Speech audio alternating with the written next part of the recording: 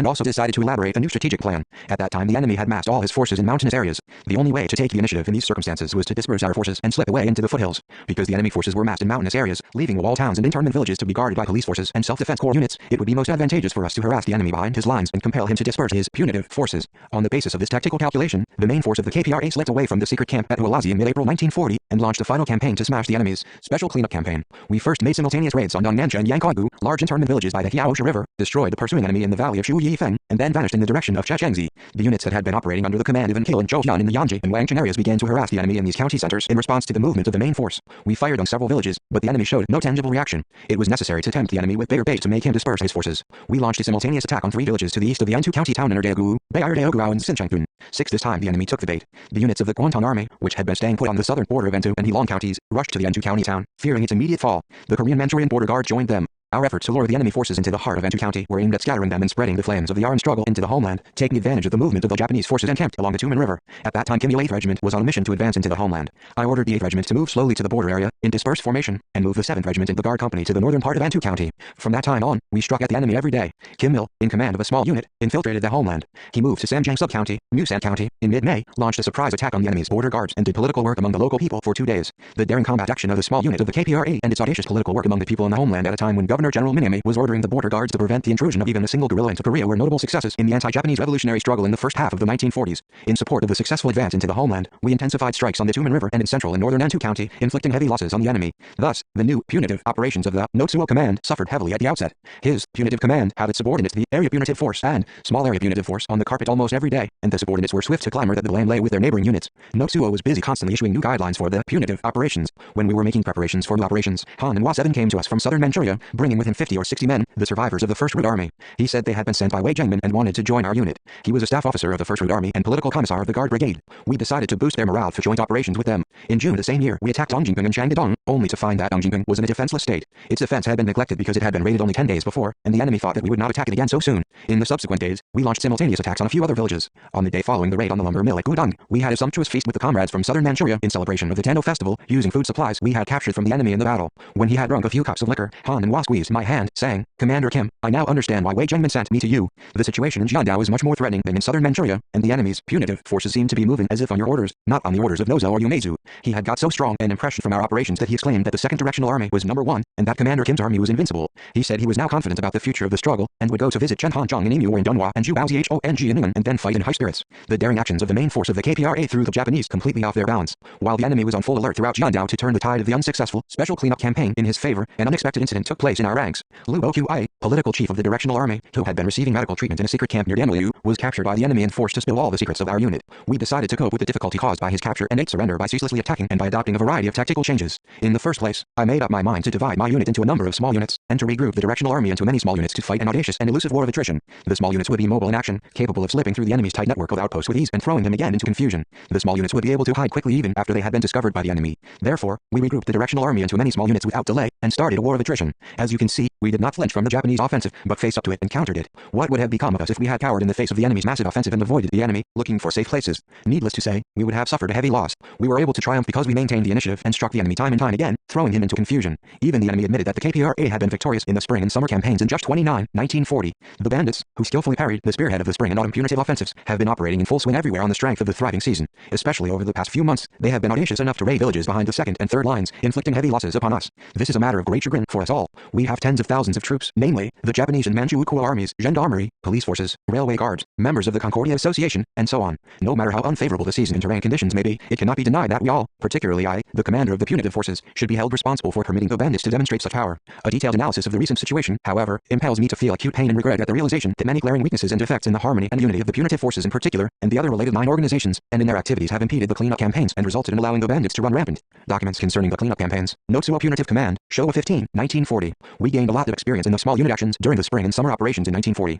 Previously, we had engaged mainly in large unit operations, although the situation occasionally required small unit actions. During the summer of 1940, however, we frequently employed versatile tactics of continuous strikes, repeated strikes and simultaneous strikes by small units. In the course of this, we acquired new and valuable experience, learning that the more the enemy reinforces his strength and the tighter the network of encirclement, the smaller should be the combat units employed in guerrilla warfare. This helped greatly towards establishing the strategic task for the next stage and evolving the fighting methods to implement the task. If I had not gained this experience, I would have been unable to propose the switch from large unit operations to small unit actions at the conference held at Hiaohe in August that year. Because we were experienced in this tactic and convinced of its advantage, we adopted small unit actions actions as the major form of fighting in the first half of the 1940s, and in consequence, were able to maintain the initiative. Some people think that we engaged in only large unit operations in the years before that conference, and only small unit actions after the meeting. But that is not true. Guerrilla warfare is characterized by adapting the tactics to the prevailing military and political situations and other circumstances. Small unit actions have been considered important and employed, when necessary, during the latter half of the 1930s, when large unit operations were the main form of fighting. The dispersed small unit action that was prevalent in the experimental stage in the first half of 1940 was adopted by all the guerrilla units after the conference at the AUDIOBOOK. 10. What I have said above is the story of the events that took place after the large unit circling operations. Today I have taken time to explain this because historians have said they felt there were many blanks in the study of this period.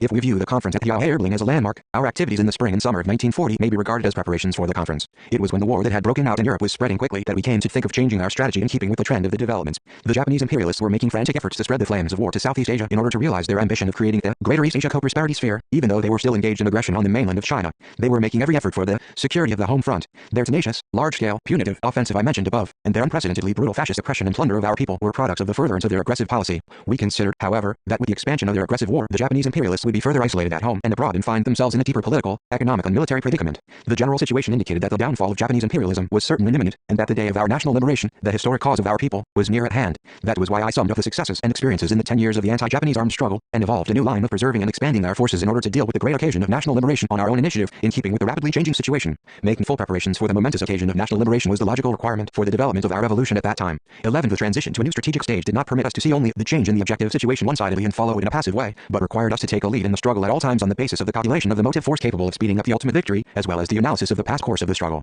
I first went over the strategic tasks of the preceding stage to see whether they had been carried out. I examined the strategic tasks that had been defined at the Nanking II conference, and found none of them outstanding. I came to the conclusion that these tasks, the laying of the organizational and ideological foundations for party building, the formation and expansion of the anti-Japanese National United Front, the advance to the border area, and the extension of the armed struggle into the homeland had all been carried out. Another important matter that must not be overlooked in defining the strategic stage of armed struggle is the change in the balance of forces between friend and foe. In terms of numerical strength, the enemy was far superior to us. In those days, they said that we were a drop in the ocean. In these circumstances, common sense undermined the validity of the traditional military term estimate of the balance of forces. Our estimate of the balance of forces was not arithmetical. I calculated that one of my men was a match for 100 or even 1,000 foes. After the Nanking II conference, the KPRA quickly developed politically, ideologically and militarily. This army, though smaller than the enemy in number, had always taken the initiative, and always triumphed over the enemy that was scores of times or even 100 times superior in terms of numerical strength. In the course of this, it had grown up into a strong army that had acquired the tactical and strategic skills capable of coping with whatever situation cropped up. The KPRA was a special, new type revolutionary army that carried out both military and political missions at the same time. In retrospect, the armed struggle against the Japanese imperialists, the 12 established leadership position of the KPRA and the overall Korean Revolution and its increasing role as the hardcore force patently proved that we were absolutely correct in adhering to the principle of concentrating on the building of the revolutionary armed force by giving it priority over all other matters.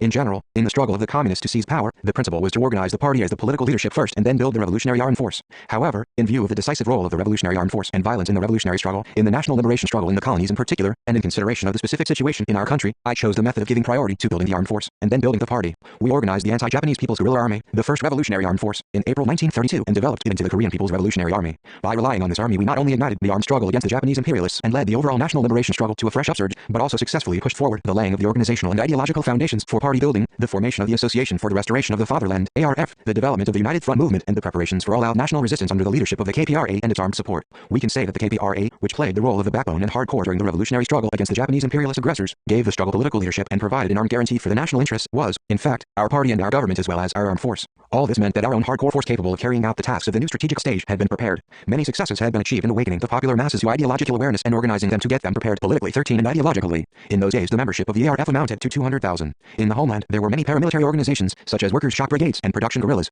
These organizations served as parent bodies for the formation of armed units for all-out national resistance. The political climate among the unorganized masses also was very good. Around that time Kim Il-small unit was on a march towards the Tumen River, on their way back from the homeland after giving the enemy hard blows. Suddenly, they spied a lame peasant hobbling after them. The man warned the guerrillas not to cross the river at the point to which they were heading. He said that the area was crawling with the enemy. Kim Il was not sure whether he should believe this man or not, because he was a stranger. Seeing that the guerrillas were hesitating, the peasant produced a newspaper report of the battle in the Musan area in May 1939. The man was so proud of his countrymen's feat that he had been carrying the clipping with him ever since. Kim Il decided to trust him. The peasant said he would guide them, adding that although there were guards on the route, these people would help the revolutionary army. The small unit crossed the river in safety at night, with the help of local villagers who had been forced to stand guard, who guided the guerrillas to a safe crossing. The growing politico-ideological awareness of the people and their invariable support for the KPRA gave a strong impetus to the development of the armed struggle against the Japanese. Changes in the enemy's strategic aims are another question that has to be taken into consideration in defining the strategic stage of armed struggle. In the summer of 1940, we captured a Japanese engineer officer at a road construction site in Huangguling. Through interrogation we got to know that the enemy was undertaking a large project to form a road network in the Y-14 area of Jiandao and southern Manchuria. The The prisoner said that roads were under construction not only in Heilong, Yanji, Donghua, Huadian and Fusong, centering on Antu County, but also in the homeland and in the steep, inaccessible valleys in the area northeast of Mount Puktu.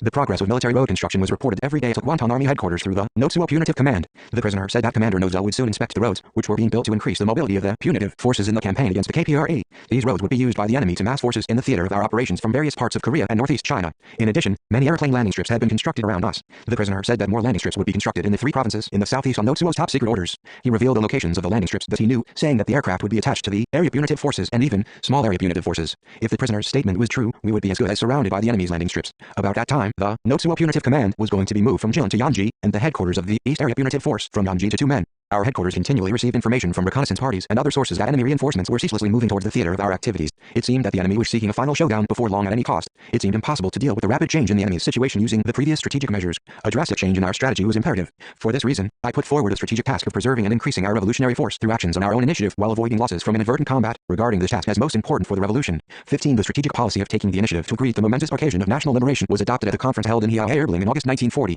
When we reached the border between Antu and Donghua counties, Ri Ryaonan, the commander of the 15th Regiment, and company Commander Imshal came to see us with several bodyguards. I explained to Judail the purpose of calling the conference of military and political cadres in Heilong, and told him to summon company commanders, company political instructors and higher officers to the meeting. They were to arrive by August 9th, or the 7th of the 7th month by the lunar calendar, and Kiel and Zhouhyun, who were operating around Wangjing and Dongning, were to be informed of the results of the conference later, and the 13th and 14th regiments were to send only their company delegates who were fighting not far from us. Since Ri Ryaonan and Imshal were already with us, there was no need to notify the 15th regiment. The conference lasted 2 days, from the 10th to the 11th of August. The major issue at the conference was whether to define the next strategic stage as the period of a great revolutionary event, in other words, whether we could liberate the country in the next stage. I said, in short, that we could. I explained that the Japanese army was crumbling, though it still was strong, that the outbreak of mutiny in the Air Corps of the Guangdong Army, its crack unit, foreboded its imminent collapse, that the enemy was hard-pressed to stop his men deserting and surrendering time and again on the battlefield in China, that there was no need for further explanation, and that the day of Japan's defeat was not far off. Sometime earlier, Japan had issued what it called the Special Volunteers Decree to force Korean youths to serve as its cannon fodder. This decree was being enforced in Taiwan and Manchuria as well. For Japan to have to resort to procuring cannon fodder even from among the young people of her colonies who hated her, her shortage of military manpower must have been serious indeed.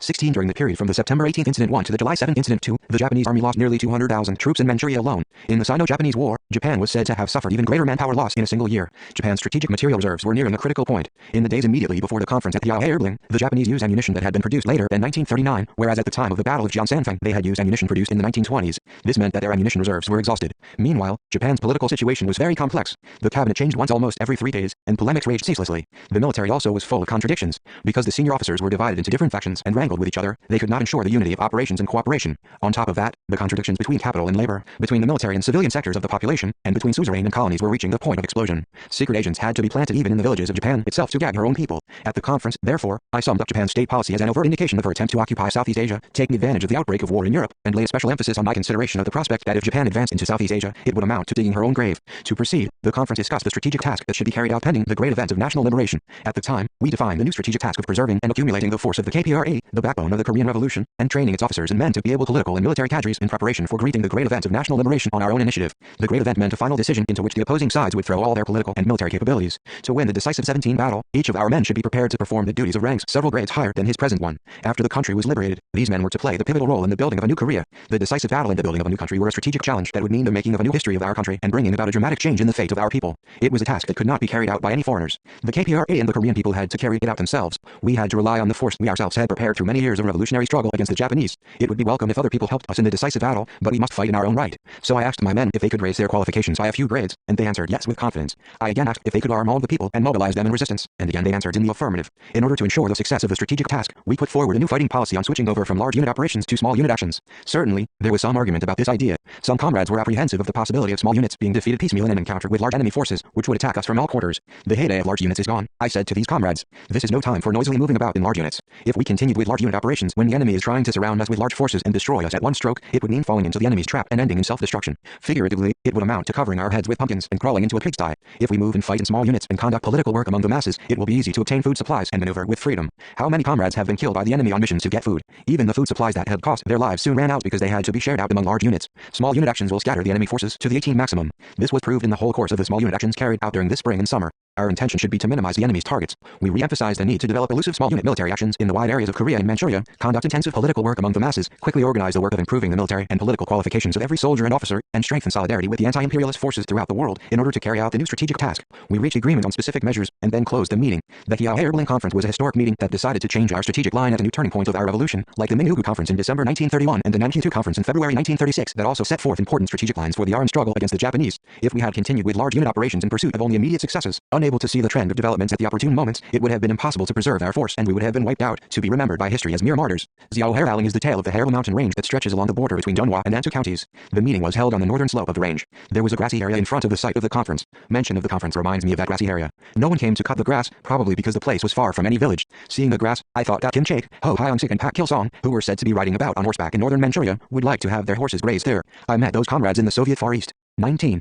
2. Looking forward to a bright future, I remember that in the spring of 1940, the main force of the KPRA was engaged in intensive military operations and political activity around Antu and Heilong, in the area northeast of Mount Puktu. To tell the truth, we underwent a severe trial that spring. As we were set on taking the initiative with small forces, we naturally had to face many hardships. The most difficult challenge was the enemy's successive waves of punitive attacks on the headquarters of the KPRA. The hundreds and even thousands of enemy troops that fell upon us with raucous battle cries from all sides drove me almost out of my wits. Notsuo seemed to be determined to fight to the death at that time. He was furious with us, as well he might be, because he had bragged that he would wipe out banditry by riding his warhorse as far as Mount Puktu itself, only to encounter humiliation, being hit hard throughout the winter by the KPRA in large unit circling operations. Not only the Guangdong Army commander, but also the top hierarchy of the Japanese military took him to task. Depressed by the loss of the initiative in battle, and angry with himself to the point of frenzy, Nozo brought in reinforcements from the Fengshan and Tonghua areas, and even the Soviet Manchurian border guards, and hurled them into punitive actions. To make matters worse, there were traitors like Rim Su-sen, who surrendered to the enemy and led them to track down the headquarters of the KPRA. On top of this, the enemy's secret agents, lurking in mountain huts that had been put up by hunters, mushroom raisers and illicit opium growers, were watching the movements of the guerrillas. Groups of traitors, in the 20 name of what they called working parties, appeared in places where we were active and openly shouted that the situation was in favor of the Empire of Japan and that we should surrender, instead of spilling blood in vain for a revolution that had no future. But the shortage of food was the hardest nut to crack. The enemy did everything conceivable to prevent even a handful of grain leaking into our hands. Whenever we stored food reserves underground in the mountains, they quickly sniffed them out and destroyed them. The enemy also strictly controlled the food supplies to the inhabitants in internment villages. When the peasants went out to their fields, the sentries at the gates of these villages ransacked even their lunch pails. In many internment villages, the food rations, clothing and ammunition for the army and policemen stationed there were kept in secret stores outside the wall villages, and the locations of these stores were known only to the men who dealt with them. The storekeepers were the only ones who had keys to the stores and, only when necessary, opened the stores in secret and transported the supplies little by little to the villages. The enemy took such countermeasures because we had frequently attacked fortified towns and villages, and carried away all the supplies that we could get hold of. The same situation prevailed in mining and lumbering areas. They kept food rations only for a couple of days, or for 3 or 4 days at the most, in those places. When we were in the vicinity of Chechangzi, we ran out of food and salt. The 7th and 8th regiments roamed around in the Antu area looking for food, but in vain. So the whole unit had to go hungry. We were so hard up that we had to eat frog meat on May Day that year. In some countries, fashionable restaurants serve frog meat as a choice dish, but in our country no restaurant cooks frog meat. Occasionally, children can be seen catching frogs on the edges of rice fields or in brooks and broiling them skewered on sticks, but they do this not for the taste of the meat, but mostly as a pastime. Although guerrilla life was arduous, we had never fasted on May Day 21 before. On May Day in 1939, which we celebrated on the Hyaochi Plateau, we were even able to provide the men with bottles of liquor. On May Day in 1940, however, liquor was out of the question. We had nothing at all to eat, so we caught frogs in brooks to allay our hunger. That was how we spent the festival, so there is no need to talk about how we got along on ordinary days. We suffered severely from hunger in the vicinity of Chechangzi, and also on the outskirts of Yangkongu. The whole unit had to survive on boiled grass near Yangkongu. I'll never forget the name of that place. One day I looked around the mess for the machine gun platoon, and admonished them. The thaw said in a long time ago, I said, you could have picked wild vegetables and at least made soup with them, which would have been tasty and made up for the shortage of food.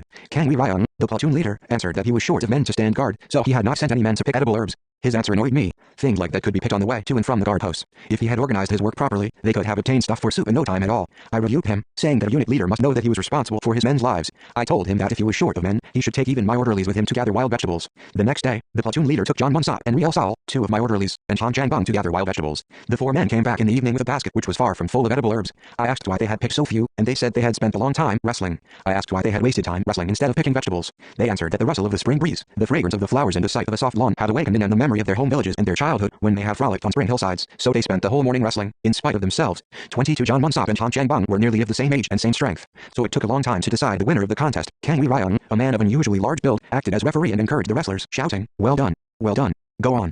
Again, clapping his hands at the end of each round. Encouraged by the platoon leader, the 2 men grew enthusiastic and continued wrestling. I was dumbfounded at their account of the incident. For the 4 men to return, having not even filled a basket and having wasted their precious time wrestling when we were suffering a food shortage at that and when I had sent even my orderlies with them to pick wild vegetables. I criticized them severely and gave them the penalty of a warning. I could have meted out a heavier punishment in view of the graveness of their mistake. None of my men had ever slighted his commander's orders as they had done. The irony of the incident was that it involved 4 men of whom each had a strong sense of responsibility and had been more faithful to his duties than anybody else. They were in the habit of carrying out any assignment, light or heavy, with credit. To be honest, they were worthy of being held up as model gorillas in our unit. When I lay down in my bed that night, the basket with its light low swam before my eyes. Although I had given them the penalty of a warning at the sight of the basket, I pictured them in my mind, enjoying wrestling, forgetting everything, and I found myself beaming with delight at the thought of their optimistic way of life that found expression in the wrestling bout, unconcerned with the awful situation at that time. A man without mental composure or without an optimistic view of life cannot think of wrestling in that threatening situation. Only men of strong faith and strong will, like the men of our guerrilla army, can live with optimism, dreaming of the future, singing songs and wrestling even when they are surrounded by the enemy. The KPRA was a body of optimistic people, the like of which has never been known in all history, Eastern or Western. Although there have been many renowned armies and guerrillas in the world, probably none has been 23 as vivacious and full of revolutionary optimism and ardor for a great future as the KPRA was. The KPRA was a collective of optimistic people who overcame difficulties with laughter, changed misfortunes into blessings, and firmly believed that there would be a way out even if the whole world crumbled. John Munsop, though diffident, was very optimistic. Taking leave of his parents to join the revolutionary army, he had said, "Please wait for me. When the proletarian revolution has triumphed and the country has become independent, I will return in a car." To return to the embrace of his parents in a car after destroying Japanese imperialism. How extraordinary and optimistic he was as he voiced his determination. And Kill was also optimistic. I especially loved him because he was not only loyal to the revolution, but extremely optimistic, which I set great store by. He was a cheerful revolutionary who knew no pessimism. Most of the anti-Japanese guerrillas were optimistic. In effect, all the men and women who took up arms to fight battles to the death against the Japanese imperialists lived with revolutionary optimism, knowing no pessimism. Although I considered the mistake committed by the four men serious, I refrained from meting out heavier punishment than a warning because I valued their innocent cheerfulness and the courage that lay behind their behavior. This minor incident convinced me that even if we had to make arduous marches 10 times or even 100 times, those men would follow me to the end. In my experience, optimistic people fighting for the revolution with unshakable faith will never be swayed, no matter what wind blows. Even if they were to mount a gallows tomorrow, they would stay firm. By contrast, those who drift into the revolution with the wind of the general trend, without their own faith, just to have a try at it, seeing that everyone else does, will run away to a more comfortable place sooner or later. You comrades must have read about the way we caught crayfish during the 24 March. That is a vivid example that shows how important optimism is in the lives and struggles of revolutionaries. That was an event that took place during the expedition to Dunwa, the first stage of the large unit circling operations in the autumn of 1939. In those days, too, we went through severe hardships because of a shortage of food. To procure food supplies, it was necessary to throw off the pursuing enemy, but the enemy's punitive force was close on our tail, so it was impossible to obtain food. Not even a rabbit was to be found on our way, for some reason, and as we were marching through a vast expanse of wilderness, there were no local people we could turn to for rations. The men were so exhausted that they found it difficult to step over fallen trees, and had to go around them. When a break was ordered once in a long while, they sank to the ground or lay down anywhere they happened to be to allay their fatigue. Some of them were still fast asleep even when orders were given to resume the march. Taudeabaea, Erdeabaea, Sandeovehi and Sadeovehi on the upper reaches of the Songwa River were full of marshes and primeval forests, so that even hunters were reluctant to go there. So the march was sluggish. "Comrades, shape up," I used to shout, encouraging and helping the fallen comrades to rise. "We must keep our chins up in a situation like this. We'll take a rest and have plenty to eat when we reach Liangjunku." I myself was hungry and tired, but, as their commander, I knew I should not reveal any sign of hunger or fatigue. One day, at noon, I ordered a break on the flat side of a gently sloping ridge and sent scouts to a nearby valley to reconnoiter the place. They came back with a report that there was a small stream there and no sign of danger. I took a few of my men with me to the brook, rolled up my trousers to the knees and stepped into the water. I began to grope about in the stream, lifting stones noiselessly. Before long, I had caught a big crayfish. When I threw it onto the bank of the stream, the others cheered and dashed into the water to try to catch some more. The men vied with one another to jump into the water. They caught crayfish in high spirits, as if forgetting their days of starvation. When their 25 feet became too cold, they came out and stood for a while, and then jumped back into the water. All the men spent a pleasant time catching crayfish. Even the men who had been plodding on the march with great difficulty did the same. We went back to the spot on the ridge and built a fire and broiled the catch. Eating the reddish, fragrant broiled fish, the men joked and laughed. A short while catching crayfish had made a complete change in the atmosphere of the unit. Of course, a few crayfish could not fill the men's stomachs, but the joy of fishing had dispelled all feelings of hunger and fatigue. After that, the speed of the march doubled. Looking at their merry countenances that day, I wondered how the men could become cheerful so suddenly, as only a short while before they had been unable to stride over fallen trees, and had sunk to the ground as soon as a break was ordered. I believe that the catching of crayfish had enlivened the men to be optimistic. While concentrating on catching crayfish, they forgot their tiredness, became refreshed, and gained new strength and grew cheerful as if they had not gone hungry for many days. The unit acquired a cheerful atmosphere because the sport of fishing aroused romantic emotions in the men. As I said previously, we arranged a joint entertainment for our soldiers and the local people. At Yashidong on May Day in 1939, we held a spectacular football match. As they had not played football for many years, the men were so inept that the spectators split their sides laughing. The players made many slips, but the spectators did not blame them at all. Such mistakes provoked louder laughter among the people.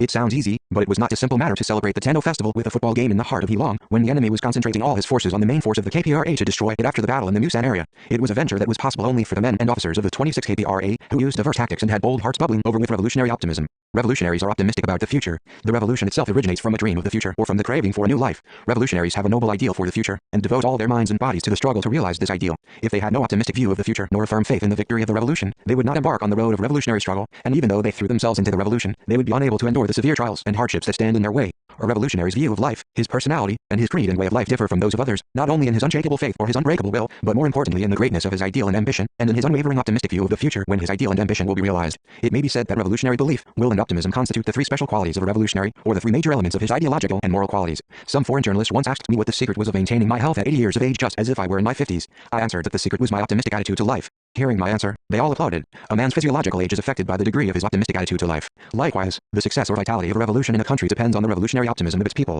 This is my firmly held view. An optimistic man can feel the worth of life even if he is to live only a single day. An army that lives in low spirits can neither unite nor fight well. Revolutionary faith and will can endure until the ultimate victory of the revolution when these are based on an optimistic view of the future. What is meant by becoming a revolutionary? It means taking the road of struggle, ready to face prison, the gallows and death. It means, in other words, committing oneself to the cause of national liberation, class emancipation and human freedom, with a firm and optimistic view of the future, with a resolve 27 and determination to dedicate oneself single-heartedly to the victory of the revolution. We talk much about living in a revolutionary way, implying living like revolutionaries. Revolutionaries beat an untrodden path without hesitation for a bright future. On this path, they endure whatever trials crop up with a belief in eventual happiness, and throw themselves into fire and water, with a noble awareness that it is a matter of honor whether they live or die on the road of struggle for the party and the leader, for their country and fellows. This is the very reason why the lives of revolutionaries are valuable and worthwhile. The deserters from our ranks were, without exception, pessimists who lost confidence in the future. They were weak-kneed people who had drifted into the revolutionary ranks with the wind of a revolutionary upsurge and ran away to save their own skins, afraid of manifold hardships and unfavorable situations, without caring a straw about the revolution. The 1940s was a period when revolutionary romanticism and optimism were more valuable than anything else. These were the touchstones that tested the real value of each of my men and his loyalty to the revolution. Those who believed that we would emerge victorious followed me on the road of revolution to the end, and those who did not believe gave up the revolution and left our ranks.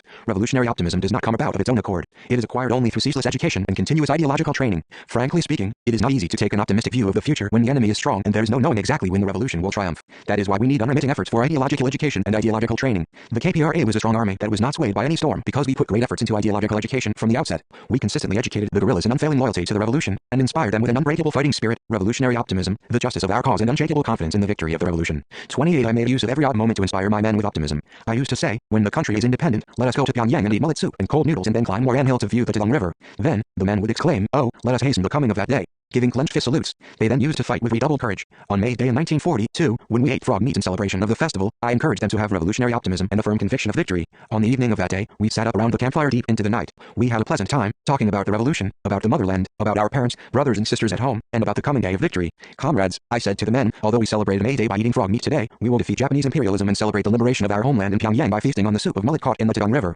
The enemy is now making frantic efforts to destroy us, but we will never be brought to our knees. Let us all fight more determinedly to destroy the Japanese imperialist aggressors and liberate our motherland, with a firm confidence in the future and with the lofty pride of the Korean nation and Korean communists. The men's faces, reflected in the light of the campfire, looked all cheerful and lively. They were full of confidence and determined to endure whatever hardships faced them bravely and optimistically, and win back their lost country, at any cost. If I had kept my eyes on a distant mountain with folded arms in the face of difficulties, or if I had told the men to break up and go to bed in the tents now that they have eased their hunger with frog meat, it would have been impossible to create such a cheerful and lively atmosphere in the unit. Many of them would have been unable to sleep, worrying about what was in store for them to eat the following day, although they had managed to eat frog meat that day. When they were told to catch frogs to prepare festival food, all the 29 comrades turned out, raising cheers and rolling up their sleeves. When I was talking about the future of the revolution deep into the night, they sat by my side and drank in my words. They did so because they have sensed in the looks of their commander unshakable confidence in the victory of the revolution and solid determination that no peril could shake. I was convinced that, although the enemy was sticking to us like a tick so as not to allow us to eat, rest and sleep, the KPRA would never yield to them, nor would it be defeated by them. As you see, a commander's mental state is important. If the commander is courageous, his men will be courageous. If the commander's belief is unshakable, so will be his men's. Just as soldiers' optimism is affected by their commander's faith, so the people's optimism depends on their leader's faith and determination. This is the reason why the masses look up at the faces of their leaders in times of difficulty. When I said we would emerge victorious, the guerrillas believed that they would triumph. When I smiled, they saw a bright future for the revolution in the smile. When I hummed a little while angling, they judged that the next operation would result in victory. Not only I, but also all the commanding officers, inspired the men with an optimistic spirit. Cho Kyung-hwa and Kang Tan talked a lot even on the march to boost the men's morale. Artistic and literary activity served as major means of inspiring faith and optimism in the minds of the men. There is no talking about the lives of the guerrillas without revolutionary entertainment, and it was inconceivable to talk about the victorious struggle of the KPRA apart from revolutionary songs and dances. Comrade Kim Jong-il was right when he said that the Korean Revolution had begun with songs, advanced to the strains of singing and emerged victorious with songs. Probably no revolution in the world was so closely linked to songs or woven with songs as the Korean Revolution was. The revolution itself was a heroic symphony as well as a source of songs. There can be no revolution that is separated from songs. Can you imagine the 30 development of the international working class movement separately from the international? It was our songs that won over the people on our expedition to northern Manchuria, the people who had been giving us a wide berth. It was the song of Suwoo, which the Chinese were fond of, that attracted to us the people who were avoiding us. Songs have had a great effect on my own life. It may be said that my life began with the Lullaby 3 and that my revolutionary struggle started with the song of the Amnok River 4. When I was crossing the Amnok River at the Fafyong Ferry, I made up my mind while singing the song to win back my motherland. Whenever I sang this song in subsequent years, I speeded up the struggle, recollecting the pledge I had made on the river. In my middle school days, I myself wrote the texts of songs and composed the melodies. Thus the song of Korea 5, the song of war against the Japanese, and the song of the 10-point program of the ERF were produced. Whenever I was in difficulty, I derived strength from singing. When food supplies ran out, I used to pass the crisis by drinking only water and singing. In the course of this, I grew up and the revolution advanced. When hungry, the melodies of songs allayed my hunger, and when exhausted, the sounds of songs braced me up. Once on the arduous march, some guardsmen were buried in an avalanche and could not get up. They struggled, but their limbs failed them because they had eaten nothing for days and were completely exhausted. I myself was hardly able to keep steady on my feet at that that time, I approached the men lying in the snow like mummies and sang in a low voice the song of Red Flag. The men came to themselves at the sounds of the song, stood up and resumed the march. Once, the enemy blockaded the Chechens guerrilla base with thousands of troops, so that many people there died of hunger. It was the revolutionary song sung by the Children's Corps that roused to a life and death battle the people in the guerrilla base who had been at the end of their tethers because of starvation and repeated punitive attacks by the enemy. 31 in those days, we had neither professional artist troops nor professional creative workers and actors. Nevertheless, the anti-Japanese guerrillas wrote and composed songs, excellent revolutionary songs like the Guerrilla March, and produced a large number of revolutionary dramas, operas and dances. In our days in the guerrilla zones, as in the days of the youth and student movement, we frequently organized artistic performances. Also, in the days of large unit mobile operations in a wide area after the dissolution of the guerrilla zones, we had cultural and emotional lives as part of our daily routine. Artistic performances were given both in mountains and in villages. Artistic performances were given under the protection of machine guns that had been posted in the surrounding area. In this way, security was provided for the performances even when the enemy came to attack. Performances took place on festivals, in the wake of major battles, and when many recruits had joined us. All these performances were aimed at equipping the soldiers and people with an unbreakable revolutionary spirit to destroy the enemy, unafraid of death, and at training all of them to be indomitable revolutionary fighters. The announcement of the performance programs was made in an optimistic way to meet the purpose. Comrades from the 2nd Company of the 7th Regiment gave a performance in the form of Army Civilian Joint Entertainment at Taokwonli, and this event was advertised as a GUFA meeting. A notice was put up to the effect that a GUFA meeting would be held and that everyone would be welcome to the meeting. Large crowds gathered in the yard of a villager and in the vicinity. How witty and humorous the GUFA meeting was. People smiled even at the sight of the notice. Guerrillas gave artistic performances not only on happy occasions, even on sad occasions. They held entertainments to change the atmosphere. After Oh Young-hup and Kang Hong-sok fell in battle, we gave 2 big concerts. The officers and men of my unit had never been so mournful and indignant as they were when those comrades were killed in action. On the 32nd day of O's funeral, an evening meal of rice and salted, roasted mackerel was served in the camp, but nobody touched it. Whenever she saw mackerel after liberation, Kim Jong-suk used to tearfully recollect Oh Young-hup. You can imagine how sorrowful my men were when they had lost him. That was why we took time off during our marches for entertainment. Songs, dances and juggling somewhat dispelled the gloom that had enveloped the ranks. A few days later, we attacked Jixinzi and staged a concert on a large scale in a forest near the Songhua River. Some veterans and historians said that the performance was given to welcome new recruits, but that was not the only purpose. It was necessary to create an optimistic atmosphere by shaking off the grief and bitterness over the loss of Oh Young-hup. The performance was an unusual one. Poplars were cut down to improvise a stage, and a large tent was made by patching up several small ones. The floor of the stage was covered with blankets, for the frozen logs were slippery. The program, with a variety of items, such as choral singing, vocal solos, dances, juggling, a harmonica ensemble, and so on, was announced in advance. The curtain was to be opened and closed at the sound of a whistle. After the evening meal, the veterans and recruits, and the workers who had helped us carrying away the spoils gathered to see the performance. I still remember that Kim Jong-suk sang the song of women's emancipation and then danced. When she was dancing, somebody behind a folded curtain sang a song for the dancer. Comical interludes were also interesting. A lanky recruit from DIMC and another from Yanji who voiced narratives like a silent film interpreter moved the audience to tears. Conjuring up the spirit of Pabai and Me 6 was quite spectacular, but I don't remember who performed it. A Chinese man danced on stilts like an acrobat playing in the interlude nowadays. That was exceptional. When necessary, he used to walk on stilts to rub out the footprints of men on the march in the snow. 33. The repertoire contained juggling by Jo Tuan and the song accompanied on a hogun, a Korean string instrument TR. By a recruit, which was novel. The last item was a sketch showing the life of the guerrillas. The script had been written by me at odd moments on the march. The performance lasted 4 to 5 hours that night, but the audience was not bored at all. At the end of the performance, more people joined the army. The entertainments during the years of the anti-Japanese revolution proved the great importance of art and literature in inspiring people with optimism. Ideas, will and discipline are not all that is required for revolution. Romantic emotions, in addition to ideology and morality, are also essential. Patriotism cannot sprout where there is no tangible love for one's homeland, parents, wife and children. It would be naive to assume that such a profound thought as communism could be accepted as an eternal truth by a person who has no attachment to his fellows and no feelings of devotion to them. The whole course of the revolution against the Japanese proves that the guerrillas, with optimism and rich emotions, were unfailingly loyal to their leader and his ideas, and, with firm confidence in the victory of the revolution and with all devotion, performed heroic exploits to be remembered forever by their country and people. What did Pak Gil-sung say at the last moment of his life? He said, "Motherland, I am proud of you. Communism means the youth of the world, is the cradle that raises a bright future for the country. We know this so clearly that we face death with smiles." What did Cho Hoo-suk say when she lost her eyes, tortured by the enemy? She shouted that she could see the victory of the revolution, that she could see our people cheering on the day of liberation. The Japanese hangman said to Ri Kai-sun, who was bound in chains, that if she made a speech of repentance, they would not only spare her life, but let her live in clover for the rest of her days. But she told the enemy not to defile her ears, censured them for their ignorance of what the Korean Communists 34 were like, and then shouted on the gallows that the day of national liberation was not far off. All the fighters who lay down their lives on the road of the revolution against the Japanese were optimists, with rich emotions and unshakable confidence in the triumph of the revolution. Revolutionaries have an optimistic view of the future. They set greater store by tomorrow than today, and give their lives when in full bloom for the good of tomorrow without hesitation. They are indomitable fighters. I speak to you here today with special emphasis on revolutionary optimism because the situation at home and abroad now requires it more urgently than ever before. Because of the imperialist clamor for sanctions since the collapse of socialism in several countries, our people are undergoing serious difficulties in many ways. We are faced with grave challenges in all fields of political, military, economic and cultural life. It may be said that we are in a hair-trigger confrontation with the enemy in a situation more strained than in a war. These difficulties, however, cannot last 100 or 200 years or indefinitely. These are temporary difficulties, and are bound to be overcome. You comrades must work hard with an optimistic view of the future and in the spirit of self-reliance and fortitude to resolve today's difficulties as soon as possible and promote the country's advance. The core of today's optimism is a strong belief that we can emerge victorious as long as we have younger people like Comrade Kim Jong-il. We are perfectly optimistic about the future because Comrade Kim Jong-il is giving leadership to the revolution. I would like to emphasize again, believe in Comrade Kim Jong-il, and everything will be alright. The future of Korea in the 21st century exists in the metal of Comrade Kim Jong-il. History will prove this without fail. 35.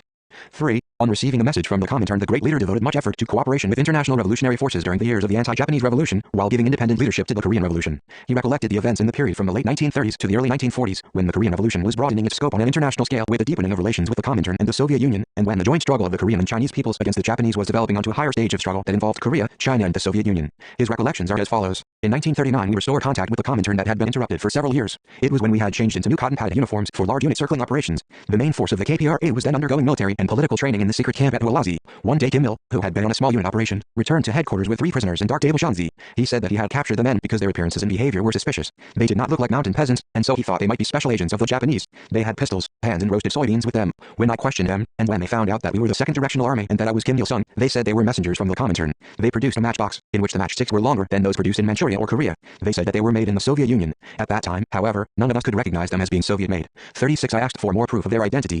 They then produced a pocket knife. It was the one I had sent to the Comintern through Wei Jiangmin. It had been intended for use as a secret sign of identification when making contact with us. Many stormy years had passed, but I remembered that knife well. I had told Wei Jiangmin to leave it in the care of the Comintern in Moscow to be used by its messengers to us as their credentials. The knife dispelled our suspicions about the 3 messengers. It was very pleasing to us that the Comintern had sent us messengers and had not forgotten us, though we had not yet heard their mission. Contact with the Comintern that had been severed after the Nanking II conference was re-established in this manner. The messengers' arrival was a great encouragement to us as we were preparing for new operations, decisive battles, against an enemy force of more than 200,000 troops. The messengers said that 6 men had been sent originally, but 3 of them, including a Korean, had fallen ill while searching for us in return. The Comintern, unable to pinpoint where we were, had instructed them to look for Kim Il-sung's army around Yanji. They had searched for us here and there, guessing at our whereabouts, wasting much time and suffering many hardships. Although they had a map, it was useless because we were on mobile operations at the time. To make matters worse, the local people shunned them, and they were going to give up trying to contact us and return to the Soviet Union when a man in the village of Sandae-ku hinted to them that they should search for us around Hualazi, and that was how they found us. They said that their clothes had been burned in an accidental fire while they were sleeping in a mountain hut. Their food rations had run out and they had had to survive on roasted soybeans. If they had failed to find us at Hualazi, they would have abandoned their mission and gone back. They said that from the moment they set foot on the soil of Manchuria, they had felt as if they were on a ship in distress in a raging sea. I provided them with new clothes and articles of daily use. Then, after a 37 meal, they took a good rest and comfort in the headquarters tent. An official record of the Japanese imperialists about the Comintern's dispatch of messengers to the great leader Comrade Kim Il-sung and the First Red Army of the Northeast Anti-Japanese Allied Army, NAJAA, in late June 28, 1939 goes as follows. On October 11th, in the 6th year of Kang, 1939, 8 Russians wearing pistols and dressed like bandits, accompanied by 2 Korean interpreters, came and had an important interview with Kim Il-sung, who was in the forest of Zanfeng, northwest of Sandae-ku, Heilong County. They stayed there approximately 10 days, allowing nobody except high-ranking officers to approach them, and then left there taking with them 12 infirm persons from the group of Kim Il-sung's bandits. It is said that the Russians were messengers from the Soviet Union.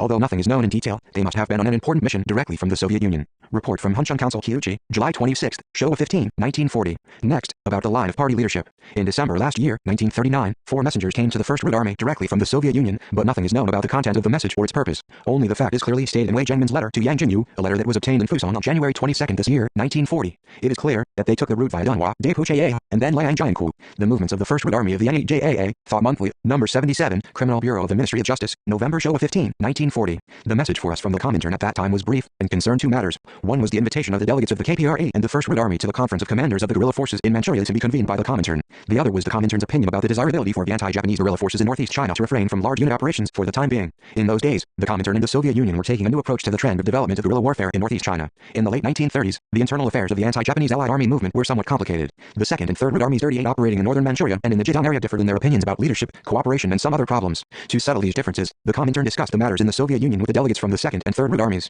In the course of discussion, they thought of inviting delegates from the KPRA and the First Red Army in southern Manchuria for a wider-ranging discussion, availing themselves of the meeting of the delegates from the anti-Japanese Allied Army operating in northern Manchuria and in the Zhejiang area in order to work out measures to effect an upsurge in the anti-Japanese revolution in the whole area of northeast China and to coordinate the guerrilla warfare in Manchuria with Soviet Far East policy. Of course, the messengers from the Comintern did not explain to us these details, but such an inference was fully possible from the military and political situation in the Far East region and from the policies pursued by the Soviet Union and the Comintern. However, neither Yang Jinyu and Wei Jiangmin nor I were in a position to leave the theater of operations. Our absence from our units for a trip to the Soviet Union at a time when the enemy's large-scale, punitive, offensive was imminent might involve serious consequences in carrying out our new operations and badly affect the men's morale. The Comintern's advice to reconsider the advisability of large unit operations, too, was not to be accepted without reservation. Whether or not the suspension of large unit operations might end in a passive, evasive dispersion needed prudent consideration. After explaining our views about the 2 issues to the messengers, I sent one of them to Wei Jiangmin. Our headquarters correspondent codenamed Mangang guided him. I sent the records and photographs about the struggle of the KPRA to the Comintern through its messengers when they left the Hualazi secret camp. These documents would be safe in the Soviet Union, and we would be relieved of the burden of carrying them about. There were about enough documents to fill a knapsack. The photograph 39 of me wearing spectacles, taken at a secret camp at Wudaegu, Linjiang County, was among them.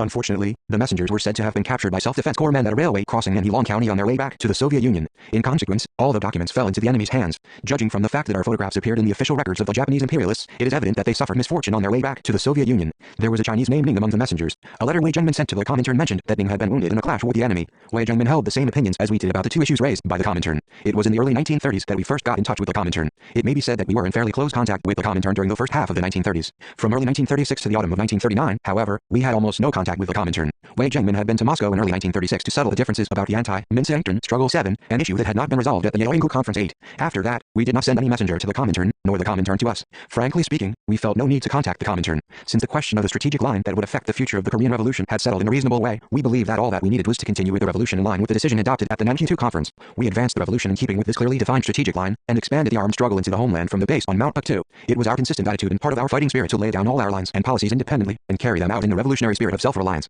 The Korean communists were short of many things and had many difficulties, but managed to overcome all these 40 obstacles by their own efforts. We didn't beg for anything from anybody. Because we have the historical tradition and experience of firmly maintaining an independent revolutionary line ever since the years of the struggle against the Japanese, we are still the party with the strongest spirit of independence, the nation with the strongest spirit of independence, and the country with the strongest spirit of independence in the world. There are many nations in the world that have fought guerrilla wars or modern wars using regular armed forces to drive out foreign forces from their lands, but one can hardly find another example of armed resistance that has been carried out in such arduous conditions as in our country. We often say that we fought for 15 long years without our own home front and without any support from the regular army, and there is no exaggeration in this expression. When we say this, we are referring to the arduousness of the Korean Revolution. We are well aware that the Yugoslav guerrillas fought well during the Second World War. Considering, however, that Yugoslavia was occupied by the German army in April 1941, their guerrilla warfare covered only a few years. When Tito began his guerrilla campaign, a considerable part of the Yugoslav regular army remained in existence. Moreover, the Yugoslav guerrillas received much aid from the Soviet people. According to Zhukov's memoirs, the Soviet Union sent hundreds of thousands of rifles and machine guns alone to that country. The Yugoslav guerrillas were said to have received even tanks and artillery pieces from the Soviet people. The Chinese people's war against the Japanese can also be explained in a similar way. Jiang Jia had several million troops under his command. You cannot say that his large army fought only against the communists.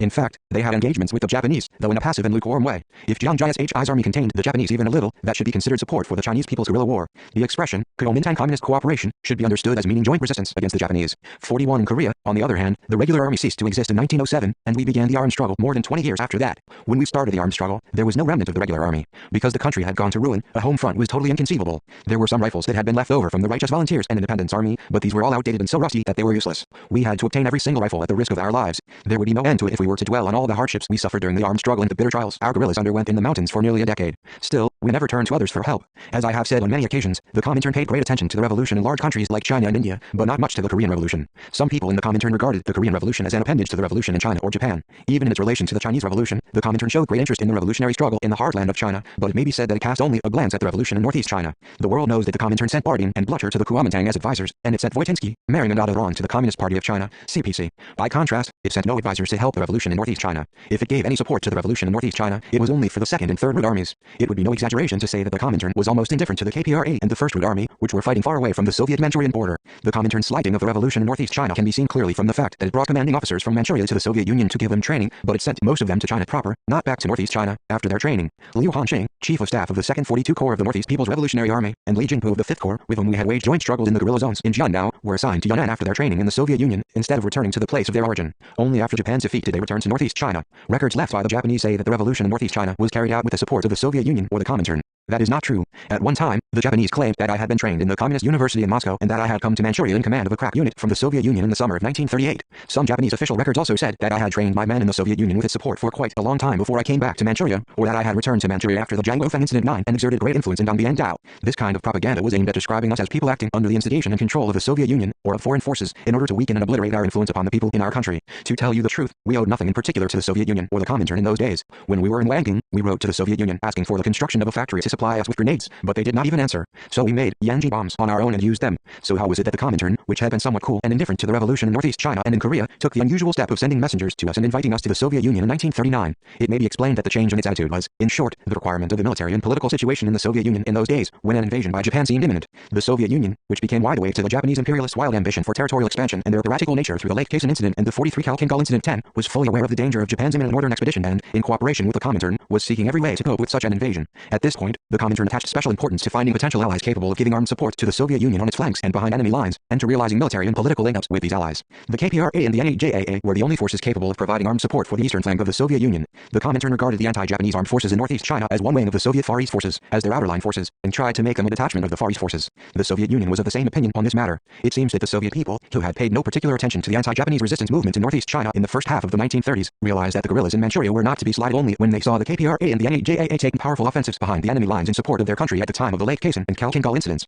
From that time, they made every effort to strengthen ties with us. The Comintern also made concerted efforts with the Soviet Union. Subordinating everything to the support of the Soviet Union was the basic mission and a consistent policy of the Comintern. This does not mean, however, that the Comintern and the Soviet Far East military authorities were in complete agreement in their views on the anti-Japanese forces in northeast China. The Comintern considered that the guerrilla forces in Manchuria should place emphasis on preserving themselves intact until a war broke out. But the Far East military authorities insisted that a powerful military offensive to prevent the Japanese troops from moving deeper into the Chinese hinterland was imperative, because the whole of China was now already in a state of war and sacrifice was unavoidable. Anyhow, it was a notable change in its policy for the Comintern to take 44 more interest in the anti-Japanese movement in northeast China and invite us to the Soviet Union to discuss important strategic and tactical problems. This meant that we had grown into a powerful force that could provide armed support for the Soviet Union behind enemy lines. However, we reserved judgment on the Comintern's proposal. We did not suspend large unit operations, nor did we visit the Soviet Union. We stayed in Manchuria instead, and resolutely carried out our large unit circling operations as planned and foiled the enemy's offensive. As a result of the victorious large unit circling operations, we were able to map out the new fighting policy on our own initiative. If we had paid a visit to Khabarovsk at the invitation of the Comintern at that time, or had immediately switched over to small unit actions, we would not have been able to carry out the large unit operations. In the autumn of Just 29, 1940, the great leader received another invitation to a conference convened by the Comintern.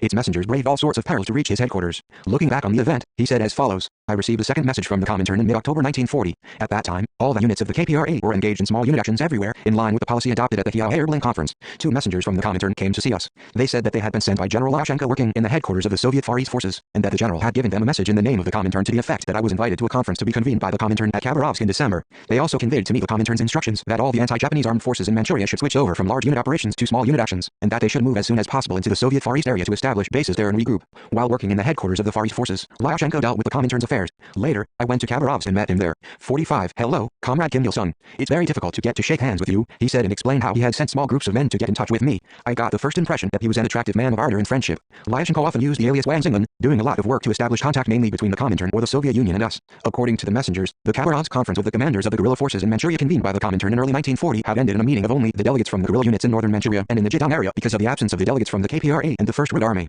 However, the Comintern did not abandon the original plan and was set on holding the conference with the commanders of all the armed forces in northeast China to discuss the direction of the development of the anti-Japanese resistance movement in northeast China and straighten out the difficult situation facing the Soviet Union. The messengers arrived in October 1940, but the Comintern had issued a notice on the convocation of the conference in September that year. Telegraph messages had been sent to the 2nd and 3rd Red Armies, but we received the message through the messengers because we had no wireless communication system. The Comintern invited the Commander-in-Chief, Political Commissar, Party Secretary and other major military and political cadres of each Red Army to the Khabarovsk conference. I notified Wei Zhengman of the arrival of the Comintern's messengers and proposed to him to take joint measures for the event. Wei Zhengman said that he ought to attend the conference to be held on the authority of the Comintern, but that ill health did not permit it. He asked me to represent not only the KPRA but also the First Red Army of the NEJAA and the South Manchuria Provincial Party Committee. The Comintern's idea of small unit actions was in agreement with the policy we had adopted in this regard at the Airplane Conference. The military and political situation in this period was much more difficult 46 than in late 1939 and early 1940 when we were engaged in large unit operations. In other words, it became difficult to move about in large units. In the first place, the enemy had completed setting up a network of internment villages, which obstructed our procurement of food supplies for large units. We often obtained a handful of food grains or a piece of maize cake only at the cost of our blood and the blood of our comrades.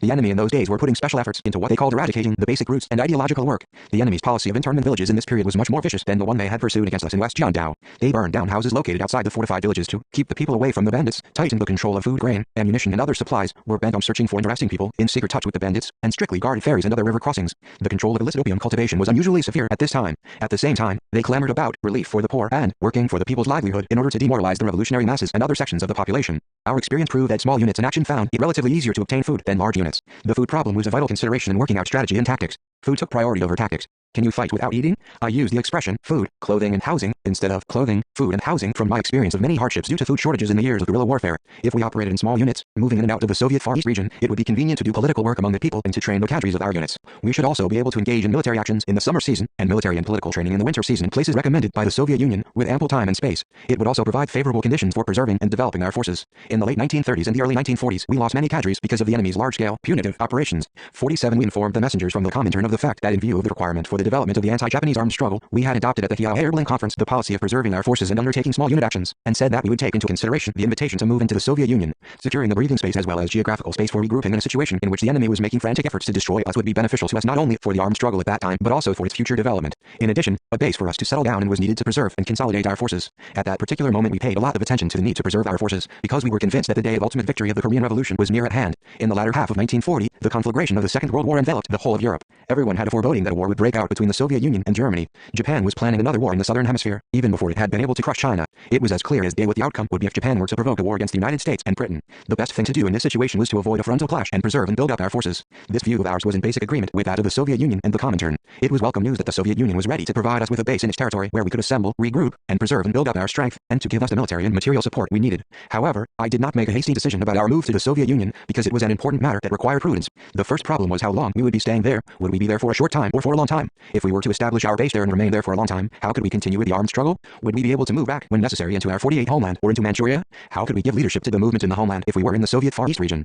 These were questions that required answers. In these circumstances, I contemplated a number of choices. The first option was for the commanders to go to participate in the conference, leaving behind the main force where it was at the moment, and then continue the struggle in the original theater of operations on the return of the commanders. The second option was for the commanders to go first to attend the conference, and then take our unit into the Soviet Union at an appropriate time after sizing up the situation there. The third option was to make our participation in the conference and our unit's entry into the Soviet Union coincide, and take further measures while in temporary residence there. I settled the matter on the principle of reinforcing our secret base in the Mount Patu area even in case of our entry into the Far East region and, on this premise, of establishing a new base in the Soviet Union. So I needed time and detailed information regarding the situation. My original intention had been to develop small unit actions in the area under our control during the winter, in line with the policy adopted at the Hia conference. So we had been making preparations for the winter operations, and it was not advisable to abandon these preparations. On the basis of this analysis and judgment, I put off giving my answer to the request of the Comintern. We continued with our winter preparations while waiting for the persons we had sent to the Soviet Union to investigate the situation in detail and return to inform us of the results. We gave Ri Ryonan an assignment to open a new route to the Soviet Union and report on the feasibility and safety of the route we had been using. Ri Ryonan was a regimental commander who was renowned for his fighting skills in the 3rd Directional Army. He became regimental commander as successor to John Tonggu when the latter fell in the Battle of Dachejiangang in Antu County in August 1939. Ri Ryonan was to go to the Soviet Union carrying Wei Zhengmin's letter to the Comintern, but he did not go for some reason. 49. He was a man of large build and looked much older than he actually was. He was reticent and prudent. Usually he was quiet, but on the battlefield he was courageous and swift in action. Once his unit raided an internment village in Dunhua County because the unit had run out of food on the march. The reconnaissance party had reported that there were only 3 enemy soldiers in the village. The original plan was to send a machine gun squad to destroy the enemy, but Ri Ryonan said that there was no need to send a machine gun squad against only 3 enemy soldiers, and that he would go with his orderly to deal with them and then give a signal for the rest of the unit to move into the village. His orderly was Thepyong Ryol. When darkness fell, Ri Ryonan and his orderly went down to the internment village and walked straight into the barracks without being challenged. In the main office, however, there were approximately 30 officers being given a briefing. The orderly, who followed him into the room, said in subsequent days in recollection of the event that at that time he thought that he would never get out of there alive. Ri Ryonan, taking out his revolver, said in a calm and composed manner, "You are surrounded. Stick your hands up." The senior officer grabbed his revolver. Ri Ryonan pulled the trigger, but the gun misfired. He pulled it back so hard that the Japanese officer let go of the barrel. Ri Ryonan reloaded his revolver and shot the officer down, kicked off the resisting officers, and overwhelmed them single-handed. Many officers were shot to death. All this time, Thepyong Ryol stood by the door, without firing a single shot. Only when he heard Ri Ryonan shouting, "Pyong Ryol, guard the wall,"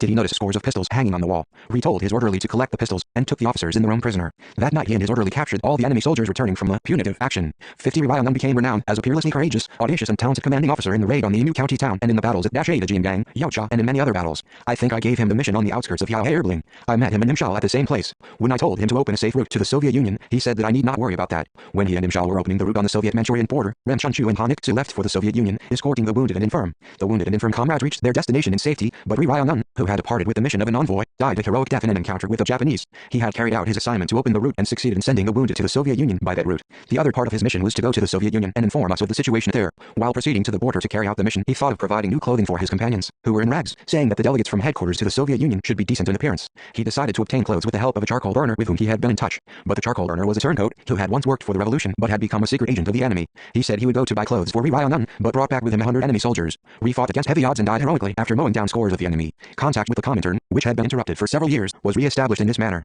In subsequent years, I maintained close touch with the Comintern and worked hard to strengthen solidarity with international revolutionary forces. 51.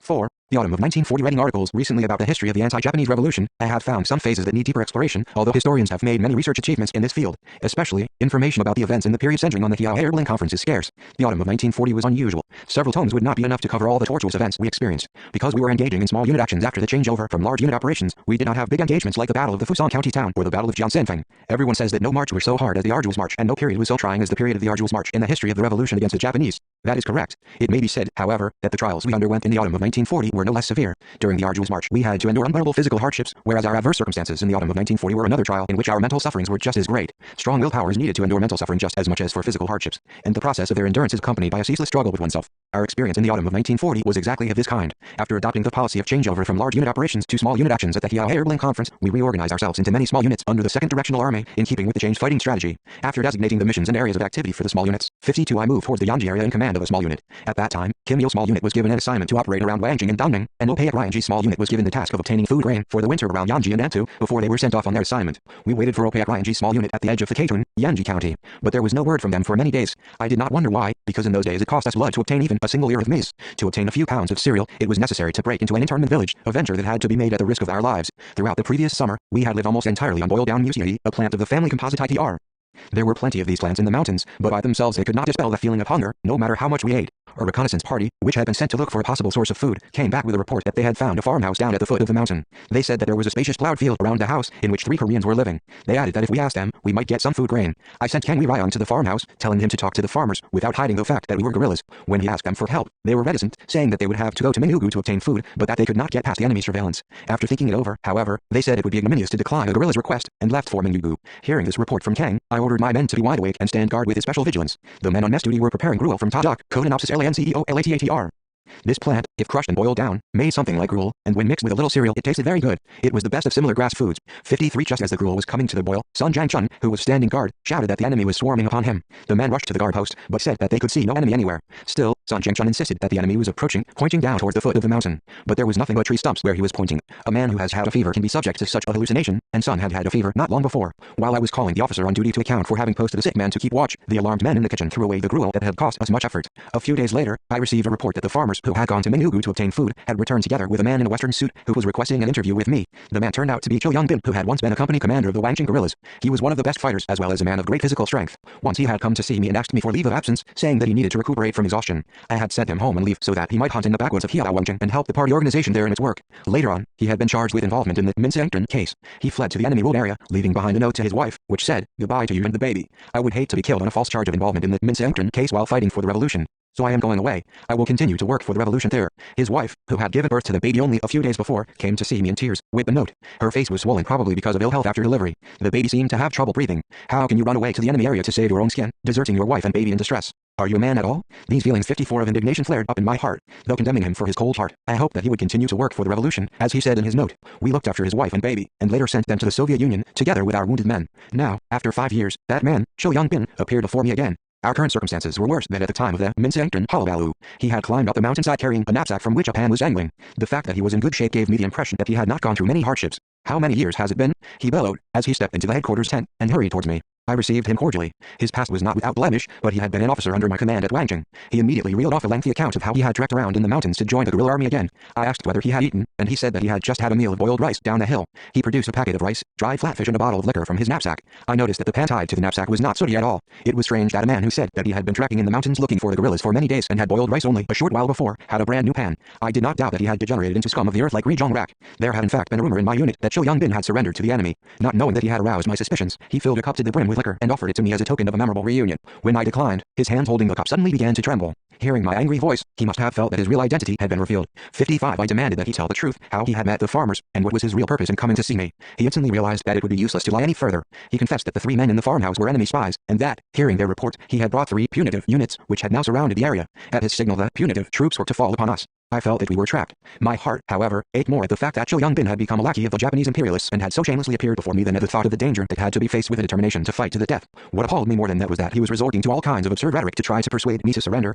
"General Kim, I know how hard your circumstances are," he blabbed, reading my face. "The whole of Manchuria is swarming with Japanese troops. No matter how hard you might try, it would be useless now. General Kim, you have done all that you can for the good of the nation, and no one will blame you even if you surrender right now. Those who have surrendered are sitting pretty. They say that if you come down, they will give you the position of governor of Jilin province." Unable to hear him out, I interrupted with angry words. "Young-bin, how is it that you've come to this pass? You were once a company commander at Wangjing. Shame on you. We were sorry that we had lost a good commanding officer when you deserted your wife and child. How dare you come to see me in this wretched state? Do you have an iota of human conscience, you who have thrown yourself into the enemy's embrace, abandoning your family? You have degenerated in a shocking way. A man who thinks of himself alone ends up like this fellow." Cho Young-bin's treachery had started already when he left the company on an excuse of ill health to live in the backwoods of Wangjing. I should say, at that time he placed his own health above the revolution.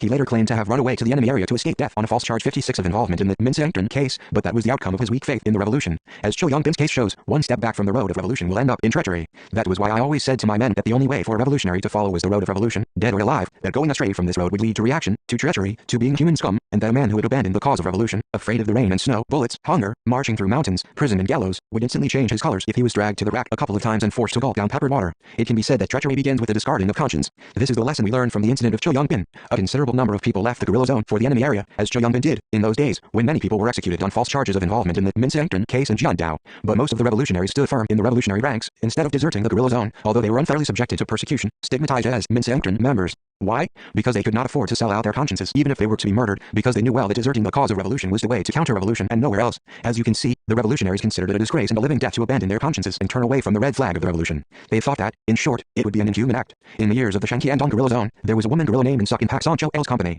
One day she showed a letter secretly to Pak Son-chol, who was on sentry duty. It was a letter from her husband, the commander of another company. The gist of the letter was that he was bound with a red rope, meaning that he had been charged with involvement in the Min Se-engtun. In those days, Pak Son-chol was an instructor in charge of the young 57 guerrillas of his company. From the point of view of her attitude towards her organization, it was a good thing that she showed the letter to her instructor to discuss her problem with him. She said to him that because her husband had been branded a Min Se-engtun member, she, too, would not be safe. She asked him what he thought about her going down to the enemy area, instead of suffering undeserved death. Pak Son-chol advised her that that would be absurd, that going down to the enemy area would mean abandoning the cause of the revolution and surrendering to the enemy, and that she should by no means do so. She said that she was not giving up the revolutionary struggle, but escaping from the Min Se-engtun uproar. Pak Son-chol explained that by leaving the revolutionary ranks she would end up becoming a counter-revolutionary. The woman guerrilla realized at last that she had been on the brink of going astray, wandering from the road of revolution. It was fortunate that Pak Son-chol gave her good advice. Had he encouraged her to run away if she didn't want to be killed, what would have happened to her? In-suk continued to fight in the revolutionary ranks and died a heroic death in battle, so I heard. When poised between revolution and desertion, she was able to choose revolution because she took her personal affairs to her instructor instead of dealing with the matter as she pleased, and received advice from her organization. As a result, she regained her reason and overcame her vacillation like a revolutionary. By contrast, Cho Young-bin ran away, unlike a man of integrity, to the enemy area, leaving behind a note to his wife, not even thinking of getting assistance from his comrades in the revolution. If he had valued human conscience even a bit, he would not have run away in that cowardly manner to the enemy area, deserting his wife who had just given birth. He lost control of his personal feelings, and that decided his fate. Loss of self-control may result in committing an unimaginable capital crime. A man who thinks only of himself and regards his own feelings as absolute will 58 probably betray the revolution sooner or later. Treachery always starts from self-centeredness, while the concept of the collective cannot and will not give rise to treachery. Revolutionaries must, therefore, exercise self-control at all times and try to become accustomed to the concept of the collective. This means that revolutionaries must have clear consciences as well as engage in a ceaseless process of self-cultivation leading to self-perfection. A man who thinks only of himself can never be a revolutionary, nor can he follow the road of revolution to the end. At Nanpeizi, Ri Zhongrak, in the uniform of a Japanese army employee, appeared before me and advised me to surrender. At the time of the arduous march, Ri Ho-ren ran away, and Ren Su-sen too became a turncoat, and now Cho Young-bin had come to see me and was blabbing absurdities. How much heartache they caused me. What was the crux of the question? The point was that both Ri Zhongrak and Cho Young-bin were men I had had confidence in and had taken loving care of. Had I not trusted them and had I not loved them so much, my heart would not have ached so bitterly. Commander of the Korean Revolutionary Army was not a simple job, nor was the job of company commander in the anti-Japanese guerrilla army. It would have been a different matter if the turncoats had stayed quietly at home. My heart ached all the more bitterly because these brazen-faced traitors appeared in front of their one-time commander and preached surrender, without an iota of conscience and not at all ashamed of betraying the revolution. How did they dare to appear so shamelessly before my face? It was because they had become blind to the situation and degenerated to such an extent that they believed that the revolution had come to naught, and that, therefore, they could preach surrender to the face of their old commander with impunity. Cho Young-bin met the same end as Ri Zhongrak. That day the enemy surrounded our mountain base in double and treble 59 rings. Campfires could be seen all around. No matter how tight they might surround us, however, they were not able to cover all the mountain. They usually posted sentries on ridges and valleys after surrounding us. We slipped away down the mountainside, leaving the enemy to clash among themselves. We crossed the road that led from Mingnugu to Entu, and then took shelter in a nearby forest. While getting our breath, we saw the punitive troops fighting among themselves in the gorge of Fakatun, where we had been. We disappeared deeper into the forest. Because of this unexpected situation, we found it difficult to get in touch with Opaek Ryang's small unit. Originally we and Opaek Ryang's small unit were to meet in the gorge of Fakatun, so somebody had to go there to meet his messengers, a very risky venture. A more serious matter was that his small unit had no idea that the gorge was in the enemy's hands. We sent Ji Pong-sun and Kim Hong-soo to the rendezvous. When he had joined the guerrilla army at Changbai, Kim Hong-soo had got the nickname of Little Bridegroom. He had a strong sense of responsibility. Ji and Kim met the messengers from the small unit at the rendezvous the next day, and returned safely with a note from Opaek Ryong. On their way to the rendezvous, they had had a hair-raising experience. They had had to dodge from tree to tree to avoid the enemy's eyes. Meanwhile, Opaek Ryong's small unit had obtained some food grain by raiding an internment village. Later they sent most of it to headquarters. From Fakatun we proceeded to the base in Huanggulan, Antu County. We decided to spend the winter of 1940 there, conducting small unit actions. To engage in small unit actions and restore the damaged revolutionary organizations, building up a mass foundation, it was necessary to winterize ourselves properly. I had given many other small units, in addition to Opaek Ryong's, 60 assignments to procure food rations, salt, cloth and other supplies needed for the winter. Political ideological preparation was the most important of the preparations for the winter. It was especially important to give the men ideological training so as to help them keep their revolutionary faith, however difficult the circumstances might be. In addition, we had to tighten discipline more than ever to prevent any accidents. Later, however, Kang Ryang's small unit revealed a sign of ideological laxity. On their way back from their mission to look for a place suitable for setting up a secret camp, they came upon a stream teeming with fish and fired at them at random. I felt a chill in my heart when I heard the account of the incident. How dangerous it was to fire shots when enemy soldiers were building a gun turret on a hill nearby. Our plans for doing a lot of things, entrenched in the secret camp, might have fizzled out because of their gunshots. Another thing that I still remember from those days is an incident concerning a cow. Zhang Hongryan was involved in this incident. Zhang, a squad leader of the machine gun platoon, was out in command of a small unit seeking to obtain food supplies in the vicinity of Jiapigu. He came back with a cow that belonged neither to a lumber station nor to the People's Association, the cattle of which were branded with the Chinese character for king on the horns. It obviously belonged to a peasant. We could, of course, make allowances for Zhang's situation at the time. On their way down to a village to obtain food grain, they saw the cow on the mountainside. Zhang Hongryan looked here and there for the owner of the cow, but in vain, and told his men to take it to the secret camp. He stayed at the spot where the cow had been tethered, to pay the price to the owner if he came. Zhang waited for a long time, but the owner did not turn up, so he returned to the secret camp without paying the price after all. 61 As we found out later, when the owner came to take the cow back, he saw an armed man hanging about there, and ran away in fear. Hearing this account of the incident, I got indignant at Zhang. It would have been another matter if he had been a raw recruit without a good knowledge of the regulations of the Revolutionary Army. I could hardly believe that a veteran revolutionary like Zhang Hongryan could make such a blunder. In 1932 he had lost a finger to an enemy bullet and been taken prisoner in an engagement with self-defense corps men. He soon escaped, however, and returned to his unit. At that time, the other guerrillas suspected that he might have been given a mission by the enemy and allowed to return. He had made strenuous efforts to recover the confidence of his comrades and, in this way, endured severe hunger in the Chechangju guerrilla zone and the arduous march. It was beyond my understanding that such a man could steal a cow. Maintaining good relations with the people had been emphasized ever since we first embarked on the armed struggle, and this principle was clearly stated in the regulations of the Revolutionary Army. By 1940 our relations with the people had been maintained on a high level. How good were these relations? When local people brought aid goods to us, we would return them as soon as possible. In the spring of 1940, we engaged in a battle at Yangkwagu. When the battle was over, the local villagers sent us many chickens. We, for our part, offered them a price more than 20 times what the chickens were worth. The villagers were unwilling to receive the payment. They even got angry, saying that they were not the sort of people to sell chickens to the Revolutionary Army, to their own sons and daughters, and that we were indifferent to their goodwill.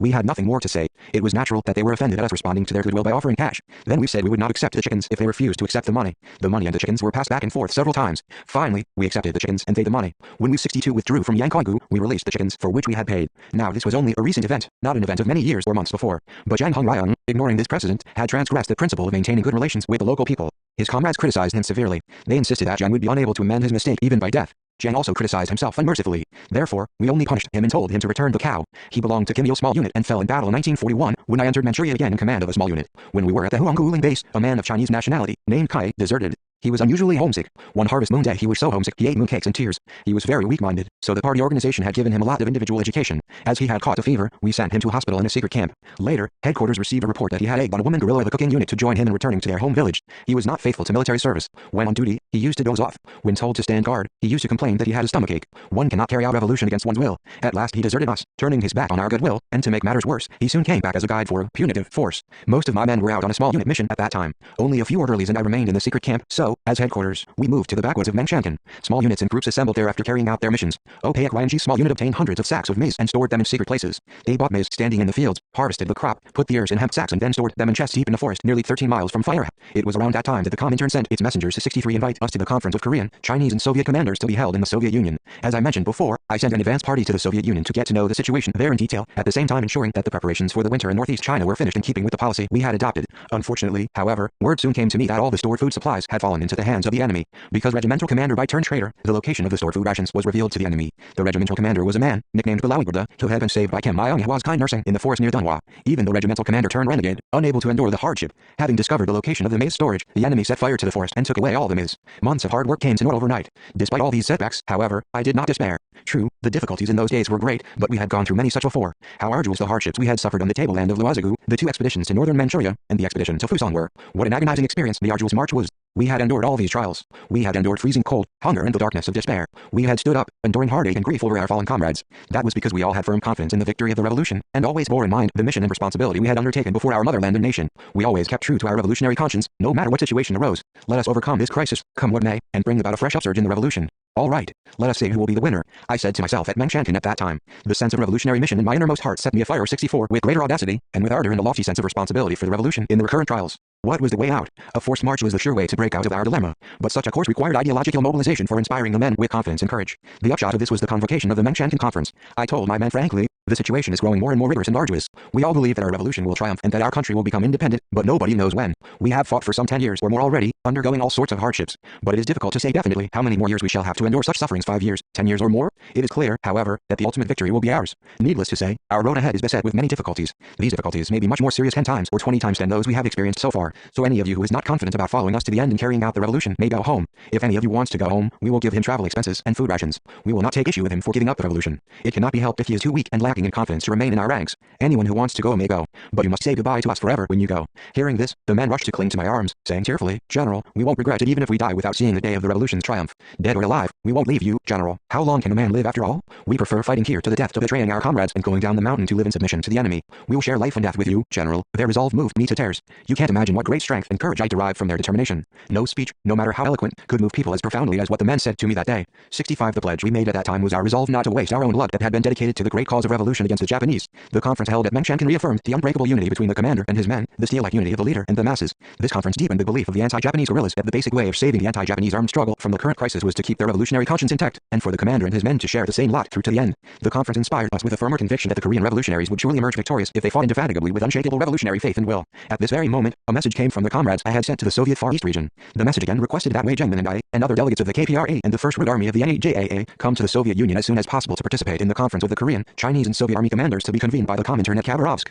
The message also said that preparations had been made to receive the guerrilla forces coming to the Soviet Union from northeast China, availing themselves of this opportunity. The Comintern proposed that we spend the winter in the Far East region and then discuss measures for further operations to suit the circumstances. Now that the Comintern's purpose of holding the conference was clear, and now that the other commanders of the NAJAA were said to have arrived, I decided to go to the conference in command of part of the main force of the KPRA. Making this decision was not easy. In general, the men were reluctant to go farther from their motherland and leave the battlefield, even on a temporary basis. When I announced the decision to the men after making it at a meeting of the commanding officers, some of them asked if it wouldn't be better for 66, myself and a few other delegates to go there, since the Comintern had invited the commander to the important conference, leaving the other men behind to continue the fighting. Of course, it might have been an alternative, but I thought at that time that it was better to take the unit to the Far East region. So I said, we are not going there to give up the revolution or to live there for good. I think I must participate in the conference this time, although I did not do so the last time, and discuss the future of the Korean Revolution on a broader scale with the Comintern or the Soviet authorities. Doing so may be beneficial to us. I am not sure how long the conference will last, so I intend to take you, comrades, with me. I must not leave you behind when the preparations for the winter are not satisfactory, so let's go to the Soviet Union together and return to the battlefield when the winter is over. Later, looking back upon the rigorous autumn of 1940, I thought that I, as commander, had made the right decision at the right time.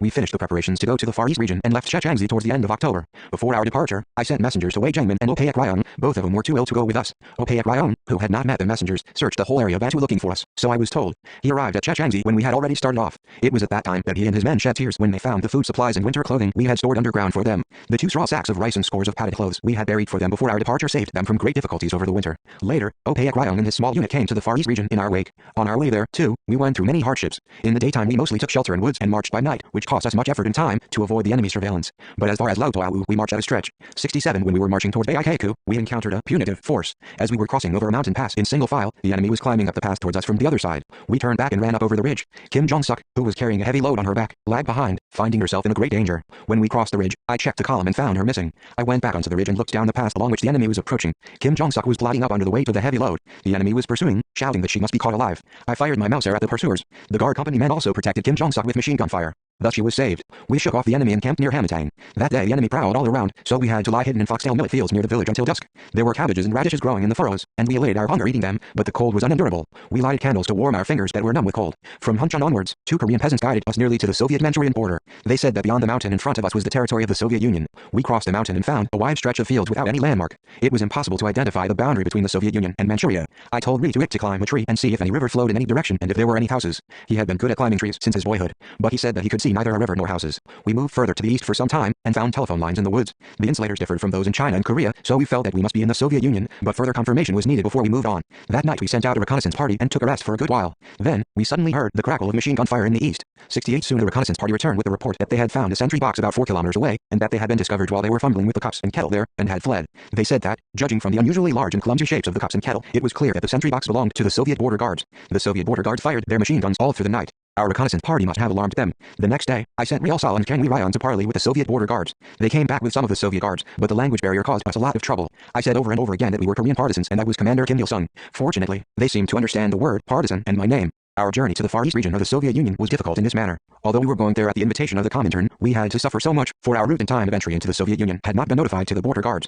Quarantine upon our entry into the Soviet Union delayed our journey for several days. My men felt bored, spending whole days in one room, not doing anything in particular. Some of them sang all day. They sang all the revolutionary songs they knew, and when their repertoire was exhausted, they sang whatever ditties they had picked up many years before. The sight was spectacular. My comrades had a large repertoire of songs. I went to their room and urged them not to feel too bored. You may be sorry about being delayed for several days at the border, I said, but you must not think that the Soviet comrades are inhospitable to us. Every country has its regulations about border transit. There may be the necessary necessary investigation of personal identities in accordance with the regulations. Quarantine is needed to discover carriers of diseases. Recently, the Bacteriological Research Group of the Kuomintang Army in Manchuria has 69 spread infectious diseases in the Soviet Far East region. So the Soviet government has adopted a decision to make strict investigations of people entering its territory. We have a lot of work to do, as well as a lot of trials to go through. Our revolution is now facing a new phase, and the day of our national liberation is not far off. So we must make up our minds firmly and stoutly fight till the day of the liberation of our country, loudly singing revolutionary songs. Then, Soviet guards took us to Poziet. At the border post I met Kim Sung-bin, who had been an interpreter for Hong Pomdu's volunteer army. He acted as an interpreter for us and the Soviet people. He knew a lot about Chechengzi. Our women guerrillas saw Soviet women walking about freely and wearing fashionable dresses. They wondered aloud, in tears, how long it would be for Korean women to be able to walk about like them.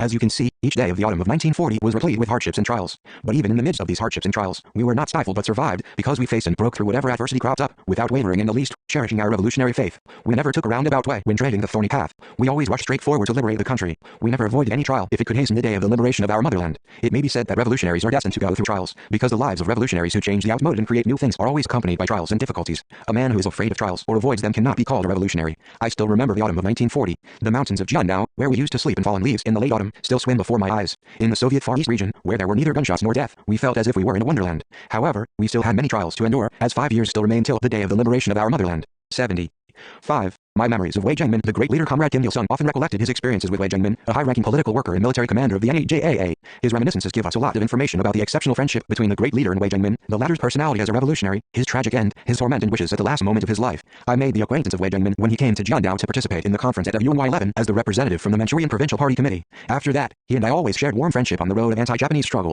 Wei Jiangmin was a professional revolutionary who had fought against the Japanese for the cause of patriotism from an early age. He had been trained at the military academy at Anyang, and when he was a student in Beijing, he had participated in anti-Japanese demonstrations. His revolutionary career, it may be said, entered the new stage when he moved his activities to Manchuria after the September 18th incident. In Manchuria he first settled down at Daowai, Harbin, where he worked as party secretary. Wei Jiangmin looked more like a university professor or a civil servant than a soldier. He was a meditative man who, had it not been for the revolution, might have devoted all his life to scientific research or to authorship. He was characterized by sincerity, integrity and modesty. He was also sociable and not afraid to speak his mind. One of the personal files of commanding officers of the guerrilla forces in Manchuria, kept in the Comintern's archives, reads, 71. Wei Jiangmin, Deputy Commander of the Southern Group, a member of the CPC, Secretary of the South Manchuria Party Committee.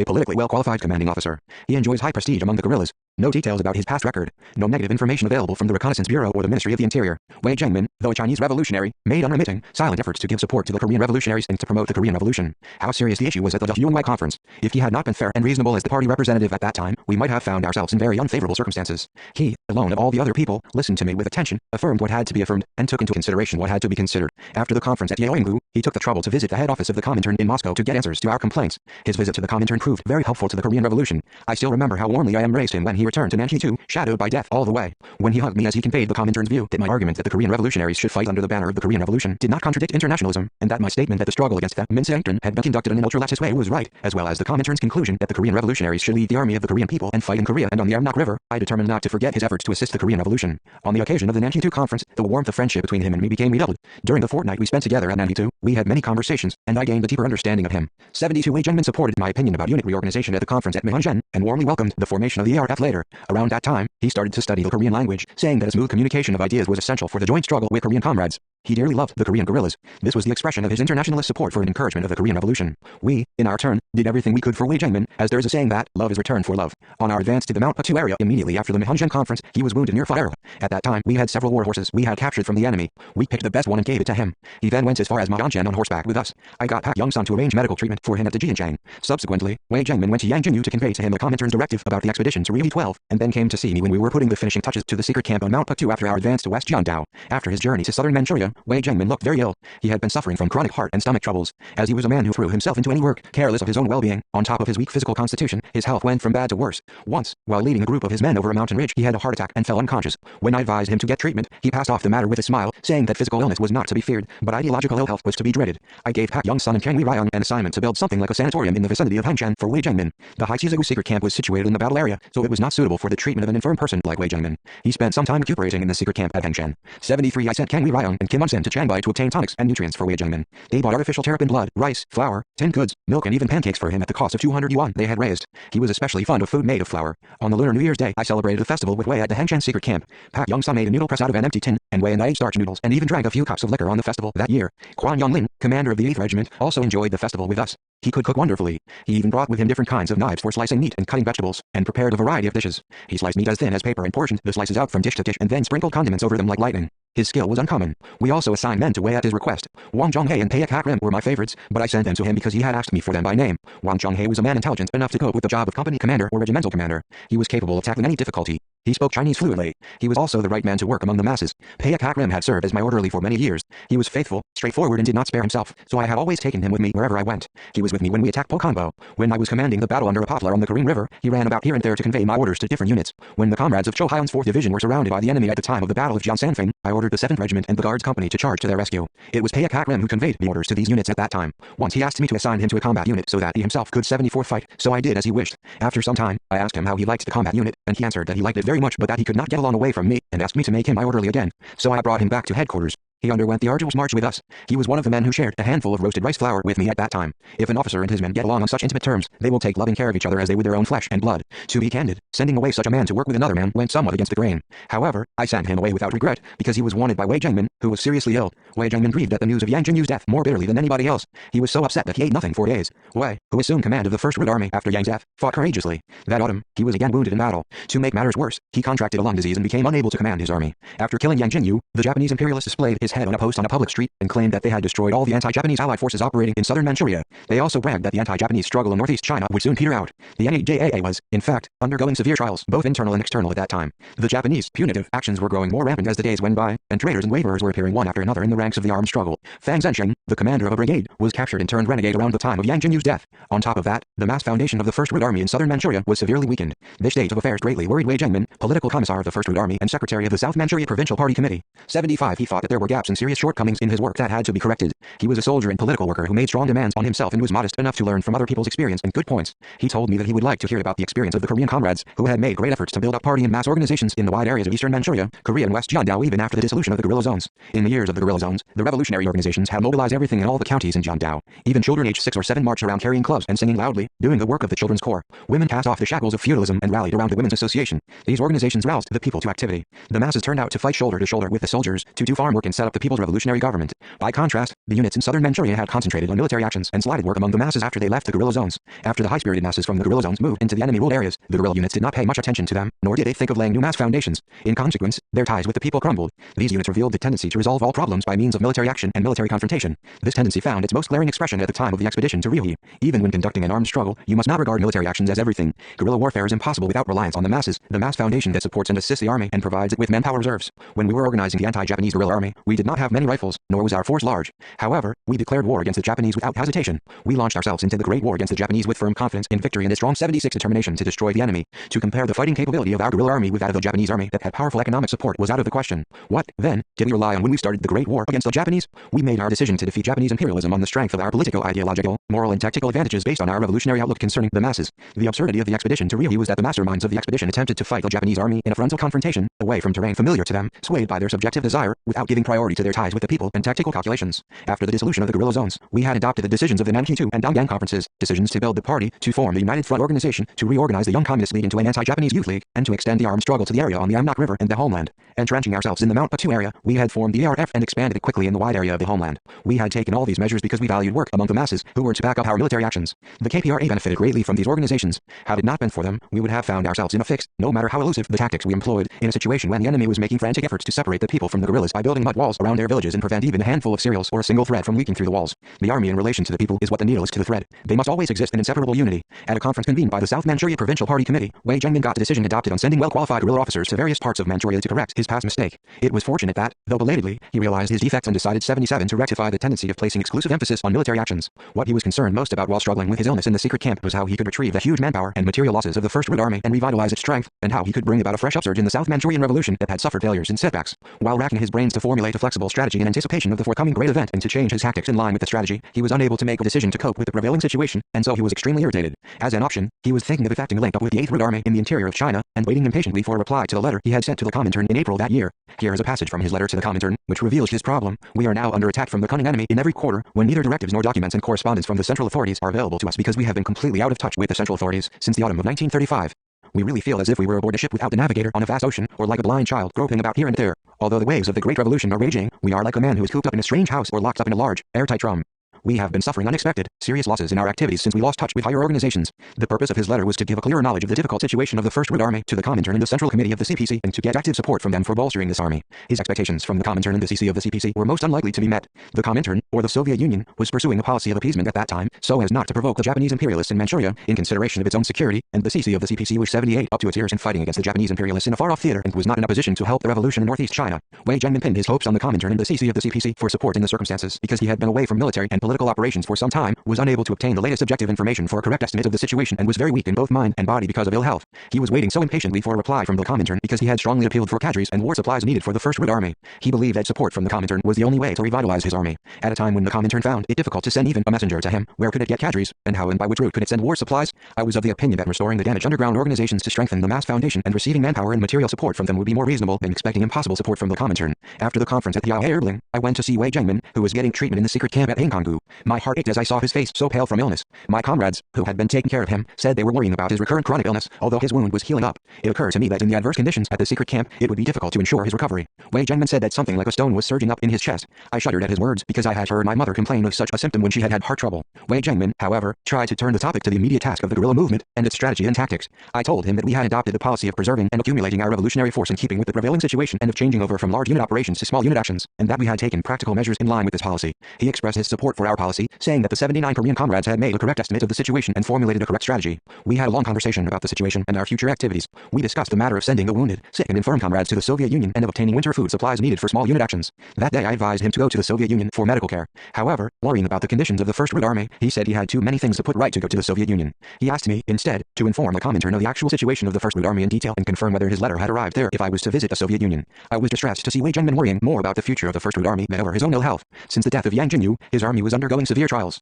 The situation at that time did not permit me to visit the Soviet Union right away, nor did I have any intention of doing so. We promised to get in touch with each other through messengers, when necessary. Commander Kim, that is my request of you. That was what he said to me when I left the secret camp. That was his last will, for I never met him again. The request was, in fact, simple and commonplace, but I heard it with a heavy heart and understood its profound meaning. I believe he had meant to ask me to carry the revolution through to success, the revolution to which he had dedicated all his life and for which he had a close attachment. He might have meant to entrust the work of the First Red Army to me. I cannot forget the look in his eyes as he made the request. It was a look of deep grief. When I left the secret camp, I left food rations and other supplies for him, but my heart was heavy. Could rice or winter clothing revive him? What he needed was good health to carry out the revolution. I impressed on Wang Zhonghe and Guo Jisan that they should do their best to cure him by whatever means. They said they would take good care of him and told me not to worry. My feet would not move on at the thought of leaving them behind on that nameless mountain. So I delayed my departure. On my visit to Khabarovsk later, I complied with his request. The officials of the Comintern said that Wei Jianmin's letter had arrived without a hitch. Wei Jianmin's secret letter to the Comintern was made public after the Japanese imperialists carried the full text of the letter in their official publication, Thought Bulletin, No. 25, in December 29, 1940. The letter fell into the hands of the Japanese imperialists because it was contained in the kit of Ri Ryaonan, a regimental commander of the 3rd Directional Army, which was captured by the enemy when we fell in battle at Wangjing in the autumn of that year. For this reason, it was understood that the letter had not reached the Comintern, who, then, delivered the letter that the Comintern said it had received without a hitch. The following document kept in the Comintern's archives may be considered to give a clear answer to this question. Top secret. To the Executive Committee of the Comintern. I am sending translations of the report dated April 10, 1940 and 2 letters from Comrade Wei, Deputy Commander of the First Red Army and Secretary of the South Manchuria Provincial Party Committee of the CPC. Sheliganov August 10, 1940. The document bears the date January 23, 1941, and Dimitrov's signature. The first section of the letter reads, Our information comprises 4 sections. Many things have been omitted or overlooked here, so I hope that you comrades talk to the messenger Wang Runcheng and find solutions to all the questions you are concerned about. He will tell you about the secrets which I have refrained from putting down in my letter. I stand special surety for the messenger. 81. The quotation suggests that Wei Jianmin duplicated his letter to the Comintern, one copy to be delivered by Ri Ryaonan and the other by Wang Runcheng. Slight differences can be found in some parts, but the basic content is the same in the 2 copies. The only major difference is that the letter discovered in Ri Ryaonan's kit says nothing about Wang Runcheng. Wang Runcheng was known by his nickname, Wang in AUDI, when he was fighting in close coordination with the great leader earlier in eastern Manchuria. He was the political commissar of the 4th Regiment, 2nd Division, 2nd Corps of the Northeast People's Revolutionary Army, and later became the political commissar of the 2nd Division of the 2nd Corps of the NEJAA. In the spring of July 30, 1941, the great leader came back to Manchuria in command of a small unit, braving great perils, and paid a visit to Hangkongu where he had last met Wei Jianmin, but the latter and his company were no longer there. The great leader heard the details about them several months later, at the end of the year. When I returned from small unit activities in Manchuria and Korea, Soviet comrades wanted to see me at once. A Soviet army colonel in civilian dress, who was said to have come from Vladivostok, appeared before me. He said that a group of people, supposedly a small unit of the anti-Japanese Allied army, had come across the Soviet-Manchurian border and was staying in Vladivostok. He added that they insisted on seeing me because I was the only person who could identify them. Traveling to Vladivostok by car with the colonel, 1,000 conjectures ran through my mind. Mightn't Wei Jiangmin be among them? Mightn't it be a false rumor that he had died of illness? I ardently hoped that he would still be alive. The car seemed to be moving at a snail's pace, so I was most impatient. On our arrival in Vladivostok, the colonel brought Guo Ji-sen to me. I was surprised to see that aide-de-camp Guo had grown so old in a single year as to be taken for a man in his 60s. His appearance testified to all the hardships suffered by Wei Jiangmin and his company. Guo Ji-sen had been a teacher in Yanji before he joined the Guerrilla 82 army. Later he had become a political worker. In his early years, he had been in command of a guerrilla company in Yanji. He was a seasoned revolutionary who had gone through all kinds of hardships. Many guerrillas had learned from him how to read and write. He was good-natured and well-informed, and enjoyed respect from everyone everywhere.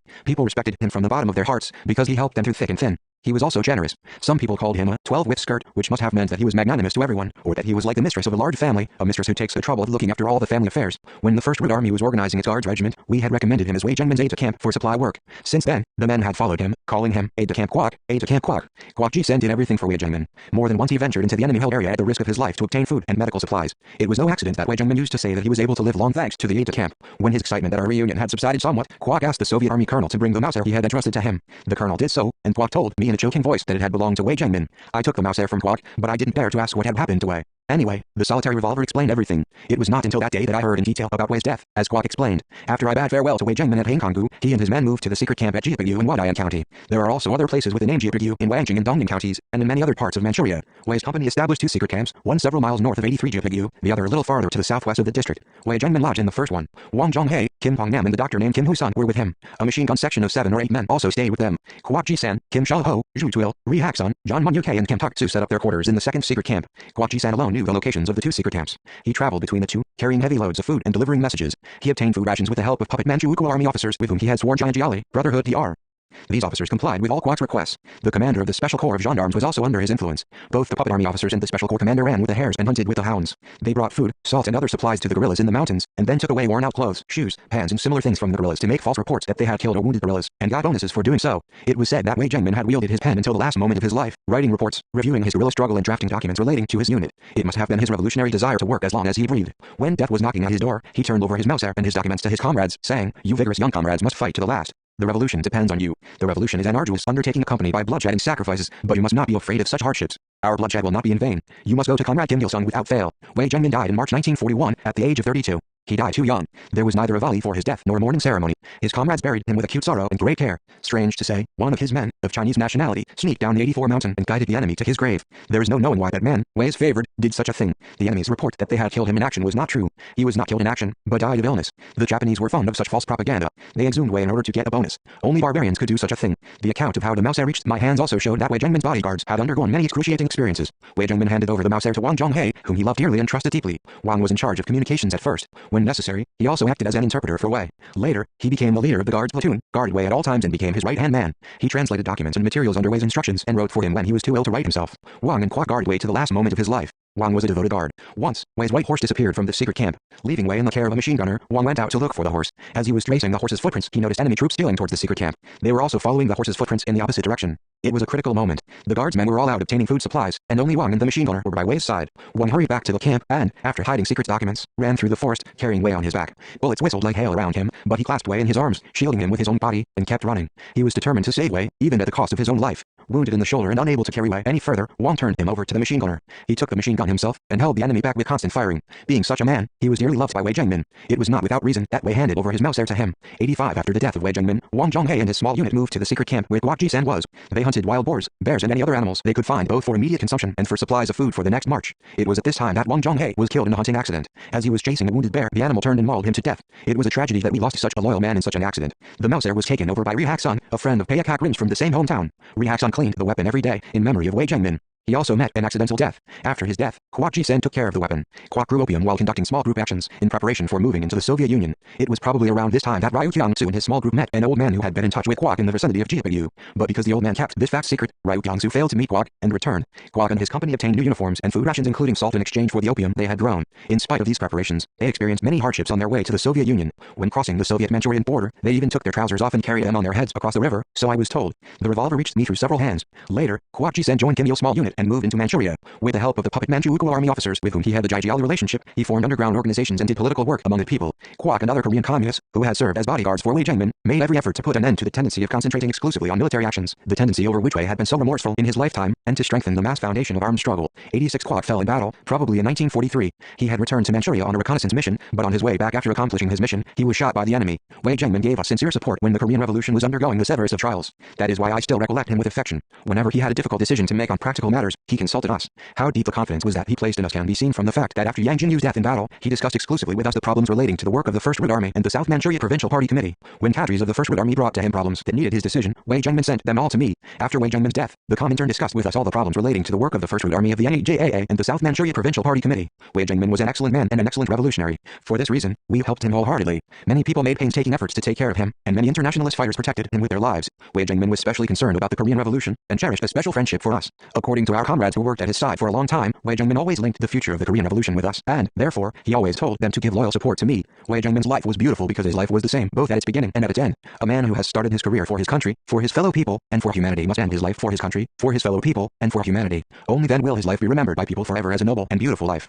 In the years of the revolution against the Japanese, people's spiritual world was a pure one. 87 Since the emergence of modern revisionism in the international communist movement, not many people talk about internationalism. Even those who used to preach internationalism whenever they opened their mouths are now busy feathering their own nests. The times were good when revolutionaries, though not well-fed and well-clothed, helped one another, regardless of nationality, offering food and other necessities to one another. Communists must not betray their internationalist duties and obligations anytime, anywhere. Chapter 23 In alliance with the international anti-imperialist forces, the Khabarovsk Conference, 89 The revolutionary Kim Chaek, 106 Greeting, the spring in a foreign land, 130 The days of small unit actions, 147 Trust and treachery, 169 Formation of the international allied forces, 189 With my comrades in arms of the Northeast Anti-Japanese Allied Army, 206 Fighters from northern Manchuria, 227 Nurturing the root of the revolution, 247 January July 30 1941 July 31 1942 89.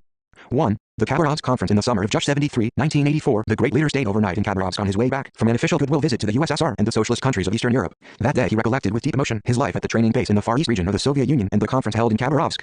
Khabarovsk is a place I wanted to visit. When I was entering the Soviet Union, I did so via Manchuria, so I had no chance to visit Khabarovsk. But since I am returning home via Kazan and Tumengang Station, I have decided to stay here overnight. I have long wished to see this place again, and my wish has been realized after scores of years. In the days when the KPRA and the NEJAA formed the International Allied Forces, IAF, together with the units under the Soviet Far East Forces, and waged a joint struggle, Khabarovsk became an important place where the officials from the Comintern and the communist and military cadres of Korea, China and the Soviet Union got together to exchange opinions and discuss the orientation and methods of their joint struggle. In those days the headquarters of the Soviet Far East Forces was situated in Khabarovsk. The Oriental Propaganda Department of the Comintern was also located there for some time. It was in November 1940 that I first entered the Soviet Union by crossing the Soviet-Manchurian border to participate in a conference convoked by the Comintern. After going through the due procedures, I parted with my comrades and proceeded instantly to Khabarovsk, guided by a Soviet officer. I gazed at the snow-covered land of the Far East region through the car window. Flashing before my mind's eye were the images of the 90 innumerable independence champions and patriots who had shed blood on this land. How many martyrs and patriots followed in vain the thorny road on this land, lamenting the national ruin and crying for the restoration of national sovereignty? Some came to obtain weapons, others to form organizations, and still others to ask for assistance for the prostrate nation of Korea. No one came to this land to see its sights, but the independence of the country was still a national task. Praying for the souls of my forerunners lying buried in this land, I made up my mind to win independence by our own efforts and thus avenge them. My thoughts were complicated from the first step I took towards Khabarovsk, and why not, as it was the first time for me to attend a conference called by the Comintern? It was noteworthy that the Comintern had invited us to the conference. This signified that its leadership was paying a high tribute to the KPRA. The Comintern had seldom invited Koreans to its meetings. In the 1920s, people connected with the Korean Communist Party frequented the Comintern, each carrying an ID card with a stamp produced by a seal made from a potato. Nevertheless, these were factional visits aimed at winning hegemony. They were not activities in the true sense of the word aimed at promoting the communist movement. What these people achieved by their scurrying back and forth was the disbandment of the party itself and the compulsory transfer of its members to the parties of other countries under the principle of one party per country. As far as I know, the Comintern leadership rarely put forward the issue of the Korean Revolution as an independent agenda item of any meaning. After the breakup of the Korean Communist Party, the Korean Revolution virtually disappeared from the view of the Comintern. What the Comintern was mostly concerned about in Asia was the revolutions in such big countries as China and India. Some people in its leadership prohibited the Korean people fighting in Northeast China from advocating the Korean Revolution and issued one order after another that did not suit the actual situation, thus doing considerable harm to the Korean Revolution. 91 It was at its 7th Congress that the Comintern recognized the independence of the Korean Revolution, and for the first time expressed its official support for it. Despite its poor attention to the Korean Revolution, we did not resent this too much, but supported the Comintern consistently and valued its work and the importance of its existence. In the years after the First World War, it performed great exploits in rallying the ranks of the communist movement and in ensuring the purity of those ranks to cope with the new situation. We made a due appraisal of the achievements of the Comintern that performed faithfully the role of an international vanguard for the victory of the world revolution. With the dignity of being the masters of the Korean Revolution and the pride of being full-fledged members of the international communist movement, the Korean communists strove for the victory of their revolution and at the same time made efforts to implement the directives of the Comintern aimed at promoting the world World Revolution. I expected a great deal from the Khabarovsk Conference, but I thought that the conference would not proceed smoothly, as it would be the first time for the representatives of the armed forces of 3 countries to get together and discuss issues of common concern. Nevertheless, I felt optimistic about the outcome of the conference. In Khabarovsk, the snow was knee-deep, and the weather was very cold. As I had been fighting in forests for such a long time, everything in front of my eyes was strange. The peaceful avenues free from gunshot reports, plunder and hunger, the happy looks of the people striding along the streets, talking freely, all these were signs of the life we had been imagining as an ideal one. Gubrovsk is entered on some atlases as Hapa or Petriok. In the past, Korean people called Vladivostok Hazemli. Many places in the Far East region have Korean names, like Sangsungja, Yanchu, Sejong and Sosong. I was told that Khabarovsk was so named after Khabarov, a pioneer of the Far East region. An impressive statue of Khabarov was standing in the Plaza 92 of the railway station in the city center. The population of the city was about 200,000 at that time. On the very day of my arrival, I met Sochal in our lodgings, and Ankil the next day. Sochal was to participate in the conference in the capacity of a member of the South Manchuria Provincial Party Committee, and Ankil as Chief of Staff of the 3rd Directional Army. I could not express in words the emotion of meeting the comrades in arms whom I had failed to see frequently because of battles when I went to and fro in eastern, southern and northern Manchuria. The commander of the 1st Red Army, Yang Jingyu, had fallen in action. Wei Jiangmin was bedridden, and Cao Yafan and Chen Hanzhong, both commanders of directional armies, had been killed in battle. In this situation, the 3 of us represented not only the KPRA but the South Manchuria Provincial Committee of the CPC and the 1st Red Army of the NAJAA as well. In other words, we were representing the party organizations and all the guerrilla units active in southern Manchuria. Sochal and Ankil informed me that Zhu Baozhong, commander of the 3rd Red Army, had come to Khabarovsk already in early November, followed by Zhang Shujian and Feng Zhangyun, commander and political commissar of the 3rd Red Army, respectively, and Ji Qing, chief political officer of the 5th Corps. They told me that Kim Chaek and Chiu Yonggang were also in Khabarovsk, awaiting my arrival. All in all, officials representing the 3 Red Armies of the NAJAA and the Zhejiang, North Manchuria and South Manchuria Provincial Party Committees were all there.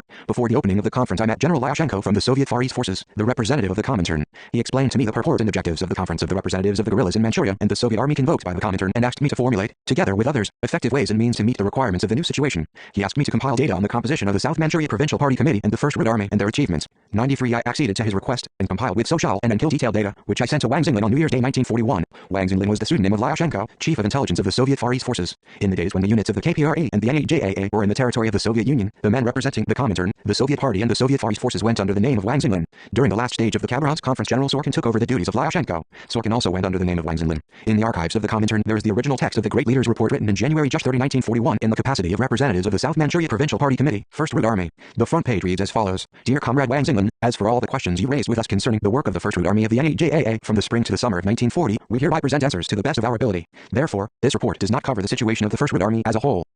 Bolshevik salute, Kim Il-sung and Kim Il-sung. January 1st, 1941. Before the conference, I had an emotion-filled meeting with Kim Chaek and Chiu Yonggang, and a reunion with Zhu Baozhong after a long separation. And Ankil and Sochal stayed in the same lodging with me until the day we left Khabarovsk after the conference. It seems as if it were only yesterday that we looked back on the bygone days and discussed with heart and soul the issues concerning the future of the revolution. Already in late January 1940, a conference of the guerrilla commanders 94 from Manchuria called by the Comintern had been held in Khabarovsk. The KPRA and the 1st Red Army were not represented. Attending the conference were Zhu Baozhong, Zhang Shujian, Feng Zhangyun and others representing the 2nd and 3rd Red Armies. Reviewing the experiences and lessons of the guerrilla movement in northeast China and analyzing the situation, the conference defined the policies for future struggle and discussed the issues of establishing relations between them and the Soviet Far East Forces and realizing mutual cooperation. As a result, they reached the necessary agreement on taking unified action. On the basis of this success, another consultative meeting was held in mid-March 1940 to strengthen mutual relations and cooperation between the NAJAA on the one hand and the Soviet military authorities on the other. Attending the meeting were the representatives of the 2nd and 3rd Red Armies of the NAJAA, the acting commander of the Soviet Far East Forces, the commanders of the Soviet troops stationed in Khabarovsk in Voroshilov, and Lyashenko. At the meeting, the NAJAA asked the Comintern and the Soviet Army to increase their support for it, but the Soviet Army requested that the prerogative of command over the units of the NAJAA be handed over to it.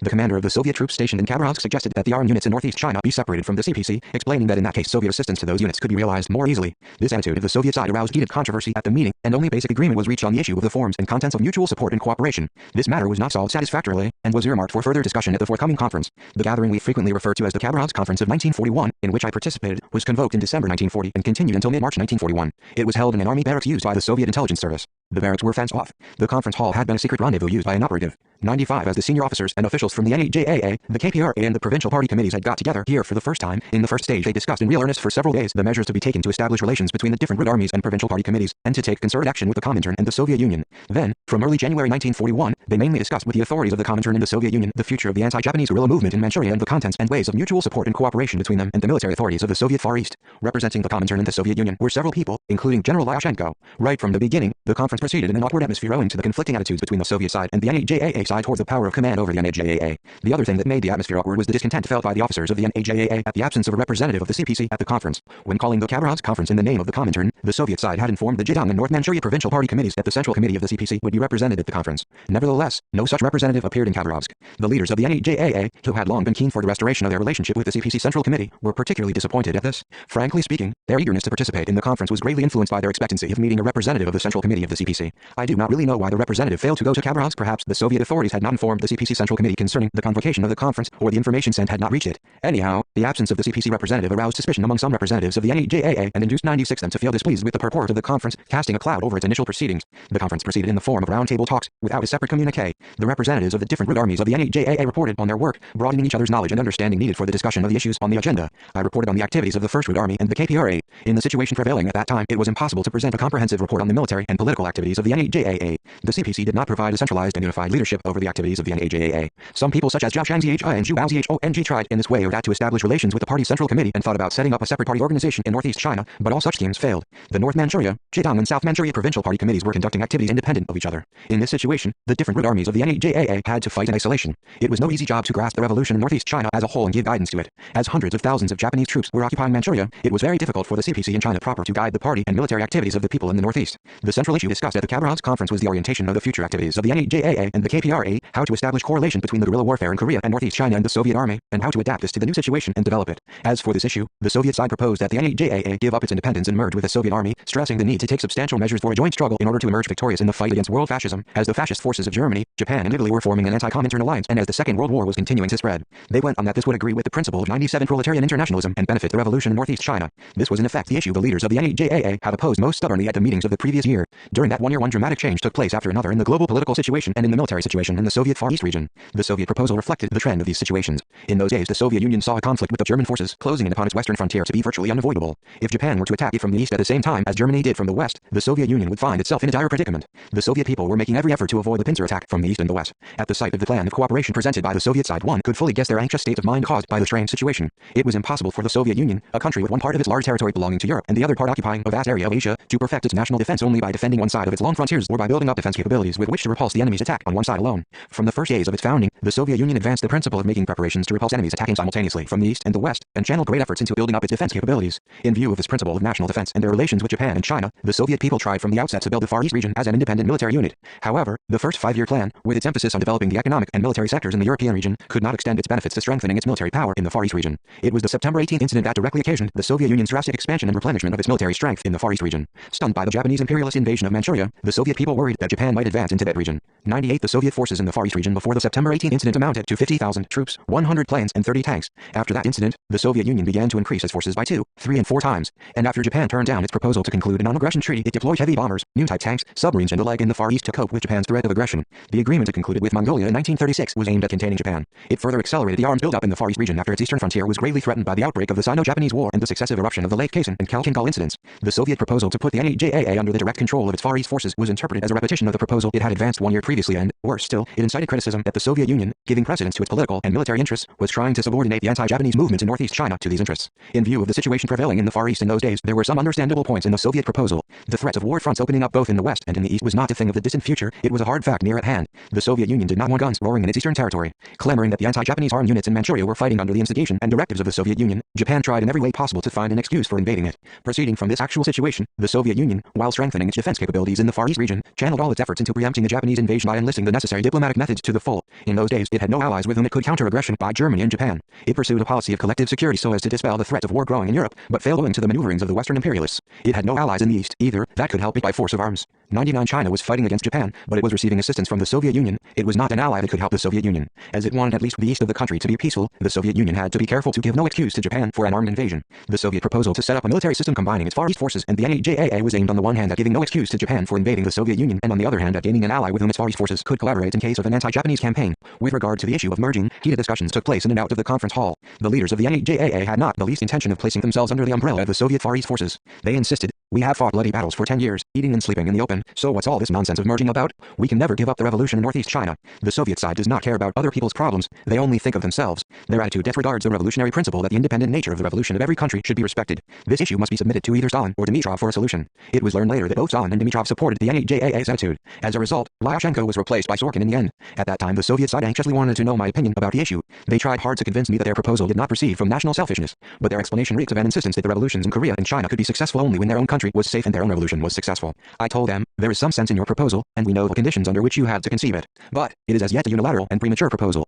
It is true that Japan is watching for a chance to invade your country, but there are no immediate signs that a war will break out. Defending a country where the revolution has been victorious is 100 important. Nevertheless, what is more important is to promote the revolution in countries where it has not won victory. You seem to be slighting the revolution in northeast China. The Soviet side asked me whether I was opposed to any form of merger. No, I am not, I replied. I am not opposed to a merger or forms of cooperation beneficial to both sides. What I am opposed to is an unreasonable merger through which one side slights the other or does not recognize its independence. The KPRA formed the anti-Japanese Allied Army with Chinese comrades and is waging a joint struggle, and yet it is maintaining its independence. So there is no problem with the form of joint struggle. I am opposed not only to dissolving the KPRA and the anti-Japanese Allied Army, but also to placing it under the control of the Soviet Army. This is because it would ignore our independence in its form and content. We can study further concrete ways and means how to effect a joint struggle of the KPRA, the NAJAA, and the Soviet Far East forces. We are of the opinion that the joint struggle, in its form and content, must not only be helpful to the Soviet Union but beneficial to the revolutions in Korea and China. After listening carefully to what I said, the Soviet side replied that I had given them a clue to putting an end to the argument which had been going round and round in circles and to concluding the conference, adding that they had got a very helpful hint from my words that day. They told me they would further study the issue of independence. Supporting their determination, I said, let us stop insisting on unilateral points and conclude the conference at an earlier date.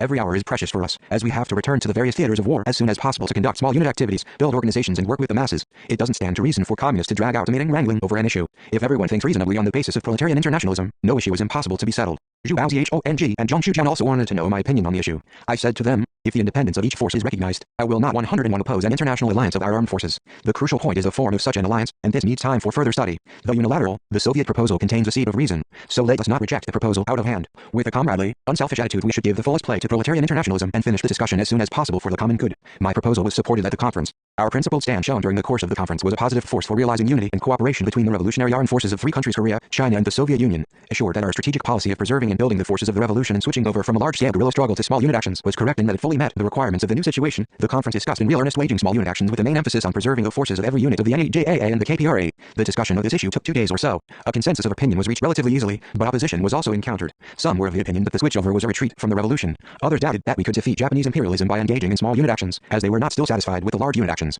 They claimed that, when the comrades in China proper were fighting on a grand scale by moving in large units, we, having started the anti-Japanese struggle ahead of them, might lose face if we fought in small units. It was misguided to think that we could save face if we fought in large units and would lose face if we fought in small units. On the issue related to the policy of conducting small unit activities, I had a great deal of discussion with the Soviet and Chinese comrades inside and outside the conference hall, as we had already adopted the policy of switching over to small unit actions at the AUDIOBOOK so as to preserve and build the forces of the KPRA and had accumulated successful experience of these actions. The Soviet and Chinese people expressed considerable interest in my opinion. 102 to them I said, the situation has changed radically, and we have suffered considerable losses. The issue of preserving our forces mustn't be neglected not only for the present situation of the revolution but for its future. Don't think that we can defeat Japanese imperialism easily. For the KPRA and the NAJAA to defeat Japanese imperialism and liberate their motherlands, they must preserve their forces and build them up. If we engage in small unit actions, we can briskly build organizations for an all-people resistance and obtain food more easily. Moreover, such actions enhance mobility. We have waged small unit actions since the summer of last year and scored inspiring successes. These actions are worth taking. We can take large unit actions later if necessary. However, although I explained the rationality of small unit actions in some detail, this did not impress those who saw the actions as a retrogression. So we discussed the matter a great deal. Referring to the situation prevailing in Korea, Manchuria and the Soviet Union, I pointed out how sensible it was to switch over to small unit actions.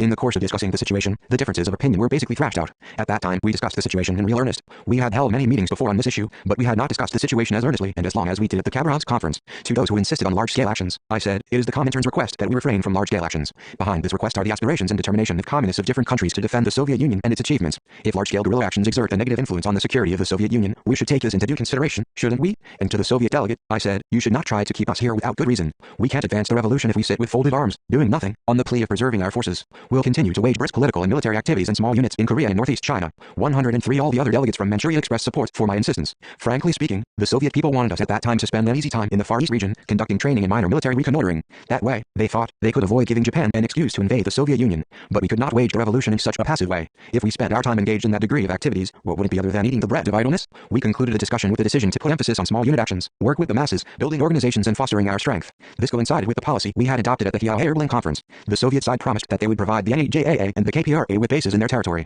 We decided to wage small unit actions in the vast area of Korea and Manchuria with these bases as additional temporary ones. After the conference, the Soviet Union provided us with 2 bases in the Far East, one being Camp South in the vicinity of Voroshilov, and the other Camp North near Khabarovsk. We first occupied Camp South with some forces from the 5th Corps of the 2nd Root Army of the NAJAA. The remaining forces of the 2nd Root Army and the 3rd Root Army were stationed in Camp North. At that time I, as commander of the KPRA, took charge of Camp South. Sometime later I formed the first contingent involving the KPRA and some forces from the 1st Root Army and, as commander of the contingent, took measures to wage small unit actions. That we became able to take brisk small unit actions in Korea and Manchuria from the new temporary bases in the Far East region can be called the turning point in the history of the anti-Japanese armed struggle. Of course, it was a tentative measure for the time being, but it was a meaningful first step towards developing the struggle to the point of winning the final victory in the anti-Japanese revolution. 104 Had we not taken these timely and active countermeasures as required by the prevailing situation in the developing revolution, we would not have been able to save the revolution from the imminent crisis nor win the final victory in the anti-Japanese revolution. In the course of waging a revolution, one faces constant difficulties and adversities, but there were no ebb tides or lulls in our revolution. We neither vacillated in the face of difficulties, nor yielded to distress, nor lost the initiative to the attacking enemy. Had we yielded to adversities or stood on the defensive even once, the enemy would have trampled on our revolution without mercy. We always turned misfortunes into blessings, and unfavorable conditions into favorable ones, with the determination and courage that we would neither yield nor retreat even though it meant our end. The Khabarovsk Conference, along with the conference at Yao-Herbling, gave a new direction to our revolution. These two conferences were important gatherings in that they defined the contents and form of the anti-Japanese armed struggle in the first half of the 1940s, and induced the Korean revolutionaries to strengthen, with a firm conviction in the liberation of their motherland, the independent forces of their revolution and at the same time meet the pending great event on their own initiative. After the meeting at Khabarovsk, while conducting political and military training in the temporary bases in the Far East region, we forcefully pushed ahead with the armed struggle and revolutionary movement in the homeland, basing ourselves in the secret camps we had built on Mount Batu and various other places in the homeland, expediting the day of national liberation. When the great leader was conducting positive political and military activities after advancing a new line, strategy and tactics, the armies and police of Japan and Manchukuo, on full alert, schemed in various ways to counter these activities. The following materials graphically show how confused the enemy were. The elements of the Korean Communist Party plotting against Manchukuo under the leadership of the Soviet Union now are the remaining forces of the old 1st, 2nd and 3rd Root armies. The center of those activities is Kim Il-sung. 105. Kim Il-sung is the military chief of the Okianskaya camp under the direct control of the Soviet Red Army. Case of activities of the rebellious organizations of Koreans in Manchuria. Document of the Police Affairs Bureau of the Government General of Korea sent to the chiefs of the provincial police bureaus. Showa 1944. The strong bandit groups led by Kim Il-sung, Cho Hyun, and Sang-gil and Chai-Chiaro-ng all entered the Soviet Union early this year and received various types of training in Voroshilov. After rearranging their forces and with a new policy, they have been infiltrating Manchuria again one by one since April. Report from Acting Mudanjiang Council Furuya, June 17, Showa 16, 1941. 106.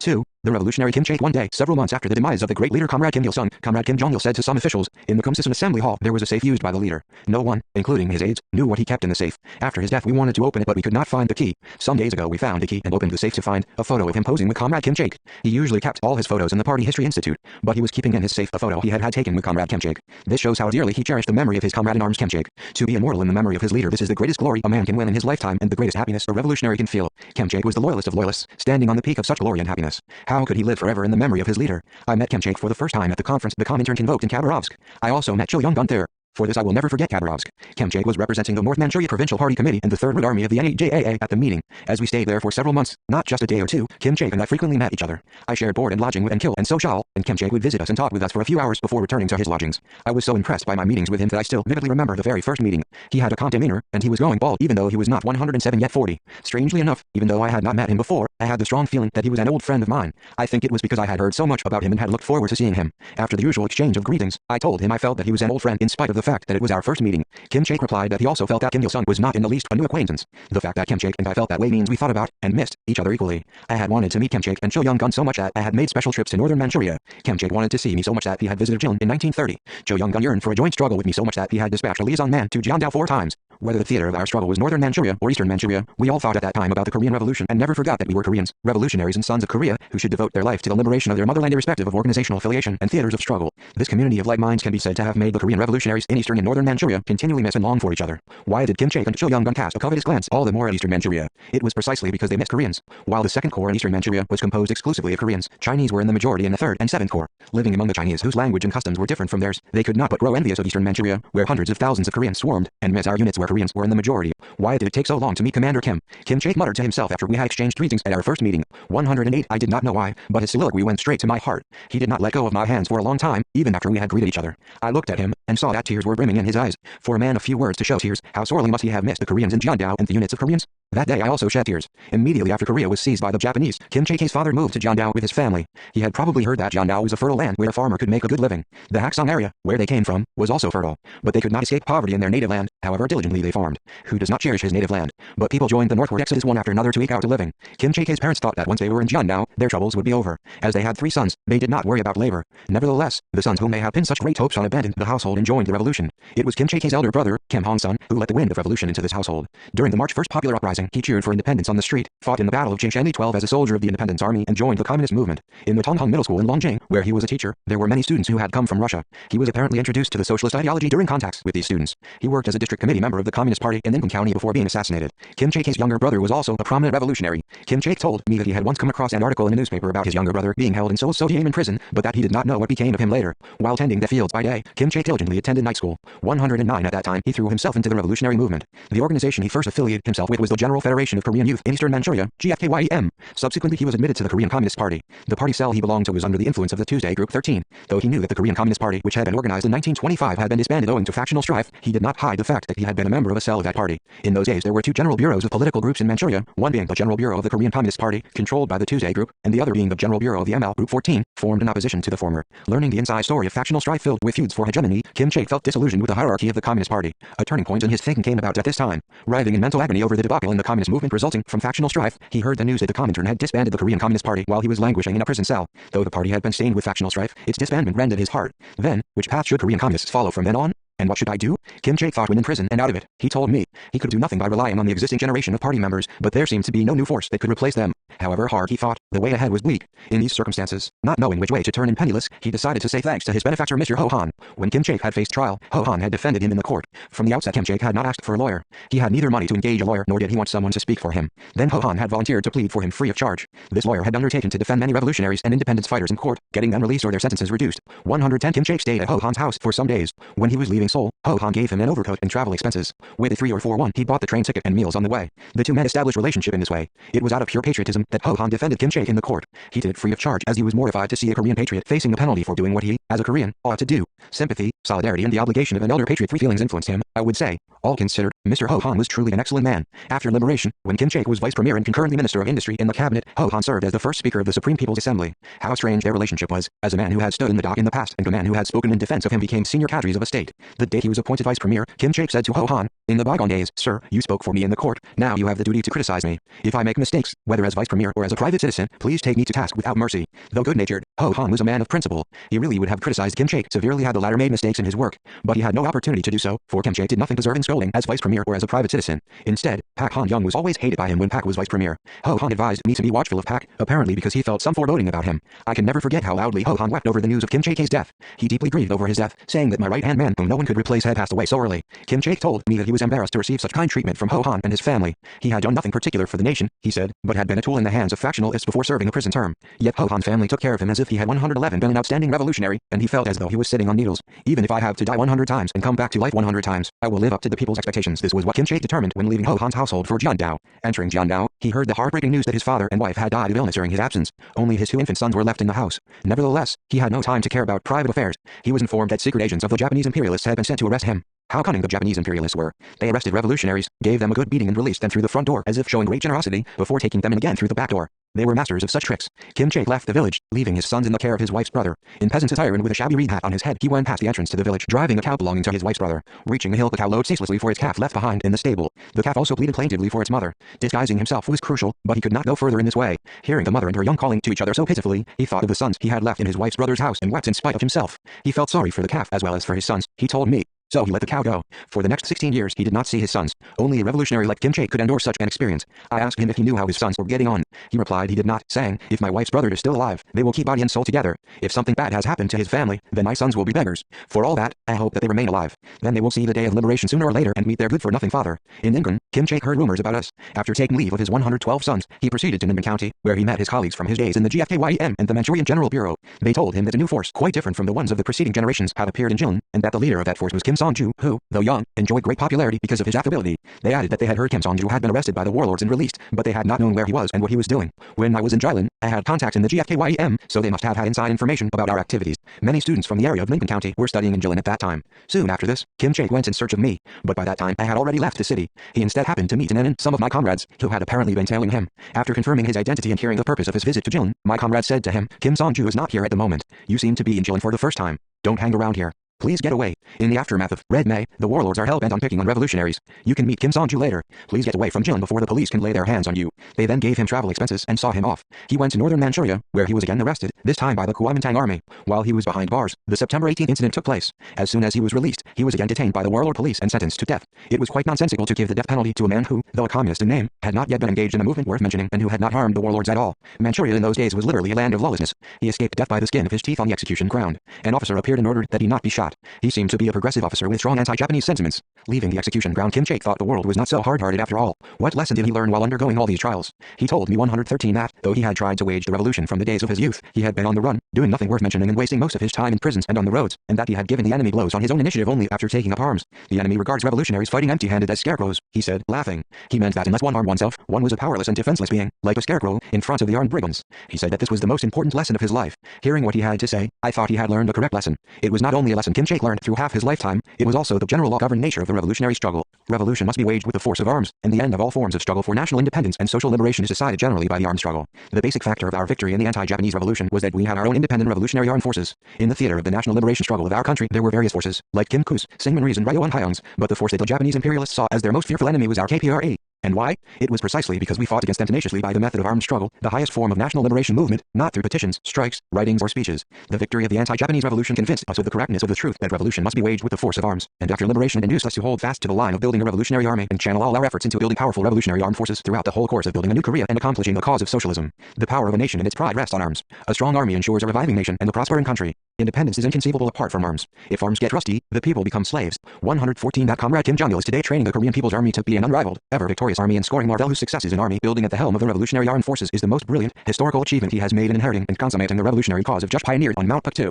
Kim Chaek spoke a lot about the harmfulness of factions. He told me that it was because of factions that he had been thrown behind bars after doing nothing special, and went on, after experiencing prison life I keenly realized that the communist movement could not be waged through conventional methods and that unless factions were eliminated, nothing, let alone national liberation and class emancipation, could be achieved. I wanted to meet you, as I thought that if it was true that the force that had appeared in Jilin was a collection of people of a fresh generation separate from the Korean Communist Party and unrelated to any factions, I could join hands with them without hesitation. He said that what could he call proper life for him started when he organized a guerrilla unit in Jui and began an armed struggle. His life before then was one of roaming and groping, he said. It was true. From the time he organized the guerrilla unit in Jui, he played a conspicuous part in the revolutions of Korea and China at important posts in the North Manchuria Party Committee and the Third Root Army of the NEJAA. The Korean and Chinese revolutionaries and peoples in northern Manchuria unanimously respected him and loved him as a veteran revolutionary. I have long looked forward to meeting you, he said. Do you know how earnestly the Korean revolutionaries in northern Manchuria wish to see you? We fought always looking up at Mount Puktu where your unit was fighting. Had I met you in Jilin, Commander Kim, I would not have experienced mental agony all this while. He continued that when we had organized an expedition to the motherland and attacked Pokanpo, he had earnestly wished to shake my hands and extend words of gratitude to me in the name of the Korean revolutionaries in northern Manchuria. 115. Kim Chaek, known as a stern man, was surprisingly sentimental in front of me,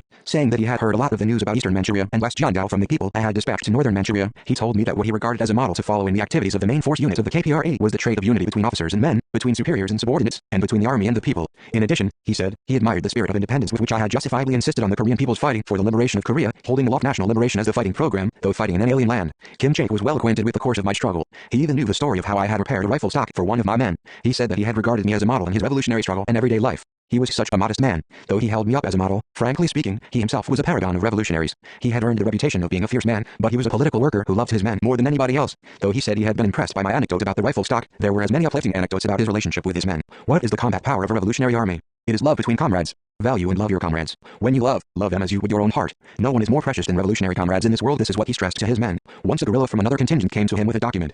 Kim Chaek ordered him to sleep in his own quarters while he himself studied the document. At night he went to the quarters, taking with him a needle and thread, and patched up the messenger's clothes and underwear. When he was accepting the document, he had noticed that the messenger's clothes were torn, and decided to mend them. The messenger belonged to another unit, but he took care of him as his own father or brother would do. 116. After every battle he would congratulate his men. He did this not to them as a group, but meeting them one by one. He praised each in concrete ways. You did this and that well when breaking through the gate. You did such and such well when attacking the puppet Manchu army barracks. You did this and that well and this and that wrong when shouting to demoralize the enemy. According to those who had fought in northern Manchuria, the soldiers fought more bravely after getting this kind of review. Kim Chaek worked in quite an experienced way with soldiers who were criticized or punished. When a soldier was criticized by his commander, Kim Chaek would meet him and examine him as to whether he had realized his mistake. If the man had not, he would talk to him persistently until he saw what he had done wrong. The following happened when Kim Tae-hong was a platoon leader. He once hurled severe abuse at an assistant machine gunner. Under a hail of enemy fire, the assistant, who had joined the guerrillas only a short time before and had not been tempered in battle, fired in the air. Incensed, Kim Tae-hong shouted, "You, coward, if your life is so dear, to you, put down the gun and go back to your parents. After the battle, Kim Chaek sent for Kim Tae-hong and said to him, you mustn't treat your men in that way. He is a raw recruit, isn't he? How can you hurl abuse at a man who is in battle for the first time? Instead of abusing him, you should first set a personal example. Thereafter, Kim Tae-hong never hurled abuse at his men. For all that, Kim Chaek did not show only affection for his men. He was a commander of principle. He persuaded, criticized or punished his men according to the situation. When someone made a serious mistake, he would subject him to a severe rebuke. This is what Jang Sang-ryong said in recollection of Kim Chaek after his death. In the winter of 1942 i.e. when Kim Chaek was fighting with a small unit in Manchuria after the Khabarovsk conference, his unit suffered greatly from a shortage of food. 117 One day Jang went hunting outside the secret camp. Finally, at dusk he shot a bear and a wild boar. After burying the animals, he hurried off, but he could not reach the camp before dark, for he was exhausted and the way was rugged. He stayed overnight in the hunter's hut not far from the camp and returned the next morning. Kim Chaek had ordered his men not to use the hut, saying it could be used by enemy spies. Learning that Jang had stayed overnight in this hut, Kim Chaek summoned John Changshao and ordered him to call Jang to account for it, saying Jang was not fit to be a guerrilla. John Changshao asked him to forgive Jang this once, as Jang had thus far fought faithfully for the revolution. Kim Chaek said, no, I can't. Make him stand outside in the cold for 3 hours. John Changshao took Jang outside as ordered. But before 2 hours had passed, Jang was in such a pitiable state that John Changshao asked Kim Chaek to call Jang in, as he must have fully repented of his mistake by that time. Saying that attempting to commute the penalty given to a wrongdoer was an equal violation of discipline, Kim Chaek ordered his orderly to stand John outside as a penalty. He called Jang into the tent only after the passage of 3 full hours. He told him to take a meal first. Jang sat at the table, but he could not eat the food put before him. He realized to the marrow of his bones what he had done wrong. Kim Chaek sat near him and said in a gentle voice, you might think your mistake was not so serious. That's wrong. Why do I take it seriously? It is because your mistake might reveal the whereabouts of our small unit and consequently ruin our revolutionary task, not to mention our safety. This is why I ordered the men not to use that hut. However, you neglected the order of your superior and risked your life overnight. What would have happened if there had been spies there? Jang engraved every one of these words on his heart. He told me. Kim Chaek was a man of few words, but each word he spoke was so weighty that it was as inviolable as an article of the law. 118 Once the enemy, to dishearten the anti-Japanese guerrillas, spread the rumors that Kim Chaek had been arrested, Pak Kil-song had surrendered, such and such a contingent had defected, and some calamity had overtaken Ho Hyung-sik. The commanders and guerrillas, who were well aware that these were sheer lies, were enraged. Disgusted by the false rumors, the commander of the second contingent decided to teach the enemy a good lesson, and drew up a plan to make the enemy pay dearly. He lured an enemy spy who was roaming about his camp and asked him to go down the mountain and negotiate with the military police for the surrender of his contingent. The military police informed him, through the spy, of the place and time of surrender, promising the contingent commander a generous reward. The police, guided by the spy, appeared at the promised place at the set time. Grinning at the contingent standing in lines in the forest, the police even waved their hands to them. At that moment the guerrillas aimed their rifles at them, shouting, stay where you are. The contingent commander said, you fools, we came here not to surrender, but to capture you. Hands up. The enemy leader protested. I have heard that the Communist Army does not tell lies. How can you go against your promise? An army must keep faith. Shame on you, the contingent commander replied. How dare you talk about faith when you spread false rumors and tell lies every time you have a chance? As you tell so many lies, we also told a lie. The contingent returned with the captured police. All praised its commander, saying he had done a great meritorious deed and a successful operation. It was similar to the incident of Pak Tok-pom, who had been criticized for advertising his surrender in order to capture food. Kim Chaek gathered the officers of the second contingent and criticized them severely, saying, to think that the guerrilla army could lie like the enemy do. What on earth is this way of thinking? However false the game was, how 119 could you use the surrender of guerrillas as a trick? You are not entitled to be officers of a revolutionary army. He then demoted all the officers, including the contingent commander. Perhaps this makes you think that Kim Chaek knew nothing besides punishment. But he was not an officer to give punishment at random. Let me tell you another anecdote. In a battle a guerrilla was so flustered that he retreated, carrying only his grenade launcher, and leaving his knapsack full of grenades behind on the battlefield. His unit assembled and criticized him. Criticizing or punishing the guerrilla who had lost his rifle happened occasionally in the units of the Revolutionary Army.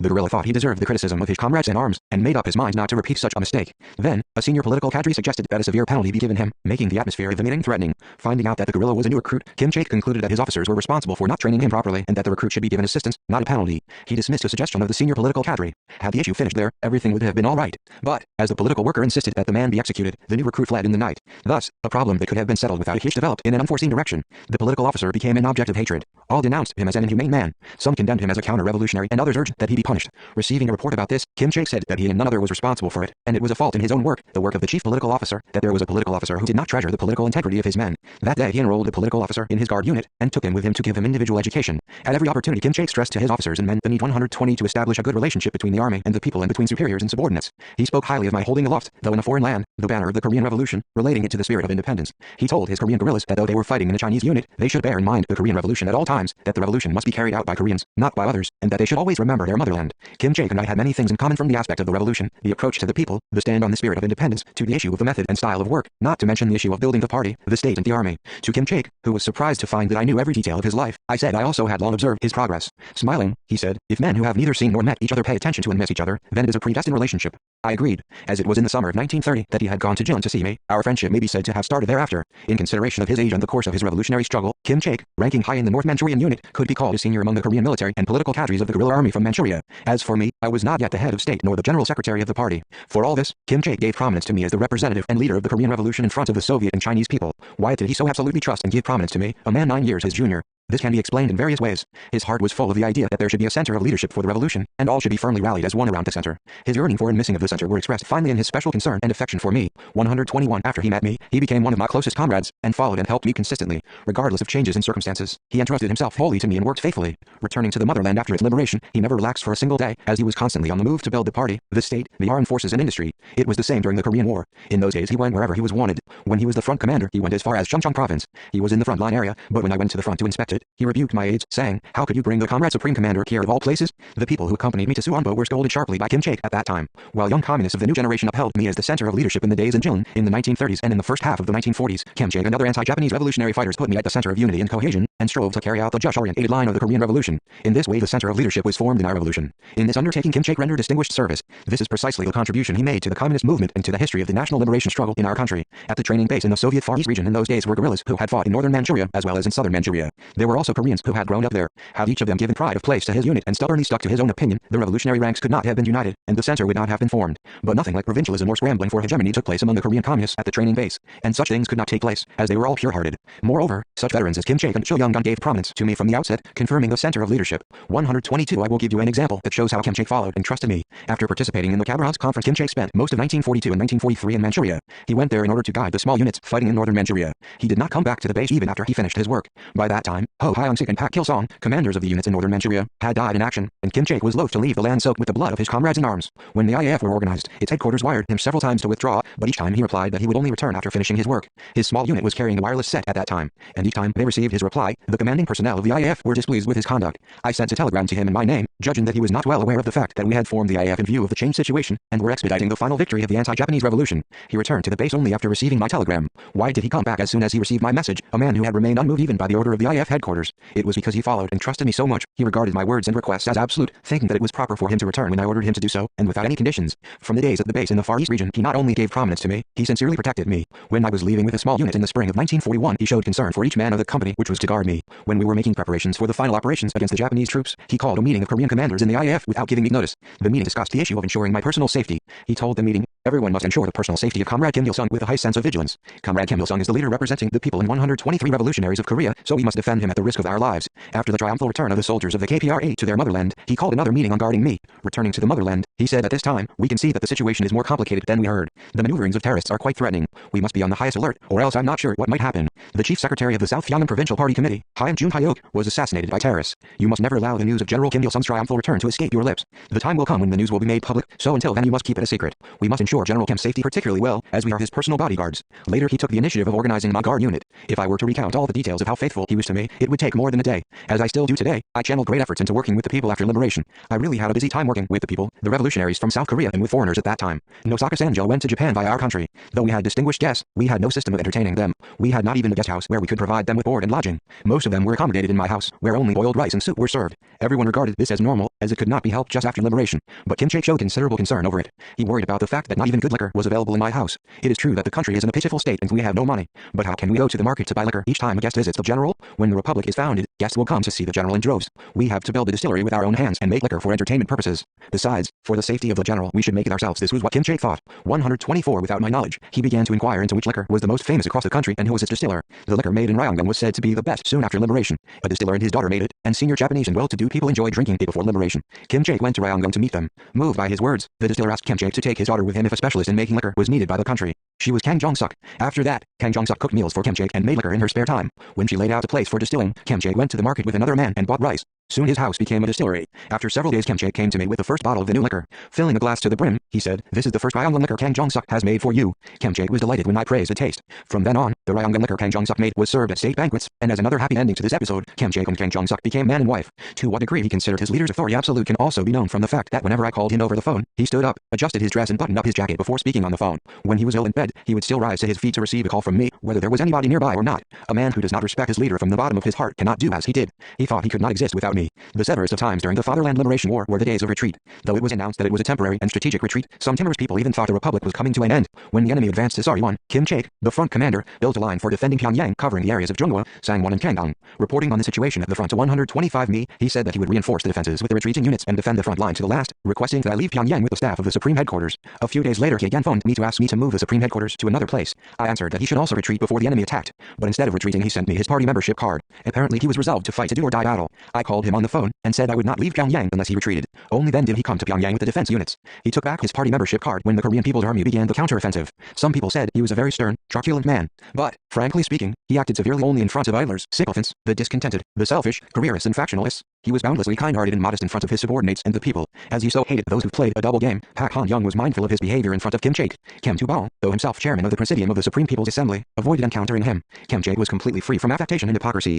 Immediately after liberation, his son, who had been wandering in Manchuria, was reunited with him. The young man was wearing shabby clothes and straw sandals. Nevertheless, Kim Chaek wanted to introduce him to me without first dressing him up in new clothes and shoes, as other parents would have done. He said to his son, "Don't feel ashamed of your straw sandals. You seem not to know what kind of man General Kim Il-sung is. Don't worry, you have so far lived barefooted, and you can't imitate a wealthy son all of a sudden. The general will be happier to see you in straw sandals and those clothes. If you were in a western suit and leather shoes, he would not be happy." When he appeared in my office with his son in straw sandals, the son he had met after 16 years of separation, I could not hold back tears. That day I 126 shed more tears than Kim Chaek did. How copiously he must have shed tears in his mind. But his family reunion lasted only for 4 years. Kim Chaek died because he overtaxed himself. He carried too large a burden. It was on January 30th, 1951 that I saw him last. At the time the Supreme Headquarters was in Kanhyeonra. That evening he came to me without prior notice. He said that the 24th of the previous month had been Comrade Kim Jong-suk's birthday, but he had failed to come to see me because he had been busy, although he knew I would feel lonely. He apologized, continuing that the end of this month was approaching and he had come now, as the more he had thought the more he had felt he had been remiss and he could not stand it any longer. I said to him, "In December last year we were in quite a hurry to drive out the Americans from the north of Korea. We didn't have time to visit each other, did we? Please don't worry about it." That day he was not like himself. I did not know why, but he was strangely sentimental. He asked me to take a stroll, so I went outside with him. He told me that he did not know before the war that there was such a scenic place there, and we should build an excellent rest house there after the war. I agreed. To be candid, we had been so busy after liberation building a new country that we failed to inquire into where valleys suitable for building rest houses and scenic places were situated. As for our own recreation, all we could do was go to the Maechen Ferry or the Jangchaiwan Bridge and wash our feet before returning. I still remember Kim Chaek trying to hide from my eyes, his socks ripped open at the heels. I gave him a pair of my socks, saying, "Don't overtax yourself with work. Take care of yourself. How can you stand the winter cold wearing torn socks? Please take care of yourself for my sake." That evening he wanted to dine with me, but Hokai unexpectedly 127 appeared to report about party work. He took a great deal of time over this report, without coming straight to the point. So Kim Chaek left Kanhyeonra without taking a meal. Leaving the Supreme Headquarters, he said to me, "We will be victorious over the Americans, General. Please don't work too hard, and look after your health." This was the last request he made to me. The request moved my heart in a special way on that day. That day Kim Chaek burned the midnight oil in his office before dying of heart failure. When the Minister of Public Health and Director of the Medical Bureau, Ri Pyong-nam, reported the news, I could not believe it. I could not believe that a man, who had talked with me just a few hours before, had died so suddenly. Disregarding my bodyguard's dissuasion, I went by car during the daylight hours, despite the danger from enemy bombers, to the place where the cabinet was situated. Only there did I realize that Ri Pyong-nam had told the truth. I regretted having failed to make Kim Chaek stay with me the previous night. Had he done so, he would not have worked late into the night and he would not have had a heart attack. Another thing I regretted was that on the evening when he called on me I saw him off without having a meal with him. Even if I had had a meal with him that evening, my grief would not have been relieved, and it still weighs on my heart. I cannot remember most of the things that happened on the day when I bade him my last farewell. The only thing I remember clearly is touching his hands for the last time before the departure of the hearse, the hands I had shaken for the first time in Khabarovsk 10 years before. I had not forgotten the warmth of his hands at that time, but on the day of the funeral they were icy cold, the hands of Kim Chaek, who had rushed to me before anyone else and clasped my hand whenever I returned from a field tour. Kim Chaek lived all his life as my faithful comrade in arms. That is all 128 the more reason why I cannot forget him. After his death, I looked after his sons as he would have done. I sent them abroad for study and arranged marriages for them. When his granddaughter was born, I congratulated them on her birth. I often invited them to my house and dined with them. Nonetheless, I could find no relief from sorrow, as I felt I had failed to do enough for them for Kim Chaek's sake. Whenever our revolution encounters trials and difficulties, I yearn for Kim Chaek. As I said before, I did not go to his grave by car. Whenever I went to his grave, I felt guilty about riding in the car, so I got off at the foot of Mount Taesong and walked up to his grave.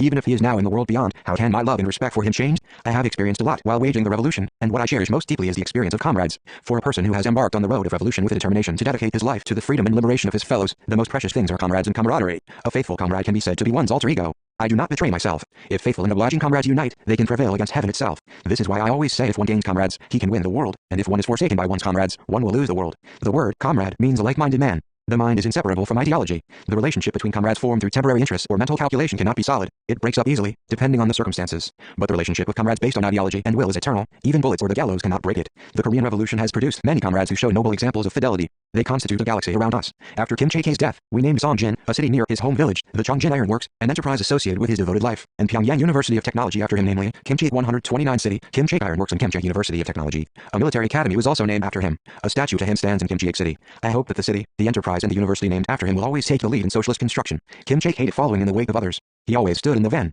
He performed significant things in the building of our industry. When I see factories and enterprises that fail to manage themselves efficiently, I say to myself, if Kim Chae knew this. If Kim Chae knew this. In the days when Kim Chae was Minister of Industry, the industry of our country operated smoothly. Some of our officials who are still active once worked with him. I hope they will not make his service to the building of our industry come to naught. 130. 3. Greeting of spring in foreign land. Visitors to the Korean Revolution Museum find themselves attracted to a photograph which bears an inscription by the great leader Comrade Kim Il-sung, greeting the spring in a foreign land. On a visit to the museum, he stopped in front of the photo and said that he valued it the most. When he recollected the anti-Japanese revolution, he often spoke about his memories of Comrade Kim Jong-suk. She was cherished in the great leader's heart as his dearest comrade, a never-to-be-forgotten comrade in arms. I posed for this photo when I was in Camp South. It was a temporary base near the town of Voroshilov for the units of the KPRA and the First Root Army of the NAJAA in their early days in the Soviet Union. It was also called Camp E. We spent a winter there and then moved into Manchuria and the homeland for small unit actions. In the summer of 1942, we settled down in Camp North after forming the IAF along with the NAJAA and units of the Soviet Army to cope with the rapidly changing situation in which the Soviet-German War and the Pacific War had broken out.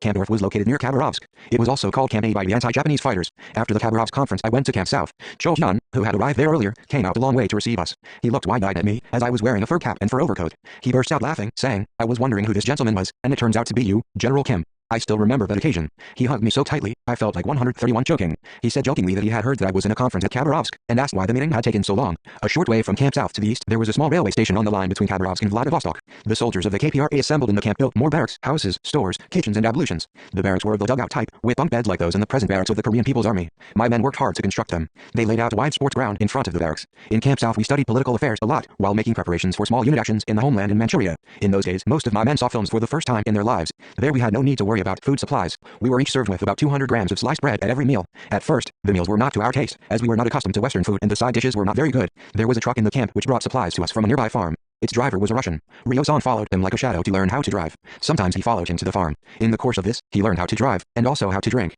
Apparently the driver was very fond of drinking. With this experience, Ryo-san worked as a driver for some time after liberation. He was mad about driving, but one day he ran into a fence while driving my car. After that, he was banned from driving. Once after liberation, the Soviet comrades who had been in Camp South visited our country. The driver was among them and met his old friend, Ryo-song, in Pyongyang. I will never forget the year when we spent the winter and greeted spring in the Far East region of the Soviet Union. The year 1941 witnessed a great change in our revolution and great events breaking out all across the world. In June, the Nazi army invaded the Soviet Union, and in December the Pacific War broke out with Japan's attack on 132 Pearl Harbor. Indeed, in 1941 mankind was plunged into innumerable sufferings and calamities. It was a year of misery, a year of conflagration, when human civilization that had been built up for thousands of years was crushed under armor and artillery fire. Viewed from the spring of that year, however, the Soviet-German War and the Pacific War were still in the future. We greeted 1941 full of optimism and confidence in the future. The time for the Korean revolutionaries to carry out the sacred mission they had assumed for the times in history, for their motherland and nation, was near at hand. That spring I thought a lot about our small unit activities and future joint operations, and exchanged opinions with my comrades. At that time Kim Chae and Ju Bao stayed at Camp South for some time, and I frequently consulted them. After the Khabarovsk conference we decided to form small units and dispatch them to the motherland in Manchuria. I made preparations to leave in command of a small unit. Pending our departure, Kim Jong-suk helped us in our preparations. By that time she and I were married. Fighting for the revolution, we had got to know each other, and while sharing life and death on Mount Patu, we had become friends, comrades, and life companions. It was around the time of the WNY conference that I first saw her. I am not sure whether it was during the meeting or after it, but I went to Sandaewon in Yeonji County. The party secretariat was located in Nangkyung, Sandaewon. I met her at a meeting of the officials of the secretariat held in Nangkyung. She was working with the secretariat at that time. Later, I met her again in Maonshan, as she had been enrolled in my unit. She, along with Kim Myung-hwa, greeted me in Manjung, and I was very impressed with her appearance. That day I talked a lot with her. Through our conversation I learned that she had no one to rely on except her comrades in arms. From that time on, she fought shoulder to shoulder with us. 133 in my unit, she took part in the Battle of the Fusan County town, and fully demonstrated her audacity and intelligence. I should say that I owe my survival in that fierce battle to her. With 7 or 8 other women soldiers, she was preparing the morning meal on a col not far from the battle site. In the depression was a house in which they could cook, as the smoke from the chimney could not be seen by enemy observers. But the enemy pounced upon the col all of a sudden. If this strategic spot were to be occupied by them, we could be attacked from both sides. Sensing the critical nature of the situation, Kim Jong-suk drew her Mauser and, with the other women soldiers, delivered heavy fire at the enemy, mowed many of them down and beat the rest back. The battle made her the favorite of her comrades in arms. That year, 1936 TR. We operated in Chenbai. Then in March the next year we set out on an expedition to Fusan. I have often mentioned this arduous expedition. Frankly speaking, everyone, including myself, was tired out. Every night most of the exhausted men fell fast asleep. But Kim Jong-suk would sit up all night by the campfire, mending the torn clothes of her comrades. As they marched through rugged mountains, their clothes were easily torn. Ma Tong-hee, a recruit at that time, had a hole burned in his cap from a campfire spark. Kim Jong-suk mended it neatly. As I learned later, she made everything tidy with the utmost care. That night I was moved by her kind heart, by the fact that she could not sleep in peace before she had helped others. This fact gave me a deep understanding of the woman. That was why I readily agreed to the proposal of some commanding officers to assign her to an underground workers group to be sent to Taokwonli. She did a lot of work in Taokwonli and Sanfa, and it was at this time that I found in her uncommon skill and ability as a revolutionary. She had an unusual ability to motivate the masses, awakening them to consciousness and enlisting them in action. The testimonial for a good citizen, which hundreds of people in Taokwonli and its vicinity are said to have submitted to the police with their signatures when she was arrested by the Jintan army soldiers, showed their affection for her. 134 How could she enjoy such trust from the people? Because she had worked with her full devotion. Whatever she did, she threw herself into it heart and soul, unafraid of death. And this was why she could survive any danger. She was afire with love for the people. She thought her sacrifice for others was not in the least wasteful. It was her nature to go through even fire and water if it was for the sake of her comrades. In April 1938, we had an encounter at Chuanshanzi on our way back from attacking the enemy in AUDIOBOOK. The battle was so fierce, I myself took a machine gun on the firing line and mowed down the enemy. As the enemy was closing upon us from all sides, we had no way out, nor even a chance to take a meal. Then I felt something warm at my side. I felt in my pocket, and found dumplings in it. Glancing round, I could see Kim Jong-suk running about the battlefield, putting dumplings in the hands of the comrades. We continued fighting while eating the dumplings. The food was cooked by a spring at the foot of a cliff. There was no knowing how she had climbed up the perpendicular cliff carrying a pan full of dumplings. She carried food to her comrades even running about the battlefield like that, lest they should go hungry, but she herself always went hungry. Once the unit ran out of cereals, and had only potatoes to eat. If a man eats potatoes for several meals in a row, he gets tired of them and loses his appetite. Kim Jong-suk was sorry to see her comrades in arms with nothing but potatoes to eat for several days, and racked her brains about how to stimulate their appetites. She ground up potatoes and cooked pancakes out of them, or made cakes out of them stuffed with stewed edible herbs. From that time on, her comrades ate the potatoes with relish. Kim Jong-suk lived all her life not for herself, but for her comrades. Her life started with love for her comrades, and developed on the basis of that feeling. In the course of this, she became a prominent revolutionary who displayed communist moral qualities to the fullest extent. All that she did throughout her life was for her comrades, her fellows, and for the revolution. 135 She did nothing for her own benefit. She never thought of herself at all. I can endure hunger, cold, and pain. I am satisfied if my comrades do not feel hunger, cold, or pain. If I can save my comrades from danger at the cost of my own life, I will face death with a smile, with no regrets. This was her outlook on life. The story about a blanket is sufficient to illustrate how sincere and ardent her love for her comrades was. Some time ago, So Sun Ok, one of her comrades in arms, came to Pyongyang from Yanji, China, to see me. She brought with her a blanket and a pair of binoculars. She had been a cook for the headquarters of the main force of the KPRA. Her husband, Kim Myung-ju, had also fought in the main force as an officer for some time. He had been widely known for his nickname, Yanji Prison. He had been in the 7th Regiment when we were operating in the Fusong area. Cho Hoo-suk, on her way back from underground work in Yaofengzi, brought with her So Sun Ok. So Sun Ok, only 15 or 16 years old at that time, joined the KPRA. Cho also took with her So's nephew. The recruit whom Ong Kwang-ho branded as an enemy spy in the Chinfeng secret camp was this very nephew. Kim Jong-suk loved So Sun Ok dearly. When camping, she would sleep with So Sun Ok, some years junior to her, under the same blanket. Kim Jong-suk and So Sun Ok were the only women guerrillas near headquarters. The blanket So Sun Ok brought with her to Pyongyang was the very blanket Kim Jong-suk had used with much affection. The blanket had always been on her knapsack. When it was difficult to recognize her because she was hidden by her large knapsack, I could tell who it was by the sight of the blanket. When So Sun Ok was leaving for a base for small unit actions, Kim Jong-suk gave her the blanket as a memento. At the base were Kim Myung-ju and Hyun Shal. She must have married Kim Myung-ju at the camp. On the day of her leave taking, So Sun Ok hugged Kim Jong-suk and wept without ceasing. Her departure was full of tears as the two women had 136 slept under the same blanket. Kim Jong-suk was worried at that time over what to give her as a memento. Putting the blanket in her knapsack, Kim Jong-suk said, "Well, please take this as a memento. It's not a new one, but don't forget that it carries my warmth, the warmth of your elder sister, who has loved you so much." The blanket came to me after half a century. Despite the passage of time, I could recognize the favorite blanket of Kim Jong-suk. The pair of binoculars was the one I had given to Kim Myung-ju. Had she had a thing dearer to her than the blanket, Kim Jong-suk would have given it to So Sun Ok without hesitation. She always said she was happier to give than to receive. It was her philosophy of life that she was much happier giving her tender feelings to others than receiving others' tender feelings, although the latter was also good. Her love for her comrades found a most distinct expression in her efforts to help me, with unstinted devotion. Loyalty to one's commander is in essence an expression of one's love for one's comrades. One year we fought many battles in which we had to skip meals, as we had run out of food supplies. When I was commanding the battle, someone put something in my pocket. I turned to find that it was Kim Jong-suk. After the battle, I looked in my pocket. There were cracked pine nuts wrapped in paper. I asked her where she had got them. She only smiled. Later, the women soldiers told me that she had climbed pine trees to pick the cones. She snatched me from the jaws of death on several occasions. She was always prepared to become a shield herself to protect me from enemy fire. During the battle on the outskirts of Dash-A, a critical situation arose around me. A group of enemy troops were approaching me stealthily, yet I was not aware of the situation, for I was commanding the battle. But for Kim Jong-suk's help, I would have been killed. She shielded me with her own body and shot all the enemy soldiers. So I was saved miraculously. Similar things happened on several occasions. The padded coat I wore in the mountains for several years was also made 137 by her. Apparently she had heard somewhere that floss silk was bulletproof, so she gathered floss whenever it was available and made a padded coat for me. As the coat she had made, stitch after stitch with the utmost care, sitting up late for several nights, fitted me perfectly. She was overjoyed. When I sat up all night or went to sleep at bivouacs, I would spread on the ground the deerskin I was carrying with me and lie on it, covering my body with the padded coat. Then I would feel warm enough. Nowadays, women do not do much knitting, I was told. They do not take the trouble, because machines do the job nowadays. Whenever I see knitwear, I am reminded of Kim Jong-suk. She did a lot of knitting for me. I wondered how she could manage to find time from her cooking duties to knit, and where she obtained knitting wool. Anyhow, she read books or did knitting whenever she had time. It was not easy to obtain knitting wool in the mountains. In those days we had to fight a battle just to obtain a packet of needles. Nevertheless, Kim Jong-suk made padded overcoats and waistbands, because she worried about my health, as I had to eat, sleep and march in the open in all seasons, fighting the enemy. She knitted woolen stockings for me every year until the country's liberation. I was sorry she took so much trouble for me, and I once asked her where and how she obtained knitting wool. She only smiled. I asked her again if she had woolen stockings of her own. She again did not answer. As I pressed her for an answer, she only said, "You are engaged in a great work, General, and you needn't worry your head about such trivial things." After liberation she again did knitting for me. If my socks were worn out, instead of patching them, she would unravel them, wind the yarn on a spool and knit new socks for me. She would work all night and put them by my bed in the morning. She could of course buy socks better than those in shops and markets, but she did not buy new ones. If a pair of new socks she had bought was worn out, she would unravel them and knit them again for me until the yarn wore out. She wanted to knit my socks herself. That was truly a womanly heart. 138 I once could not help becoming annoyed at her exceptional devotion to me. It was one winter, I cannot remember which year it was, when she gave me my clothes she had washed and then dried against her own body. She had tried to do it unnoticed by others, but the other women soldiers' high praise for her deed reached my ears. Dumbfounded at this unheard of episode, I called her to headquarters. I was near tears when I saw her face so pale from the cold. To think that she had done for me what my mother dared not do in her lifetime, I did not know what to say to her. The devotion with which Kim Jong-suk undertook of her own accord, the thing even my mother had not done, to sacrifice herself. I thought it must have been her warm feeling towards the man Kim Il-sung, as well as her revolutionary devotion to her commander. "Comrade Jong-suk, I respect your devotion to me," I said to her. "I am always grateful to you for it. But why on earth did you do this? What if you catch pneumonia? If I bask in your self-sacrificing devotion, do you think I will feel at ease? Don't do it again." Smiling, she said, "It is nothing at all if only I can see you, General, in good health." Though I was angry in front of her, I shed tears after sending her back. I don't know why, but I was reminded of my mother at that time. I felt as if Kim Jong-suk's kindness for me contained that portion of love my mother could not give me in her lifetime. I can never forget the look of Kim Jong-suk trying, biting her lips, not to reveal the chill she was feeling as she had been deprived of the warmth of her body by the wet clothes. In the subsequent years, too, she would dry my clothes with her body. All in all, she protected me from bullets, rain and snow, and from fits of cold with her body. Our contemporary historians call the road of anti-Japanese revolution we trod an unprecedented path. They are right. The anti-Japanese revolutionary veterans blazed a trail not only in the revolution but in love. Their life was 139 trying beyond imagination, but love blossomed on the hard rocks of Mount Puktu. I believe that an important thing in human love between parents and their children, love between husband and wife, love between sweethearts, love between teacher and his pupils, and love between comrades is the spirit of devotion. Throwing oneself into fire, facing the gallows or jumping into a hole in the ice if necessary in order to relieve the person one loves of hunger, pain and cold, even though one feels hungry, cold and painful oneself, only the self-sacrificing spirit of devotion can create the most beautiful, ennobling and sincere love. When I visited Manyundi on my return to the motherland after liberation, my family and relatives said that they had heard that I had married a good woman when fighting in the mountains. They asked where we had had the wedding ceremony, how it had been arranged, who had been the best man, and who had provided the wedding feast. I could not answer.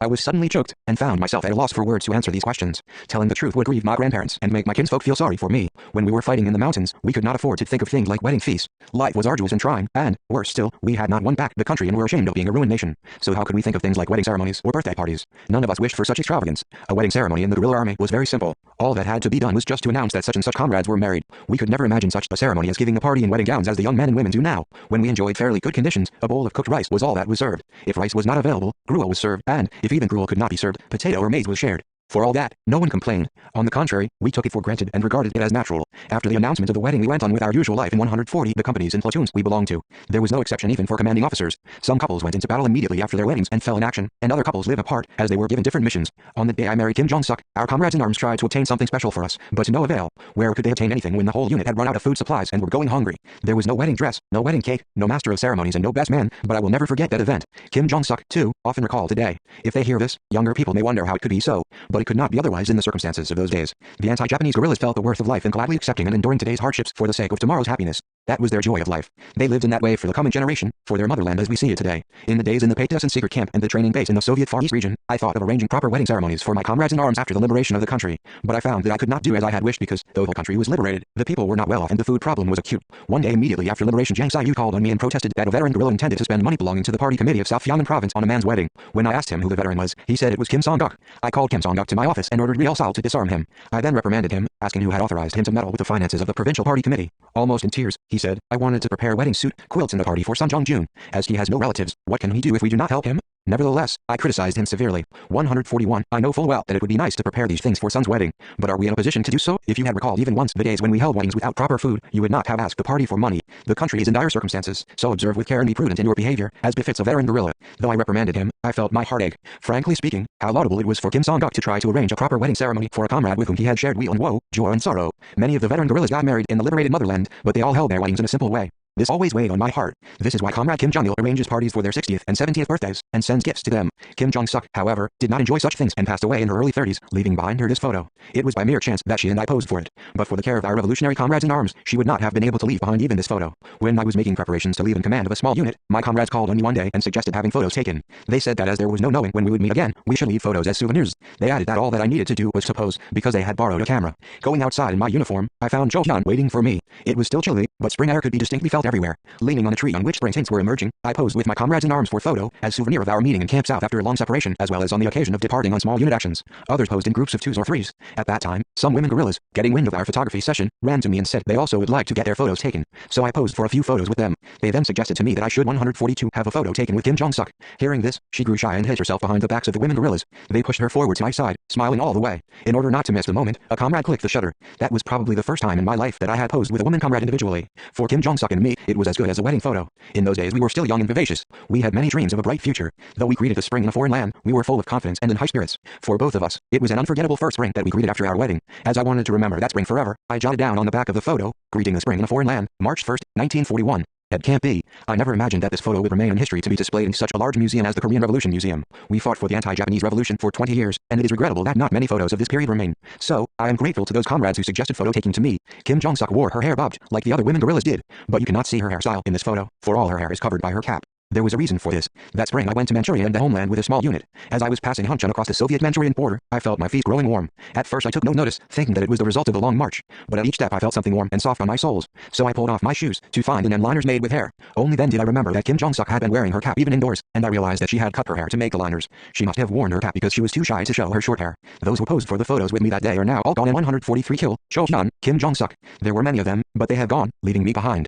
The young tree which Enkil, Cho-hyun and I leaned against to pose for a photo must have become a giant tree by now. I don't know how Camp South has changed. I should like to take time off to visit it someday. Even after liberation, Kim Jong-suk attended me with all her heart. How meticulous she was in taking care of me. She would change my collars once every few days. She starched them and smoothed them by pounding them with a club. This was because only pounded collars became soft and did not feel stiff to the neck. If starched collars are ironed, they become stiff, injuring the skin of the nape and restraining the free movement of the neck. She would pound the collars with a club only when I was not around. She did not do it even once when I was at home, lest it disturb my thinking. I will tell you one more anecdote related with her faithfulness. On the eve of national liberation, I went to Moscow to participate in a meeting to discuss the campaign against Japan. One night, sleeping in a guest house, I had a dream. Kim Jong-suk carried armfuls of books into a spacious room and told me to read them as I liked, adding that I would not be able to read them all in my lifetime. I woke from the dream and told my comrades about it. They interpreted it as meaning that I would be president. Interpreting the dream in this grand way, joking, for some minutes, they said I would be very lucky in the future, and congratulated me. On my return from Moscow, I told Kim Jong-suk about the dream. Smiling, she said it was a good omen. As the months passed, the memory of the dream grew dim. However, Kim Jong-suk did not forget it. When we were living in a house at the foot of Mount Haebang after the liberation of the country, she filled the shelves of my study with books and asked me to read them to my heart's content now that the country had been liberated.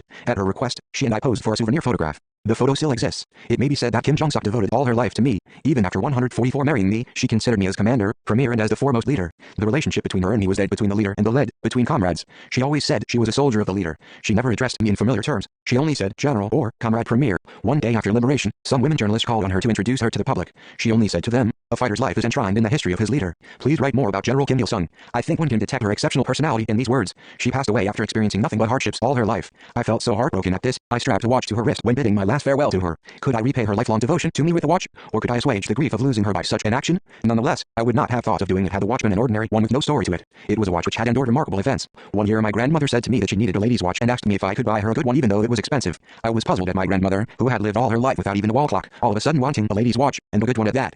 I bought such a watch, and took it to my grandmother. I asked her what she needed it for. "I heard," she said, "that you got married in the mountains without any fine presents or a feast. This weighs heavily on my heart. A long time has passed since you returned from the mountains, but I haven't arranged a party for you nor have I had clothes made for you. So I want to have Jong-suk wear a watch. I would be happy if she wore a watch." The watch Kim Jong-suk took with her when departing this world was the very same one. My grandmother's affection for her grandson's wife was really deep. This affection also represented that of my father and mother, who had died long before. 145 however, I did nothing for her. She had arranged a birthday party for me, though simple, every year, but while living with her for nearly 10 years after our marriage, I had not arranged one for her. She had not even allowed me to mention her birthday. As I felt sorry about having done nothing for her, I offered her a glass of wine when I dropped in at my old house for lunch on the day the Republic was founded, saying, "All these years you have taken so much trouble to look after me, but so far I have done nothing for you. I have only given you trouble. Today I wish to offer you a glass of wine." She said, "What do you mean by saying that you have done nothing for me? You gave me wonderful presents by founding the party, the armed forces and the Republic. You have made my lifelong wishes come true. I have nothing more to wish for." In the year after Kim Jong-suk's death, women veterans collected money and presented it to the party, asking that her grave be renovated. When the project started, I visited her grave on Moran Hill, and found that a steel fence, stone facing and granite steps were being built.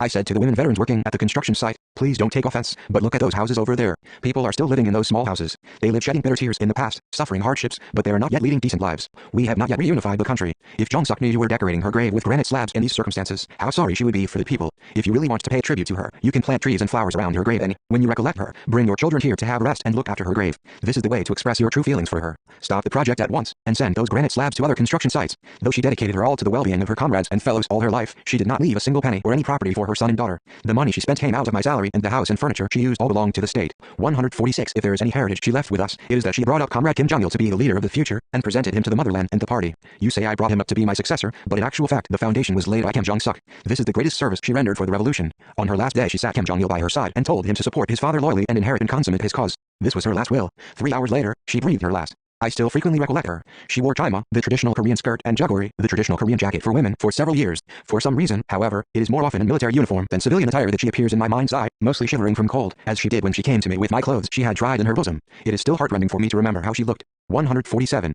4. The days of small unit actions. At times, the publications on the payroll of Japanese imperialism gave wide publicity to the effect that the units of the anti-Japanese Allied Army had been looted if their commanding personnel fell in action. Even though they knew full well that large forces of the anti-Japanese Allied Army were putting up resistance as ever, the Army and Police of Japan in Manchukuo, including the headquarters of the Guantan Army, too, said that the guerrillas had been wiped out in the early 1940s. If their claim that the anti-Japanese armed units had been looted and an end had been put to our resistance was true, then why did Nozo move his headquarters from Jilin to Yanji, the theater of operations of the KPRA, and mass his troops northeast of Mount Patu, the troops that had been enlisted to attacking Yangjinyu? And why did he throw into punitive actions against the guerrillas not only the forces of the Guantan Army and the puppet Manchukuo Army and Police, but also the rabble of the Railway Guards and Concordia Association? Even in the days of small unit actions, we fought continually. While avoiding meaningless clashes, we struck the enemy hard when necessary. Of course, we avoided fighting large battles. We instead channeled great efforts into political work with the masses and reconnoitering. We also sent a great number of small units, groups and political workers to the homeland to make preparations for an all-people resistance. The sizes of small units and groups were different according to the situations, but usually small units consisted of 10 to dozens of men as well as groups of only several men. They were unlikely to suit their missions and duties. After their formation, we defined their tasks and their areas of operation. According to the tasks assigned, some small units in groups 148 conducted mainly political work, some performed military actions, and some were engaged in reconnaissance.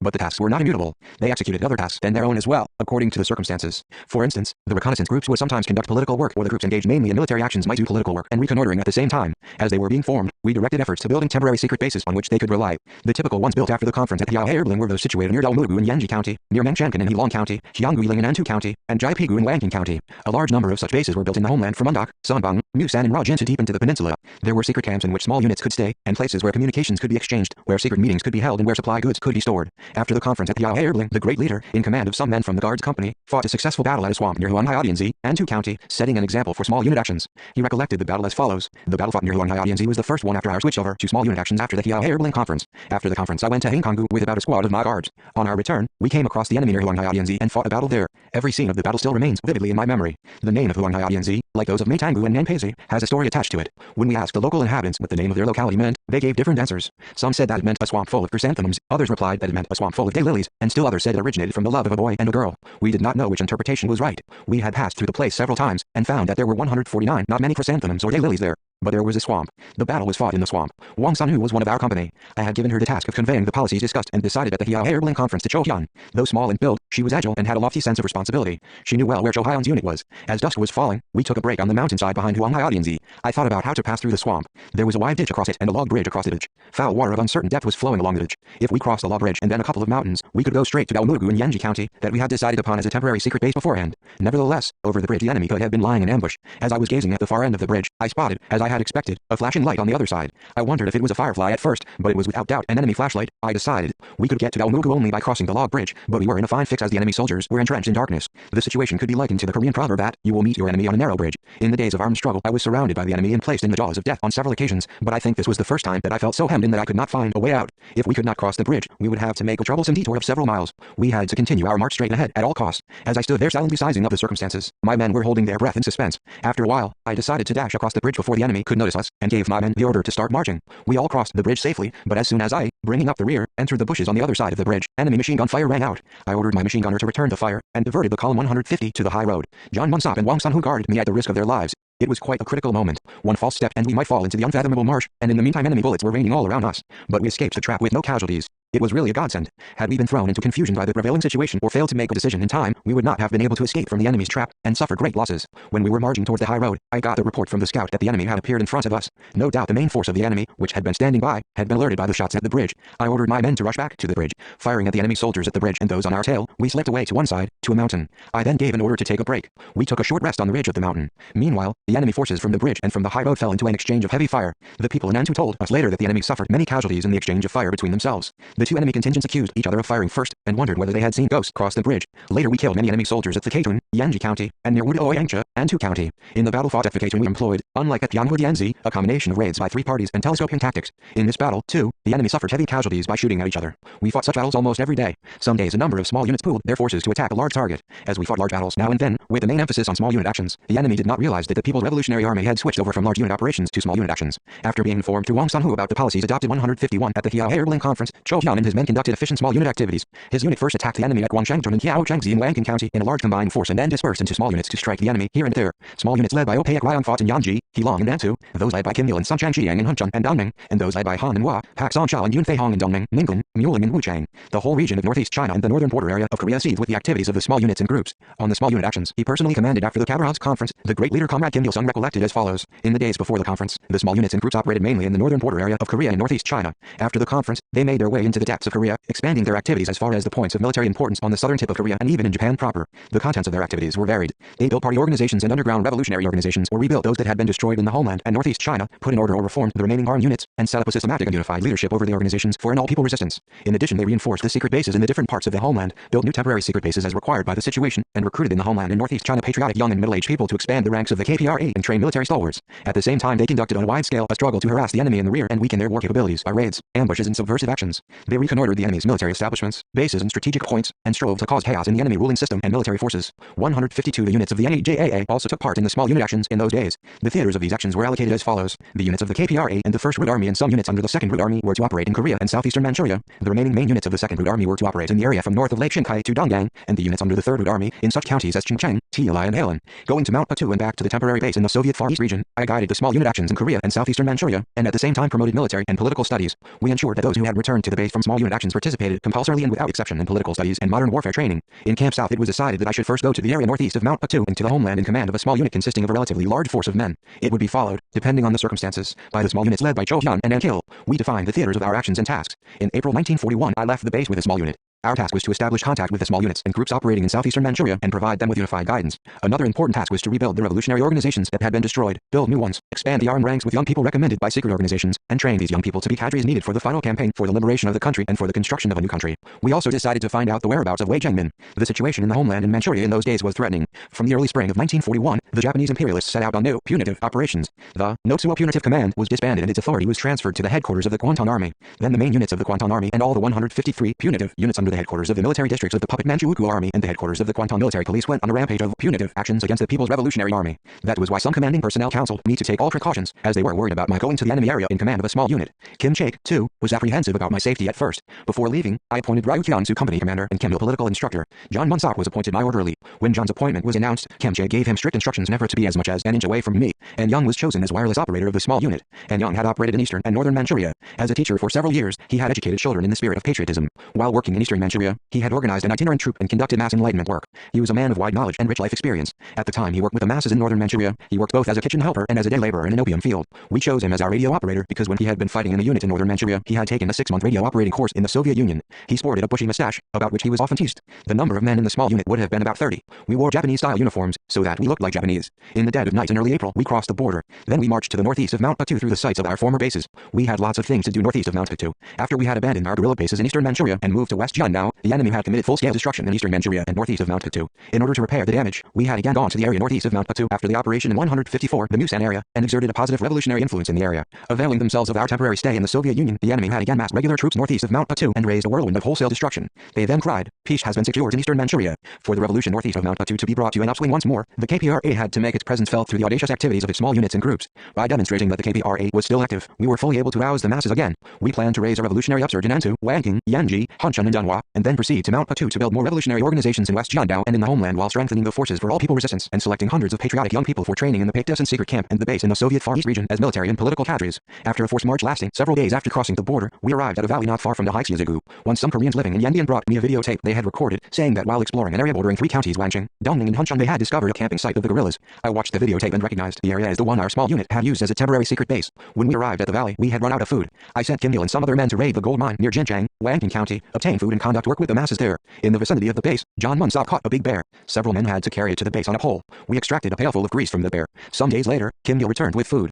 Crestfallen, he reported to me that Jang Hong Ryong had been killed on the mission. It had been because of Ji Kat Ryong that Jang had been killed. She had stubbornly insisted on having a meal on the way back from the raid on the gold mine, and the party was 155 delayed for about an hour, during which the pursuing enemy surprised them. Regretting that he had not refused his request to take a meal, Kim Il said he was ashamed to face me. Zhang's death tore our hearts apart. We felt even sadder as we looked back on how he had made painstaking efforts to make up for his mistake when he had been given a penalty concerning an incident involving an ox. Coinciding with Zhang's death, a guerrilla of Chinese nationality was captured by the enemy. The result was that the whereabouts of our unit was revealed. The enemy pursued us tenaciously, saying that Kim Il-sung had reappeared. I thought that the news of our reappearance would rather serve our purpose. If the enemy made a commotion about this, then it would be known to the people, and in the long run it would be tantamount to making public the struggle of the KPRA. In fact, the enemy was giving publicity to our struggle. To cover our traces, we crossed a pass and marched towards Taipinggu. In early May, we arrived at Jiabigu, Wanking County. There I parted with Kim Il. He was to operate with a group which had a temporary secret base at Jiabigu. In the areas of Luozigu and Tumenjiang, the theater of the group's operations, there were many organization members we had trained with great efforts in the days of the guerrilla bases. Telling Kim Il that Cho Chun-duk's family would be living somewhere around there, I asked him to establish contact with them, and Young, the radio operator, was to remain at the Jiabigu base with 2 of his assistants. The base played the role of an intermediary liaison center. I left Jiabigu with about 20 men for the wide areas on the Tumen northeast of Mount Puktu. We planned to operate circling around Dunhua, Antu, Fusong, Heilong, Yanji and several other counties in eastern Manchuria. Passing through Dunhua County, we built a base at Hankonggu, Antu County, and set up a liaison center. I had met Wei Jiangmin last at Hankonggu, 156. By the time we arrived at Hankonggu, the season had changed. The forests were thick and it was hot at midday. From there I dispatched groups for political work to Changbei, Dunhua and Zhejiangzi, as well as to the homeland and Mount Puktu. Han Changbang and Han Feirayong were dispatched to the Changbei area. Their task was to guide the activities of the secret organizations there and to locate the families and relatives of guerrillas, link them to organizations and send them to the homeland. Changbei was home to many of the soldiers of my unit. If their families and relatives were all affiliated with organizations and planted in the homeland, they could play an important role in forming organizations for the All People Resistance Movement. I gave the 2 men the task of selecting excellent young people and sending them to our base in the Soviet Far East region. I told them in detail whom they should contact in Taoquani and Changbei, and in other places. I ordered them to make inroads into the homeland after building up underground organizations there and entrench themselves among the working class. John Munsop and Kim Hongsu went to the head of a valley in Zhejiangzi and dug up the weapons and maps we had buried there previously and returned with them. Those who had been to Dunhua brought an old man with the surname of Pak from a forest near Yuangu. He had been eking out a living by hunting wild animals. He had in the past been affiliated with the Anti-Japanese Association, an underground organization in Wadian County. I had a long talk with the old man. He said that the mountains were crawling with the Japanese punitive troops and their students. He added that we should take care as the huts of charcoal burners and opium growers, as well as the huts where beers had been kept and caves were all occupied by enemy spies. Complaining that underground work was quite difficult as the enemy had locked up all the local people in internment villages, controlling their travel and making them keep watch on one another, he said he would, for all that, do his best for the benefit of the guerrillas. Frequenting the Dunhua County town and the internment villages, the old 157 man brought us a list of those connected with our organizations and the food and goods we needed. On the basis of the materials he obtained, we rebuilt the organizations in this area rapidly. Later, the old man was arrested by the enemy and executed. In this way, we enjoyed the active support and cooperation of the people in the days of small unit actions. This support proved to be a great encouragement for us in our difficult struggle in the enemy area. This was clear testimony to the fact that the people had already been aroused to engage in all people resistance. While expanding the network of underground organizations, we endeavored to find the whereabouts of the remaining units under the 1st Root Army and Wei Jiangmin. First, we reorganized ourselves into 3 teams and operated in the counties of Dunhua and Wadian, the Antu area, the area north of Heilong County, and the area of Fusong County. In those days, Ryu Jiangsu did his work faithfully, despite many hardships. In order to get to Jiabigu in Wadian County, he had to cross the swollen Fire River. But the river was impassable. Finally, he ran out of food and he had to return. Going hungry for several days and worried about his failure to perform his task, he fell ill. But someone had to go to Jiabigu, come what may. I decided to go there personally, leading a small unit. On hearing this, Ryu Jiangsu, who had been bedridden in a corner of the tent, struggled to his feet and approached me, saying, "You mustn't go. I'll try again." My efforts to dissuade him proved futile, and eventually I could not but accede to his request. In every man's life there is a moment when his character is tested. Each second and each minute of our do-or-die guerrilla struggle was such a moment. We experienced scores of times a day the moment when we had to make a decision whether we would dedicate our lives to the struggle or abandon it. 158 Whenever he was faced with a critical situation, Ryu Jiangsu threw himself into it as if he were a human bomb. So I always sent him to the tightest corner, assigning simple tasks to his comrades in arms and shouldering difficult tasks himself, giving others the credit for successes and trying to discover the cause of any mistake within himself when anybody had to be called to account, and willingly receiving reprimands or penalties. This was Ryu Jiangsu's personal appeal and an important reason why he was loved by all. When he was leaving for Jiabigu, I ordered that he be given all the food we had. Behind my back, he asked John Munsop whether there was any food left for me. As John Munsop, at a loss what to say, was hesitant, Ryu reprimanded him for his failure to do his duty as my orderly, and poured out grain back from his knapsack. Having performed his task, Ryu Jiangsu returned after several days. He had apparently undergone such great hardships that he fell unconscious as soon as he saw me. I pulled off his shoes. Gangrene had already set in his feet, and bloody pus was oozing out. As I spooned thin gruel into his mouth, he managed to open his eyes and gave me the report of his work. In the vicinity of Jiabigu, they had met a peasant who had had contact with the guerrillas, but the peasant had given them a wide berth. Failing to meet Kwak Ji-san and others, they had roamed about and only heard the rumor that Wei Jiangmin had died. Though he had done his best, Ryu Jiangsu was very sorry that he had not performed his tasks to the full. Ji-Cap Ryan, who had been to Wangbozi with another group, surrendered to the enemy. The trials of 1941 were a touchstone that distinguished once again who was a true revolutionary and who was a sham revolutionary. These trials and examinations continued without interruption until the day of the country's liberation. The anti-Japanese revolutionary veterans who returned to the liberated motherland are precious men and women tested in trials 100 times, nay, 1,000 times. 159 soon after GCAP Ryan G's betrayal, the enemy, aware of our whereabouts, swarmed into our base like wolves. In command of the unit, I broke through the enemy's encirclement and headed for Antu via -A and Kiaoshe. Working in the large area of Antu and Fusong, we concentrated on the work of expanding the organizations we had formed previously.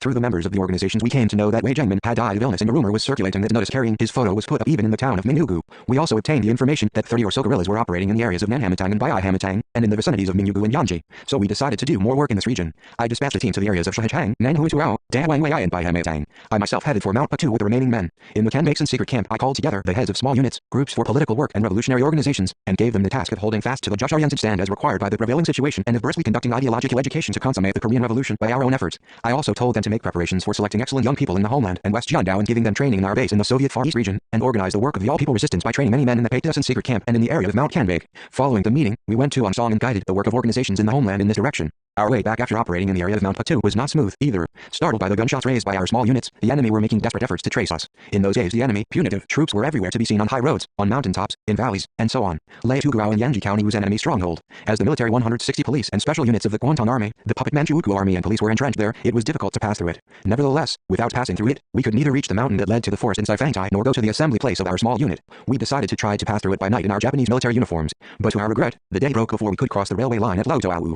We had to stop marching in the daytime and hide ourselves in a safe place. We looked down from a mountainside at some houses along a main road, and a railway station not far away. We made up our minds to enter the houses and wait for dusk to fall. I quartered my men in the houses, and I myself stayed in the house on the road. One man, disguised as a Chinese peasant, kept watch while weeding in a nearby field with a hoe, while the others all rested. At noon, men in yellow clothing flung open the door of the house I was staying in. They were surprised to find several men in military uniform in the house. When the man leading them attempted to turn back, one of my men poked a rifle into his back. I told the man to come inside. Apparently they had taken us for Japanese soldiers. I asked him who he was. He said he was head of the Concordia Association and had come to the village on receiving a report that Kim Il-sung's unit had appeared there. I told him point blank that we were the KPRA. Hearing this, the man trembled. I learned valuable information from him. From a newspaper he had brought with him, I learned for the first time that the Soviet-German war had broken out. He told me that the Japanese had become agitated all of a sudden and were massing their troops in the Soviet-Manchurian border area, and a rumor had it that a Soviet-Japanese war would break out before long. I told him to go to the police after we left the village and report that Kim Il-sung's unit had passed through Lautoau in broad daylight. 161 receiving the report, the enemy were said to have made a great fuss, crying how could it happen that Kim Il-sung's unit had taken a meal and had a siesta under their very noses. Without suffering any loss, we arrived at Jiapigu, Wangking County, the assembly point.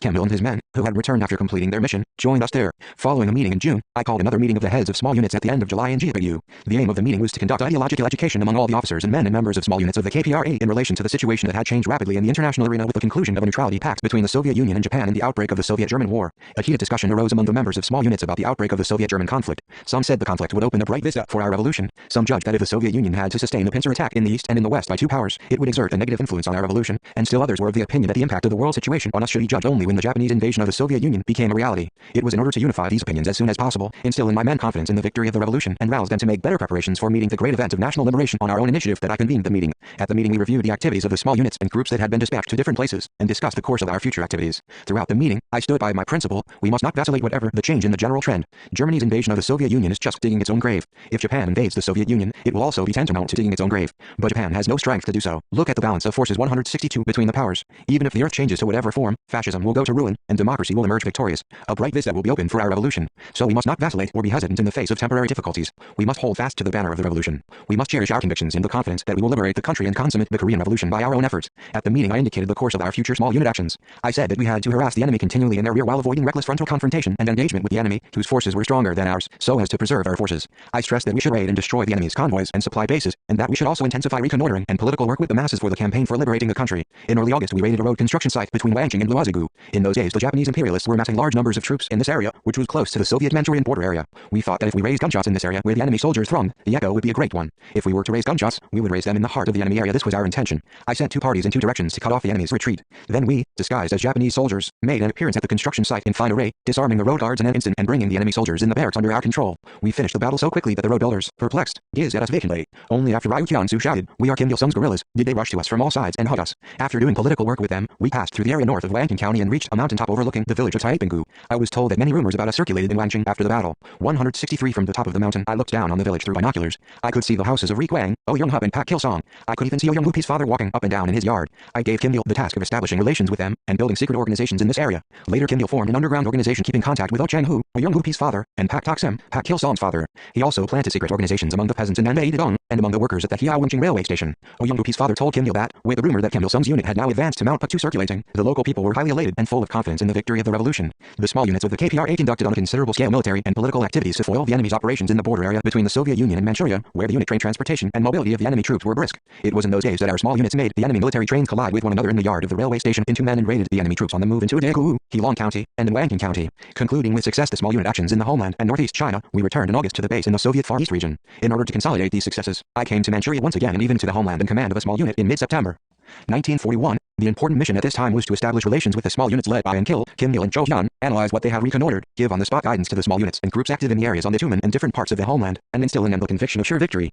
This was of great importance in expanding the theaters of activities of small units and groups deep into the homeland, preparing for the great event of national liberation and getting forewarning of Japan's plan to invade the Soviet Union. 164 before departure, I saw to it that An Young met his wife. Ri Young-suk, An Young's wife, was in Camp North. She had married him, the night school teacher of her village, on the advice of her parents and fought together with him and Cho Young-gun's unit. After her husband had gone to the Soviet Union to learn radio operation, she had not heard from him. How eagerly he must have wanted to see her, as he had heard she was in Camp North. So I told him to meet his wife. In the heart of a man who goes on a difficult mission there must be no clouds. After seeing her he seemed to have been further encouraged. He was all smiles. Near the campsite we had set up in Wangjing there was a river. Ri Tuik and John Munsop caught fish there. They were both good at angling. The river was swollen after heavy rain. While angling, they caught a bear that was licking up red ants on a rotten stump. We dismembered the bear and put some of its meat in the river. Mountain water is so cold that it preserves any meat put in it. Wheat flour kept in a deep pool does not degenerate either. If it is put under the water and bag, it looks as if it would be soaked with water, but this is not true. Only the outer surface gets wet, by about 1 centimeter, and its inside remains intact. Life in the mountains is, as a matter of course, inconvenient, but there are knacks and methods peculiar to this sort of life, making it more comfortable. One day I called the commanding personnel of the small units together and analyzed what they had reconnoitered so as to discuss the situation.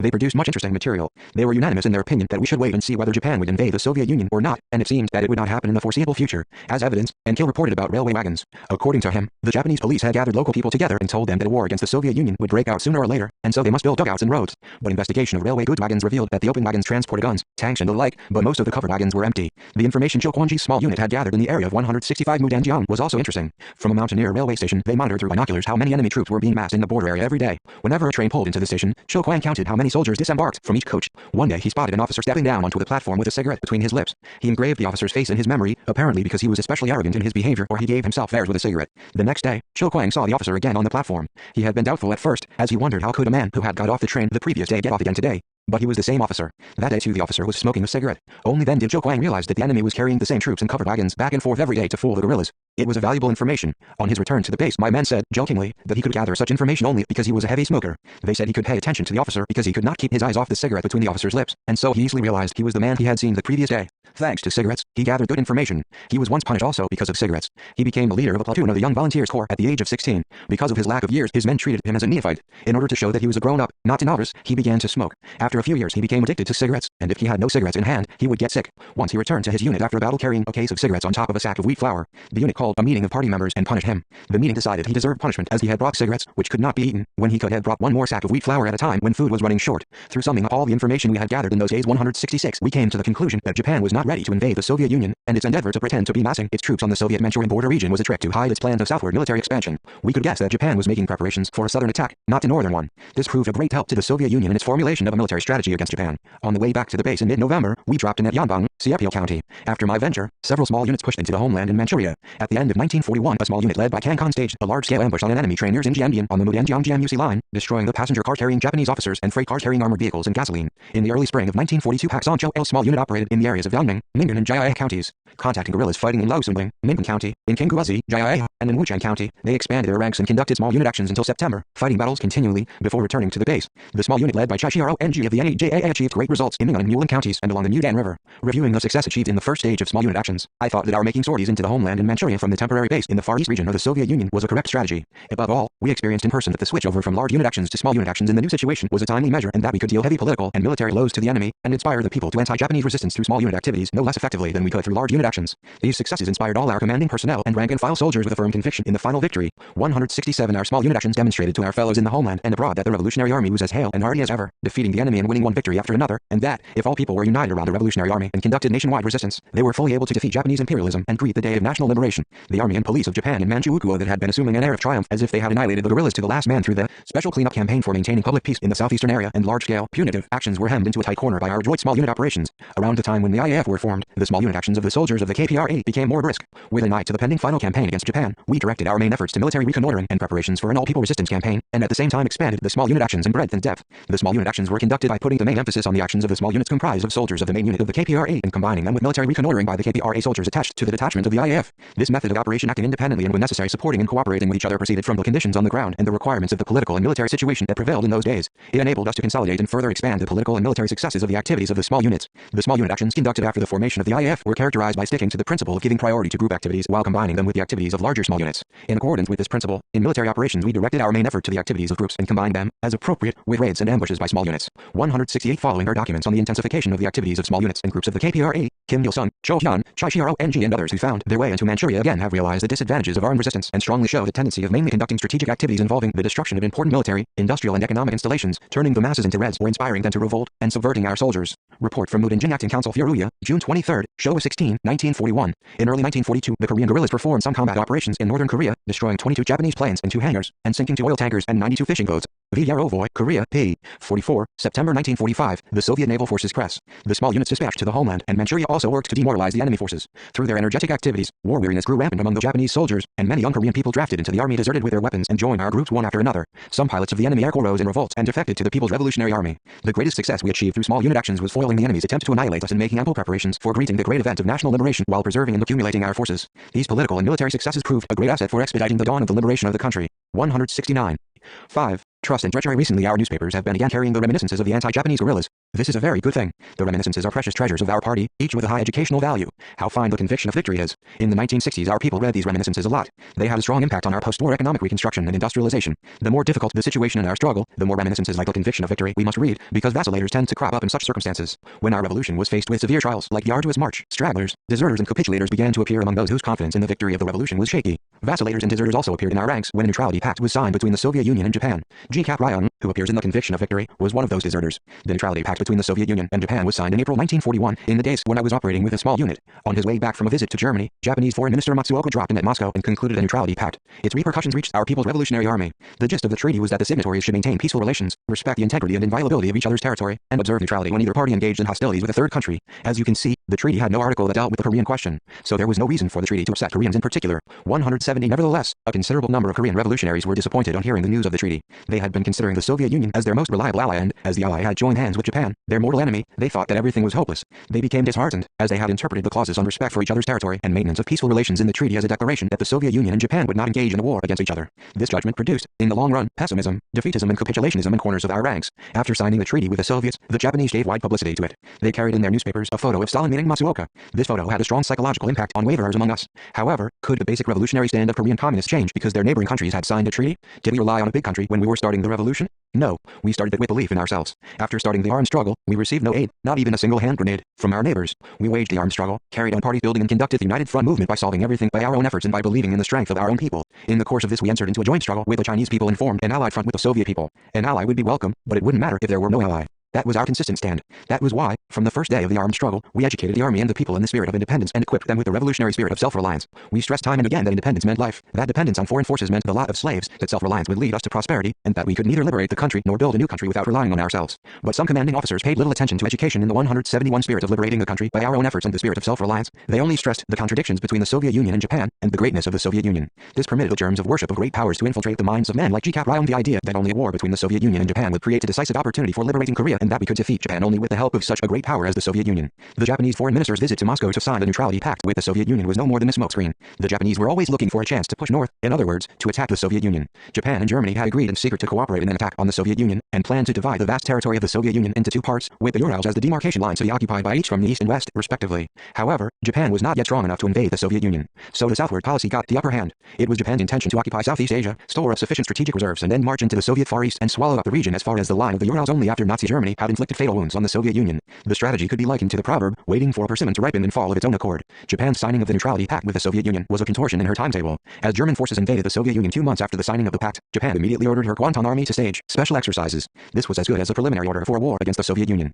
During these exercises, the strength of the Kwantan Army on the Soviet Manchurian border doubled. This revealed what the Japanese really had in mind. The mere fact that Matsuoka, the mastermind of the neutrality pact, asserted that a war against the Soviet Union was imminent shows how cunning and brazen-faced the Japanese ruling circles were. Was the Soviet Union fooled by this trick of the Japanese? It knew 172 Japan's strategy too well for that. Seeing, however, that Japan was taking the initiative in proposing to maintain peaceful relations and respect each other's territorial integrity, the Soviet Union, that had been guarding against a possible pincer attack from the east and west by Japan and Germany, felt that this was a lucky chance. In those days, the Soviet Union was faced with an unprecedented threat of invasion by Nazi Germany. The large German forces massed on its western frontier might attack at any time. Japan's professed neutrality in this situation, in spite of her covetous eye on Siberia, gave the Soviet Union the respite of a possible delay in having to fight a two-front war. When Matsuoka was leaving Moscow, Stalin was said to have seen him off at the railway station. This fact eloquently spoke of the mental state of the Soviet leadership on the eve of the Soviet-German War. So how ignorant it was to think that the Soviet Union had become a friend of Japan by signing the neutrality pact. The more tense the situation is, the soberer must be the estimate and judgment of it. If you take a phenomenon at its face value, failing to see through its essence, you are liable to make a fatal mistake. G-Cap Ryong made such a mistake. G-Cap Ryong's defection was also called the Wangbobozi incident. The incident took place in the spring of 1941, when I was operating in the N2 area in command of a small unit.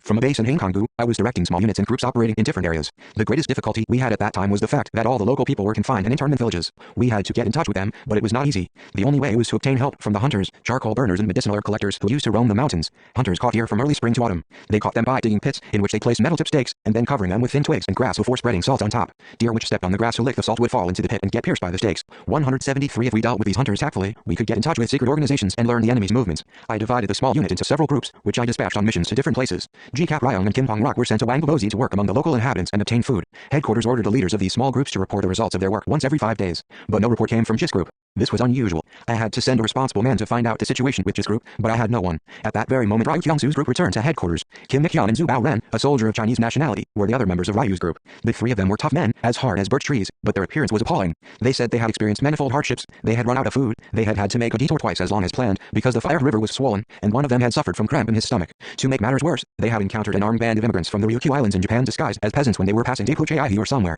They had had a hard time to be pursued by these people. On hearing about this armed band, I thought the Japanese imperialists were really nasty and cunning. Ryu Kyungsu and Kim Mik-hyun told me the story in turn. The band numbered about 100. As they wore peasant clothes and were sowing seeds, our men thought they might obtain food with their help. This got them into trouble. Hiding by the roadside, our men watched for a chance. When they saw a man walking to the edge of the field, they told him that they were anti-Japanese guerrillas, and asked him if he could help them buy food. But the peasant did not understand them. Perceiving that he understood neither Korean nor Chinese, they thought he must be deaf. So they tried gestures. Only then did he understand. 174 The peasant walked slowly back into the field, and then all of a sudden shouted something. Immediately, the men in the field scattered here and there and took up rifles from behind piles of stones and bushes. They pounced upon our men, firing and shouting. Simultaneously, 2 machine guns began to fire. They were almost trapped. They ran for more than a mile, and sank down exhausted as soon as they had thrown off their pursuers. By chance they found some potatoes in a field, boiled them and ate them. They could not find the owner of the field, so they wrapped in oil paper 50 yuan to pay for the potatoes, fastened it on a pole and set the pole at the edge of the field so that the owner would notice it. In those days a draft ox cost about 50 yuan, and they left 50 yuan as the price of a few potatoes. The fact that they encountered a band of Ryukyu immigrants armed even with machine guns speaks volumes about how trying the circumstances were in the days of small unit actions. In order to disintegrate the revolutionary ranks, the enemy enlisted every means and method conceivable. When he knew that somebody had to go to see what was the matter with G-Cap Ryong's group, Kim Mik-hyun, though utterly exhausted, volunteered for the mission. The next day, I dispatched him to Wangbobozi. Kim Mik-hyun found that G-Cap Ryong, out of defeatism, had totally neglected the assignments entrusted to him by headquarters.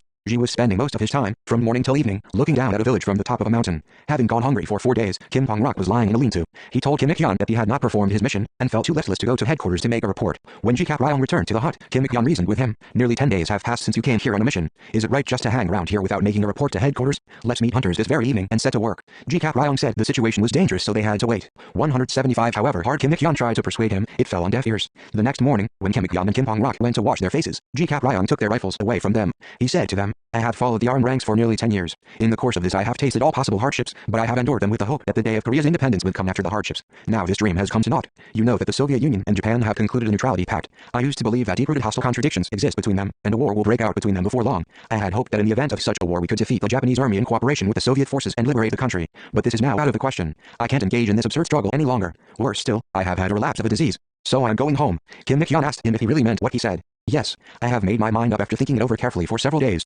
Follow me if you also want to go, was his reply. If you want to go, retorted Kim Pong-Rok in tears, go alone. If I have to die, I'll die at the side of the comrade commander. The future of the revolution may seem gloomy, but how can you desert him? Ji said, though I desert, I'll never commit foul crimes like Ramsu-san. Believe me, wherever I go, I will live like a man. Kim Ik-yeon berated him. However gloomy the future of the revolution is, we can't follow you and desert the comrade commander. How immoral it is to follow a man when the times are good and desert him when the times are bad. You say you will live like a man, but you will see after going down the mountain that you will not be able to live a manly life however hard you may try. From the moment you lay down your arms, your life will be worth no more than a pebble. Look what became of Ramsu-san, Cho Young-bin and Kim Paek-san. So don't go over to the enemy on any account. Give us our rifles back. Saying that his mind was made up, Ji told them he would not give them their rifles back until he had descended the mountain safely and that he would 176 hang the rifles on a bridge not far away from the hut before going on his way. After Ji went away, Kim Pong-rok went to the bridge and returned with the rifles. Kim Ik-yeon and Kim Pong-rok left for the rendezvous. As they had not eaten anything for days and encountered enemy soldiers on their way, they arrived at the rendezvous much later than the set date, so they could not meet the messenger I had sent there. It was a rule in our guerrilla army that headquarters would move to another place after a small unit had been dispatched and a messenger had been sent to the former site of headquarters. Though they failed to meet the messenger, the two men did not leave the place. Eating grass boiled in water, they waited for the opportunity to get in touch with headquarters. When grass is boiled in water with salt in a pail, the water becomes green. They lived on that water. One time they boiled an ox bone discarded several months previously. Something like rice was floating in the soup. They were maggots, not grains of rice. After eating the soup with the maggots, they swooned. On the verge of death from hunger after some days, they wrote a message on a tree after scraping some of the bark away. They wrote with a piece of charcoal they had found at the site of the campfire that Ji Kat-ryong had deserted, and Kim Ik-yeon and Kim Pong-rok had died of hunger. They then lay in the bushes side by side, waiting for death. Had we not sent John Munsop there at that time, the two men would have died right there. Reading what was written on the tree, John Munsop called out their names as he searched for them, but the two men had no strength to respond. John Munsop found them only after hearing a faint groan. John Munsop took a great deal of trouble to bring the two comrades in arms to headquarters. In the end he grew so worn out he could hardly move his legs. With all his strength he brought the two men to headquarters. Only after we poured some spoonfuls of thin gruel into their mouths did Kim Ik-yeon and Kim Pong-rok gain consciousness. This is the story of the Wangbobozi incident. We learned serious lessons from this incident. 177 The most serious lesson was that we should teach our men to refrain from worshipping great powers and believe in their own strength.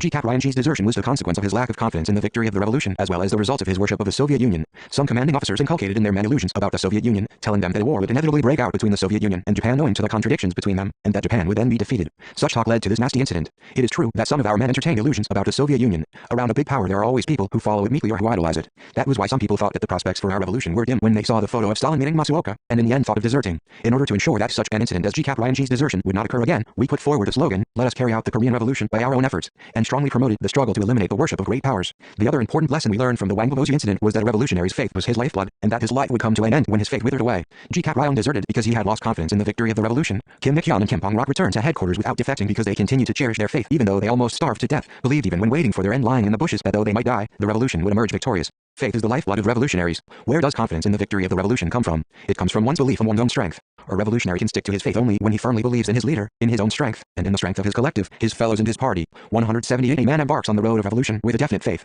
How long he holds fast to this faith depends on how it is tempered. Faith tempered lackadaisically will soon degenerate. Political and ideological training through organizational and ideological life and revolutionary practice is the way to temper one's faith. Some people think that a man with many years of revolutionary activity has naturally a strong faith, but this is not true. A man who does not cultivate himself well may be weak in his faith despite a long period of his revolutionary career, and a man who persistently cultivates himself can be strong in his faith despite a short period of his revolutionary service. In regard to the length of his revolutionary career, Ji Kat-ryong was quite senior to Kim Ik-yeon and Kim Pong-rok. He had fought in the guerrilla army for nearly 10 years. By that time, Kim Ik-yeon had served in the People's Revolutionary Army for 4 years. Kim Pong-rok was no more than a new recruit with 2 years of service, who, then, became a turncoat. Ji Kat-ryong, with many years of service, deserted, but his juniors, Kim Ik-yeon and Kim Pong-rok, remained faithful. This means a man who has forsaken his faith becomes degenerate no matter how many years of service he has and no matter how great his achievements. Having fought in the guerrilla army from its early years, Ji Kat-ryong had been appointed company commander for his exploits. But when days of trial arrived, he began to vacillate. At first he did not perform his revolutionary duty faithfully, on the pretext of having a stomachache. So women guerrillas made a waistband for him. Sympathetic to the supposedly ailing man, we took special care of him. But in the end he ran away, unable to endure hardships. He had fought bravely when he had faith, but when he lost the faith, he became a straggler and betrayed the cause.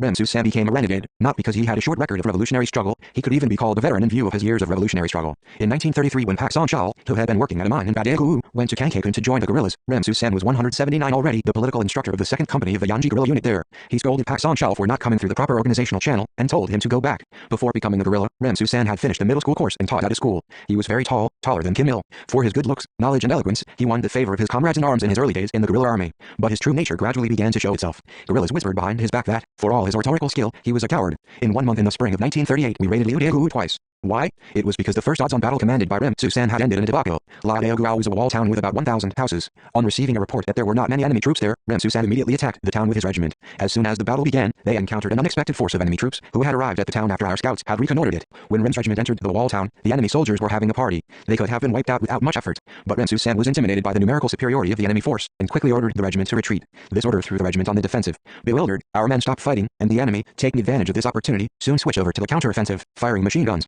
In the end, the regiment withdrew from the town in failure. After this battle, the enemy gave wide publicity to the effect that they had repulsed the guerrillas' attack. On hearing this, the people became dispirited. Rem Susan's error in the first battle at AUDIOBOOK damaged the reputation of the People's Revolutionary Army, so I organized another attack on the town. Under my command, the unit attacked the wall town and occupied it at a stroke. Thenceforth, the enemy ceased their propaganda. At a meeting of the commanding officers, we criticized Rem Susan for 180 his mistake. When analyzed ideologically, cowardice was the basic cause of his mistake. However, Rem Susan did not rectify his shortcoming even after he was criticized. At the time of the arduous march, he lived in indolence in a service camp without executing the tasks headquarters had assigned to him. At a meeting held in Biadating, he was again criticized for not reforming himself. Some suggested demoting him from the post of chief of staff, but I gave him another chance. He betrayed our confidence. Wearying of the protracted armed struggle and alarmed at the appearance of the Notsuo punitive command and its unprecedented size, he trembled with fear. Then taking the opportunity of performing a mission solo at the secret camp in Dongpaitsi, he defected to the enemy. Not only did he run away alone, but in collaboration with the enemy he helped that punitive force to set up an ambush around the secret camp and capture many of our comrades. He even led a punitive force to our headquarters in an attempt to capture me. I don't remember seeing much of him firing on the battle line. On the plea of doing political work, he always sought shelter from bullets. When he surrendered, the enemy were as triumphant as if they had caught a tiger alive, saying that a very important person had defected with many of his subordinates from Kim Il-sung's guerrilla army to the Empire of Japan. To be frank, his surrender did send a certain shock through our ranks. Their faces serious. All my men were sullen for days. His surrender actually did our unit a considerable amount of harm. For all this, I did not become alarmed or disheartened. Rem Susan was a degenerate. By a degenerate I mean a man who is ideologically rotten. Such a man does only harm to the ranks. The appearance of traitors in the course of the revolution is a universal phenomenon that can be seen at any time. The history of the international communist movement not only celebrates men like Stalin, Zhou Enlai, Thalmann and Che Guevara, it is also stained by traitors to their leaders and their cause. 181 Bernstein and Trotsky worshipped Marx and Engels, but they are recorded in history as traitors. They betrayed Marxism as well as Marx and Engels, their mentors and seniors in the revolution. Trotsky, who once held an important post in the Bolshevik Party, became an enemy of the Soviet state. Zhang Guotao defected from Mao Zedong and the CPC to Jiang Jia. All these traitors ended their days in misery. But did those revolutions get frustrated or retreat because of their betrayals? Each time the turncoats were removed, the revolution developed and surged up with fresh vitality. After the removal of Trotsky, how remarkably socialist construction was promoted in the Soviet Union. Trotsky thought that without him, everything Stalin did would fail, and the Soviet state would go to ruin. But the Soviet people built their country up to be the leading socialist power in the world, as well as a global power. After Zhang Guotao deserted the CPC and became a Kuomintang parasite, the Chinese Revolution did not wane. On the contrary, it continued its upward spiral and achieved nationwide victory.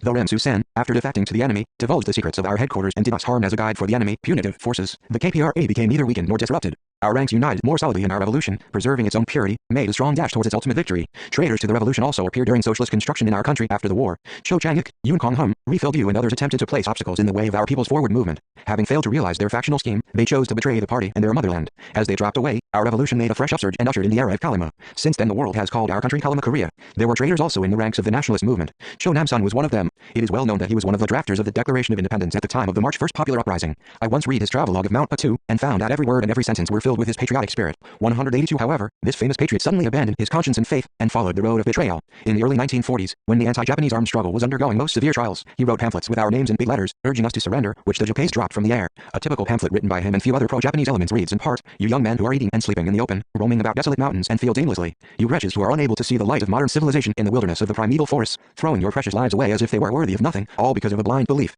The day has come at last when you have to put an end to your lives of misery. Which do you want, to live or to die? Oh, young men who are wandering in the forest, read this letter and make up your minds right now. Rush to the road of revival. Feel shame at your shameful deeds, and repent of actions that need repenting of. Break with your unstable lives, unprecedented in the world, right now and return to the warm embrace of your compatriots. In this way you can devote your valor and chivalry to the sacred cause of building a new East Asia. It is not too late."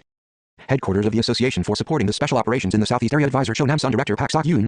Magazine Sam Coley, number 1, pages 206-09, Showa 16, 1941. In the KPRA there was a physician in his 50s. He was called the Chungcheong Province Doctor. His real name was Ryu Han-jong. While following my unit for some months, he treated wounded guerrillas in various places. Associating with him at this time, I found him to be an upright man. By means of a few cold needles and a scalpel, he treated every type of 183 wound. As he was so skillful and, moreover, as he was so sincere, he was respected and loved by all the guerrillas. I also respected and loved him. Once I obtained a bear skin for him because he often slept in the open. I made sure that when my men captured booty after attacking towns, they took medicines and medical instruments needed by the doctor. As his health broke down, we sent him back to his home in early 1940. Frankly speaking, to live the life of a guerrilla in the mountains at his age was difficult to do with mere will or determination. 3 months later he came to us again. With tears in his eyes, he said, "These past months I have lived a comfortable life, eating the food my wife cooked. But I could hardly swallow it. If I were to stoop to keeping myself safe and sound at home, how could I call it a proper life? It was a noble way of thinking, peculiar to men with unstained consciences. But it was not suitable for him to stay with us because of his health. I still remember how hard I tried to persuade him to go back home. He finally did go back, but reluctantly. Immediately after liberation, he called on me with his daughter. My happy reunion with him is still fresh in my memory. Squeezing my hands, he said in tears that he had nothing to regret now that he had seen me in good health. I told him that as the Japanese had been driven out, he should participate in the building of a new country with me. He settled down in Pyongyang, working for the Association for Supporting Revolutionaries and at the Pyongyang Institute as a surgeon. His daughter became a typist in the clerical section of the Provisional People's Committee of North Korea. His 2 sons joined the Korean People's Army and fell in action. As you can see, How remarkable the contrast is between him and men like Jo Namsun, Rem Susan and G-Cap Ryong. When Rem Susan, devoid of faith, was thinking of deserting, the doctor joined the guerrillas. When Jo Namsun was scattering over Manchuria and Mount Patu leaflets he had written urging us to surrender, the doctor came to us again and volunteered to rejoin the guerrillas whom he had taken leave of a few months before, with a 184 yearning for the life of guerrillas, the life which Jo Namsun described as unstable in the primeval force. An ordinary doctor as he was, how noble he is in contrast to Jo Namsun, Rem Susan and G-Cap Ryong. He appears noble because of his pure conscience. According to my experience, those who betrayed the revolution without any regret were those who moved with the trend of the times without any faith, grumblers, chance elements, careerists, the feeble-hearted, and those who participated in campaigns because they thought that it was the popular thing to do, those who neglect their duty, those who are irresponsible in their work, those who are always complaining of one thing or another, pulling faces when given tasks, those who are glib in talking about revolution in front of others, but busy feathering their own nests behind the scenes, those who take credit for work done by others without any hesitation, and those who tell lies, feeling no prick of conscience, will also abandon the red flag and defect to the enemy's camp as soon as they have a chance to do so. A common feature of these types of men is that they are without exception devoid of conscience. If a revolutionary abandons his conscience, what remains in him? Nothing. His ideals, ideology and moral fiber will all break up. If he forsakes his conscience, his personality will also be deformed. That one must be a man before being a revolutionary means that one must be conscientious and faithful to morality. Only a man with conscience can be moral and loyal. A man without conscience is devoid of morality, loyalty, self-sacrificing spirit, sense of justice and sincerity. Comrade Kim Jong-il remarked that loyalty to the leader must be maintained as one's faith, conscience, morality and everyday concern is an aphorism. Only a man with conscience can become a revolutionary. If his conscience becomes sustained, his faith also becomes sustained. A crack in his conscience means a crack in his faith and the paralysis of his fighting spirit. This is why from the moment he abandons conscience, a revolutionary ceases to be a revolutionary and becomes a good for nothing. 185 We cannot go the same way or eat from the same pot with those who have lost their conscience. From the moment they have forsaken their conscience, they dream different dreams from ours and play double games. We must break with them, or else we will suffer a great harm. The moment his conscience began to deteriorate, G-Cap Ryong lost the qualities of a revolutionary. It was during the battle at Liuxong that I found something insidious in him. The target of the main attack in that battle was the enemy barracks, and William Lupi's 7th Regiment and Wang Zhonghai's unit were to perform the mission. When the battle started, thunderous gunshots rang out from the barracks, and after some minutes suddenly stopped. This meant that the barracks had fallen. But a few minutes later a machine gun started firing from there. I wondered what that meant, and immediately sent G-Cap Ryong to ascertain the situation. But turning back halfway, he rushed back and plumped himself down, wailing that he had been wounded. I found that the wooden stock of his mouser had been shattered by a bullet, but there was no wound on his body. He might have got a bruise when he fell down from the shock of the bullet hitting the wooden stock. I realized that he was scared, so I sent Jipong's son and Kim Hak-song on that mission. Braving a hail of bullets, the two men dashed there and returned with a report that the remaining enemy soldiers entrenched in a secret passage under the barracks were putting up resistance. Without delay, I sent an order to withdraw our men from the barracks and put down the enemy in the underground passage by flame tactics. But Il-Yong-huk fell before my order reached him. On his own judgment, he employed the flame-throwing tactic, but he was fatally wounded while searching the passage in haste, without withdrawing his men. Had G-Cap Ryong not turned back halfway, but run to the enemy barracks and confirmed the situation, my order would have been conveyed to Il-Yong-huk without delay, and the accident might not have happened. Every 186 minute and even every second counts in a combat situation. It was because Kim Hak-song and Jipong's son were late in carrying out the mission G-Cap Ryong had failed to perform that Il-Yong-huk was hit by enemy fire from the underground passage. At that time G-Cap Ryong had already lost the conscience of a soldier. If another man had been on that mission, he would not have turned back, even if he had received a serious wound. What a great disaster the irresponsible and cowardly conduct of a man with a guilty conscience caused. Those who abandoned their conscience and betrayed the revolution ended their days in misery, without exception. History has passed its stern judgment on those fellows. Even those who were pardoned for minor offenses did not hold their heads up again as long as they lived.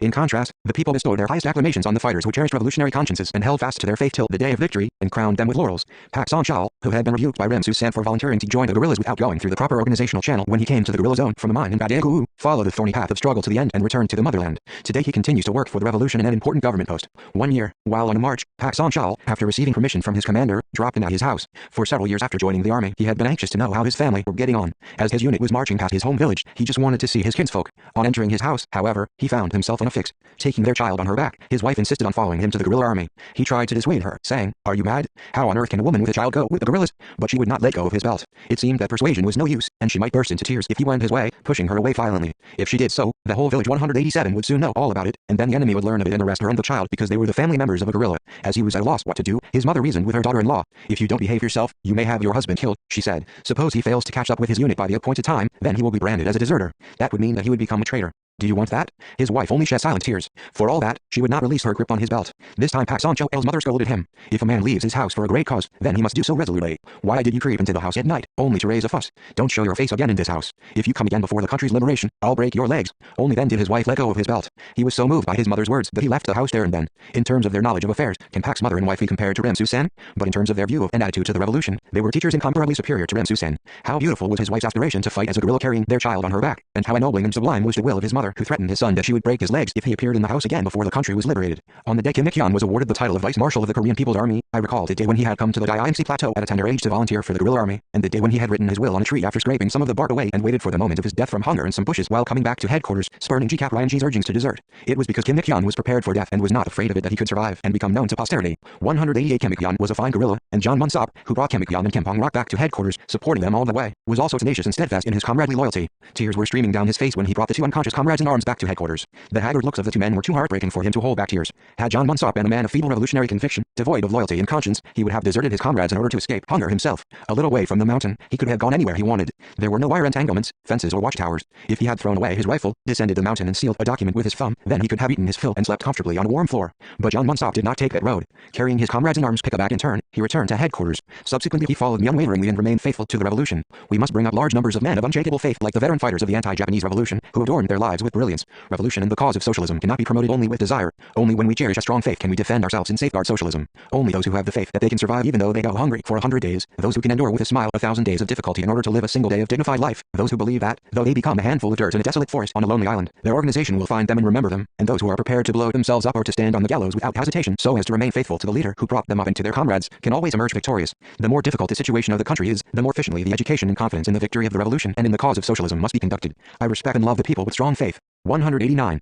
6. Formation of the International Allied Forces. In the closing period of his life, the great leader recollected his activities in the Soviet Union in the first half of the 1940s, activities which had not been dealt with extensively before in the history of our revolution. His recollections are of great historical significance in that they clearly explain the formation of the IAF and their overall activities. As the 1940s approached, the anti-Japanese revolutionary struggle entered a new stage of development when it became capable of opening up a decisive phase in the course of accomplishing national liberation. An important aspect of our struggle during this period is the fact that we organized the IAF in the Soviet Union with our Chinese and Soviet comrades in arms in the summer of 1942 and engaged in political and military preparations in every possible way in order ultimately to annihilate the Japanese imperialists. The fact that the KPRA formed the IAF with the armed forces of the Soviet Union and China and waged a joint struggle with them can be viewed as a new stage in the development of the Korean Revolution. Our revolution set as its immediate task the driving out of the Japanese imperialists and the liberation of the country. With the formation of the IAF, we were to carry out national liberation and concurrently the world historic task of ultimately wiping out Japanese militarism. With the organization of the IAF, a great change took place in our armed struggle. It can be said that, with the formation of the Allied forces as a turning point, we switched from the stage of our joint struggle with the Chinese people to the stage of extensive joint struggle, which meant a 190 alliance of the armed forces of Korea, China and the Soviet Union, the stage of a new common front joining the mainstream of the worldwide anti-imperialist, anti-fascist struggle. The first half of the 1940s can be said to have been a period when the KPRA was making final preparations for the great event of national liberation on its own initiative while consolidating its ranks and preserving and training the hard cores in areas favorable for launching decisive and final offensive operations. We organized the IAF with our Soviet and Chinese comrades in July 1942. Following this, we strengthened our own forces for the Korean Revolution in every possible way and, at the same time, made a contribution to the annihilation of the Japanese imperialists and the victory against fascism in the Second World War through a joint struggle with the international anti-imperialist forces. It is precisely because of this that some diplomatic and military documents of the Soviet Union read that we went to the Soviet Union in the summer of 1942 and made preparations for joint military operations to rout the Japanese imperialists. The great leader recollected as follows the historic necessity of the formation of the IAF to be composed of some units of the KPRA, the NAJAA, and the Soviet Far East forces, as well as the process of their development. A great change was taking place in international situation at the time when we established our temporary base in the Soviet Far East region and carried out vigorous small unit activities in northeast China and within the homeland. A neutrality pact was concluded between the Soviet Union and Japan in April 1941. There had been a deep-rooted antagonism between these two countries since the days of the Russo-Japanese War. There was ample potential danger of this antagonism leading to a new war between them. Nevertheless, they 191 were carrying on their political and military diplomacy in the direction of avoiding an immediate clash. Germany and Japan were the most bellicose countries in the world, and the Soviet Union was on the utmost alert against them. The Soviet Union tried in every possible way to prevent an invasion by Hitlerite Germany that had emerged as the shock force of anti-communism, and concluded a non-aggression treaty with the latter to avoid a possible war, or at least delay it. Then it turned its attention to preventing a Japanese attack. The conclusion of a neutrality pact between the Soviet Union and Japan was the temporary outcome of this policy. In concluding this treaty, each of the two countries aimed at holding the other side in check. The treaty did not provide a guarantee against a war between the Soviet Union and Japan. A war broke out between the Soviet Union and Germany in June 1941. I summoned all the members of the small units and said, it is not surprising that Germany, which promised non-aggression, has invaded the Soviet Union. Hitler cannot act otherwise. Shaking hands with others when they face them but surprising them behind their backs are the true colors of the imperialists. However, Hitler has made a blunder. By invading the Soviet Union, Germany is digging a grave for Hitler. Then I emphasized that, no matter how the situation changed, we should make full preparations for the final showdown in accordance with our policy. Owing to fascist Germany's unexpected preemptive attack, the military strength of the Soviet Union suffered a grave loss at the beginning of the war, and the Red Army had to retreat temporarily without having the time to reverse the unfavorable tide of war.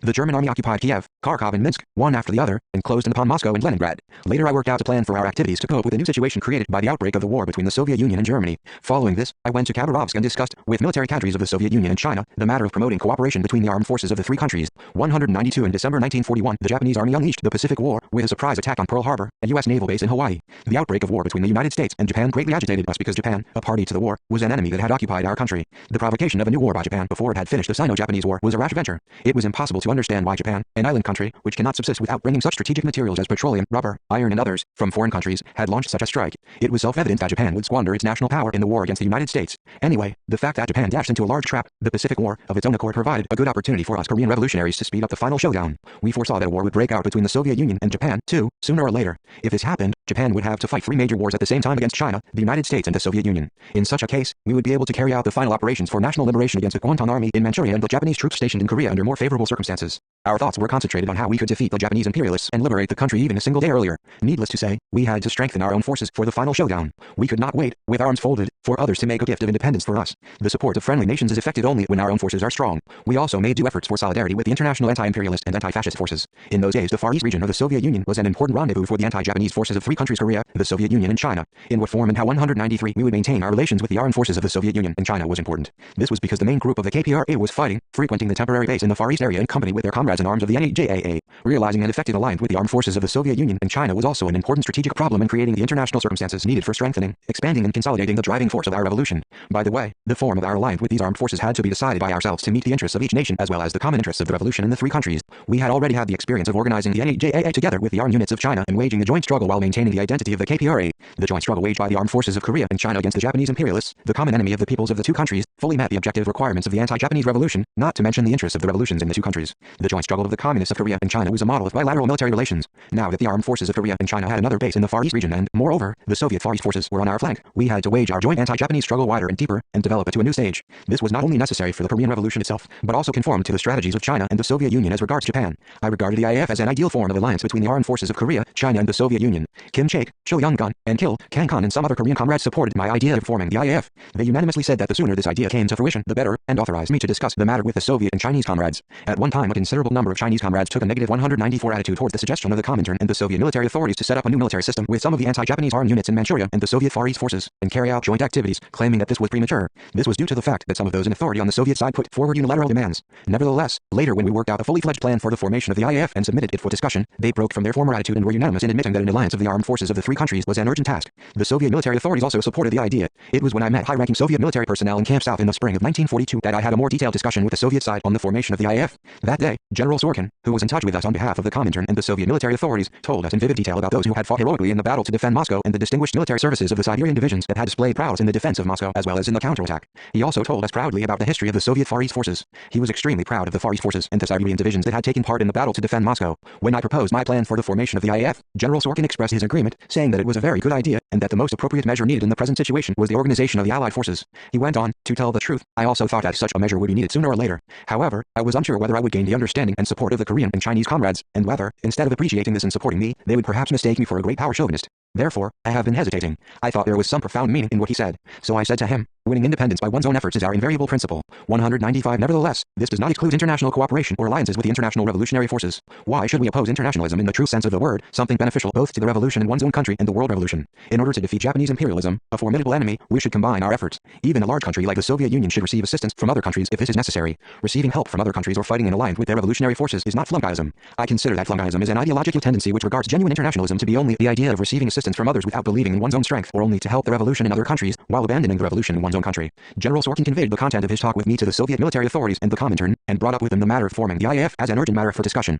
What situation would be created if the war between the United States and Japan were still continuing after the war between the Soviet Union and Germany ended? Our common opinion was that the Soviet Union would then participate in the war against Japan. Although the Soviet Union had concluded a neutrality pact with Japan, it had to make thoroughgoing preparations for war against that country in case of an emergency. Realizing an alliance with the international anti-Japanese forces was an important policy pursued by the Soviet Union in its preparations for this war. Thanks to the congruence of the political and military requirements of the Comintern and the Soviet Union itself with our strategic plan, the formation of the IAF was able to proceed comparatively smoothly. Around mid-July 1942, we held a final discussion on the alliance of the armed forces of Korea, China, and the Soviet Union with the military cadres of the Soviet Union and China, and made a decision to establish the IAF on the precondition that the identity of the KPRA and the NAJAA would be preserved. On July 22, 1942, I met General Apanazenko, commander of the Soviet 196 Far East forces, together with Zhu Baozhong and Zhang Chujian. With a roundish oval face and sharp eyes, he was a man of sturdy physique and a veteran general in his 50s. Shaking hands with me, he said he was pleased to meet the young general of the Korean guerrilla army. In the office of the commander, we also exchanged greetings with Lieutenant General Nichev, chief of staff. Apanazenko said that the formation of the IAF through the incorporation of the revolutionary armed forces of the Soviet Union, China, and Korea would be of great importance not only for the revolutionary struggles of Korea and China, but also for the security of the Soviet Union and its operations against Japan. Then he expressed his confidence that the IAF would fulfill their historic mission successfully. He went on that the IAF, when formed, would play an important role in training a large number of military cadres needed for the national revolutionary wars in Korea and China, and that the Korean and Chinese units of these forces would constitute a decisive force for the liberation of Korea and Manchuria. That day Apanazenko reiterated the need to make full preparations to cope with a war at any time by heightening the intensity of the IAF's training and improving its quality. He guided us to a room where a large operations map was hanging on the wall. He said he would like to know about the guerrilla movement conducted by the KPRA and the NAJAA as well as about our plans for future operations, and asked us to explain the military and political situation in Manchuria and Korea. Zhu Baozhong stepped towards the operations map and summed up the activities of the Second Root Army of the NAJAA. He also expressed his views with regard to the future operations for the liberation of Northeast China. At that time I explained the activities of the KPRA and the First Root Army of the NAJAA and their actual situation, as well as making clear the military and political problems that had to be taken into consideration 197 without fail in order to annihilate the Japanese imperialists and liberate Korea. Opanisenko asked for a detailed explanation of the deployment of the Japanese troops in Korea, the situation of the anti-Japanese forces in Korea itself and of the prospects of their development, as well as of the possibility of joint operations with the Soviet Union. I gave him detailed information on these points. Zhang Shujian explained the situation of the Third Root Army. Opanisenko was kept comparatively well informed of the military situation in northern Manchuria. It was agreed, through our discussion with Opanisenko, that the Soviet side would provide various kinds of weapons and military equipment, clothes, provisions and other supplies for the IAF. Moreover, we decided to call the Allied forces the Independent 88th Brigade of the Soviet Far East Forces, formally, and agreed on calling them Infantry Special Brigade 8461 outside the ranks. We organized the IAF on a brigade scale on the principle of reduced formation to keep their existence and activities secret and disguise them thoroughly. I was in command of the 1st Contingent, composed of the KPRA and the First Root Army of the NAJAA. This contingent was made up mainly of the Korean section of the IAF. In those days we symbolically fixed the military ranks of the military and political cadres of the KPRA lower than the actual ones, to protect their personal safety from the espionage and subversive activities of the enemy. Simultaneously with the formation of the IAF, we all gathered at Camp North. As a result of the organization of the Allied forces, the military and political situations in the Far East region changed in favor of the World Revolution. First of all, the Soviet Union benefited greatly from this. The Soviet Union secured military and political forces capable of coping with the 198 aggressive moves of Japan on its own initiative, and came to have new special units exclusively serving the military operations in Northeast China and Korea. The existence of the IAF also created favorable conditions and circumstances for the Korean and Chinese revolutions, because it was to act in concert with the Soviet Far East forces. The KPRA was able to have, within the framework of regular armed forces, the ability as well as the equipment to carry out the most up-to-date operations needed for liberating the country. Moreover, we could make adequate military and political preparations and acquire real power, all needed for accomplishing the task of national liberation on our own in the Soviet Union until a great event took place. I met Opanisenko again at the headquarters of the IAF after their formation. At that time he came to Camp North in the company of the military commissar and other personnel of the general staff, as well as with personnel of the political and supply departments. The same day, the IAF held a parade. The Korean contingent stood in the van of the parading ranks. This contingent was good at marching. That day's function could be called a kind of celebration in honor of the birth of the IAF. In company with Opanisenko, we also took part in a luncheon. Opanisenko told us about his past life that very day. He was a veteran fighter who, following the October Revolution, had fought against the White Army to defend the Soviet power as well as against the German occupation army. During the Civil War, he was already in command of a cavalry division. At one time, he was commander of the Central Asian Military District before he became commander of the Far East Forces. Ever since the early days of the Far East Forces, the Soviet authorities had attached great importance to them. All the commanders of these forces were renowned men of real ability. Many of the successive ministers of defense and high-ranking military cadres of the Soviet Union hailed from these forces. 199 at the beginning of 1943, Opanisenko was transferred to the post of deputy commander of the Voronezh Front, one of the most important fronts during the war between the Soviet Union and Germany. In the summer of that year, he fell in action. At the news of his death, all the officers and men of the IAF gathered and looked back in grief upon the memory of this man who had given support and help to the Korean and Chinese communists. The love of communists for their comrades in arms transcends nationality. In those days we regarded the crisis of the Soviet people as our own national crisis. I still remember how a large number of officers and men from the KPRA and the NAJAA petitioned to be allowed to go to the Western Front when the Soviet army was in a dire situation there. Nevertheless, each time the Comintern and the Soviet authorities turned down their petition, saying that these soldiers had an important historic task to liberate their own countries. We ardently defended and valued the Soviet Union, the citadel of socialism and our only bastion. At that time all communists thought that if the Soviet Union collapsed, socialism would also be ruined and it would be impossible to defend world peace. The biographical dictionaries of many countries claimed that I took part in the fierce battle to defend Stalingrad, commanding the large unit composed of Koreans, and was awarded the Order of the Red Flag for my exploits in that battle. Some articles claimed that my unit was active in the first line in the operation to capture Berlin. I was awarded the Order of the Red Flag from the Soviet government, but I did not take part either in the Battle of Stalingrad or in the capture of Berlin. I don't know where the authors of the dictionaries got such materials, but anyway, it is true that those articles reflect something of the climate in the training base, seething with enthusiasm to join the war. The existence of the IAF struck terror into the hearts of the Japanese imperialists who were afraid of the alliance between the armed forces of 200 Korea, the Soviet Union and China. Conversely, it gave unbounded confidence to our people. The enemy produced numerous materials with regard to the fact that the great leader set up a training base in the Soviet Union and made preparations for the final operations against Japan. They read in part Kim Il-sung's movements. Kim Il-sung, now staying in the Soviet Union, left Khabarovsk last summer and went to Yunnan. There he met such leaders of the CPC as Mao Zedong, Heilong and Kang Sheng, and held a number of discussions with them on the cooperation between the army of the CPC and the anti-Japanese Allied Army before and after the outbreak of the war between Japan and the Soviet Union, as well as on the future activities of the anti-Japanese Allied Army. Then he met a Korean CPC member in the vicinity of Yunnan, and they exchanged opinions on various matters. Towards the end of last year, Kim Il-sung returned to the Soviet Union from Yunnan by air. He is now in the neighborhood of Khabarovsk and devoting himself to intelligence and ideological work regarding Manchuria and Korea. Moreover, it is said that he has admitted about 300 people, including Korean and Chinese communist bandits, and Korean and Manchurian recalcitrants and captives who had entered the Soviet Union, to the training camp in the vicinity of Khabarovsk and, under the guidance and with the help of the Khabarovsk Red Army, is giving training and education to them so that they will be able to enter Manchuria altogether before and after the beginning of the war between Japan and the Soviet Union, and carry out the task of harassing the rear of the Japanese army. Information sent by the chief of the Namyang police station to the chief of the police department of North Hamgyong province, February 21st, Showa 19, 1944. Kim Il-sung is said to be in Yunnan now and sending troops to Ryazan province. Moreover, there are 4 divisions formed entirely of Koreans in Nikolaevsky in the maritime province of Siberia. When a war breaks out between Japan and the Soviet Union, these troops will land in the area of North Korea as a death-defying corps or descend on Korea by by parachute. A file of cases. 4. On seditious actions for harassing the rear and staging an armed uprising during the Great East Asia War, centering around graduates of Gyeongsang University, Ko-won Police Station, Showa 20, 1945. It seems that a man who came back across Siberia has said that there is an encampment 214 kilometers in circumference in one place in Siberia, and that there is a Korean flag flying there, and that he has seen Korean soldiers guarding it. Monthly report by the Special Political Police, P. 79, Security Police Bureau, Ministry of the Interior, Showa 19, 1944. The news of the formation of the IF exerted a favorable influence on the anti-Japanese patriotic forces fighting in northeast China. Many times the soldiers of the NAJAA and Manchuria crossed the river and joined the Allied forces in groups of 2 or 3. Sometimes soldiers of the puppet Manchukuo army rose in revolt against the officers and joined the Allied forces. Once, I cannot remember whether it was before or after the organization of the Allied forces, one company of a regiment of the puppet Manchukuo army stationed in Dongyangzhen, Rea County, executed their commander and Japanese officers, and crossed the Uchai River in a wooden boat bringing with them a large number of rifles, machine guns, grenade throwers and other weapons. We warmly welcomed them and enlisted them. Following the formation of the IAF, we intensified combat and political training, and accelerated preparations for our operations against Japan. The most important task confronting us in those days was to consolidate the ranks of the KPRA politically and militarily. It can be said that the fundamental principles of military operations are identical for any kind of war, be it an ancient war, a medieval war or a modern war. What is important is how to have a command of the means of war as they develop and how to organize cooperation and joint operations between various services and arms. We made serious efforts to master modern tactics, and our efforts were redoubled following the formation of the IAF. The capability of the soldiers of the KPRA for using modern tactics freely was raised to a considerable level through training and studying at the training base. At the same time as perfecting the guerrilla tactics which they had practiced on the wide plateau around Mount Patu, they familiarized themselves with modern tactics to meet the requirements of a regular army. 202 By doing so, they admirably played their political and military roles as the main force of the Korean Revolution. The Soviet Far East forces also made great efforts for the rapid improvement of the fighting efficiency of the IAF. Around mid-November 1942, Panazenko organized a military exercise of a brigade of the Soviet Far East forces stationed in the south, and invited the leading commanders of the Allied forces to inspect it. That day we went from Khabarovsk to that brigade in an armored train. On the following day, the brigade held a winter exercise. A large number of armed forces including 4 infantry battalions as well as tank, artillery, mortar, signal and anti-tank gun battalions took part in the exercise.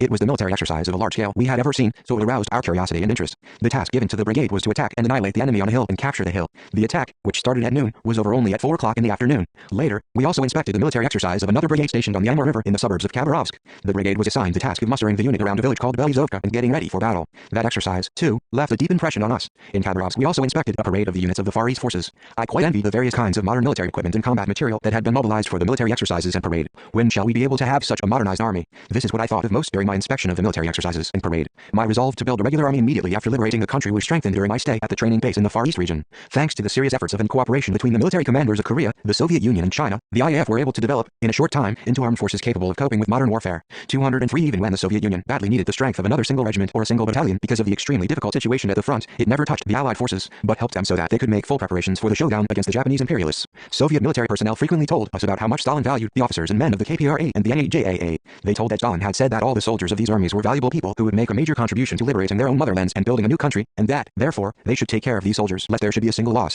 The formation and development of the IAF in the Soviet Far East region served as a good model for uniting the resistance forces of Czechoslovakia and Poland in Europe. Simultaneously with the conclusion of the Treaty of Friendship and Mutual Cooperation between the Soviet Union and Czechoslovakia in 1943, a unit of Czechoslovaks was organized in the territory of the Soviet Union to take part in the joint struggle against Hitlerite Germany, together with the Red Army. The Czechoslovak Brigade took part in a number of military operations such as the battles to liberate Kiev and Belaya Sarkovy, and made many brilliant achievements. Poland also created, in the territory of the Soviet Union, an army to fight against fascist Germany. The Polish Corps participated in a series of military operations to liberate Poland from the claws of the German fascist occupationists, beginning with the battle to liberate Lublin. The news of the dissolution of the Comintern reached the training base in May 1943, when we were active in the Soviet Union following the formation of the IAF. People at the base wondered why the Comintern, which had existed for over 20 years as the leading organ of the world revolution, had been dissolved in the middle of the Second World War, when international solidarity and cooperation were most urgent for a showdown against fascism. It was in 1919 that Lenin organized the Comintern. I think there were 2 reasons for its dissolution. One was that, while the Comintern was leading the 204 World Revolution, in various countries communist parties and revolutionary forces grew so strong that they were able to promote revolution in their own countries independently in accordance with their own line and relying on their own efforts, even without its centralist leadership and involvement. Another reason was that the existence of the Comintern was an obstacle to realizing the more extensive, worldwide anti-fascist alliance.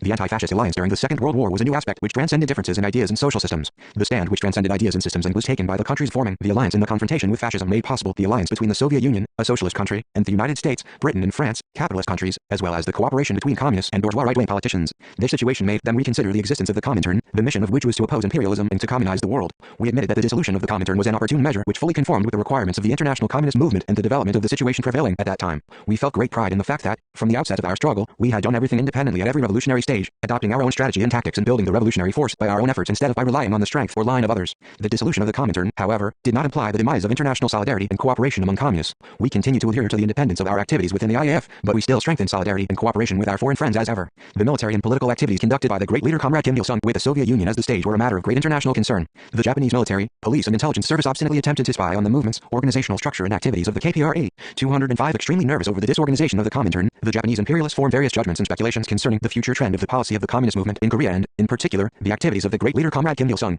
Following is a paragraph from Dissolution of the Comintern and Prospects published by the Japanese imperialists. Korea is a colony of the Japanese Empire. Therefore, its immediate strategic objective will be to defeat Japan in the current war and win national liberation and independence above all else. With regard to the task of the armed struggle, the activities of the Korean volunteers under the leadership of Communist bandit Kim Il-sung in Manchuria or the CPC are the expression of this policy. The present movement in Korea will be dependent on the relations between Japan and the Soviet Union. The situation will change suddenly and result in a head-on clash between these two countries. It is evident, from the example of the countries occupied by Germany, our ally, that in the latter case the movement will degenerate rapidly into terrorist activities or assume the form of an armed struggle. Continued issue of Thought Bulletin, p. 131, The Ideological Department of the Criminal Bureau of the High Court, October, Show 18, 1943. The Japanese imperialists could not but admit that the communist movement and the national liberation movement in Korea, being the struggles of the Korean people themselves, would display the characteristic of independence, irrespective of the existence or dissolution of the Comintern, and that the armed struggle led by the great leader would become a very great force when it was allied with the international anti-imperialist forces. The strenuous efforts exerted by the Korean communists for the organization, strengthening and development of the IAF serve as a model of correct combination of two principles: the principle of the independence and identity of each country, and that of international solidarity and cooperation in the revolutionary struggle. The success and experience gained in those days when we organized and strengthened the IAF became a valuable asset for us in keeping and expanding the united front with the socialist countries and other international revolutionary forces, maintaining the just stand in the complex political situation following the war, not to speak of the days of final showdown to annihilate the Japanese imperialists.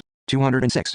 7. With my comrades in arms of the Northeast Anti-Japanese Allied Army during my days in the IAF, I was in close contact with and in the same ranks as Zhu Baozhong, Zhang Shujian, Chai Shi-rong, Fen Zhongyun, and many other comrades in arms of the NEJAA. A long time has passed since then, but I still remember what happened in those days. Zhu Baozhong was in the most frequent contact with me of all the commanders of the NEJAA. My intimate friendship with him started in the first half of the 1930s, when we were working for a united front with the National Salvation Army in Jiandao. I worked with him on the Anti-Japanese Soldiers Committee, and together we fought the Luozigu battle. When we were in Wangang, we conducted 2 expeditions to northern Manchuria, and each time we carried out joint operations with Zhu Baozhong's unit. However, I lost contact with him after we moved the theater of our activities to the area of Mount Patu and West Jiandao in the latter half of the 1930s. There are many roads, but one gate. Zhu Baozhong always quoted this maxim whenever he parted from me. This implied that, though the theaters of our activities and the courses of our struggle were different, we were sure to meet again sometime, for we were both fighting against the Japanese. When he met me just before the Khabarovsk conference, he said, "You see, Commander Kim, what did I say? Didn't I say there are many roads, but one gate?" And burst out laughing. My meeting with him moved me deeply, for it was effected after the interval of several years. Since I heard the news of Commander Yang's death, I've always been worried about the personal safety of my comrades in southern Manchuria. I 207 heard the Japanese imperialists had put a large price on your head, Commander Kim, but you've admirably overcome critical moments. I know well that southern and eastern Manchuria are very dangerous theaters of war. I am delighted to see you alive and well here in Khabarovsk. I've anxiously waited for your arrival, Zhu Baozhong said with great sincerity. He looked much older than before. His face vividly betrayed the hardships and sufferings he had undergone in the vast forests and snow-covered plains. When I told him that he must have had a very hard time, he said, "Our hardships are nothing. They can't be compared with those experienced by our comrades in southern Manchuria. We wholeheartedly admire you for having won victory after victory without yielding to such great hardships. The people at the Comintern and commanders of the Soviet Army also praise you very highly." At this time the Comintern was hurrying to begin the meeting of the commanders of the guerrilla army in northeast China and the representatives of the Soviet Far East forces. Therefore, Zhu and I largely talked about matters concerning the meeting. Zhu Baozhong's ideological problem was how to combine the national and international duties of the revolution, as well as independence and international solidarity in the revolutionary struggle. He eagerly desired to have contact with the Central Committee of the CPC, but he was anxious because he could not do so. It was natural that he, a member of the CPC, had taken pains for many years to develop the revolution in northeast China under the guidance of the party's Central Committee. Zhou always gave priority to contact with the Central Committee of the CPC and strove to achieve solidarity with the Soviet Union. This was the general attitude of the Chinese comrades fighting in northeast China. At one time the Comintern and the Soviet military authorities had wanted to put the NEJAA under the command of the Soviet Union. Therefore, it was understandable that Zhu Baozhong worried that they might try to do so again. That day Zhu and I reached a consensus. Military and political 208 cooperation and assistance between us and the Soviet Union were urgently needed in view of the prevailing situation. However, the specific form and method of the cooperation and assistance should be settled by properly combining the interests of the revolution in each country with those of the world revolution. In other words, they should be realized by way of maintaining the independence of the NEJAA and the KPRA. Winding up our talk, Zhu said, "I believe that the speech of the representatives of southern Manchuria will be very important at the forthcoming negotiations. I have complete trust in you, Comrade Kim. In the days of the Anti-Japanese Soldiers Committee, too, you gave the keynote speech each time, didn't you, Commander Kim? Let us work in the future, as in the past, joining our efforts to meet the new situation." He sincerely trusted me. Zhou defended the Soviet Union and always supported the socialist system established there. Nevertheless, he was extremely displeased with the slightest expression of chauvinism in the speech or behavior of people in that country or in the way they dealt with matters. I told him that if he, while strictly adhering to the principle, displayed the spirit of comradely cooperation with generosity, he would be fully able to help them correct their misguided attitude and solve such knotty problems in time. Zhou nodded and said, "You are really experienced, Commander Kim." I replied, "It's not that I am so experienced, but that you lack one type of experience. You've not shared lodgings with others as we did." To this he said, "That's right. You Korean comrades underwent great hardships in eastern Manchuria because of the Minseongtun problem." Already when he was active in Jidong, Zhu criticized the anti-Minseongtun struggle for having been conducted in an ultra-leftist way and blamed the East Manchuria Special District Party Committee for this because, he asserted, this was due to its error. Since his days in Jiandao, he had been taking a comparatively fair attitude towards the struggle of the Korean revolutionaries. 209 I mentioned earlier the fact that, following our formation of the ARF, Zhu actively backed the activities of a branch of this association organized in a unit of the NEJAA under his command. This happened in December. 1936. His attitude was an expression of international support for and solidarity with the Korean Revolution. Zhuao's friendly attitude towards the Korean Revolution can be attributed to the fact that we had helped him with sincerity from the first days of the guerrilla movement and exerted a favorable influence on him through a number of joint operations. During the first expedition to northern Manchuria, we helped him by transferring the majority of the expeditionary force to his unit. At that time, we conducted a number of joint operations with our comrades in northern Manchuria. During the second expedition to northern Manchuria, we organized the joint general headquarters of the 2nd and 5th Corps and carried out large-scale joint operations. Zhu Baozhong was the commander, I, the political commissar, and Ping Nanyang, Li Jingpu, the deputy commander. The 6 units under the general headquarters were each assigned to their respective areas of operations. Zhu Baozhong was in charge of the Yangzhou unit in the west, and I took charge of the Wahi unit. We organized the headquarters for each region, such as the headquarters of the Western Front and those of the Central Front. We attached a number of units to these headquarters and carried out joint operations in the area between Fusong and Muling. Such were the close relations between Zhu Baozhong and me. Probably because of these ties, in the days of the IF, Zhu discussed with me all problems, both major and minor. Even when he had some problem to discuss with Soviet people, he first asked my opinion. When I asked why he did so, he replied that this was because he had been accustomed to listening to my advice since his days in Jiandao. In the days of the IAF, Zhuo, regardless of the differences in our ranks, always respected me as the commander of the KPRA, the leader of the 210 Korean Revolution and the representative of the Korean side in the Allied forces. We worked in concert, supporting and helping each other like the co-chairmen of some organizations usually did, because we respected each other. The relations between Zhu and me were comradely and fraternal ones based on deep respect and trust. I had a good impression of Zhu mainly because he, more than anyone else, highly appreciated the exploits of the Korean communists and other Korean people who had played the role of vanguards in pioneering and developing the revolution in northeast China. Once he said that there were 2 things that he could never forget. One of them was that it was Koreans who played a vanguard role in the anti-Japanese guerrilla struggle. His attitude to the Korean Revolution was clear. He regarded it as natural for the Koreans to fight for the Korean Revolution, and always asserted that the revolution in northeast China would have been inconceivable without the Koreans. He said that the KPRA was the 2nd Corps of the NAJAA, and always extolled the alliance between the anti-Japanese armed forces of Korea and China that existed in the course of their common struggle. Pointing out the vanguard role played by the Korean communists in the revolution in northeast China, Zhu Baozhong said, the strong guerrilla army in eastern Manchuria built in 1932 and the guerrilla armies in Panchi, Zhuhai, Mishan, Tangyuan and Raohe established in 1933 were all founded by the Korean comrades and the revolutionary masses of Korea. In later days, they developed into the 1st, 2nd, 3rd, 4th, 6th and 7th Corps of the anti-Japanese Allied Army. There were many fine Korean comrades in the 5th Corps, too. The leading military and political cadres at various levels of all the corps of the anti-Japanese Allied Army, such as commanders of corps, chiefs of political departments, platoon leaders and instructors, were all Korean comrades. The following letters Zhu sent to Wang Xingwen clearly show how much he respected and how highly he appreciated the great leader. They read in part, 211, Kim Il-sung is the best military cadre, and the finest of all the Korean comrades. He can carry out very important activities in the southern part of Manchuria, in the eastern region of the Yamnak River and in the northern area of Korea. Zhu Baozhong to Wang Xingwen, July 1, George 30, 1941. Kim Il-sung is now the only important cadre in the First Red Army in southern Manchuria. After the death of Yang Jingyu and Wei Zhengmin, Kim Il-sung alone continues to shoulder the responsibility for the leadership of the guerrilla movement in southern Manchuria and for all affairs concerning southern Manchuria as a whole. Zhu Baozhong to Wang Xingwen, September 15, George 30, 1941. What I regarded as another good thing in Zhu Baozhong was the fact that he always adhered to principles in the revolutionary struggle and fervently championed the revolution in his own country. He did not tolerate the tendency to subordinate the Chinese Revolution to the revolution in the Soviet Union or make it the latter's appendage. He stood for solidarity with the Soviet Revolution and for the defense of the Soviet Union based on proletarian internationalism, but he always maintained the independence of the Chinese Revolution and its independent development. Zhuo's principled stand towards the revolution was identical with ours. My view is that the worth of a revolutionary is directly proportional to the firmness of his independent stand towards the revolution. The firmer his independent stand, the higher his prestige is. When our independence is unshakable, the revolution is ever victorious. In the days of the IAF, Zhu Baozhong always called me Commander Kim.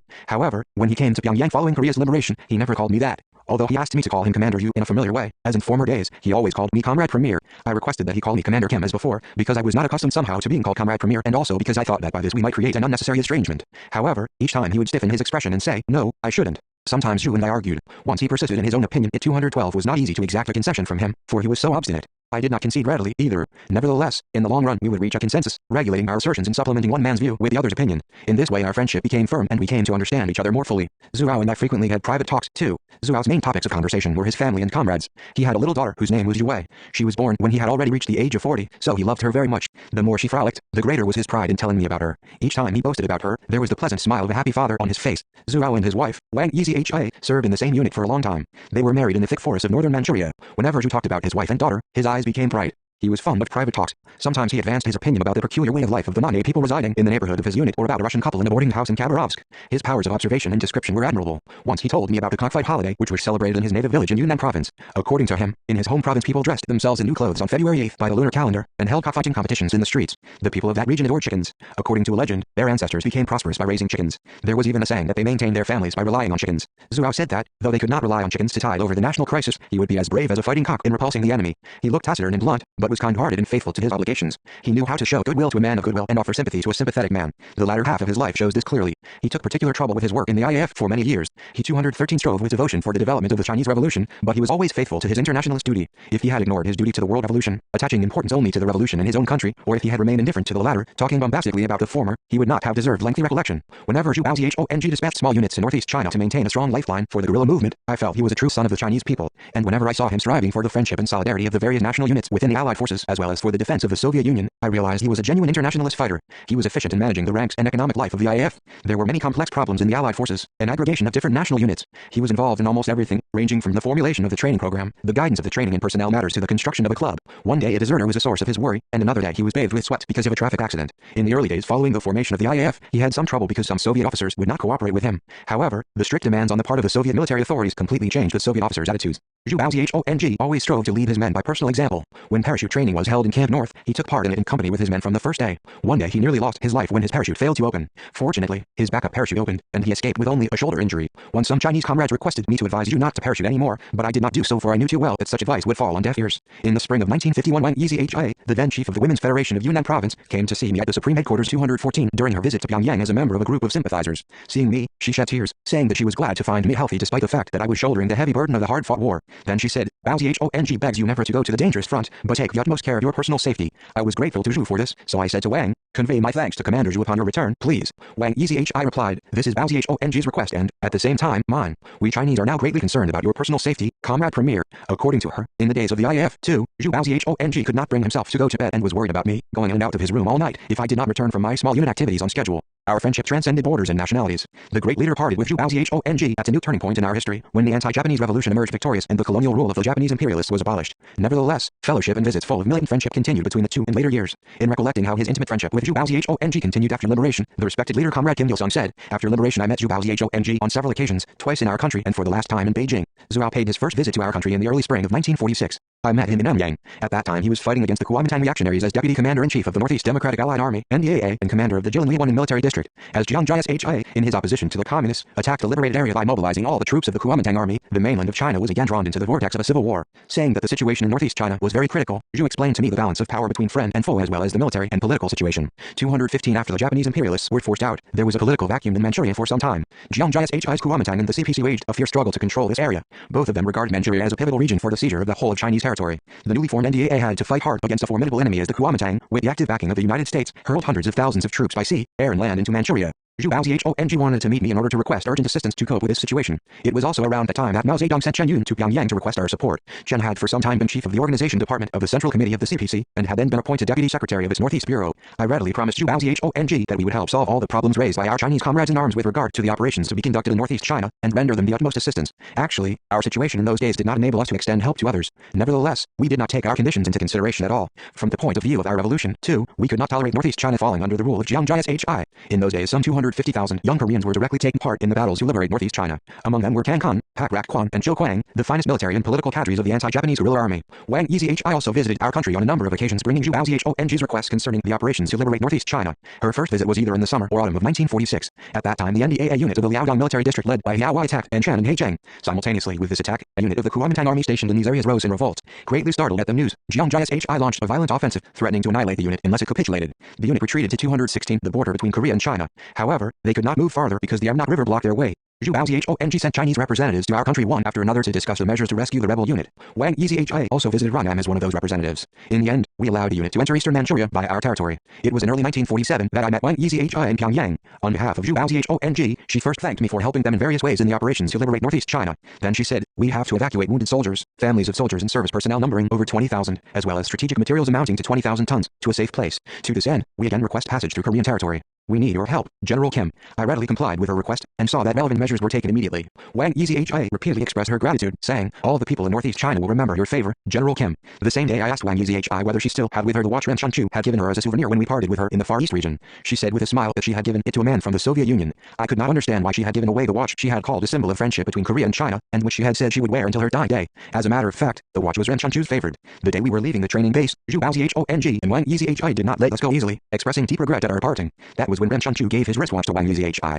At first, she was unwilling to take it, as in those days a watch was a rare treasure. I told her to take a watch, saying it would prove its worth sometime in the future. Only then did Wang accept the watch. She related how they had seized the Changshan radio station after the 217 liberation of the city, and that she had been in charge of broadcasting and had also taken part in the transportation of weapons from time to time. She added that the watch had been of great help to her. According to her, when they were engaged in the transportation of weapons, a motor transport convoy of the Soviet army had given them a great deal of help. She said she had given the watch to the leader of the transport convoy as a souvenir. Wang Yizhi said the watch had, in the final analysis, become a symbol of the militant friendship between the peoples of China, Korea and the Soviet Union. At that time we did not let her return straight away to Northeast China, but got her to rest for some time because she was not in good health. During her stay in Korea, she toured Moran Hill and some other places in Pyongyang. In later days, too, Wang Yizhi came to Pyongyang to solve the difficult problems in the transport of strategic materials. Wang Yaoming and Peng Shilu were also staying in Pyongyang around that time. The three of them enjoyed a touching reunion as comrades in arms from the days of the IAF. I think it was probably in the summer of 1947 that Zhu Baozhong sent Wang Yizhi to me again. The NDAA had killed or wounded 80,000 enemy soldiers and liberated 42 cities and towns in battles that lasted for 50 days. However, the situation at the front was still tense at that time. The officers and men of the Democratic Allied Army had great difficulty because of a shortage of shoes.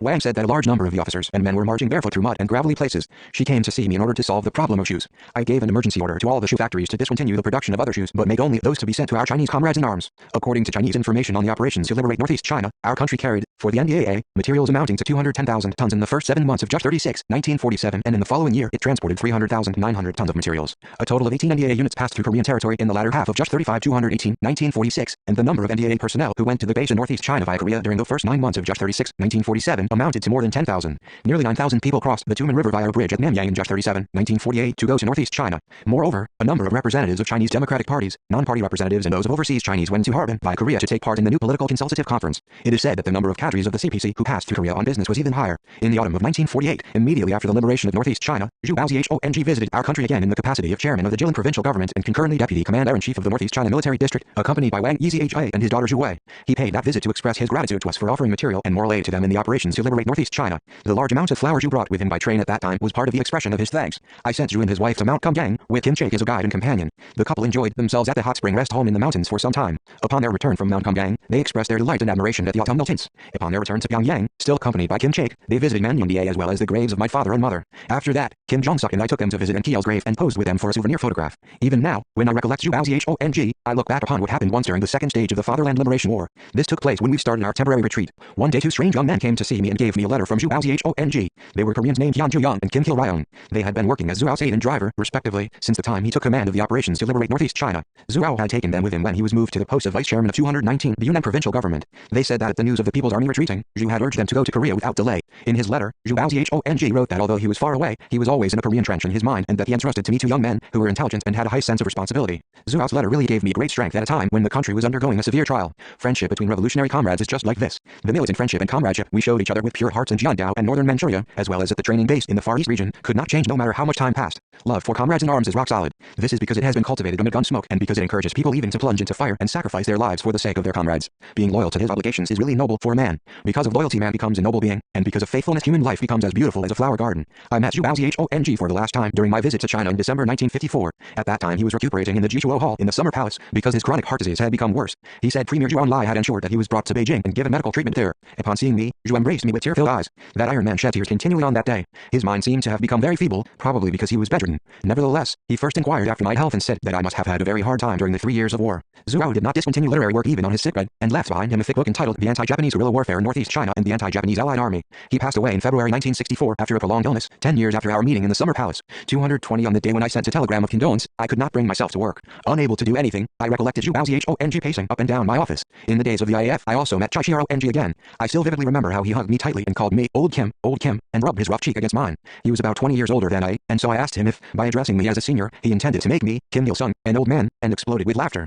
To this he said, age doesn't matter, because you, Commander Kim, are a senior who led me to become a communist. Chai Chiaro-ng's real name was Chai Jiaosheng. He said he had been chief of a police station somewhere in Heilong County before the Japanese army conquered Manchuria. When the September 18th incident occurred, he organized a small armed unit with other policemen and rose against Manchukuo and the Japanese. I became acquainted with Chai Chiaro-ng in 1933 when he was commanding a unit of the National Salvation Army in the area of Wangjing. Following our success in realizing cooperation with Wu Yicheng's unit, we had gone to meet Chai Chiaro-ng, but did not succeed in the negotiations with him at that time. Nevertheless, in later years Chai Chiaro-ng allied with the communists. Eventually, he became a communist and established a close friendship with me. We jointly waged the Battle of the Dongning County town and the Luozigu Battle. In later days, Chai Chiaro-ng moved the theater of his activities to northern Manchuria and became commander of the 5th Corps of the NEJAA. During our second expedition to northern Manchuria, we conducted a number of joint operations with his unit. At that time Chai Chiaro-ng was in command of the headquarters of the Central Front. Our joint operations were conducted in the areas of Emu and Ning'an. Respecting me as a revolutionary senior, Chai was always deferential in my presence. Whenever this happened, I felt his noble personality. After the formation of the IAF, I and Chai Chiaro-ng were put in command 221 of the 1st contingent and the 4th contingent, respectively. Now Chai Chiaro-ng has also become a man of the old times. I do not know in which year he passed away.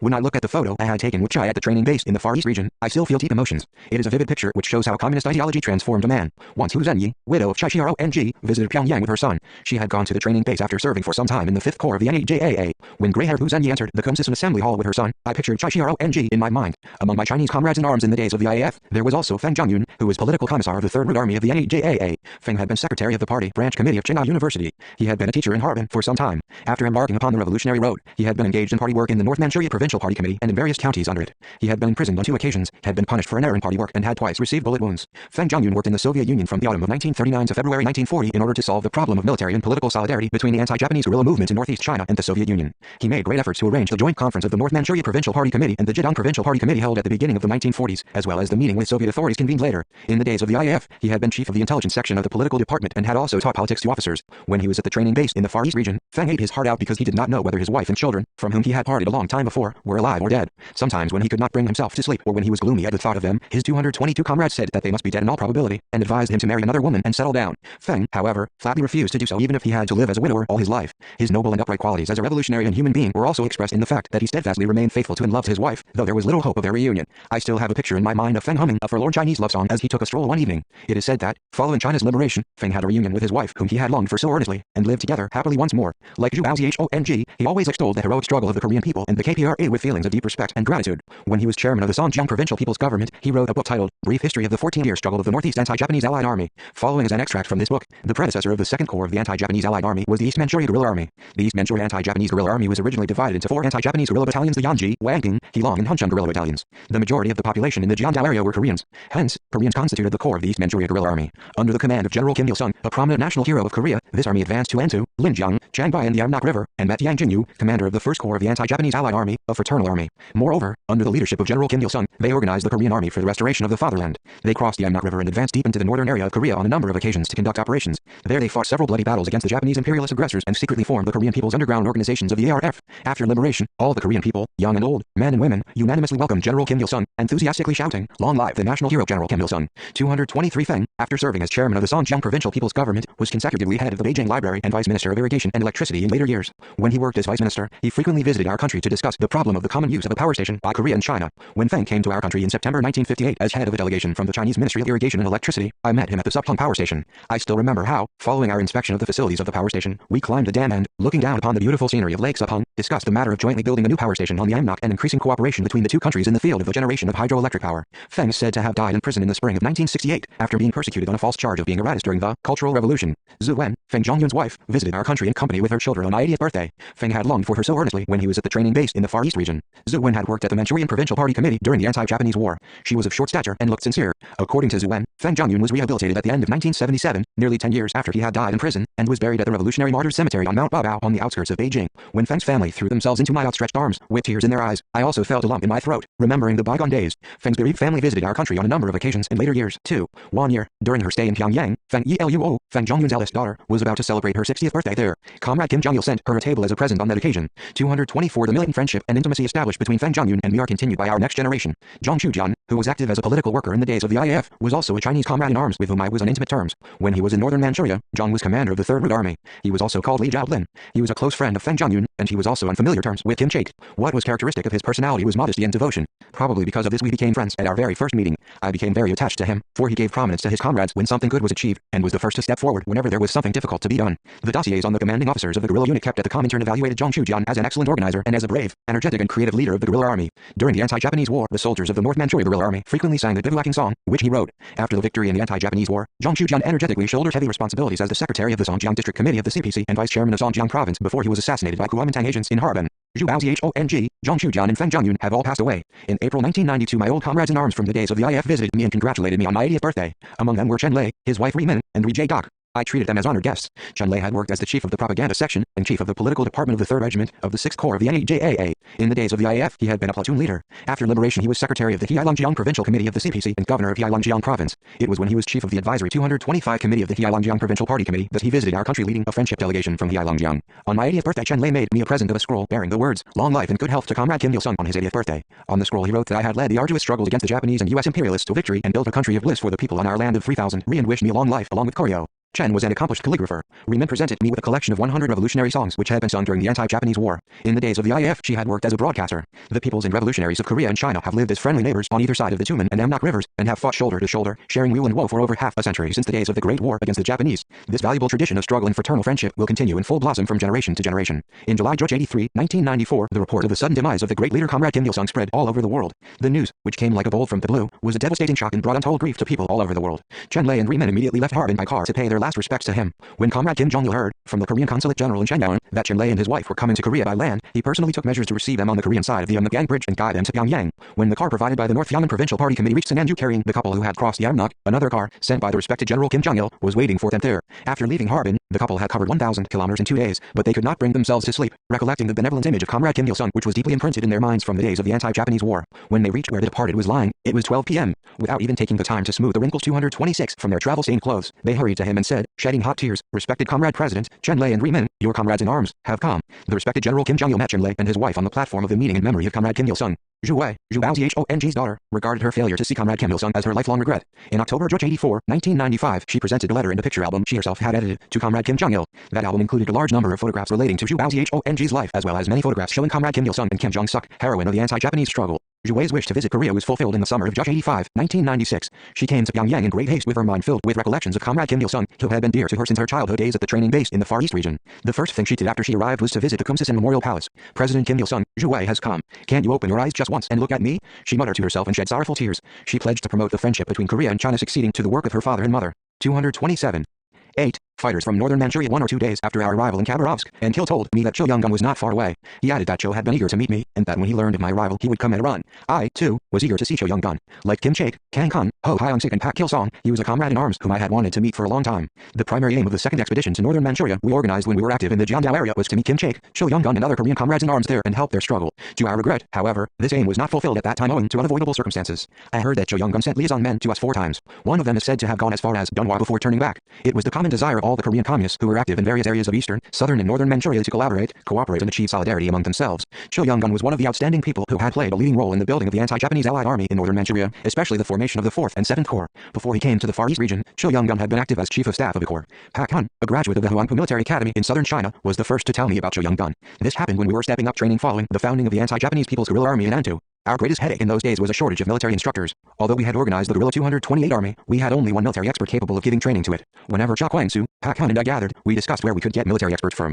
So Cho Young-gun naturally cropped up in our talks. Pak Hun said to me, after the decease of Sun Yat-sen, the period of collaboration between the Kuomintang and the CPC came to an end. As a consequence, all the young Koreans who had been at the Huangpu Military Academy dispersed. Cho Chu-hei is one of them and is worth contacting. He had been a training instructor at the academy. If there were 1 or 2 people like him, they would be of great help to us. I wonder where he is and what he is doing now. Later, I found that Cho Chu-hei was one of Cho Young-gun's aliases. Others were Kim Ji-gang and Cho Sok-chan. On hearing that Cho Young-gun was in Khabarovsk, I suggested that we should go to see him first instead of waiting for him to come to us. When I arrived at his quarters following and Kill, Cho Young-gun jumped to his feet and gazed at me for a good while. He was a typical military officer, with square shoulders. "I failed to meet you, Commander Kim, in Manchuria, but I see you here in Russia," said he by way of greeting, grasping my hand. His eyes were full of tears. He said he had heard that I would arrive in Khabarovsk soon, but he did not know I was already there. Then he repeatedly expressed his regret at receiving me at his quarters instead of himself coming to see me. "It has been my lifelong desire to fight alongside you, Commander Kim. I am extremely glad to meet you like this. Let's not part again." Cho Young-gun had gone through many twists and turns since he embarked upon the revolutionary road. He said that, as he had joined the revolution as a member of a student movement. When Cho was attending middle school, he led a strike of students against the American headmaster. The headmaster fled, but the Japanese authorities caused Cho and all the other students who had organized and led the struggle to be expelled from the school. 229 later, Cho took part in the March 1st popular uprising and was involved in the work of issuing anti-Japanese publications. He was imprisoned for some time because of this. Following this, he went to Seoul and stayed there for some time. There, by chance, he formed a close friendship with a political operative of the Korean Provisional Government in Shanghai. This man induced him to go with him to Shanghai, but there Cho found himself disappointed by the state of affairs at the provisional government. Later he was involved in the communist movement and gained some military experience in the course of the struggle. Nevertheless, instead of helping to recover his nation's sovereignty, which he had intended to do when leaving the homeland, he got more and more involved in the Chinese Revolution. In those days the young Koreans active in China proper pinned great hopes on the Chinese Revolution. Recollecting those days, he said, "Although I took pride in making revolution for another country, I somehow could not get rid of the sad feeling of being pushed to the sidelines. Sometimes I tried to rationalize my actions by convincing myself that the Chinese Revolution meant the Korean Revolution, and vice versa. Nevertheless, I could not help feeling misgivings that I was running away from the situation in the homeland. When Sun Yat-sen tried to overthrow the Beijing warlord government and establish a people's revolutionary government through the Kuomintang Communist Cooperation, advocating alliance with the Soviet Union and with the communists, and assistance to the workers and peasants. Cho Young-gun took an active part in that struggle. He said that he thought that a favorable situation for winning Korea's independence would be created if the People's Revolutionary Forces succeeded in their expedition to the north and seized northeast China. However, things did not turn out as he had expected. After Sun Yat-sen's death, Jiang Jia undermined the Kuomintang Communist Cooperation and massacred communists. He did not take nationalities into consideration in suppressing communists, and during this massacre a large number of Koreans were killed in China proper. 230 at this time, Cho Young-gun had many close shaves. He fled China proper to northern Manchuria to escape the whirlwind of the bloody massacre. Cho regretted having gone straight to northern Manchuria instead of going to Jiandao at that time and said it was because he had lost his bearings. If I had gone to Jiandao, I would have met you, Commander Kim, earlier and have been some help to the Korean Revolution. I will always regret it. I said to him, I also regret very much my failure to join hands with military experts like you, Cho Young-gun, earlier. If people like Kim Chaek and you had been in eastern Manchuria, we would have done more work for the Korean Revolution. But let bygones be bygones. It is because the hardcore like you kindled the flames of the anti-Japanese struggle in northern Manchuria that you were able to revolutionize the Koreans residing there and develop the movement to form the anti-Japanese Allied Army. The revolutionization of the masses is the fundamental preparation for the Korean Revolution. This will also be favorable for the Chinese Revolution. Let us not consider the Korean Revolution and the Chinese Revolution in isolation. As long as we make revolution on Chinese territory, we cannot but attach importance to the joint struggle with the Chinese communists and to the common front with the Chinese anti-Japanese forces. What you have so far done in northern Manchuria is for the good of China's liberation as well as for the sake of Korea's liberation. Cho Young-gun said that what had troubled him most until then was loneliness. To my question as to why he had felt lonely, he replied that this was because the enemy was too strong and the future of the revolution seemed too dim. On top of that, as he had lived among Chinese, it was natural that he should have felt lonely. He said that, when he had felt extremely lonely, he had thought of the Korean communists fighting on Mount Puktu. Hearing him, I could understand why he had sent his messengers to me 4 times. Cho Young-gun said he had felt great emotion when he was informed of 231, the 10-point program of the ARF. He said that, having read the program, he had thought he should go to Mount Puktu and fight with us if he were to make a greater contribution to the Korean Revolution. He added that, if this was impossible, he had made a resolve to strengthen ties with our unit at least. I told him that I had organized the second expedition to northern Manchuria in 1935 in order to meet our Korean comrades in arms in northern Manchuria. That day Cho Young-gun and I also talked about how we busied ourselves organizing armed ranks in eastern and northern Manchuria at the beginning of the 1930s. Cho Young-gun said that, though he had set up a training center and organized armed ranks among peasants in northern Manchuria, he had been anxious because the work of increasing the strength of the force was not proceeding as he had intended. Saying that he had heard a long time before that I insisted upon all people resistance, he asked me to tell him how I intended to mobilize all the people in resistance. I said to him, the actual situation of our country is that the majority of the Korean people eagerly desire a revival from their dire straits. If we arm them, we will have a large army amounting to hundreds of thousands. How do we intend to arm them? We intend to form, in various parts of the country, paramilitary organizations that will carry out armed activities while working. Workers' units will be organized in industrial districts, peasants' units in rural areas and students' units in towns and cities. Paramilitary corps and workers' shock brigades were already formed and had begun their activities in the northern areas of Korea in the latter half of the 1930s. We intend to form such organizations in all parts of the country in future. Who will form them? Hardcores that were trained in the anti-Japanese armed struggle will be dispatched to various regions. I went on, this is not something which will be realized in the distant future. The general trend of the world is now turning towards the ruin of Japanese imperialism.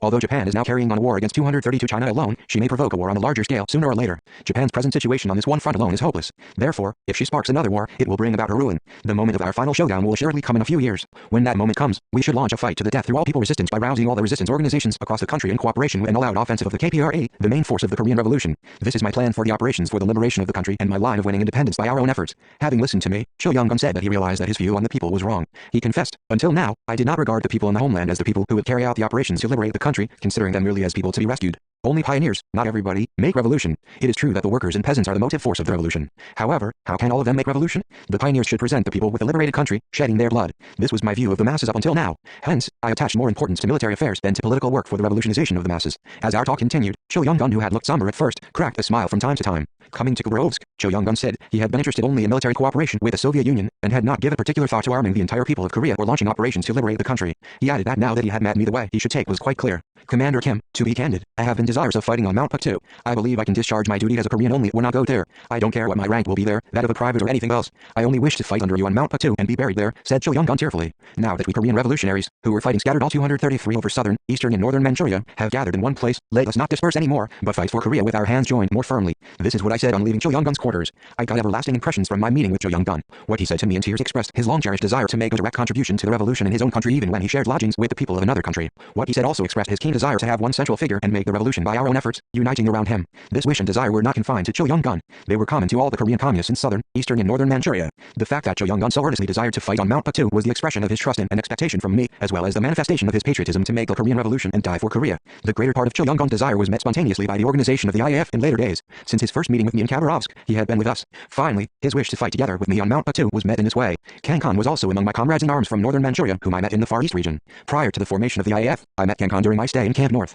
He was so delighted to see me that all the military and political cadres of the 2nd and 3rd Red Armies present there were surprised. Among the military and political cadres in northern Manchuria, only Zhu Baozhong and some other commanding officers from the 5th Corps knew the relationship between Kang Khan and me. Kang Khan and I were old acquaintances. When I was in Manchuria, I met him once during our first expedition to northern Manchuria and another time during the second expedition to that place. He had been active as the political commissar of the 9th Regiment, 3rd 234 Division, 5th Corps since 1938. Judging from the fact that he had become a regimental political worker soon after his enlistment, I could guess how great was the trust he enjoyed. After we adopted our policy of small unit activities at the Hiao Airborne Conference, the 5th Corps also reorganized its structure. Kang Khan was then appointed political commissar of the Guard Company under the direct control of the general headquarters of the 2nd Red Army. The head of the Guard Company was Pak Rak Kwan. Whenever I met the messengers frequenting northern Manchuria, I inquired after Kang Khan, and each time I was told he was fighting well. He was well known in the 5th Corps as a promising commander. He made a name for himself in only 2 or 3 years after his enlistment. This was possible not only because he fought well, but also because he loved the people dearly. It is said that people were very attached to him, regarding him as a straightforward and honest man. Whenever he entered the village in command of his unit, the villagers warmly welcomed him, saying that political commissar Kang had come. Moreover, they vied with each other in imploring him to admit their children to his unit. The popularity of his unit was so great because it was said that Kang Khan's men had a strong sense of organization and discipline. Kang Khan displayed his talent and ability as a military commander to the full. His military talent was displayed more conspicuously when we employed small unit activities. Kang Khan was particularly good at ambushing and derailing trains. Once he derailed a train carrying only Japanese officers. During the period of small unit activities, he dealt heavy blows to the enemy by derailing trains and demolishing railway bridges, roads and arsenals. On the day of my reunion with Kang Khan, we unburdened our hearts on the bank of the Amur for many hours. He lived with us from the time when the IAF were organized. The house in which Kang Khan, I and some others lived was called a Torai House in those 235 days. The leading commanders of the Allied forces lived in this house. A Torai House was a cylindrical building common in Siberia in those days. In this type of house, rooms were arranged around the corridor. In later days I talked with Kang Khan on a number of occasions. Flawless in thinking and practice, he talked in an amusing way. Some people regarded him as a dry and strict commander, but they said that because they did not know him well. Kang Khan was cool-headed and lucid, as well as simple and honest. Yet he was sentimental and kind-hearted, too. He did not gild his assertions or views, but frankly talked about what he ordinarily thought without embellishing anything. Kang Khan talked a great deal about his native place, Sangju, in North Gyeongsang Province. He said he had left Sangju when he was 10 years old. Although he had left his native place at such a young age, he still described it vividly and pined for it. At that time Kang Khan said several times that Sangju was famous for liquor and silk. According to him, it was also a big producer of persimmons. Whenever he talked about the liquor, persimmons and silk of Sangju as well as about the Raktong River and Mount Sokri, his eyes became moist. Although outwardly dry and cool-headed, he could not control his emotion, like a poet, and became more talkative than usual once he started talking about his native place. He recollected with sorrow his elder sister, whom he had left with another family as the future wife for their son. Those who love their native places as ardently as Kang Khan did his, will be enthusiastic in making revolution. One who loves his birthplace warmly will love his country ardently, and such a man will be enthusiastic about making revolution. The acquaintance between Kang Khan and me developed into warm comradely love in the days of the IAF. What I admired in Kang Khan in particular was his extraordinary military eye and a high sense of responsibility. He possessed exhaustive military knowledge. Whenever we debated a military operation, he expressed his opinion enthusiastically. His assertions were unique and had profound meaning. 236 Kang Khan was good at Chinese and Russian. He started learning Russian after he came to Camp North. Before long, he was able to converse with Soviet officers and read the military regulations of the Soviet Union published in Russian. Both the Soviet and Chinese peoples admired his clear head. He invented and used his own abbreviations for Chinese characters. Kim Chaek rejoiced over Kang Khan's development more than anyone else. At one time, they were teacher and student. When he was active in England, Kim Chaek taught at a private school for some time, and Kang Khan studied there. Sanfei was considered a genius in his private school days. He could already recite the 3 Warring Kingdoms 15 in those days, said Kim Chaek. Sanfei was Kang Khan's real name. Although Kim Chaek and Kang Khan were former teacher and student, they were like twins so far as their qualities were concerned. In his lifetime Kim Chaek was famous for being straightforward and honest. Kang Khan also possessed these qualities in equal measure. So far as the principles and abilities of the two men were concerned, they were similar. When Kang Khan was chief of general staff after liberation, many of his subordinates were older than him and quite a few of them had longer revolutionary careers than he had. However, all of them were reserved towards him because they knew well that he was a man of strong revolutionary principles. Kang Khan did not make the least concession to anyone as far as principles were concerned. He did not forgive those who abandoned their principles, even though they might be his close relatives. Comrade Kim Jong-il stresses to officials the need to learn from Kang Khan's loyalty to the party and the leader as well as from his revolutionary principles. He is right. Kang Khan was a talented official worthy of being followed by our successors, as well as an attractive military commander. He was killed in action at a too young age. If he had lived, he would have done a lot more work for the building of the armed forces. Kang Khan was devoted to the revolution to the last moment of his life. He 237 did not have any rest throughout his life. After Japan's defeat, he could not return to Korea, his homeland, as he was helping the Chinese Revolution. He took part in the operations to liberate Northeast China as commander of the Jidong military subdistrict. Kang Khan formed many units with Koreans during the operations to liberate Northeast China. It is said that the number of Koreans who took part in these operations amounted to 250,000. Kang developed stomach trouble owing to overwork. When he worked as chief of camp number 2 of the security officers training center back home, he had a lot of trouble because of a gastric ulcer. In those days he never ate regular meals, and I made sure that at banquets he was not plied with strong drinks. Kang Khan accomplished great exploits in the building of the People's Armed Forces. The military achievements of our People's Army in the first stage of the war, such as the victories in the battles to liberate Seoul and Daejeon, are largely associated with Kang Khan. After the People's Army advanced into the area around the Raktong River, Kang Khan reported the situation on the front line to me. In the middle of his report he said that in a few days he would be able to reach Sangju, his native place, and meet his elder sister. However, to our regret, he was killed in action not far from his native place in September 1950. Kang Khan was a talented official. He was at home both in political and military affairs. He was 32 years old when he fell in action. Even the Soviet people envied us for having a young chief of general staff. It was really a tragedy that Kang Khan died at such a young age. We awarded the title of Hero of the Democratic People's Republic of Korea to Kang Khan. In order to preserve his achievements for posterity, we named the first Central Military Academy the Kang Khan Military Academy. On the occasion of the 20th anniversary of the foundation of the Republic, we had a bronze statue erected to Kang Khan's memory in the city of Sariwon. It is really regrettable that we have lost Kang Khan. I frequently think of him even now. When they were going to the training base in the Far East region, all the 238 anti-Japanese fighters from Eastern Manchuria wanted to meet those Koreans who had fought in Northern Manchuria. It is said that those from Northern Manchuria also felt the same.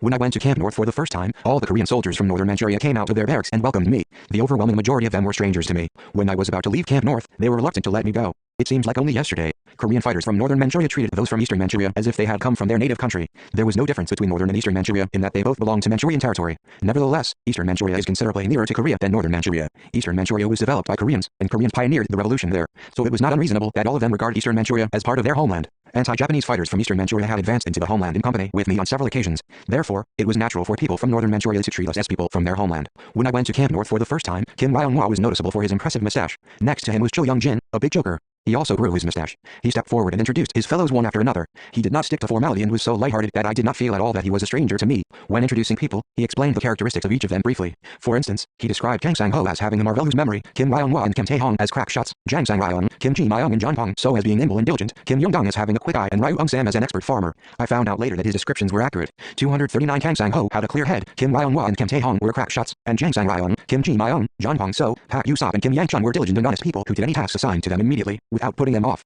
When he was at the training base in the Far East region, Jang Sang-ryong ran errands frequently between Kim Chaek and me. Ryu Ung-sam was well informed about farming. When he was in Northern Manchuria, he was in charge of farming in the guerrilla zone. At Camp North, too, he took part in all the affairs of the sideline farm. At one time he worked as chief of the sideline farming department in the Ministry of the People's Armed Forces. In those days I also met Cho Min-chul and Ri Jong-san. The latter was the youngest of the men in Northern Manchuria. When Cho Young-jin reminded us of how Ri Jong-san had fallen down from his bed at the sound of a shot announcing an emergency call, all of us held our sides, laughing. Women soldiers who came from Northern Manchuria had an open-hearted character in general. There are many vast plains in Northern Manchuria. It seems that if people live in a wide area, their character also becomes open-hearted. They were all adept at riding. Among the women soldiers from Northern Manchuria, Pak Kyung-suk and Pak Kyung-ok were the best wireless operators and Wang Ok-won was the best horse rider. Ri Suk-jung was also said to be good at riding. Ho Chang-suk, John Sun-hu and Jang Hai-suk were outstanding members of the sewing unit. Ri Kai-hyang was a crack shot. Whenever he introduced his colleagues, Cho Young-jin put in a vainglorious phrase and in doing so, each time his face would bear a funny expression, provoking a smile. In my days in West Jeondao I had occasionally heard that Cho Young-jin was a funny man. However, when I met him personally, I found him to be wittier than I had expected. It was well known even to the men of the main force that Cho Young-jin was a famous fighter and a bold man. He became renowned as a valorous fighter since he displayed courage in the battle to annihilate high-ranking 240 officers of the Japanese punitive force and their men who were on an inspection tour on a motorboat.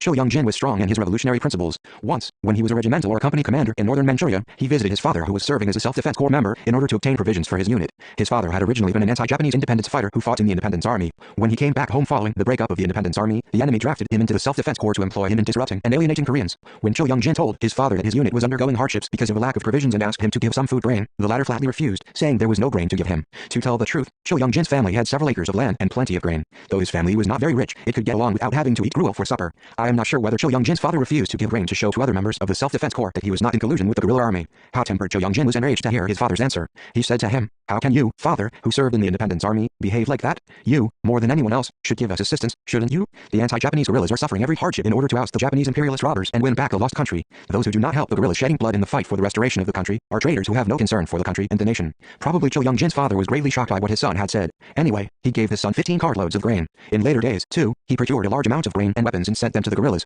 Although he was a member of the self-defense corps, he invariably assisted the guerrilla army without abandoning the patriotism and fidelity of his bygone days when he had followed the Independence Army with a rifle in his hand. 241 later, the Japanese killed him. In the days of the IAF, Cho Young-jin was a company commander in our contingent. Even the Soviet soldiers admired his company, the first company, because it led others in all respects. He was well known as an exacting, competitive and hard-working commander. After liberation he fought well against spies and saboteurs to defend Pyongyang. He also worked conscientiously to train the hard corps of the regular armed forces at the Pyongyang Institute and the Central Security Officers School. When he was Minister of Fisheries, there were bumper harvests of fish. At one time, he was a vice premier. At the training base I held a touching reunion with the fighters whom we had sent to Northern Manchuria when we were active in Eastern Manchuria. Among them were Cho Kwang, Kim Kyung-suk, John Chang-shal, Pak Rak-kwon, Kim Ok-sun and Jong-suk. On seeing me, Cho Kwang burst into tears, saying he had not seen me for such a long time. When he stopped crying, he said, "General, even in Northern Manchuria, I always look towards Mount Patu, where you were. Now I will never go to another unit even if you send me back forcibly." Following the formation of the IAF, he became a platoon leader. I met Cho Kwang for the first time when he was head of the Children's Bureau. At that time he brought an art troupe of the Children's Corps to me, and they gave a performance. Around the time we left for our first expedition to Northern Manchuria, he gave up his work as head of the Children's Bureau and joined joined the Young Volunteers Corps. He said that until that time he had thought that when a rifle was fired, a bullet flew out together with the cartridge. As soon as he joined the Corps, he became a platoon leader. I remember how, when the battle at Diomeotai began, he stationed his platoon on the hill west of Yaoingu to guard me. Later on, he took part in the Battle of Lauhaishan. Before he came to the Far East region, he was a platoon leader of the guard unit at the headquarters of Zhu Baozichong's 5th Corps. I was told that Zhu Baozichong was very fond of Zhou Guang. 242. Because of this, Zhu Baozichong asked us to give him Kang Kun, Zhou Guang and Pak Rakuan first of all when he was selecting people needed for the operations against the Japanese in northeast China. When they went to northeast China, Kang Kun became commander of a military subdistrict and Zhou Guang, Pak Rakuan and Namjiangsu, regimental commanders. The area of activities for Zhou Guangji's regiment was Wanking County. In the days of Manchukuo, they built their unit and waged battles eating the sorghum stored up by the Japanese. At that time some people complained that there were too many troops organized by Zhou Guang and others. They claimed that only 200 troops were allowed to be kept in the county. Therefore, Zhou Guang continued to recruit people into the army in the rural areas outside the county seat. The armed ranks organized by our comrades in those days made, in later days, a major contribution to the building of the army in our country, not to speak of the operations to liberate northeast China. Zhou Guangji's unit made great military achievements in Dunhua, too. Engaged in battles on one hand, on the other they formed party and mass organizations. We recall Zhou Guang to the homeland in the early autumn of 1946, instructing him to choose his best men and bring them with him. He came home with some 200 others whom he had chosen. On the day of their arrival in Pyongyang, Kim Chaek and Yu Zhang went to the railway station to meet them. At the news of Zhou Guangji's arrival, Kim Jong-suk prepared a special meal for him. After his return home, Zhou Guang worked as chief of staff of Camp No, one of the security officers' training center. He took part in the Fatherland Liberation War as commander of the 1st Division of the Korean People's Army. He has performed great deeds for the building of our army. He was faithful both as a man and a warrior. When the Pueblo incident occurred, he ate his meals and slept in his office for a year without returning home because of the tense situation. He faithfully assisted the party and the 243 leader with a pure heart all his life. He has experienced twists and turns and has suffered greatly in the course of the revolution. However, he has always been loyal. Zhou Guang is one of the military officers whom I treasure and love most. Comrade Kim Jong-il also trusts him very much, loves him dearly and gives him prominence. His great trust and love for Zhou Guang can be clearly seen from the fact that, after he was acclaimed as the supreme commander, he appointed the latter, now in his 70s, chief of general staff of the Korean People's Army. When I was going to the training base in the Far East region, I thought I would also meet Pak Kil-song and Ho Hyung-sik without fail. However, to my deep regret, my meeting with them was not realized because both of them had been killed in action in northern Manchuria. Ho Hyung-sik was one of the founders of the Jui guerrilla army. Kim Chaek talked a lot about Ho, as indeed did all the fighters from northern Manchuria. From Kim Chaek's stories about Ho Hyung-sik, I still remember the episode in which, during the winter march to Jiangmen, Ho stood guard as a punishment on his own accord. That march was said to have been unusually arduous. With a view to lessening the men's fatigue, Ho Hyung-sik had commander stand sentinel and he himself kept guard. They had no watches in those days. Therefore, they measured the time by burning sticks of incense. When one stick was burnt out, it was considered to be time to relieve the sentry. One night it was Ho Hyung-sik's turn to stand sentinel in front of the camp gate, but he failed to relieve the sentry by mistake. The following morning he criticized himself in front of his men and at night he stood guard as a punishment on his own accord. Seeing the chief of staff standing sentry as a punishment, one man felt extremely sorry for him and broke his incense stick in half. When he came to know this, Ho Hyung-sik said to the man, "I am 244 grateful to you for being considerate towards me, your commander.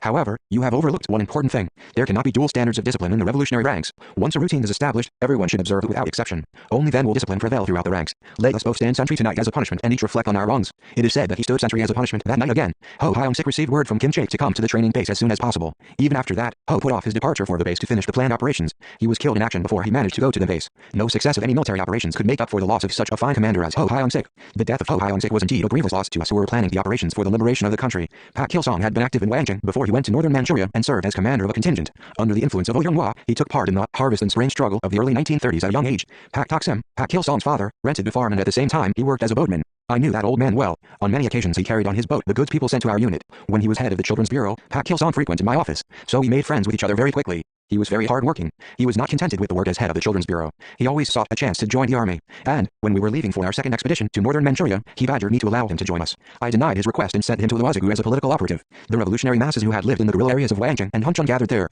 Pak Kil-song was a suitable man for protecting them. He was proficient at work with the masses. 245 in later days, I heard about Pak Kil-song several times through messengers. Pak Kil-song went to northern Manchuria because his identity had been disclosed in the area of Luozigu. After he had been flogged in prison, he was released on sick bail. He got away from Luozigu in search of our unit. Although he was young, he struggled well in prison.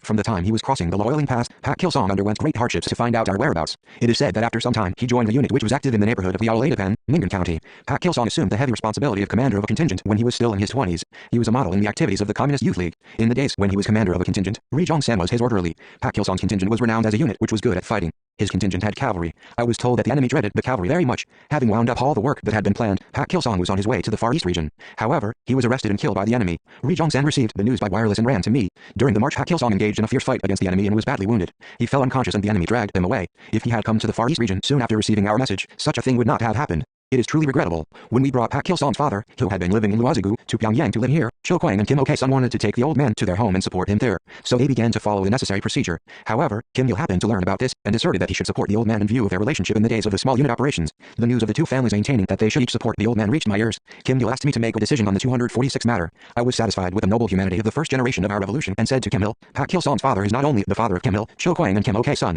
The old man is the father of us all, and all of us are his sons and daughters. Therefore, let us all support the old man on behalf of Pak Kil-sung. We made arrangements for the old man to live in one of the good houses on the bank of the Pathang River in which ministers and vice ministers lived in those days. There would be no end to it if I were to talk about all my comrades in arms in our days in northern Manchuria. When I was at the training base in the Far East region, I also met the fighters from northern Manchuria who, as the special detachment of the IAF, took part in joint reconnaissance with the Soviet troops. Hong Chun-su was one of them. Hong was in the Independence Army for some time and visited such places as Pyongyang, Kangso, Adak and Sariwon to carry out a series of fundraising activities. He was a crack shot and was good at reconnoitering. During the operations to liberate the country, he fought on the front line. The Korean communists who were part of the IAF had formerly fought in southern, eastern or northern Manchuria. Nevertheless, they were firmly united in ideology and will, and powerfully accelerated the final victory of the Korean Revolution. The Loiling Pass is on the boundary between eastern, southern and northern Manchuria. However, that mountain pass could not draw a line of demarcation in the hearts of Korean communists. All of them wished to go to Mount Batu and fight with us even if they were to die in the course of this. Their unanimous wish to fight on Mount Batu became the factor that ensured a unity of ideology and will among our ranks. It was a great inspiration for us as we strengthened our own forces for the Korean Revolution. 247.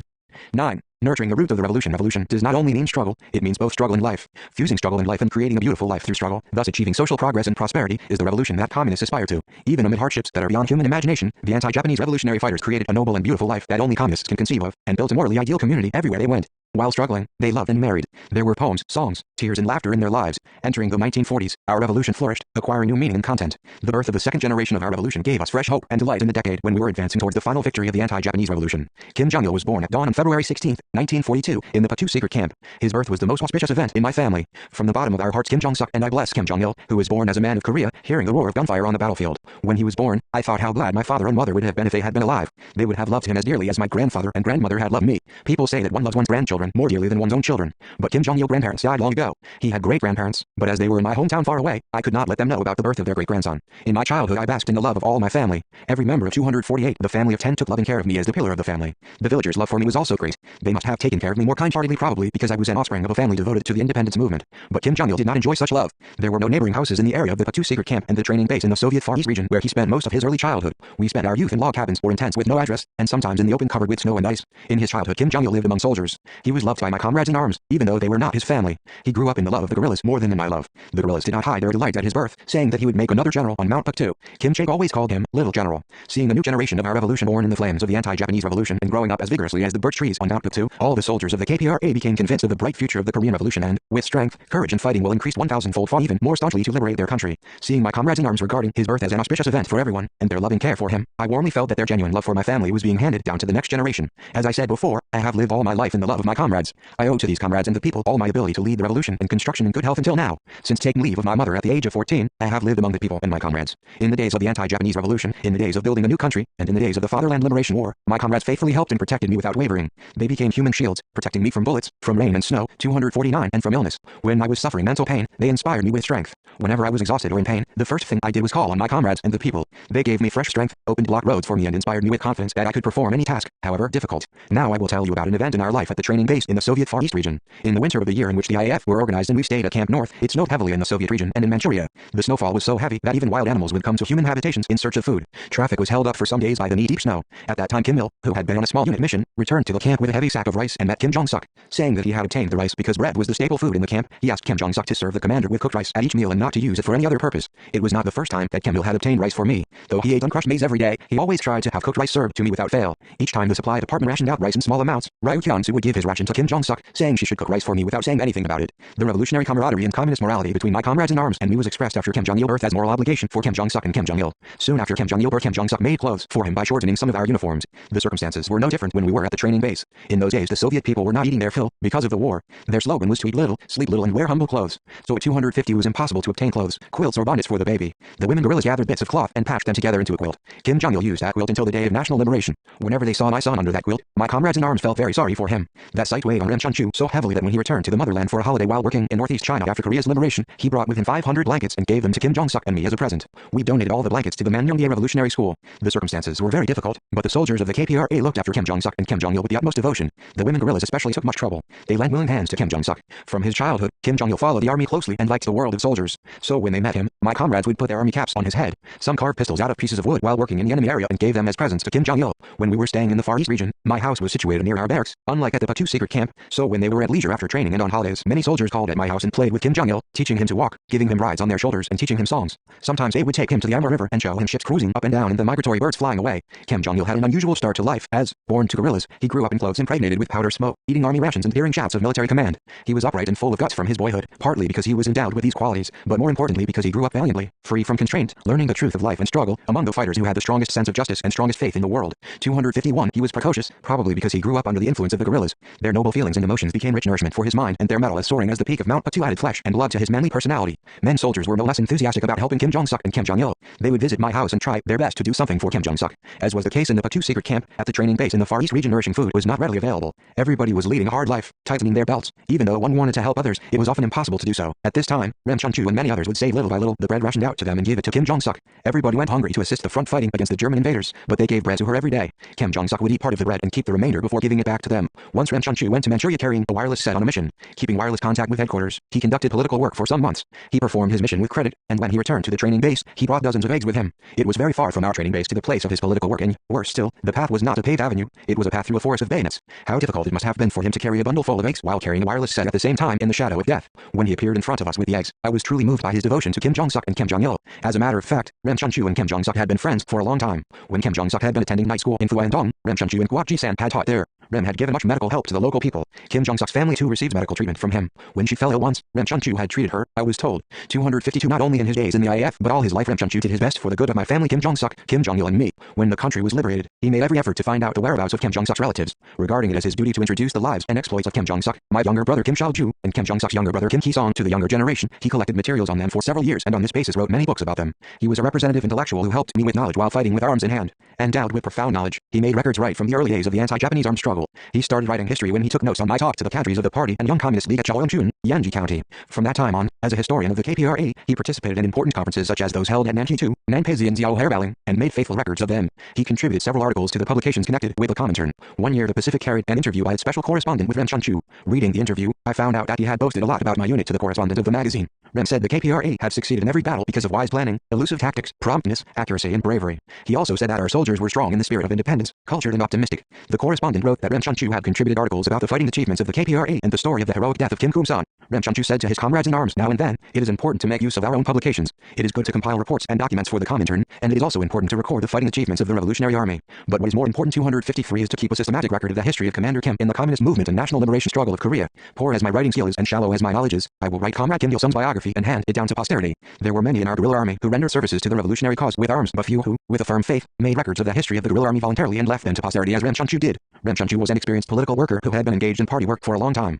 This notwithstanding, we pay more tribute to him as a writer and historian than as a political worker because his achievement in formulating our revolutionary history is an incomparably great exploit. With rich materials he put our revolutionary history in order and brought to it profound depth of thought. He could testify to the course of the anti-Japanese armed struggle because he kept a diary in those days. If Rem Chun-chu, a writer and historian, had not kept the materials on the anti-Japanese armed struggle, a great part of the history of our activities would never have seen the light of day. He played a great role not only in systematizing our revolutionary history but in giving wide publicity to it. Doing party work with the South Pyongyang Provincial Party Committee after liberation, he told Zhou Qichon 16, Zhang Guanshao 17 and other intellectuals a lot about the Battle of Pokambo and other activities of our anti-Japanese guerrillas. He rendered great service to enriching the archives of the history of our party by writing books and many reminiscences on the revolutionary traditions. He swept away all obstacles to defend and brighten the revolutionary ideology and history of his leader and the revolutionary traditions of our party. In our days in the IAF, he delivered political lectures on the tasks of Korean communists, a treatise I had written. Some of the 254 commanding personnel asked him to reconsider the matter of including the treatise in the curriculum. But he continued his lectures on the treatise, saying, "We have long acclaimed Commander Kim Il-sung as the leader of the Korean nation. What's all this fuss when I am giving lectures on my leader's work?" He showed great concern over my health. When he was the secretary of the party committee of a regiment, he once informed me about what had been discussed at a meeting. The decision was that I must not carry my knapsack with me.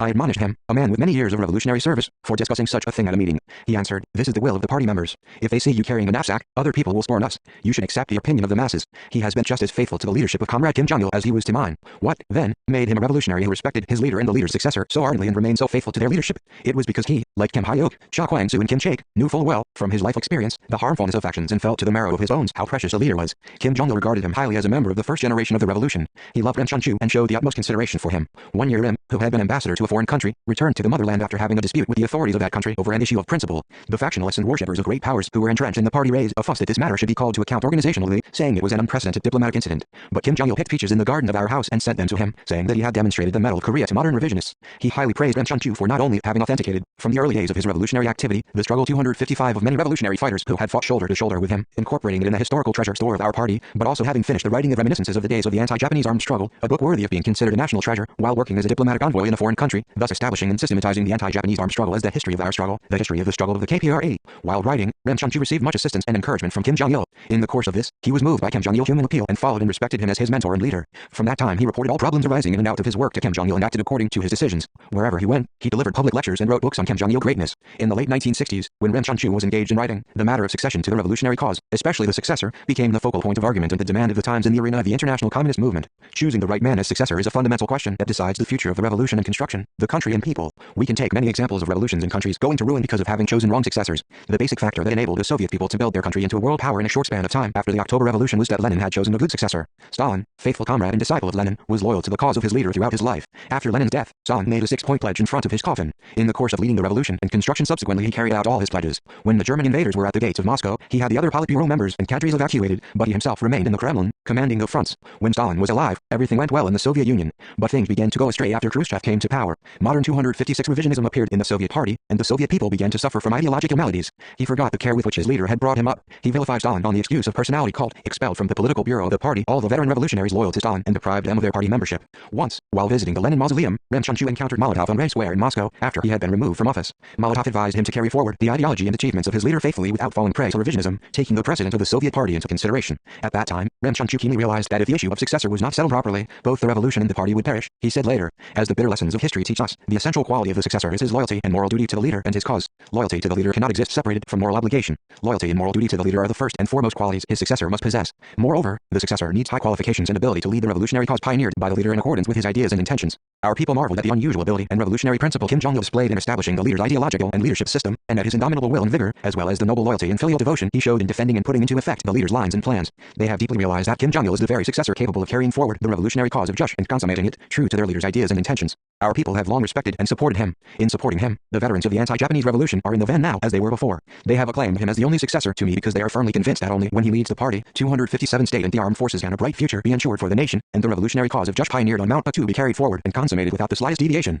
That they have acclaimed him as my successor means that the armed forces have held him up as the leader of the nation. Ram Chunju, along with Kim Il, Cho Hyun and Lo Jin-yu, have taken the lead in acclaiming Kim Jong-il as the head of our party and state. The anti-Japanese revolutionary veterans have unanimously acclaimed him as my successor because, before all else, they were attracted by his human appeal. Kim Il has always said there will be no one in the world who is as loyal and dutiful as Kim Jong-il is. Ram Chunju has said that there will be no one who respects the revolutionary foreigners as heartily and defends the revolutionary traditions as ardently as Kim Jong-il does, and that no great man of ideology and leadership will be his equal. Oh Jin-yu has said that Kim Jong-il is the general of generals who displays unexcelled audacity and outstanding intelligence. Cho Hyun and Ri Jong-san have often said that Kim Jong-il is a man of the richest human sympathy. Ri Al-Sol also is a longtime assistant to Kim Jong-suk, Kim Jong-il and me. I still remember him clearly when he was my aide-de-camp after liberation. He would make a security check early in the morning and take breakfast with Kim Jong-il in the kitchen of my house. He was on quite intimate terms with Kim Jong-il in his boyhood. When I was going on a field guidance trip, he would take Kim Jong-il with him. He always understood his needs and looked after him. I still remember when I met Kim Jong-il in Sinuihu during the war. He came to see me after a long period of evacuation. At that time, he asked Ri Al-Sol, my chief aide-de-camp, to take good care of me in place of his mother. His words are still ringing in my ears. Why does Kim Jong-il still trust him and why is he so grateful to him? It is because Ri Al-Sol took care of him after his mother died. Kim Jong-il was bereft with his mother when he most needed parental care. 258 To make matters worse, he and his sister had to take leave of me for some time because of the war. As I went here and there to reconstruct the economy after the war, I failed to take good care of them. It was Ri Al-Sol and other comrades in arms of mine who looked after them as their parents would do in the place of their kinsfolk when they were spending their childhood lonely, missing their mother, who had passed away. In the summer of 1953, I visited the Soviet Union with a party and government delegation. Before we left Moscow after completing our itinerary, the Soviet side gave a farewell banquet in our honor. The watermelon served at the banquet tasted especially good. After the party I went back to my lodgings. Ri Al-Sol, who was packing a carton, was very embarrassed to see me. I asked him what it was. He hesitantly replied that he had packed a watermelon for my children. The watermelon in the cardboard box was as large as a pot. Kim Jong-il was very delighted to get the watermelon, saying how good it would be if our people who had suffered hardship in the war had a taste of this watermelon. He suggested growing watermelons from its seeds. From the next year, together with Ri Al-Sol, he began to grow watermelons from the seeds of that watermelon in my garden. The watermelons thrived and spread far and wide. Ri Al-Sol took leave of his parents at a young age and lived all his life by my side. While fighting the imperialists, big power chauvinists, reactionaries and factionalists as my bodyguard for decades, he experienced difficulties of every description, tasting the sweets and bitters of life. In the course of this he became a man of great fortitude. Soon after the conference at I sent Pak Young-sun and Ri Al-Sol to Voroshilov for a short training course in wireless operation, ordering them to come back straight to the unit after the course. While I was operating in the area northeast of Mount Batu and in the homeland in command of a small unit, Ri Al-Sol, having finished the course, was making preparations to return to the unit. On the day he received a commendation at the review of the short course, 259 a high-ranking Soviet officer told him to make preparations to go to Korea, saying it was an order from the Comintern. Ri Al-Sol was quite puzzled at the order. The Soviet officer explained, "You are trusworthy. Songjin, to which we attach strategic importance, is your hometown. Settle down there and send us wireless reports of the enemy movements. He refused to obey the order, saying that, though he wanted to work in his native town, he had been ordered by his commander to return to the unit after the short course to teach wireless operation. The officer tried to persuade him the next day again. He said they would get Comrade Kim Il-sung's permission later. Apparently he attempted to influence the young man in the name of the Comintern. Rial-Sol retorted, I can't go anywhere before executing the order my commander gave me. We have spilled much blood because wireless communication was not available to us. You may not know it, but in order not to repeat that experience I must return to the unit quickly, as my commander ordered. In those days we were in the Soviet Far East region temporarily, and the IAF had not yet been formed, so there was no unified system of command. The KPRA and the NAJAA were acting independently under their own command system. In this situation, it was unreasonable for a Soviet officer to attempt to divert Rial-Sol for another purpose in the name of the Comintern and without prior consultation with us. Rial-Sol's refusal to accept any other order before executing his commanders was an expression of his unswerving loyalty to me. Ever since his days in the children's company, he has been devoting his life to the work of protecting me, and he has never acted against my will or neglected his duty. Awake or asleep, he has thought only about me and has done everything for my health and personal safety. When I was fishing in the Wuku River in 1939, he protected my back with a machine gun. 260, he ensured my security also after liberation. During the war, there were several counter-revolutionary elements near the Supreme Headquarters. Strictly confidential information directly affecting the destiny of the country was transmitted to the Americans by Pak Han-young and Ri Sung-yeop. In the summer of 1952, Ri Sung-yeop made his stooges call dozens of American planes by wireless to KPRA where the Supreme Headquarters was situated. The planes phoned the location of the Supreme Headquarters. They dropped a big-time bomb near the building of the Supreme Headquarters, close by my quarters. Rial-Sol called an emergency meeting of my aides-de-camp and bodyguards, and they decided to try to remove the bomb at the risk of their lives. Turning in their party membership cards, they removed it to a valley. On the occasion of this incident, Rial-Sol caught all the subversive elements and reactionaries lurking around the Supreme Headquarters. He was also brave in the struggle against the anti-party counter-revolutionaries. When I returned from a visit to the Soviet Union and other socialist countries in Europe in 1956, Rial-Sol, the chief aide-de-camp, called on me one day and warned me to take care, exposing in detail the suspicious movements of Cho Chang-ik and Pak Cheng-ok. Namil also informed me on the phone of their suspicious behavior. Rial-Sol also combated Kim Chang-bong's warlordism face-to-face. Just as he has devoted his life to me, he is also faithful to Kim Jong-il. On their return to Camp South, Rial-Sol and Pak Young-sun trained many wireless operators. In subsequent days he was dispatched on small unit missions on several occasions to vantage points where decisive battles for national liberation would be fought into points of strategic importance where the main forces of the Japanese army were concentrated. As a member of a small unit, he once went to the area of Laohaishan in Wangan County with a wireless set and carried out reconnaissance. 261 We had obtained information that the enemy had built a large airfield in that area and were massing hundreds of planes, guns and trucks there, but we could not confirm the fact, and this hindered preparations for operations. The Soviet military were also anxious to ascertain the truth, so we dispatched the small unit there. The members of the small unit infiltrated the airfield and found out that the new planes and trucks there and the new type guns in its vicinity were all fakes made of wood. Rial-Sol transmitted to me the results of the reconnaissance mission. Many people say that I have found a good solution to the problem of leadership succession, but I want to say that the anti-Japanese revolutionary veterans played an important role in solving the problem. They brought him his food and clothing and taught him to walk when he was an infant. Right from those days trust in and respect for them sprouted in Kim Jong-il's heart, and trust in and intimacy with him sprouted in their hearts. It was the anti-Japanese revolutionary fighters who played leading and active roles in his ideological and spiritual growth, and in his emotional development. Kim Jong-il's firm confidence of victory, iron will and revolutionary optimism may be said to have been enriched and tempered through his intimate relationship with the veterans. In turn, the veterans learned from his boundless loyalty, filial devotion and moral duty to the leader, love for and spirit of devoted service to the people, as well as his unshakable will and resolve to carry forward and consummate, true to the leader's ideas and intentions, the revolutionary cause pioneered by the foreigners.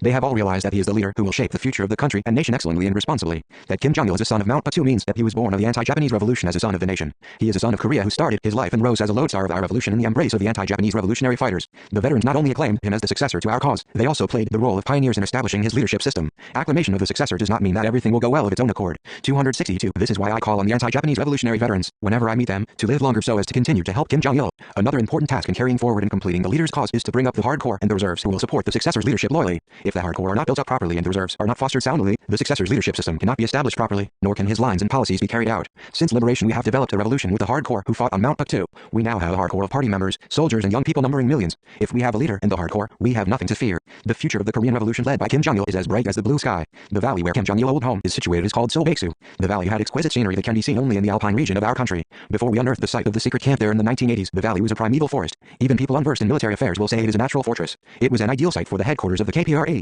The former name of Jong-il Peak was Jiangsu Peak. We renamed the peak in order to hand down Kim Jong-il achievements to posterity. Our people are proud of the peak before the world even in their songs. It was Mount Batu that brought up Kim Jong-il as the leader of the nation. The fighters of the mountain raised him to be the lodestar, and the soul of the mountain is encapsulated in him. The succession of our revolution is firmly ensured because Kim Jong-il, who was born and grew up in the flames of the anti-Japanese revolution, is the leader of the nation. He enjoys support and love from all the people. The cause of Kim Jong-il, who was born of guerrillas and became the successor to the leader, to assume national leadership, amidst the unqualified support and trust of the people and the army, will be ever victorious in the future too. Chapter 24 Nationwide Resistance Against the Japanese in Anticipation of the Day of Liberation. 264 The flames of national resistance flare throughout the country. 283 The breakthrough in the operations against Japan. 302 The spirit of the nation. 319 For unity with the anti-Japanese patriotic forces. 335 Across the Korea Strait. 351 The final campaign. 367 The triumphal return. 388 August 31 1942 August 34 1945 264 1. In anticipation of the day of liberation, when writing their curricula vitae after the liberation of the country, quite a few anti-Japanese revolutionary veterans put down Military Academy 88 or Training School, Camp 88 in the column of academic attainments. The then personnel management officials were amazed at the fact that the anti-Japanese revolutionary fighters who had gone through arduous guerrilla warfare were all graduates of a military academy.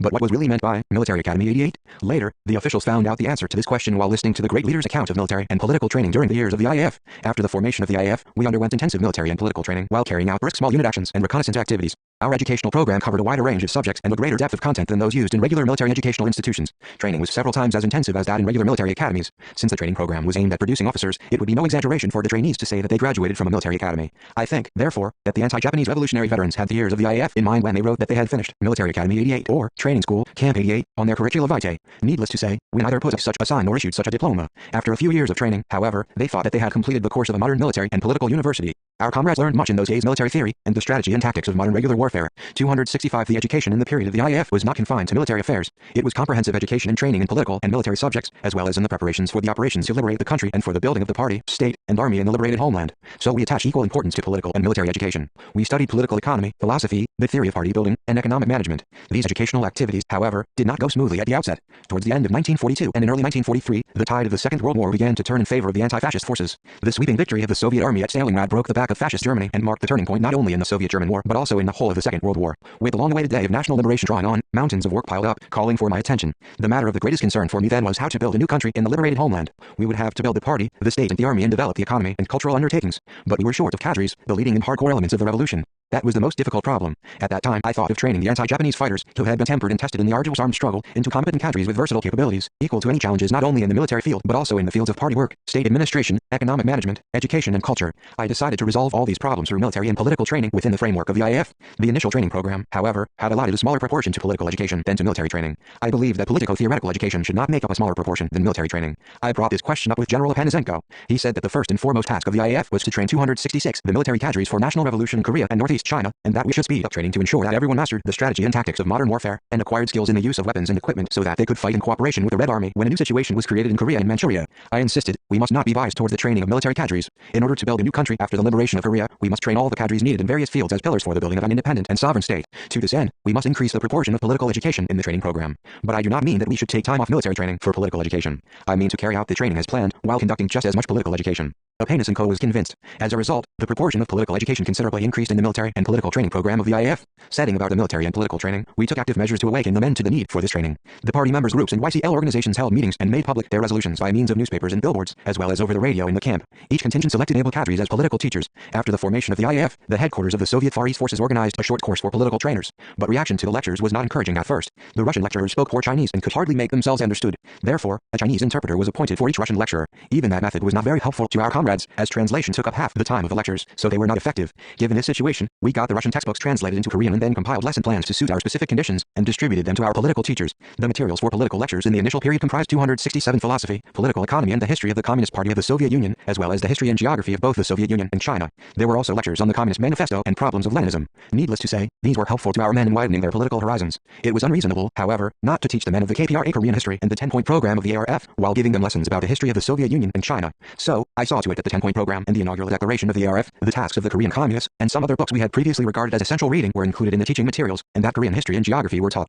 The political teachers took much trouble to prepare their lectures. As they had to prepare and give lectures while participating in training, they were always under heavier pressure of work than the ordinary soldiers. The lectures were fairly good. They were convincing because they were supported by the teachers' rich fighting experience. More than once I listened to Enkil's lectures, and I found them very interesting. Enkil, a veteran political worker, had an original way of giving political lectures. As they were spiced with humor and lively figures of speech, the students learned about revolution in a light-hearted atmosphere. During lectures, he would recite a poem or sing a song, when necessary. During one lecture he quoted a full page from Lenin by rote. When his men on the march were too exhausted to walk properly, he used to order a break, and play the harmonica and beat the drum, getting the men to dance and sing. That was his way of doing things. He did the same with his lectures. Rem Chunchu was good at giving lectures, and even better at tutoring. He would organize discussions or arguments among the trainees to get to know how well each of them was prepared and how well he understood the lectures. On this basis, he would give individual guidance after school. If any of them still did not understand the lecture, he would teach him by his bedside. 268 Kim Kyung-sok was also a good teacher. Not being an eloquent speaker, he always used to make careful preparations for his lectures, often sitting up late. He was very popular among his pupils. After completing his preparations, he always asked my opinion about them. He was a very serious and hard-working man. He would write down all that he was to say during his lecture. Getting into this habit in those days, even after liberation, he used to write down for himself whatever speech he had to make before speaking to his audience. He did the same with his reports to meetings. The teacher's enthusiasm resulted in the improvement of the trainees' qualifications. The lectures given by An Young, John Changsha and Ripong Su were also popular among the trainees. Liu Yalu, a graduate of the Frunze Military Academy, also gave good lectures. I can still remember him giving a lecture on the new type of rocket the Soviet Union had developed, Katyusha. I myself also often gave political lectures. At the reviews of military and political training, the soldiers of the Korean contingent always won the highest marks. Even Feng Zhongyun, who was working in the political department of the unit, admired the results of the training of the soldiers of the Korean contingent. He even asked me what the secret of their good results was. I said, no secret at all. They have just worked hard, with towels tied round their heads, and cooling their faces with cold water. Then he commented, waving his hands, well, no one can match the Koreans in diligence. Indeed, our comrades were very diligent in those days. It was exactly their sense of responsibility for the revolution that stimulated the soldiers of the Korean contingent to be exemplary in military and political training. However, there were some comrades like Pak Chang-sun who considered studying a headache at Matangu years before. Typical of them was Pak Rak-kwan. Pak Rak-kwan had been a member of the Young Volunteers Corps in 269 Eastern Manchuria. Later, he had been picked, along with other exemplary men and officers, to be transferred to the 5th Corps at the request of the comrades in Northern Manchuria. He had served as leader of the guard unit of the 5th Corps under the command of Zhu Baozhong. He was a brave fighter who was ready to go through fire and water.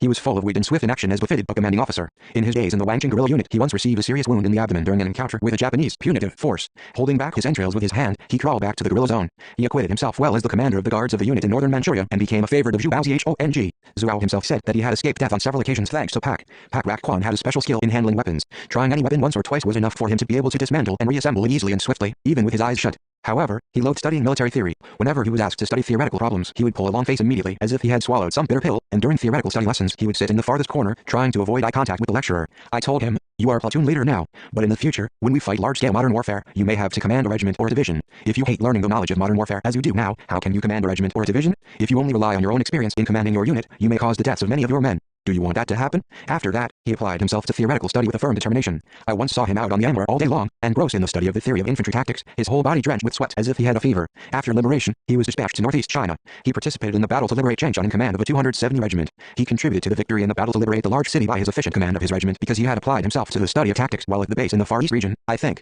He took the lead in the regimental charge at an enemy's position. He is said to have been wounded in several places by splinters from a mortar shell and died a heroic death worthy of his name. He is remembered as a hero by both the Koreans and the Chinese in their history. Study is also battle. This is a truth we learned in actual life. A revolutionary must study to the last moment of his life, without a moment's interruption. Unless he studies, his mind will get rusty. Then, he will be devoid of foresight. It is precisely for this reason that Comrade Kim Jong-il always emphasizes the need to study hard, regarding it as the first part of the process of training people to be revolutionaries. We also educated the men and helped them widen their political horizons through the facilities for extracurricular activities and the means of information and agitation available at the base. At the training base was a club equipped with a projection room, a library and a radio room, where the officers and men used to have meetings and film shows. During the broadcasting hour, the base radio gave wide publicity to the soldiers, platoons, companies and battalions worthy of being held up as models in their study, military and political training, and daily life. It also broadcast news about the international situation, especially the news of the war against Germany, every day. The IF also published a newspaper. Each contingent and company had its wall newspaper, and platoons had their field bulletins. These forms of media carried news items about the ideological and moral education of the soldiers, and about the preparations for and reviews of military and political training. We also gave the soldiers revolutionary and class education through the anniversary activities for the Red Army and the October Revolution, May 271 Day and other holidays.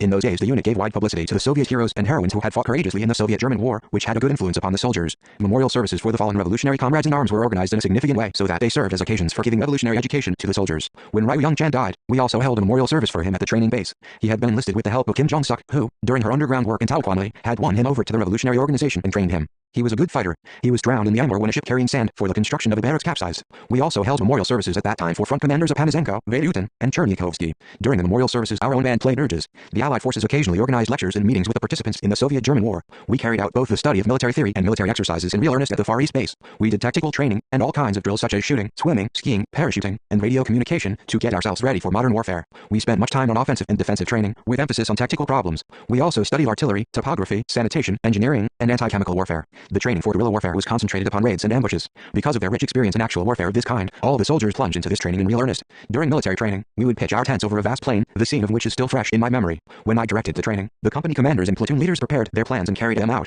We made it a principle to undertake our style of training suited to the terrain of our country and the 272 physical constitution of the Korean people, drawing on experiences in the anti-Japanese war and the Soviet-German war. We carried out tactical training in such a way as to follow up one subject of the curriculum with field exercises about it, through which we would judge the degree of the soldiers' understanding of the subject. I myself conducted tactical training for the commanding officers. The objective of tactical training was to make each soldier equal to the job of a man a few ranks higher, that is, to make a company commander capable of commanding a battalion or regiment, a platoon leader, a company or a battalion, a soldier a platoon or a company, etc. Tactical training was conducted with a platoon or a company as a unit. When briefed about the situation and given the mission, the man appointed as the commander would estimate the situation, make his decision, organize the operation and then give orders. Let me tell you what happened at the beginning of tactical training. One day I went down to a company to inspect its tactical training. Sun Jong-jun was acting as a platoon leader that day. He was commanding his platoon with an air of confidence. I gave him a new situation in which various obstacles were laid in its way and a reinforced enemy company was on height. He attempted a frontal attack, but I prompted him to employ the tactics of roundabout breakthrough and made him restart the attack. It was not accidental that he attempted to employ a battle order that was not suited to the situation. It was an outcome of the training given by rote according to the then battle regulations, whereby the troops were to attack in extended order behind a mechanized unit. Such an attack was unsuited to the specific conditions of our country, which has many mountains and valleys.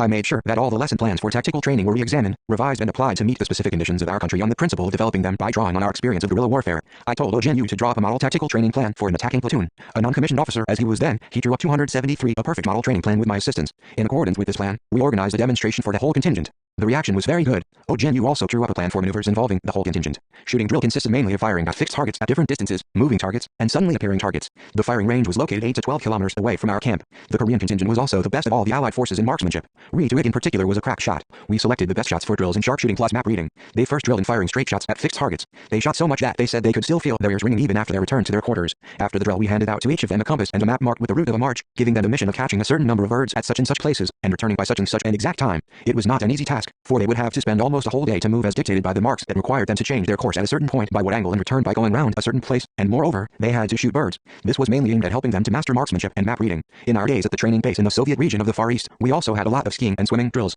Anticipating the great event of the country's liberation, we needed to learn such skills for the guerrilla actions we were to carry out by basing ourselves in the Rangnam or Hamgyong Mountains, and for our operations to liberate the homeland by crossing the Amnok or Tilman rivers. Swimming drills took place in the Amur during summer. Considering the fact that ours is a maritime country, we attached special importance to swimming. Most of the soldiers of our contingent had grown up without seeing the sea, and those who could swim were few in number, so most of them were afraid of rivers. 274 in those days swimming was regarded as almost as difficult a drill as parachuting. We first made the trainees drill by moving their limbs while lying on the ground before taking them to the river and teaching them through demonstration by the few who knew how to swim. After their first experience in the water, we stretched a rope across the river and let them swim across with the help of the rope. Feng Zhongyun and a few others never learned how to swim. Once in the water, they would sink like stones. Feng once lost his glasses in the water. Kim Kyung-sok was nearly drowned while practicing swimming alone. John Sun-woo was the best swimmer because she had lived by a river. When she was young she used to cling to the back of the grown-ups when crossing the river. Ashamed of it as she reached the age of discretion, she had learned swimming. Having experience as a nurse with the 7th Corps, she served at the training base as a nurse in the dispensary. Many of her comrades learned swimming from her. The swimming drill was followed by a river crossing drill, making them an all-round drill, so to speak. After a forced march of about 25 kilometers in full kit, the soldiers made a raft for each platoon to cross the river. In this drill a straggler meant the loss of a mark. Cho Kwanji's platoon was well known for its proficiency in river crossing, though it always had to surrender the first place to the others because of Kong Jong-soo. Kong Jong-soo had worked as a farm hand before enlisting in the guerrilla army. Impeccable as his character was, he was born sluggish, most unlike a soldier. He burned several caps one winter. He was slow to move, even when his trousers caught a light from a campfire. During his service in the 5th Corps, he was in Cho Kwanji's platoon. Once, exasperated by this man, Cho Kwang had tried to drive him out of his platoon, but Kong hobbled along in its wake. Nevertheless, Cho Kwang was moved by his doggedness. That man will never change, Cho Kwang thought to himself. I said to Cho Kwang, though told to go away, he still followed us to 275 make revolution. That shows what a good person he is. Let's do our best to help him, though it costs us a great deal of effort to do so. Bearing my advice in mind, Cho Kwang gave him individual training, including diving into the water from a springboard 7 meters high. I watched them from a distance. Kong was nervous that he might do belly flops in the water. Anyhow, he was a man of special character. After the liberation of the country, he served as my aide-de-camp and as a bodyguard to Cho Young-gun, and commanded a battalion. We also had canoeing on the Amur, using a one-man canoe, called an Emiroshika in Russian, with one paddle. The local Nanayan people were good at paddling this canoe. My men would compete in paddling to and from Khabarovsk. We also had landing exercises. Since our country is sea-bound on 3 sides and has many rivers, river crossing and landing operations were essential for future campaigns against Japan. We once had a landing exercise aimed at Rajan Port. Parachuting was more difficult than swimming. In this training course the women soldiers were more courageous than the men. There were some cowards among the men, but none among the women. The first stage was a mock drill, in which the trainees would jump from a springboard into a pile of sawdust. The next stage was getting used to turning round on a revolving wheel. Women soldiers fell sick during this drill, but they never gave up. Parachute practice took place on the vast plain around Voroshilov, where there was a landing strip. The trainees first had to learn how to fold their parachutes. Then they would ascend a tower about 50 meters high and descend by parachute. This trained them to turn their bodies once against the wind. Only then were they allowed to parachute from an aircraft. 10 to 20 soldiers would parachute first from an altitude of 1,000 meters, and later from 600 meters. The order to drop used to be given at the height of 800 meters. The landing strip was surrounded by wide sugar beet fields. When we 276 landed, women working in the fields would run towards us, helping us draw up the chutes and peeling sugar beets for us. They gave souvenir badges to those who recorded high scores in these drills. Cho Young-jin from our contingent took the badge for the highest score. I also took part in parachuting on several occasions. The drill produced a variety of episodes. Some lost their caps, some their boots, some got sprains, some got caught in trees, and so on. Soldiers who weighed more than 80 kilograms or less than 40 kilograms were not allowed to participate in parachuting for reason of safety. An overweight person might fall too rapidly and get injured, and an underweight person might be blown far off course.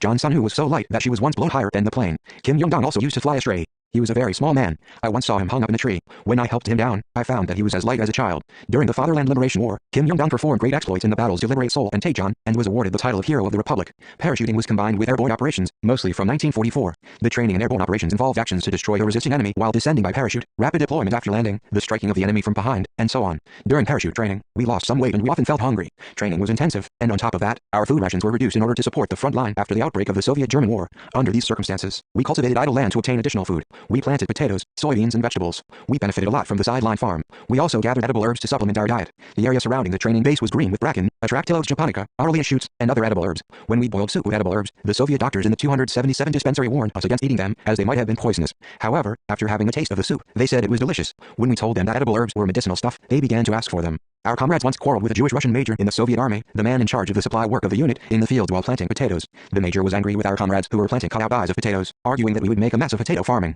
Our comrades retorted, saying that the yield in autumn would prove who was right. That year, we had a rich harvest of the crop. The potatoes planted whole yielded something like pebbles, whereas the cutout eyes planted by our comrades produced fist-sized potatoes. Only then did the major recognize our expertise in farming. Although that spring our contingent had boiled and eaten all the potatoes from which eyes had been cut out, we harvested twice as many potatoes as the others did. Our comrades organized a hunting team to catch wild animals, and on holidays when fishing in the Amur teemed with fish, and we caught one which weighed scores of kilograms. In the spawning season, shoals of salmon came up the river. We caught them by casting nets and pickled them. We would take out their eggs and pickle them too. We once caught so many wild animals and fish that we sent some to the Western Front. We also conducted wireless communication drill at the training base. There were some soldiers from northern Manchuria who had learned wireless communication in the second half of the 1930s, as they had frequented the Soviet Union. Pak Young-sun and Ryel Sol were the first in our contingent to learn it, at the temporary base. On their return from Voroshilov, where they had attended a short course in wireless communication for 3 months, they imparted their skill to others. Wireless communication was taught to men soldiers, including Ri Jong-san and Ryo 278 Song, and almost all the women soldiers, including Kim Jong-suk, Pak Kyung-suk, Pak Kyung-ok, Kim Ok-sun, Ri Young-suk, Wang Ok-hwan, Ri Jae-duk, and Ri Min. Most of the units that had been active previously in eastern and southern Manchuria could not make use of wireless communication. The training of wireless operators needed assistance from either the Comintern or the Soviets, which was not easy to get.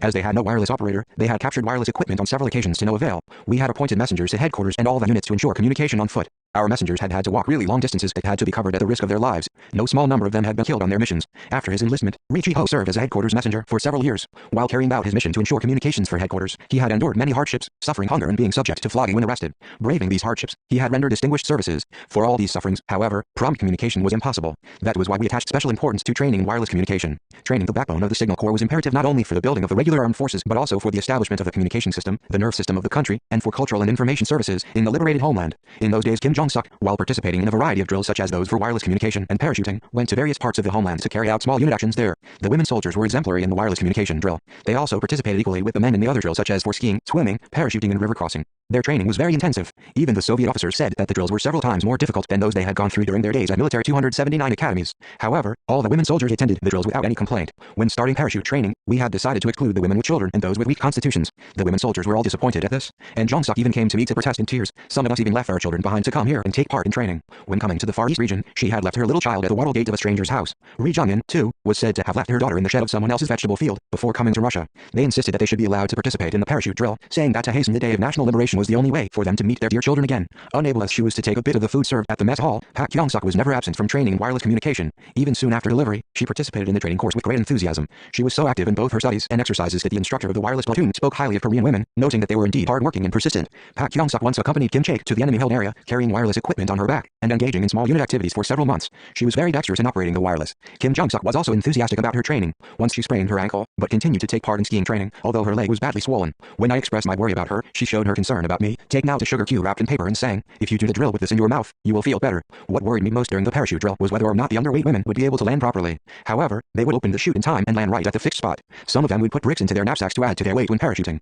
This was the mettle of our fighters in their youth. Overcoming all hardships with a smile for the future of the liberated 280 homeland was our joy and pleasure, and made our lives worthwhile. Although the training was intense, and we could not get enough sleep and were not strong enough, we endured all the hardships and trials with a smile for the future of the liberated country. Our veterans still hold those days dear. Everyone has a time of youth. It is by no means easy, however, to spend one's youth so as to recollect it with a high sense of honor and pride even in the distant future. How valuable and noble it is to devote one's life to the cause of the country and the nation, overcoming all manner of hardships, full of ardor and fighting spirit. I firmly believe that our young people, too, will make a staunch struggle for the motherland and revolution, brave in difficulties and hardships, by inheriting the spirit of the martyrs who lay down their lives in the anti-Japanese revolution. Anticipating the great event of national liberation when Japan and Germany were in decline, we channeled great efforts into the study of the homeland to build up the motive force of the Korean Revolution. Without the correct theory and strategy and tactics of the Korean Revolution, and without knowledge of the history and geography, the economy and culture, and the ethics and customs of the homeland, it would have been impossible to achieve independence by our own efforts, to build a new country, and to take an independent stand and attitude towards the revolution. Most of our comrades, however, were not well informed about their motherland, for they had been born in Manchuria. Born as he was in North Gyeongsang province, Pak Song-chal had left his hometown at the age of about 10 and lived in Manchuria afterwards. Ryel Sol, too, though hailing from Songjin, had lived in Changbai from the time he crossed the Tumen as a child until he joined the guerrilla army.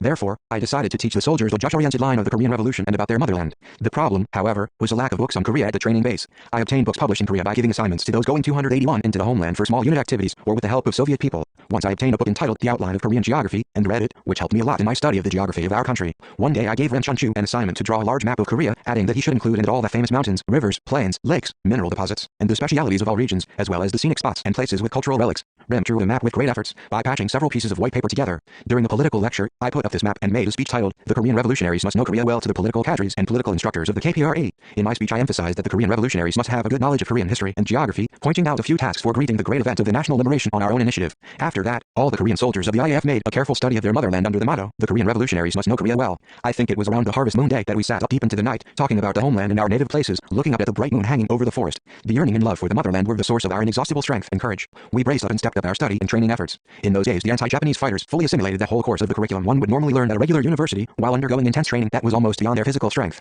It was by no means easy to do so, but the sweat they shed and the efforts they made bore fruit in the liberated homeland. Among those who worked with us after liberation were quite a few people who had graduated from noted universities. When I met some of the graduates of the Oriental Working People's Communist College, I found them not particularly informed of either party building or nation building. 282 the anti-Japanese veterans were conversant with any duty. When I entrusted Kim Chaek with the responsibility for the industrial sector, he ensured the reconstruction of the devastated national industries in a short span of time. And Kil, who was given the task of establishing and running an institute for training the military cadres necessary for the building of regular armed forces, fulfilled his task without much difficulty. No one could match the former guerrillas in work among the masses or political work. Throughout the anti-Japanese revolutionary struggle, we worked hard to make preparations for shouldering the future of the liberated motherland, looking into the bright tomorrow, always confident about the victory of the revolution. When I proposed drawing up the blueprint for the reconstruction of Pyongyang City when the Fatherland Liberation War was still raging, some people were taken aback, saying that it was preposterous to talk of a blueprint for reconstruction when one could hardly know when the war would end. However, no sooner was the war over 2 years later than we could start reconstructing Pyongyang City without any delay, on the basis of the blueprint. Revolutionaries must plan their work and push ahead with it in anticipation of events that will take place in the distant future, while dealing with the tasks in hand. How good it is to rise above hardships, plan for the future and create life by anticipating approaching events, rather than to complain about difficulties. Compressing time and speeding up the coming of the future is characteristic of the positive spirit. When we were looking forward to the final victory of the anti-Japanese revolution, we constantly speeded up military and political training to hasten the day of national liberation, full of revolutionary optimism and confidence. Only those who work day and night for their motherland's future, overcoming today's difficulties with a smile, only those who plan the future for their posterity, thinking and studying ceaselessly, can become genuine communists and ardent revolutionaries. 283. 2. The flames of national resistance flare throughout the country. The great leader evolved a far-sighted plan to integrate the general offensive of the KPRA, a national uprising in their joint operations behind enemy lines into a unified system for the final showdown with the Japanese imperialists. He put forward his plan as the strategic line for the country's liberation. His ambitious plan of accomplishing the great cause of national liberation by the general mobilization of the revolutionary armed forces and the entire nation was an expression of his unqualified trust in and expectations of our people, who had been awakened to political awareness in the flames of the anti-Japanese revolution. It was impossible to win national independence relying only on the efforts of a few people with advanced ideas or of a small force of fighters. This was a historical lesson of the world revolutionary movement as well as of the national liberation movement in Korea. From the day we started the anti-Japanese revolution, we consistently asserted the importance of resistance by the whole people. By this resistance we meant the general mobilization of the entire nation for the anti-Japanese revolution by training them along revolutionary lines. In other words, we meant to liberate the country by means of the organized and active resistance of all the people throughout the country against the Japanese. With regard to national resistance, we held that, in order to train all the people as revolutionaries, we had to enlighten and organize them, and that in order to defeat the Japanese imperialists by means of national resistance, we had to fully prepare the enlightened and organized elements among the people, both politically and militarily. We got down to preparations for national resistance when we established our base on Mount Patu and extended our armed struggle to the areas on the 284 Nok and in the homeland, while working hard to build the party, the United Front movement and mass organizations under the banner of the ARF. The 10-point program of the ARF calling for the accomplishment of national liberation through the general mobilization of the entire nation was, in effect, a declaration of national resistance. I think it was after the outbreak of the Sino-Japanese War that we advanced the policy of national resistance as an independent line, and began to take practical measures to that end. We held meetings in the TTS and secret camp and also in Kaohsiung and Sanhong to discuss the matter of national resistance against the Japanese. The September appeal can be considered an appeal for national resistance. When we moved to Mount Patu I also put forward the idea of organizing the anti-Japanese People's Guerrilla Army of Northern Korea, AJPGANK. We selected a number of people who had been tempered in the local organizations, and trained them at the training school on Mount Kanbake as the leadership personnel for national resistance, while at the same time putting great efforts into building more paramilitary organizations in the northern area and various other parts of the homeland, and expanding them. Our political operatives in the homeland also organized workers' shock brigades and paramilitary corps in many parts of the country. As the day of decisive battle approached, we speeded up the operational preparations for an all-people resistance. At this moment, the commanding officers of the Korean contingent held a meeting at which the discussion was focused on the preparations for the showdown. All the commanding officers expressed full support for my proposal that we should make every preparation to organize national resistance against the Japanese and achieve national liberation by our own efforts. Later I set out the 3-point line for national liberation on the basis of the review of the work of building the party and mass organizations and the activities by the secret armed organizations in the homeland. This line was aimed at accomplishing the historic cause of national liberation by means of a 285 general offensive of the KPRA combined with a popular uprising and joint operations behind enemy lines. This plan was completely feasible. What made me believe it feasible? My judgment was based upon the feelings of the Korean people, which were all turned to us. Many people were looking up to Mount Patu, and many others were flocking there. There was no shortage of people wanting to join the guerrilla army to become Kim Il-sung's soldiers. Those who evaded conscription in the labor draft took refuge in the mountains, built smithies and made weapons, saying that they would fight to the end against the Japanese. The public sentiment at that time found expression as follows: "We cannot live under the tyrannical rule of the Japanese any longer. We will rise and revolt and destroy the Japanese when Kim Il-sung's guerrilla army pushes into Korea. We must fight a decisive battle with the Japanese at the risk of our lives." It was around this time that the Japanese police made a great commotion, alarmed by the appearance of the words, "Kim Il-sung, commander of Korea's independence," on the ceiling of the steerage of the Koan Maru, a ferry plying between Busan and Shimonoseki, and seditious scribbling on the south gate in Seoul, "Commander Kim Il-sung will soon return to the motherland in triumph." In the first half of the 1940s, the broad masses of people from all walks of life entrusted the destiny of the nation to us more than ever, eagerly waiting for us to liberate the country. It is said that the people's will is God's will. The people's will represents their aspirations and wishes. If the people's will is in our favor, we can accomplish anything, no matter how arduous the task. This was the reality we were counting on. The three-point line of national liberation was based on this reality. The gist of the operational plan for the final battle was that our main force would make a rapid advance into the homeland and occupy all the provinces, fighting there on the one hand, and on the other issuing an appeal to the 286 whole nation in order to rouse the workers, peasants, and youth and students who were hiding in the mountains to rally around armed organizations and join the armed popular uprising to destroy the enemy and liberate the country. This plan was certain to succeed. If we reinforced the Revolutionary Army trained in the anti-Japanese armed struggle, the backbone of our armed forces, with the patriotic youths and people in the homeland, and then launched a determined campaign in all parts of the country, we would be fully able to liberate the country by our own efforts. The point in question was how to mobilize the people for resistance at the decisive moment. That was not difficult either. At the time of the March 1st popular uprising, 2 million people had turned out to cheer for independence. Just imagine how many people would turn out for resistance in case of a decisive battle. Needless to say, this policy was not readily accepted by all. When we first proposed the line for national resistance, some people shook their heads dubiously, but most of us supported it, confident that the policy was certain to succeed. Our policy for arming the entire nation astonished the commanding officers of the NAJAA. They asked us how we could propose such a venture when our country was a complete colony and we were waging the armed struggle mainly outside it. I told them, to arm the entire nation for national resistance is not our subjective idea, but the desire of the people themselves. We have simply adopted our people's desire and demand as our task. In the first half of the 1940s, the Japanese imperialist ruling system was gradually becoming paralyzed. With the defeat of Japan in the Pacific War becoming certain, there appeared various forms of delinquency even among government officials. Joe, my own son, who had been to the homeland for small unit actions, gave me the following account. Once he had captured a policeman in a mountainous area. He asked the policeman why he had been wandering 287 around in a forest like an idler in such a period of emergency. The captive replied that he had gone hunting because he was in despair, as he had a foreboding that Japan would collapse before long. That was the general mental state of the Japanese officials in those days, a sure sign that their ruling system was tottering. This weakness in the enemy's ruling system presented an opportunity for our resistance organizations in the homeland to prepare resistance on a national scale. Taking advantage of the enemy's weakness, our political operatives and the members of the resistance organizations sent either declarations or warning notes to the enemy officials irrespective of their positions, ranging from sub-county officials and lower echelon policemen to provincial governors and the governor-general in the top strata of the colonial government of Korea, and even to the Prime Minister and Emperor of Japan, striking terror into them. In February 32, 1943, the resistance organizations in the homeland sent warning notes to Japanese Prime Minister Tojo in relation to the introduction of the conscription system in Korea. The warning note, sent in the name of all the young people of Pyeongseong County, reads, "To Your Excellency Prime Minister Tojo, the Prime Minister's official residence, Tokyo City, Korea will become independent. Come to your senses, Japan, our enemy. However hard you try to train soldiers through the introduction of the conscription system on the peninsula, the day we are waiting for will come soon. Give me arms. The Japanese are our enemy. Dedicated to our motherland Korea, we will resist our enemy, Japan, to the last moment of our lives, and even in our graves. We will join the army before anyone else to work off our deep-seated enmity, to resist the enemy, Japan, nay, to destroy her." Monthly report by the Special Political Police, p. 72, Public Security Section, Security Police Bureau, Ministry of the Interior, February 18, 1943. 288 Stepping up the preparations for national resistance, we paid special attention to the following points. One was to establish new temporary secret bases while building up the secret bases existing in the homeland into military and political bases for national resistance. The second was to send more small units and teams as well as political operatives into the homeland to prepare the forces of national resistance thoroughly for the operations to liberate the country, in keeping with the requirements of the new situation. And the third was to establish unified leadership over the national resistance forces in the homeland. National resistance was inconceivable apart from an armed revolt, nor would it be successful without bases for activities. When formulating the line of national resistance, therefore, I paid primary attention to the work of building in the Rangnam and other major mountains secret bases that would be used for the operations in support of the KPRA, as well as the strong points of the armed struggle by the national resistance forces. As a result, many secret bases were established in the northeast region centering on Mount Atu, in the northern inland region centering on the area along the Amnok, and the Rangnam and Pugjeonryong mountains, in the western and central regions, and in all other parts of the homeland. In the early 1940s, in addition to these secret bases, we set up temporary secret bases of various forms and sizes at vantage points across the country that would be of strategic and tactical importance in carrying out the operations for national liberation to meet the requirements of the new situation.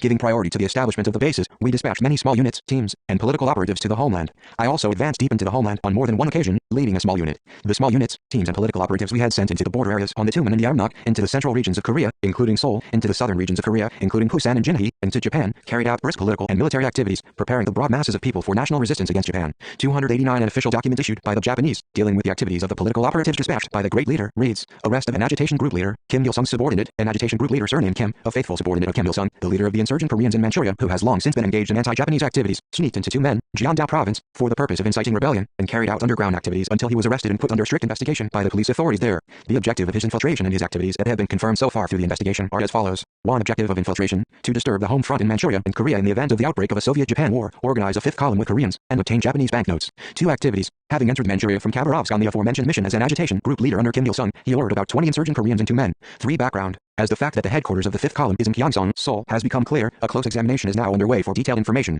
Monthly report by the Special Political Police, P. 82, Public Security Section, Security Police Bureau, Ministry of the Interior, February 18, 1943. Another important task in speeding up the preparations for national resistance was to build a leadership capable of unified control of the resistance movement in the homeland. After the formation of the Homeland Party Working Committee, groups of party members were organized in many parts of the country. They gave guidance to the mass organizations. From the late 1930s, area party committees were organized for unified control of the groups of party members, and anti-Japanese mass organizations spontaneously formed in many areas and started to function as regional leadership bodies. For example, the Yonsei Area Party Committee was organized by Kim Jong-suk, 290 in the first half of the 1940s. An area party committee composed of pioneer communists was organized and active in South Gyeongsang Province. This committee had subordinate groups of party members in Pyongyang, Kaechon, Nampo and elsewhere, through which it guided the ERF and the national resistance organizations within the province. The Chongjin Area Party Committee, organized in North Hamgyong Province, had many party cells in the Neon Iron Works and other factories in Chongjin. As a result of our active military and political activities to defeat the Japanese imperialists by means of nationwide anti-Japanese resistance, the forces of national resistance grew quickly in the homeland in the first half of the 1940s. The Japanese imperialists claimed that they had discovered more than 180 anti-Japanese underground organizations within Korea in 1942, and that the total membership of these organizations amounted to 500,000. I think if the organizations which escaped the enemy surveillance were added to this, the number would be much greater. The common feature notable in the activities of the anti-Japanese organizations at home and abroad in those days was that most of them were developing into political and military organizations, and that their major objective was a popular uprising and armed resistance. In those days, many fighting organizations overtly proclaimed their objectives of national resistance, popular uprising, armed revolt, and participation in the final offensive operations of the KPRA. They even named themselves either Kim Il-sung Corps or Paktus in association, stressing their direct connection with us. The Kim Il-sung Corps, which was organized in Seoul and extended its influence over the area around Mosulfo and Jeju Island and other parts of the homeland in Japan, was remarkable in its objective and the mode of its activities as a national resistance organization in the closing period of the anti-Japanese revolution. I think it was in about June 1945 that this organization became known to the public. At that time, the police department of the Niigata prefecture got a clue 291 about its activities among the Koreans who had been drafted to work as laborers in Japan, and made frantic efforts to ferret it out. The Kim Il-sung Corps struggled with the objective of rallying the broad anti-Japanese masses and preparing them for resistance against the Japanese to participate in the final battle for national liberation when our revolutionary army would advance to the homeland. This organization struck roots in the major munitions factories, harbors, military construction sites, and other production sites. According to a secret Japanese document, the Corps publicized that the Pacific War would soon end in Japan's defeat, that Korea would become independent, that Korea would adopt a political system under which all the people would live in equality and happiness without any discrimination between the rich and the poor, and that Kim Il-sung would be the supreme leader of liberated Korea. Quite a few researchers are of the opinion that a large-scale revolt by the Korean workers at an airfield on Jeju Island in 1942 was masterminded by the Kim Il-sung Corps. I think there is some truth in that. Here is an article carried in the American newspaper New York Times, dated July 18, George 31, 1942. Koreans damage big Japanese base. Workers kill 142 of Air Force in attack on Gweilpart, Jeju Island, at entrance to Yellow Sea, West Sea of Korea. Patriot uprisings go on. Washington, July 17. Continuing active revolts in Korea against the Japanese resulted in heavy destruction to a Japanese airbase on the island of Gweilpart, or Saishu, late in March. Gweilpart Island is off the southern tip of the Korean peninsula and commands the Strait of Korea and the entrance to the Yellow Sea, West Sea of Korea. On March 29th, according to the reports, a force of Korean workers on the island attacked the airbase. They destroyed a wireless station and set fire to 4 underground hangars. In the attack, 142 Japanese pilots and mechanics were killed and another 200 burned or wounded. 292 two gasoline storage tanks and 69 planes were also destroyed. The Japanese later killed all of the 400 Koreans who survived the fighting. On March 1st, the report said, Koreans dynamited 3 power plants in northern Korea. The Paekdasun Association was organized in Songjin, the present Kimchi-ake City, North Hamgyong Province, in the summer of 1942. According to a Japanese police report, the association was organized under the guidance of a man from Waseda University. The organization was said to have named itself after Mount Patu, which was our base of operations. The document also said that this association had attempted to join the People's Revolutionary Army and work to develop national consciousness for the purpose of achieving Korea's independence. In the Pyongyang area, there was a resistance organization named the Fatherland Liberation Corps, of which my cousin Kim Won-ju was a member. It was an active resistance organization with the main objective of rising in armed revolt in response to the operations of the KPRA to liberate the country. It expanded its ranks among the workers, peasants, youths and students, and other people in Pyongyang, as well as in industrial areas in the countryside in the central and western parts of our country. The organization struck roots even in police establishments and the enemy's government and public offices. Its policy of action was daring and enterprising. For example, it planned to destroy the organs that were pressing young Koreans into military and labor services. It also planned to get in touch with our unit to obtain weapons and send its elite members to participate in the armed struggle. It planned to attack police stations and sub-county offices, take back grain which had been delivered, seize documents on military and labor draft work, destroy transport facilities and build a forge on Mount Kiril to make swords, spears, and other weapons. All this shows how ambitious its plan of operations was. The leadership of this corps even elaborated an idea of 293 planting its agents in the Japanese army and munitions factories. According to Won-ju, the Fatherland Liberation Corps was organized at Tudan-ri. Won-ju was arrested for having snatched a pistol from the enemy in the closing days of Japanese rule. After his arrest, policemen pounced upon his house almost every day in search of the pistol he had hidden. When they arrested him, the policemen were said to have clamored that they had captured Kim Il-sung's cousin. Among the resistance organizations in the homeland, the relatively large ones were the Secret Society formed in the Neon Iron Works and the Armed Revolt Society made up of graduates of Gyeongsang Imperial University. The Secret Society formed in the Neon Iron Works was an organization made up mainly of workers of this factory under the guidance of a political operative dispatched by one of our small units. It is not accidental that in the early 1940s an organization for the reconstruction of the Communist Party came into being in the Neon Iron Works. Quite a few of the leading figures of this organization belonged to the old generation in view of their backgrounds in the communist movement. and had been behind bars more than once owing to their involvement in labor or peasant unions.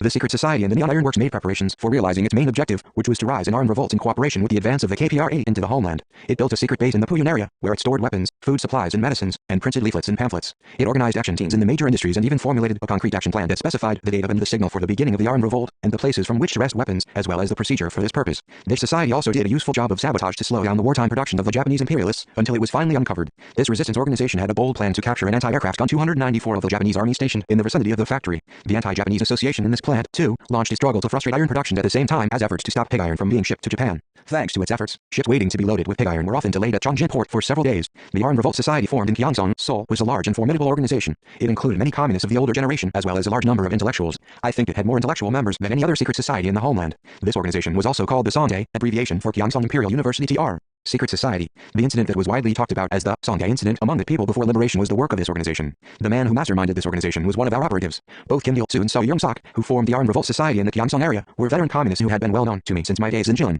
Kim Il-soo had once served as a company commander, along with Ri Young, the son of Ri Jun, in the Korean battalion of the Red Guards in the Far East region. I was told he had taken part in several battles to destroy the White Army and render distinguished services. In the early 1920s, he had also been a member of the Koryo Communist Party headed by Ri Tong-hu. He had also engaged in the activities to reconstruct the Korean Communist Party, and later said that he would never call it the Comintern again with a potato seal, though he still wanted to reconstruct the party. I was told he agreed with an open mind to our contention that the party should be built by the method of forming grassroots organizations first, through work among the masses and then organizing the higher echelons, instead of the old method of forming the central body and declaring its inauguration first, and then organizing subordinate organizations. Later he had taken refuge in Manchuria and worked with the East 295 Manchuria Special District Committee, before getting arrested by the Japanese police and imprisoned for several years. After serving his prison term, he came to Northeast China and visited many places in search of our unit, I was told. Failing to meet us, he returned to Korea and immersed himself in the working class. Obviously he expunged the mistakes of his past, in view of the fact that he attached importance to the working class. Both So Young-sok and his brother So Won-sok are old acquaintances of mine. Originally, So Young-sok had belonged to the Seoul group and then transferred to the ML group. When he was in Jilin, he was on intimate terms with Wang Paek-ha, Wang Kui-han's father. It was when he was engaged in youth work in Jilin that I got to know him. Since he was living in the neighborhood of Jang Shel-ho's house, where I was boarding, I became acquainted with him.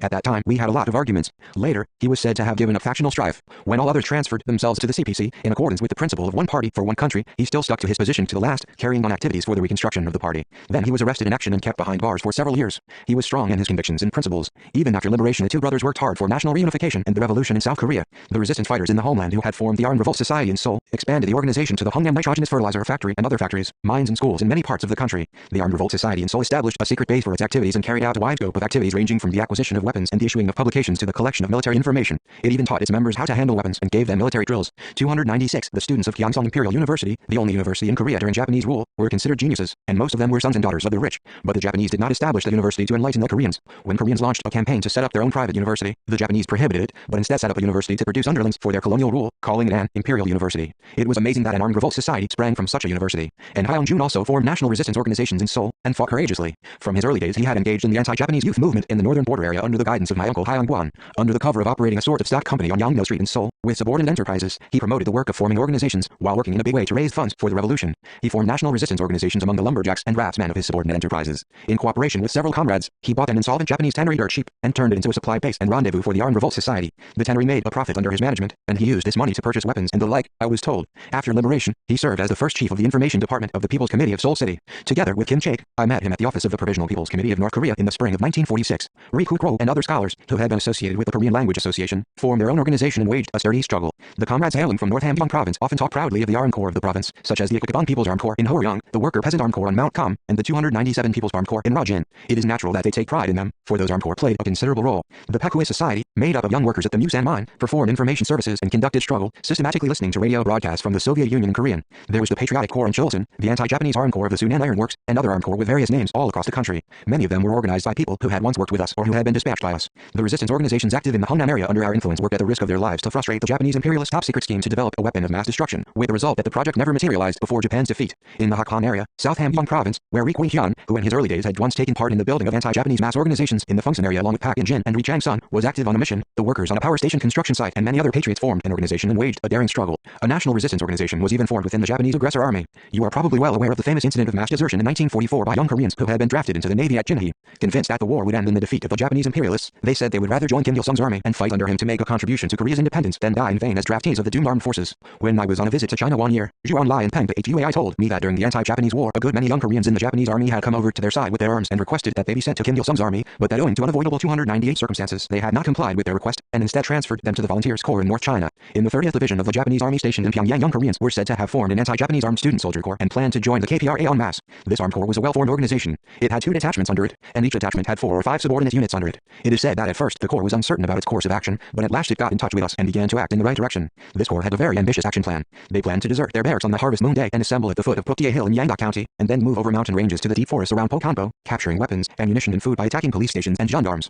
Then, they intended to reinforce themselves with conscription and labor draft evaders who were hiding in the mountains, build a base for their activities, and launch guerrilla actions until they could link up with the main force of the KPRA to take part in the operations to liberate the country. At the final operations meeting, they made preparations down to every detail to join the KPRA under the motto, "To Mount Puktu," but the plan came to naught due to the carelessness of one of them. In those days, the Japanese military clamored that it was the most mutinous plot since the foundation of their army. A considerable number of communists who had been associated with various organizations in the homeland also joined us in the decisive battle to destroy the Japanese imperialists in support of the line of national resistance. Ri Hyun-sang got to know about our policy of national resistance when he was serving a term in Sodium prison in connection with the communist group incident. He heard about it from Pak Tal, Kwan Young Byog, and Ri Ja-sun, who were in the same prison. He immediately went on hunger strike, aiming to get out of the prison by all means and form a resistance corps for the looming showdown with the Japanese. 299 released on parole because of illness caused by his 20-odd-day hunger strike. He recuperated for some time and then went to Mount Jiri, where he formed a small armed unit with the young people and students who were in hiding there to evade conscription and labor draft. There Ri Hyun-sang built his base in the form of a liberated zone. It is said that he dispatched a messenger to Mount Puktu to get in touch with us for joint operations. Jo Tong UK, whom we had sent to Seoul, also made good preparations for national resistance. The June 6th union he formed had several subordinate legal organizations like a mountaineering club and a football club.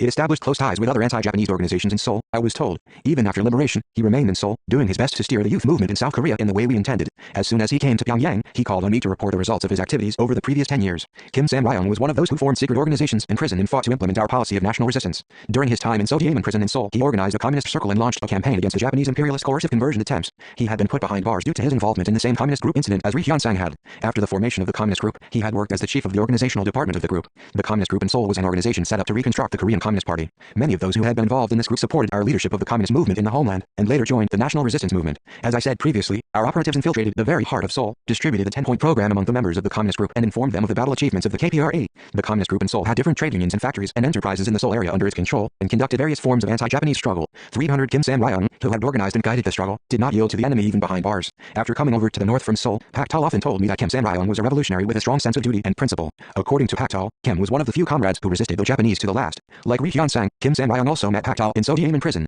The two men seemed to have become close friends in the prison. It was Kim Sam-ryong who took Pak Tal to Seoul Hospital after the latter's release from prison, and took care of him devotedly. When Pak Tal was coming to Pyongyang at our invitation, Kim arranged everything for Pak's trip. Through Pak Tal, he sent me a letter of greetings. Kim Sam-ryong was a party worker with strong convictions and skillful organizational ability, a patriot who devoted all his life to the country, the nation and the communist cause. When the South Korean Workers' Party was outlawed, we worried about his safety, and advised him to come to the north without hesitation if the situation became critical. However, he did not quit his post, but continued to carry on party work in South Korea responsibly underground. Betrayed by turncoats, he was arrested by the South Korean police and executed. In the first half of the 1940s, our revolution prepared all the people to the full in anticipation of the great event of national liberation. What made the enemy's ruling system crumble so quickly in our country in August 1945? It was because our national resistance organizations rose up in all parts of the country and destroyed the Japanese ruling machinery. Soviet publications write about the anti-Japanese struggle activated in the first half of the 1940s by the national resistance forces organized in all parts of the Korean peninsula. One of them reads in part, during the Pacific War the anti-Japanese movement in Korea gained a higher momentum, putting Japan off balance. Cases of sabotage in Japanese military establishments were recorded in large numbers. For instance, 7 wagons loaded with military supplies were blown up and a paper mill burned 301 down in Sunuihu in February 1942.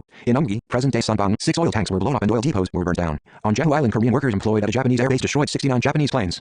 Korea, pages 43-44, V. Yarovoy, The Soviet Naval Forces Press, September 1945. During the preparations for the final offensive to liberate the country, our nation exerted all its efforts. The patriotic forces of our nation were united and mobilized to the fullest for national resistance against the Japanese. This was a new development of our revolution in the first half of the 1940s as well as a prominent success. It can be said that the two forces, communism and nationalism, opposed to each other, came into collaboration in this period, transcending differences of ideology. Was Ri Young a communist? No. He was originally a nationalist and, what is more, belonged to the old generation like my father. However, he worked with us. A true patriot does not take issue with anybody about communism or nationalism. Was Kim Koo a communist? No. He was a nationalist as well as a die-hard anti-communist. But he even appealed to the Korean compatriots in the United States to send us the war supplies. Later, he even dispatched a messenger to establish a military link-up with us. It was not because they espoused communism that the Korean students studying in Japan vowed that they would become Kim Il-sung's soldiers. It was because they knew that the way to Mount Puktu was the way to patriotism and to national independence. Arguing about ideologies and doctrines is no way to national unity. We must find a common denominator and make it absolute, burying our doctrinal differences, as we did when heralding the great event of national liberation in the first half of the 1940s. Hence the importance of the experiences and lessons of the anti-Japanese revolution. 302.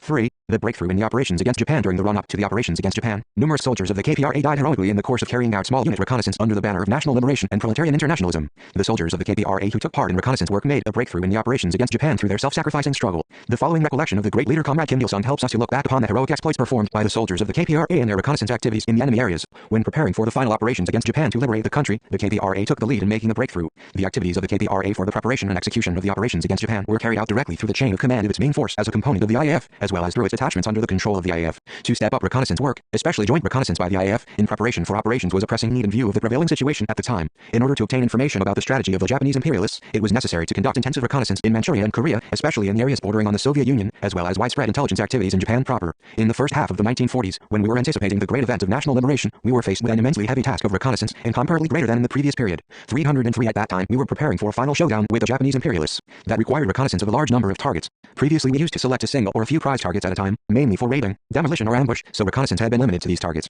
But now the enemy's military posts, fortified areas, airfields, gun positions and all the other hostile elements had to be reconnoitered. Even the seats of reactionary organizations, their structural characteristics and the sentiments of the public came within the range of our reconnaissance. Another reason why we attached importance to reconnaissance in this period was that the Japanese army had stepped up its movements, and there were frequent changes in its chain of command. When Germany started to invade the Soviet Union, the Japanese military dispatched hundreds of thousands of troops to Manchuria as reinforcements for the Guantan army in an attempt to push north if the Nazi army occupied Moscow and threw the Soviet Union into confusion. Seeing the Nazi army bogged down, unable to occupy Moscow, the cunning Japanese military judged that a push north was premature and shifted most of their forces massed in Manchuria to the south, attacking Pearl Harbor and occupying Singapore in pursuance of their policy of defending the north and attacking the south. This entailed the movement of troops, weapons and equipment. The soldiers of the KPRA tracked about the vast expanse of Manchuria and the homeland, collecting a lot of information necessary for the operations to liberate the country. I considered most important information about the fortresses and fortified areas on the borders between Korea and the Soviet Union, between Korea and Manchuria, and between the Soviet Union and Manchuria. But for this information, it would have been impossible for us to carry out the operations against Japan as successfully as we did. It was because we had scouted the enemy so thoroughly that the Guantan army, the elite of the enemy forces, that had bragged of being the son of Tiger, surrendered without offering any resistance worth mentioning. 304 It was natural that the Japanese boasted of these fortified areas as impregnable.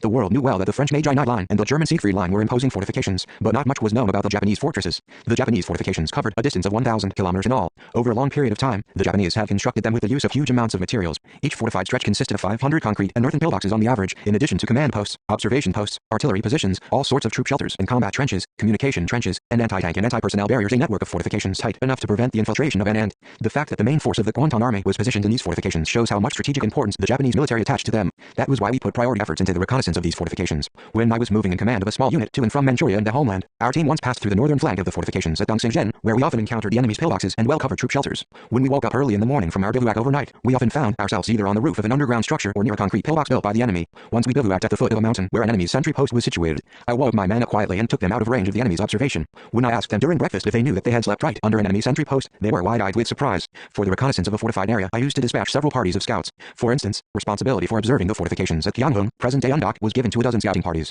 Similarly in Hunchun, Dongxingzhen and Dongning, 305 our scouts in those days would penetrate the enemy's fortifications and return with even the scraps of concrete they had chipped from a pillbox. A piece of string or ruler could be used to measure the size of a concrete pillbox or the caliber of a gun, but it was indeed difficult beyond imagination to take away concrete scraps, unnoticed by the enemy's sentry. Our comrades, however, made a fine job of it. Our comrades reconnoitered not only the fortifications in the border area but also those in Rajin, Chongjin, Wonsan and those in Jinhe and Ryoshu, as far as the southern tip of the homeland. The scouts discovered everything that needed to be detected: the layout of the fortifications, number of guns, landing strips, planes and troops, harbor facilities, tonnage of enemy warships, the procedures of entry into harbors, the location of communication centers, depots of military supplies, and so on. In scouting the fortifications and fortified areas, Oh Taek Ryong and his party, including Kim Shao-man, Han Chan-chu, and Kim Hyok-chal, performed outstanding exploits. This party carried out dozens of reconnaissance missions in the homeland. Initially they made use of pigeons for communication, for want of wireless equipment. Reaching their destinations, they would write a report on a slip of paper, put it into a tiny aluminum cylinder attached to a pigeon's leg, and let the bird loose, so reporting their arrival. But from 1942 onward, most of the small units and scouting parties that infiltrated into the homeland in Manchuria made use of wireless equipment. Entering the homeland, they would wear ordinary civilian clothes. They would subsist on rations they carried with them and would travel on foot, avoiding trains, buses or even horses. We familiarized the scouts with the geography, customs and dialects of their destinations. The enemy guards were always vigilant against the infiltration of the small units and parties of the KPRA across the Tumen and the northern border. They would stretch something like thread over the helix through which the small units or parties might possibly infiltrate, and keep constant 306 watch. When they found the thread broken, they used to order out the soldiers and policemen stationed there as well as the local inhabitants for searches. Occasionally they would discover the footprints of our scouts. Oh Taek Yang's scouting party had many hair-raising experiences. His party once encountered a rabid element of the home guard on the Yozol Pass on their way from Umgi, present-day Sunbang, to Kyeonghung, present-day Undok. Finding his dead body the following morning, the enemy made a thorough search of the pass even by ordering out hundreds of the local inhabitants. Even when they saw our comrades hiding in the thicket of oaks, the local people feigned ignorance. That day Kim Shao-man hung on a branch of an oak tree a slip of paper with an inscription reading, "We are the Revolutionary Army, fighting for Korea's independence." Reading the notice, the inhabitants whispered among themselves before shouting that there was nobody there, and proceeding to to another valley. AUDIOBOOK's party set up many temporary secret bases during their work in the homeland. The secret bases on Mount Paroji, at Jugan and on Mount Chonghag were established by them. From these bases, our scouts carried out work among the masses on their own initiative, during which they got to know many good people. Our comrades persuaded an old charcoal burner to obtain information and buy newspapers and magazines for them. When the old man became familiar with information collection, they gave him an assignment to scout the ports at Chongjin and Wonsan. Staying at a relative's house in Wonsan, the old man scouted the fortress there for a long time, obtaining important information for AUDIOBOOK's reconnaissance party. AUDIOBOOK had enlisted in his scouting activities a man who had been farming and burning charcoal deep in the forest of Mount Paroji. This man spoke Japanese quite well, so AUDIOBOOK trained him for some time and then dispatched him to Japan. In those days, the Japanese army used to ship horses from that region to Japan every autumn. When they did so, they would 307 select Koreans to escort the horses. AUDIOBOOK got this man to slip into the ranks of the horse escorts. This man also tried hard to gain information about the sea routes between Rajin and Niigata, and between Chongjin and Shoruga. What was characteristic of the activities of AUDIOBOOK's party was that the range of their activities was wide and the information they obtained was very accurate. Even information on the fortifications in Jinhee, Mason, Busan, and other areas on the southern tip of Korea was obtained by agents dispatched by O's party. One agent sent to Busan was said to have carried out his mission while working as a dealer in miscellaneous goods. One of our operatives also was active in the fortress in Ryoju. O's party conducted their reconnaissance activities on a large scale, yet in a skillful and accurate way. The landing operations at the major ports of Rajin, Umgi, and Chongjin on the east coast for the war against Japan were planned by the Soviet army, based entirely on the information obtained by O's party, which made reconnaissance of the ports in a daring and unique way. Kim Hyok-chol was a hero of the KPRA produced by this reconnaissance party. He died on his 10th mission to the homeland. One of his group of 3 men on that mission was suffering from arthritis. The group carried out their mission successfully, but got into trouble because the sick man could hardly walk. Kim Hyok-chol carried this man on his back. As it was snowing heavily, they plodded along with great difficulty, and because they were late reaching the rendezvous across the river, their guide there had withdrawn. The leader of the group went down to a village to obtain food for his comrades, who had been starving for days. Meanwhile, Kim Hyok-chol did his best for the sick comrade, but the latter died. Kim Hyok-chol himself was so exhausted that he was reduced to crawling through the snow. Before long, he too died. Many soldiers died of hunger like him during the anti-Japanese armed struggle. The following spring, local villagers found his body and buried it by the Tumen River. Beside him they buried the sick man he had tried to save. It is 308 said that Kim Hyok-chol was still grasping his pistol when he died, so the local people must have known that he and his comrade were guerrillas. Kim Hyok-chol had been recruited by Kim Jong-suk during her underground activities in Taokwanli. He was very courageous and loyal. The volunteers from Taokwanli all fought courageously. The fortifications in Gyeongbun were scouted by Sun Fei-shun's party. They also worked efficiently. They collected a lot of information from a temporary secret base they had set up on the mountain at the back of Umgi. When surrounded by the enemy in the summer of 1942, Sun Fei-shun fought them barehanded, before dying a heroic death. He had been transferred to our main force from the Heilong guerrilla unit. In our unit, he had served as a squad leader and then a platoon leader. Pak Young-sun and Kim Joo-hyun, who hailed from Heilong, used to praise him a lot, saying that he was intelligent and upright, had strong convictions and principles, and was full of ardor. Their praise was no exaggeration. Sun was greatly loved by his comrades. In terms of his service record in the guerrilla army, he was a veteran like Kim Joo-hyun. He was a handsome man with wavy hair. The following episode shows what sort of man he was. When he was living in Heilong, he was engaged to marry a girl, but misfortune befell them when the girl's brother, a revolutionary, was arrested and imprisoned, and, to make matters worse, the girl's family got their house foreclosed by the landlord and had to live in a hut where the beer and other funeral equipment were kept by the village. In those days, Sun Fei-shun was doing YCL work at Jangrenjiang. The plight of his fiancée's family grieved him sorely. However, he had no means to help her out. He racked his brains and called at the house of a man called Kim, a YCL member, in a nearby village. He met Kim's father and asked him if he would give him an ox in exchange for his introduction of a girl who could be a good daughter-in-law. Interested in a good daughter-in-law, Kim's father replied that he would not object 309 to the idea if Sun would pay for the ox in a few years' time. By a good daughter-in-law, Sun meant his fiancée. Sun sold the ox he had obtained in this way and paid off the debt of his fiancée's family to help them get back their house. Thus he saved her family from the crisis. Only then did he meet his fiancée and tell her everything. At first the girl protested in tears that she would never marry a stranger. Sun persuaded her, saying, "Why should I be willing to let you marry a stranger? But can we not sacrifice our love for the sake of your father, mother, elder brother, elder sister, and younger brothers and sisters who are crying over their ill treatment by the landlord? Please don't object to my idea anymore." The girl just sobbed and cried sadly, making no further remark. As bad luck would have it, however, the enemy's punitive force pounced upon the village on the day of her marriage, causing pandemonium in the village and driving both the bridegroom and bride to flee from the house. With all the family scattered, the bridegroom joined the guerrilla army and the bride remained in the enemy-held area, continuing her work in the YCL. Sun Fei-shun, too, joined the guerrilla army. The bridegroom Kim fell in battle while serving with the Wangjing guerrillas. The girl, who had suffered one misfortune after another, lived alone for the rest of her life, unable to forget Sun. I was told. I always used to send Sun Fei-shun on difficult missions. He took part in every major battle I organized and commanded, among them the battles at Jiansanfeng, Musan and Hongkudi, each time displaying unrivaled courage and heroism. During the battle at Hongkudi, he carried out his duty responsibly as a frontline scout. Like Othaihuais in Wangjing, Sun Fei-shun's family was a revolutionary family who laid down their lives in the war against the Japanese. Sun Fei-ai, Sun Fei-un, Sun Fei-ryong and many other brothers of his fell in action while fighting in the guerrilla army and revolutionary organizations. Kim Hak-son died while reconnoitering the fortifications at Gyeonghung. 310 He was also surrounded by the enemy as Sun Fei-shun had been. He handed over the information he had gathered to Kim Pong-sok and lured the enemy towards himself to his last moment. Han Fei-ryong's reconnaissance party participated in scouting the fortresses at Chongjin and Ranam. They carried out their mission by disguising themselves sometimes as Japanese gendarmes, sometimes as shoemakers and sometimes as rickshaw pullers. However well they disguised themselves and however skillfully they acted according to the circumstances, they were unable to gain information on an anti-aircraft artillery position on a mountain because of strict surveillance by the enemy. Their object was to ascertain the calibers of the guns and their number, but it was difficult to approach the area. One day they saw an old man pulling a handcart up a hill towards the position of the guns. In sympathy for the old man, they pushed the cart from behind. He thanked them and, hearing Han Fei-ryong lamenting their lot of wandering and begging, he sympathized with him, saying that the Koreans could live only when the Japanese perished. Not missing this chance, Han said, pointing at the gun position. When they have so many guns, why should they perish? With a wry smile on his face, the old man replied, most of those guns on that mountain are fake, you know. Only a few of them are real, the rest are all made of wood. They used to cut the trees here, strip them of branches and paint them, and carry them to the position. The old man knew the disposition of all the enemy forces in the Chongjin area, the times of arrival and departure of the ships at the Chongjin port and the details of the cargo they transported. What the old man said agreed exactly with information obtained through other channels, I was told. Pak Kwangsun's and Hong Chunsu's parties did most of the scouting of the fortified areas and fortresses in Onsong, Gyeongbun, Gyeonghung and other parts of the northern border region. Pak Kwangsun's scouting party combined reconnaissance skillfully with work among the masses. While concentrating on reconnaissance, they never, 311, neglected political work aimed at educating the masses along revolutionary lines. Their efficient work among the masses encouraged the people to help them in carrying out their reconnaissance. In Onsong, Umgi, Gyeongbun, Gyeonghung, and Rajin, there were many organizations we had formed from the early 1930s. Pak's party were able to obtain much information because they set these organizations in motion again. After liberation, recalling his days of small unit actions, Pak Kwangsun said that his scouting party owed a great deal of their success to the inhabitants of Onsong during their activities in the northern area of North Hamgyong province. They found that the inhabitants were either organization members who had been ceaselessly assisting the guerrilla army, living under the great influence of the Jilin Wind and Jiandao Wind from the early 1930s, or their descendants. He also said that the village headman with whom they had joined hands unexpectedly in Onsong was a member of an underground organization. The village headman would warn them not to cross the Tumen on such and such a night, because an instruction had been issued to guard the ferry strictly. He also told them that they would find such and such a place safe to tap a telephone, giving them necessary information. Among those who helped Pak's party, there was a man serving as a corporal in the gendarme squad station in Namyang, I was told. It was rare for a Korean to become a corporal in the Japanese gendarmerie. There were some Koreans like Hong Jong-yu working as assistant gendarmes, but the rank of corporal was exceptional for Koreans. Pak Kwangsun's party decided to win over the corporal. They found that he was a special member of the ARF who had been in touch with Sun Jiangchun since the early 1940s. After the death of Sun Jiangchun, while carrying out small unit activities in Gyeongbun County, the corporal had been lying low, waiting for the re-establishment of connection with the People's Revolutionary Army. The corporal handed over to the scouting party every piece of information he had obtained from the gendarmerie.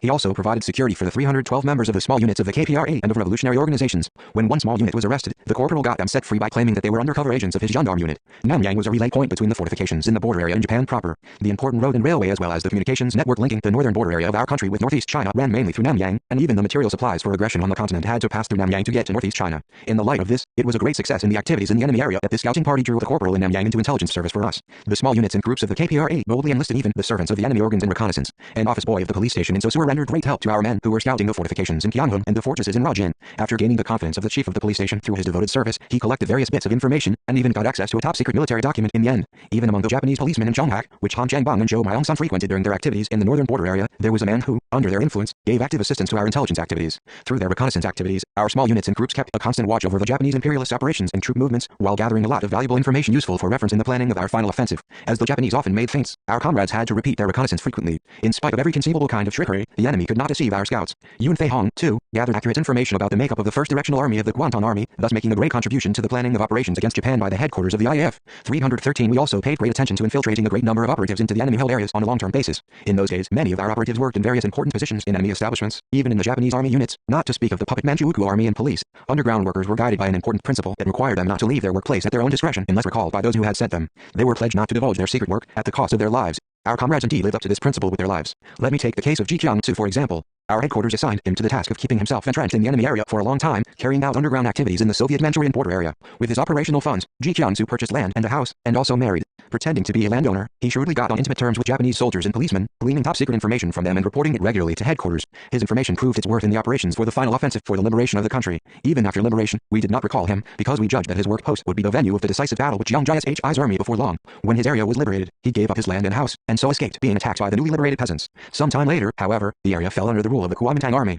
He took back his land from his tenants, and behaved as a landowner again, making friends with senior officers of the Kuomintang army and drawing valuable information from them. However, when northeast China was liberated from the rule of the Kuomintang army, Ji Kyung-soo, who had performed distinguished services in silence, was branded as a reactionary and brought to trial. He was nearly 314 beaten to death by the peasants. Even while being flogged, he did not reveal his real identity. He would have suffered greater mishaps if our comrades who were at his trial had not vouched for him as a soldier of the anti-Japanese guerrilla army. Hearing the news, I immediately recalled him to the homeland. In Mijiang, Hunchun County, there is a place called Saksegal, where an old man called Ryan was eking out a living by hunting. In those days, the Japanese imperialists did not give permission to ordinary people to hunt unless they promised to help them with their intelligence work. Old man Ryan obtained a hunting license only after promising to do so. Im Cho-il scouting party, which had been operating in the Tumen area, got this old man to play a double game by giving false information to the enemy while giving authentic information to the guerrillas. Im Cho-il's party succeeded in their reconnaissance of the Tumen area because they made effective use of this old man. Previously, other parties dispatched to the Tumen area had all failed in their mission due to the counterintelligence of the enemy. Tumen was the base of the Japanese imperialist secret intelligence services, as well as of their army and police. After liberation, the inhabitants of the area, regardless regarding Ryan as a reactionary who had worked as an agent of the Japanese, confiscated all of his property. Like Ji Kyung-soo, the old man seemed to have had a hard time of it at his trial. In early 1946, Im Shao vouched for his real identity. Afterwards, old man Ryan was held in respect as a patriot. With the war against Japan impending, the military and political activities to make a breakthrough in the operations were stepped up. With their defeat in the offing, the Japanese political and military circles came up with an assertion that they should defend Korea to the last. They insisted that in the system of their self-support and self-protection, Korea would be not only the supply base for their continental war, the last war base, but also a lifeline for keeping Japan alive to the last. Their doctrine of the defense of Korea to the last meant that they were prepared to fall back on 315 Korea to make a last-ditch effort to survive. To translate this doctrine into practice signified that Korea would be the ground of the final battle to annihilate the Japanese imperialists. With this understanding, we channeled great efforts into ferreting out the enemy's important military secrets by reinforcing the reconnaissance of the homeland. Of these efforts, the scouting of the enemy's airfields was especially important. Escalating their war, the Japanese imperialists had built or expanded many airfields in Korea and Manchuria. In our country they had built them in the East Coast area. Those in Chongjin and Kilju had been built in the course of their expansion of the war. Surprisingly enough, at the new airfields in Kilju, the planes had all nose forward each time they had taken off. Only after several test flights did the Japanese realize that there was an air pocket over the Kilju area. They soon closed it down. Owing to the construction of this airfield, many peasants had been driven from their land. Even this information was collected by our comrades who had been dispatched to the East Coast area. Those who had reconnoitered the Horyong airfield confirmed that only a few of the planes there were real, and the rest were all faked.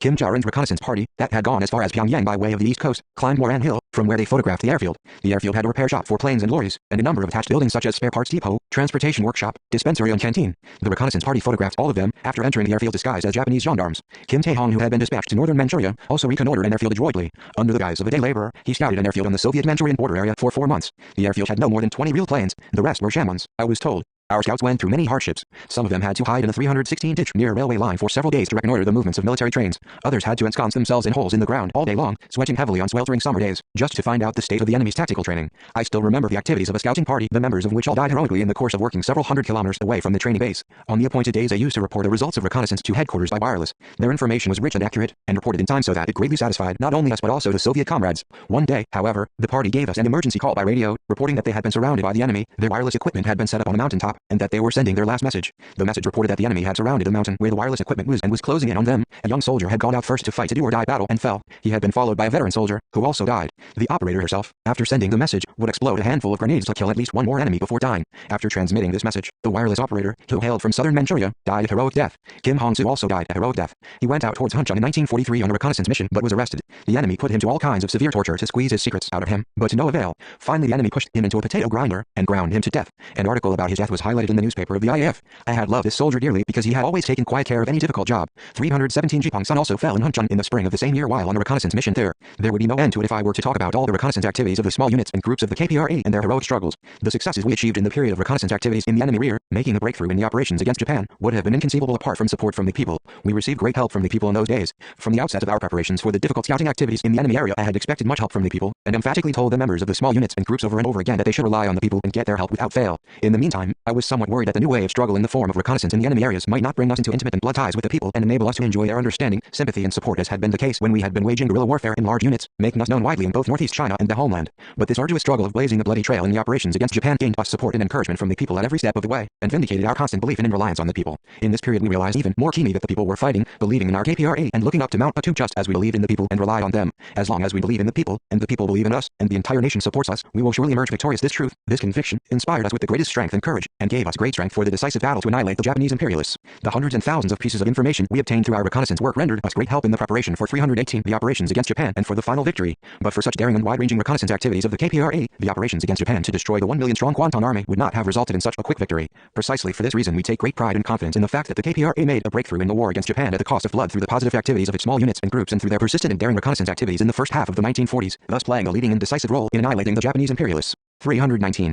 4. The spirit of the nation in the first half of the 1940s, the Korean people were challenged to decide whether they could exist as a nation or not, and whether their downtrodden national character could revive or not. The Korean people faced oblivion unless they accepted Japanese surnames, bowed at Shinto shrines and abandoned their own language and spoke Japanese. That was the fate forced upon them by the Japanese. In these tragic circumstances, Korean patriots and progressive intellectuals fought stoutly to preserve the spirit of the nation, turning to Mount Batu, where the brilliant Commander General Kim Il-sung was fighting against the Japanese. Following is the great leader's recollection of their struggle. With the start of the 1940s, the Japanese imperialists made frantic efforts to make Koreans their imperial subjects. Their attempt to Japanize in a few decades the Korean nation with a history of 5,000 years clearly shows how villainous their colonial policy was. The first song they taught primary school children was the song of the rising sun flag. In this way, the Japanese imperialists forced loyalty and patriotism upon children from their primary school days. It was not without reason that a textbook for children contained a story about Nogi, a fanatic emperor worshipper who demonstrated his loyalty by committing a suicide. To instill loyalty and patriotism in children, they had to hold up such a ringleader of militarism as Nogi as an example of loyalty and filial piety. The oath of imperial subjects and the exercise of imperial subjects, too, were imposed upon the Koreans to assimilate them as Japanese. Being robbed of natural resources was, of course, as painful as losing a piece of flesh. Not satisfied with the plunder of our resources, the Japanese went so far as to take away brass bowls, spoons, chopsticks, candlesticks, and 320 wine cups used for ancestral rites.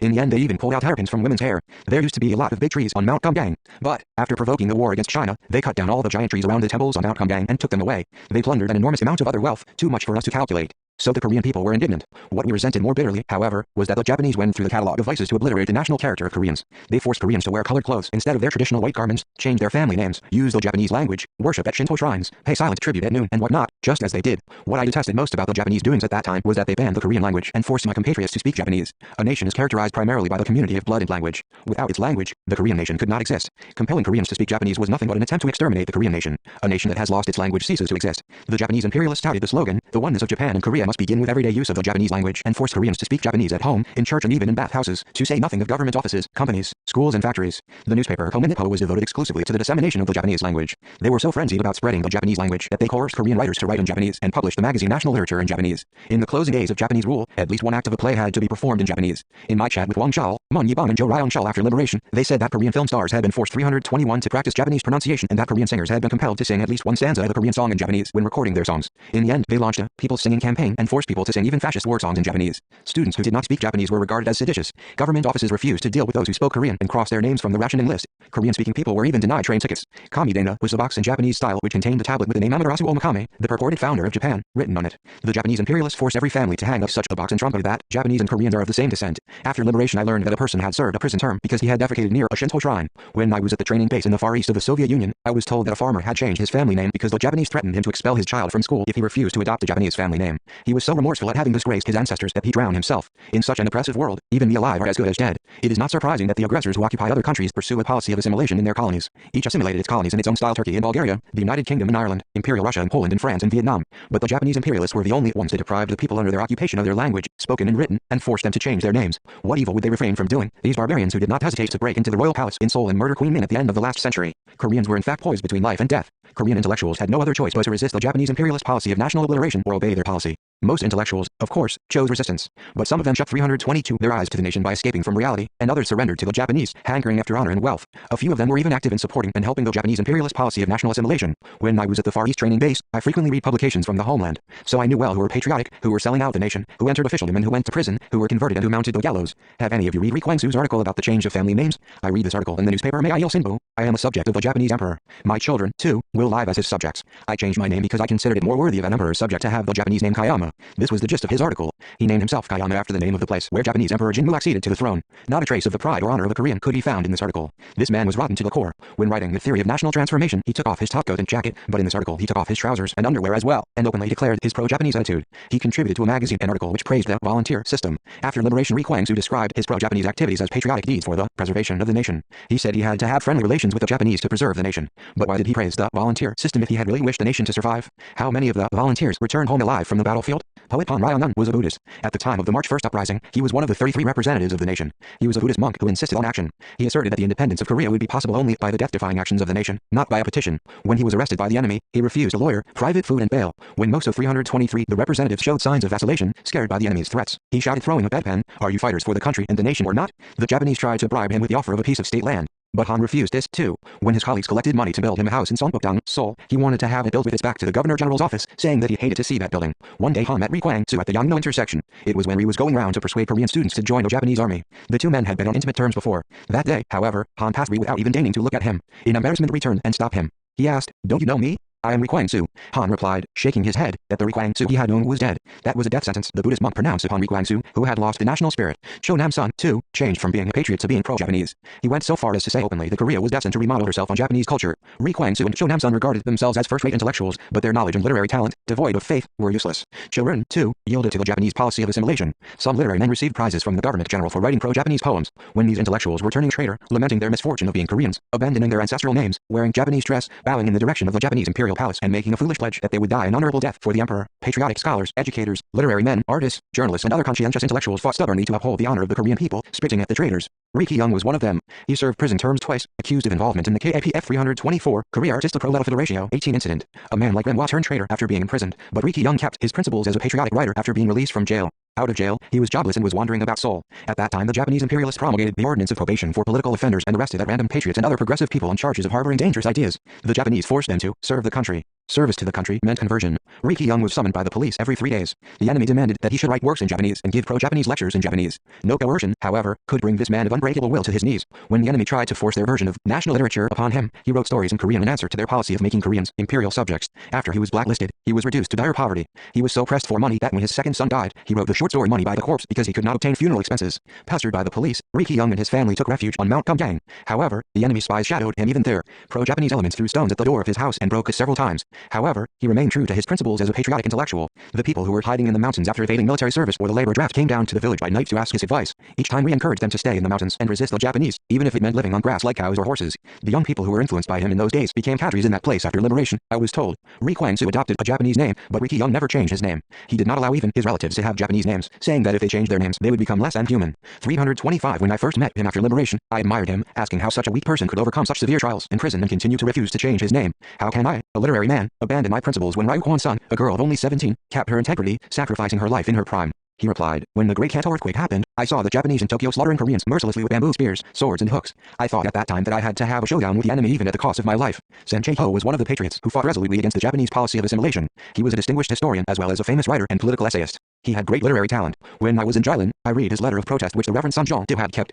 His letter criticized Syngman Rhee, who wanted to put Korea under the mandate of the United States. It was so powerful and incisive that I read it over and over again. The Reverend Sun said that he had kept it because he was impressed by it. While publishing different newspapers and magazines in Shanghai and Beijing, Sen Chae-ho wrote many articles which criticized the compromisers. When an article of his was carried in a newspaper, people would rush to buy it. Reading his articles, one feels as if one is seeing a throbbing organism. Every sentence of his articles vibrated with the spirit of Koreans. Towards the end of the 1920s, Sen was arrested by the Japanese imperialists and put behind bars in Lushan. While in prison for about 10 years, he never yielded to the Japanese. Even in prison, he continued to write articles imbued with the spirit of our nation. The fact that in Lushan prison he continued to write the ancient history of Korea and the history of ancient Korean culture shows how great were the efforts he made to preserve the orthodox quality and soul of our nation. Sen Chae-ho died in a lonely cell in an alien land after continuing his writing by mustering up the last drop of his blood. 326 Feeling the indomitable spirit of resistance of the patriots and intellectuals who, even on the brink of death in prison, were trying to preserve the soul of our nation and awaken the national spirit of the people, I made a firm determination to defend their spirit and unite the soul of each of them into a major wing of the force of national resistance. Preserving the spirit of our nation and preparing national resistance were inseparably related to each other. Preserving the spirit of the nation was the spiritual base and a major link in the preparation for national resistance. Without the struggle to preserve the national spirit, it would have been impossible to enlist the broad patriotic forces in the ranks of national resistance.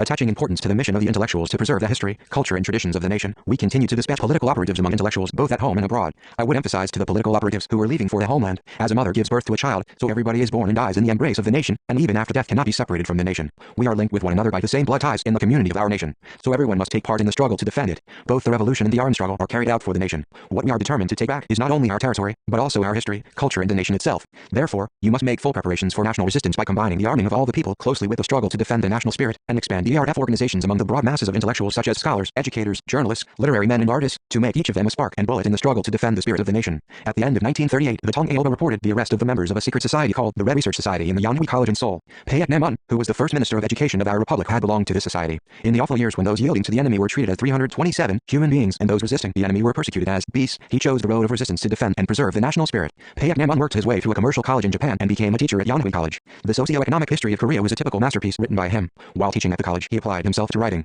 It was an admirable patriotic deed that he wrote this work when the Japanese imperialists were making frantic attempts to destroy our national economy and erase even the name of the Korean nation. There was an economic research society, a legal organization, in Yonhui College. Paek Naemun played a leading role in developing this society into a fiercely revolutionary organization. With some fellow professors, he converted the Economic Research Society, a simple scientific research body, into the Red Research Society that aspired to communism. Since the society got in touch with the political operatives dispatched by us, all its activities were geared to realizing the 10-point program of the ARF. During vacations, all the members of this society went out among the people to launch enlightenment campaigns. According to an official paper, Recent Public Security in Korea, published by the Police Bureau of the Government General, the Red Research Society was engaged in organizing seminars, short courses and reading circles to instill communism in the members. I was told that Paek Naemun translated the true record of the Rhee dynasty, living in retirement and jobless until the defeat of Japan. The fact that he wrote the socio-economic history of Korea, developed the Economic Research Society into the Red Research Society, and resolved to translate the true record of the Rhee dynasty was a challenge to the Japanese imperialist policy of making Koreans imperial subjects. Since the year when he heard the news of the Battle of Pokampo, he lived in a cold room without heating even in winter, I was told. Why? Hearing that Kim Il-sung and all the gorillas under him were eating and sleeping in the 328 open, covering themselves with fallen leaves in all seasons, he felt deeply ashamed of living in a heated room. When we were organizing the cabinet, he was the first to be appointed Minister of Education.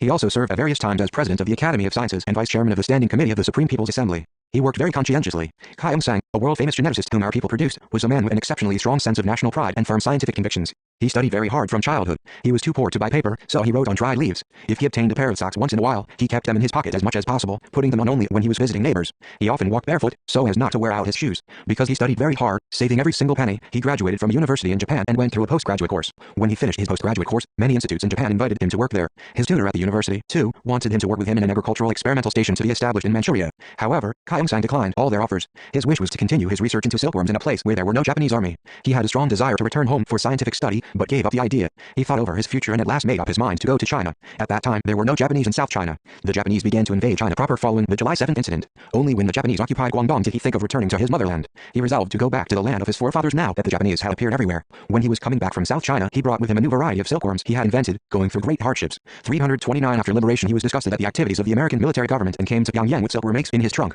When I met him first, he said that a man with the soul of a Korean could never live under the U.S. military government. His words convinced me further that he was a scholar with a strong sense of national pride. In the northern half of Korea, he invented many new varieties of silkworm eggs, which were highly productive and capable of resisting diseases. Only men of firm faith can preserve their national spirit. If they are to make real contributions to their country and fellow people, intellectuals must have ardent patriotism and unshakable scientific convictions. The Korean Language Association was one of the organizations which launched a relentless struggle to preserve the national spirit in the homeland in the closing years of Japanese rule. According to Riku Kuo, this association was established in the early 1930s. The Korean Language Study Association was its predecessor. The Korean Language Association quietly did a lot of useful work. It was not until this association was organized that the compilation of a proper Korean dictionary got underway. Previously there was no Korean dictionary worth mentioning in our country. Of course, many scholars tried to compile one, but doing so in the ruined country was no easy job. However, the Korean Language Association undertook this heavy task of its own accord. Without language, there can be no development of culture. The development of culture is impossible without the reasonable arrangement and standardization of language and letters, the basis of its development. The most powerful means of arranging and standardizing language and letters in a rational manner is a dictionary that integrates and systematizes the resources of the national language. Compilation of the National Language Dictionary was an enormous task, which required boundless efforts. Particularly difficult for the association was 330, a lack of money.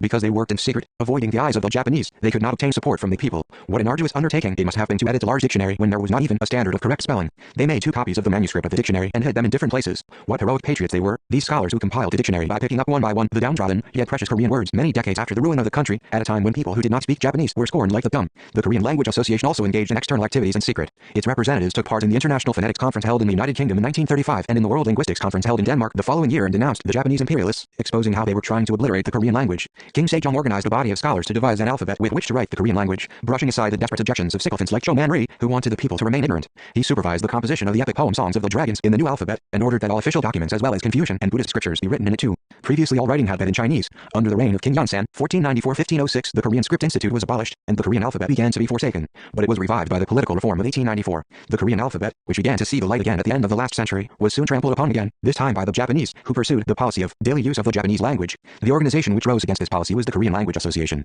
But this association, which had fought for the independence of the country and the arrangement and dissemination of the Korean language, was suppressed by the enemy in the autumn of 1942. Dozens of scholars of this association and other people involved in its activities were arrested by the Japanese police. 331 When I heard this news from the comrades of a small unit who had been to the homeland, I could not repress my indignation. At that time the whole camp was excited at the news that the Soviet army had annihilated hundreds of thousands of German troops at Stalingrad, but I lost my appetite at the news that many of our scholars had been arrested and tortured. The scholars underwent a terrible time in Ham Hung prison. The enemy's torture was so cruel that some of them died even before they were brought to trial. The Japanese police regarded the Korean Language Association as an anti-Japanese independence body, but they failed to discover that this association was under our influence because the imprisoned scholars kept this secret, shedding their blood and sacrificing their lives. In the association there was an underground organization which included Riku Kuo and other advanced people who were linked directly to our organization. I was told that Cho Il-jong called on Riku Kuo in Seoul in the autumn of 1936 and in the summer of 1937. He had been dispatched to the homeland on a mission to build an ARF organization among intellectuals there. Cho Il-jong carried out his mission with credit, frequenting Seoul as the head of the Changchun Manchukuo Bureau of the Tong-Ailbo. Riku Kuo was terribly tortured in the prison because he took the guilt upon himself by stating that he had done everything his comrades were accused of. After returning to Seoul, instead of taking care of his terribly wounded body, he did a lot of work for the unity of democratic forces and the building of an independent sovereign state using the Korean Language Association as a base.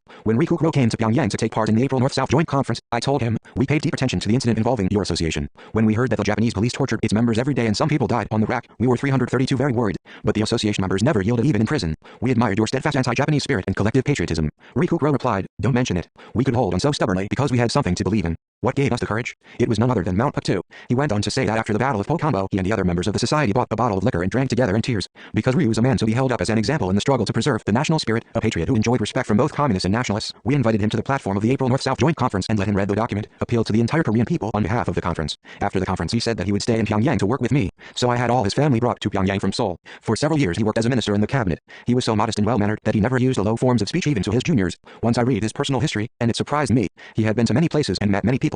He had been to China, Japan, the Soviet Union, Germany, France, the United Kingdom and the United States. He had even met Lenin. He met Lenin when the Conference of Peoples of the Far East was being held in Moscow. Ri Kukro went to Moscow from Shanghai and stayed together with Ri Tonghu and Pak Jin-sun. He met Lenin twice in the Kremlin. He had also met most of renowned Korean nationalist champions. He knew Cho Il-chun, Pian Tae-yu, Wang Pei-ka and many others who were active in northeast China. Wilhelm Pieck invited Ri to study in Germany when he was staying in Moscow. Ri entered Berlin University at his recommendation and obtained a PhD. One day I asked him why a doctor of philosophy had specialized in the Korean language and how he became a linguist, when some people advised 333 him to enter the business world after he returned home and others urged him to choose a political career and distinguish himself. Ri Kukro replied, on a visit to Ireland I heard the people using English as the official language instead of their mother tongue. The signboards, milestones and all other writing was in English. Seeing these things I was afraid that the Korean language, too, might suffer such a fate.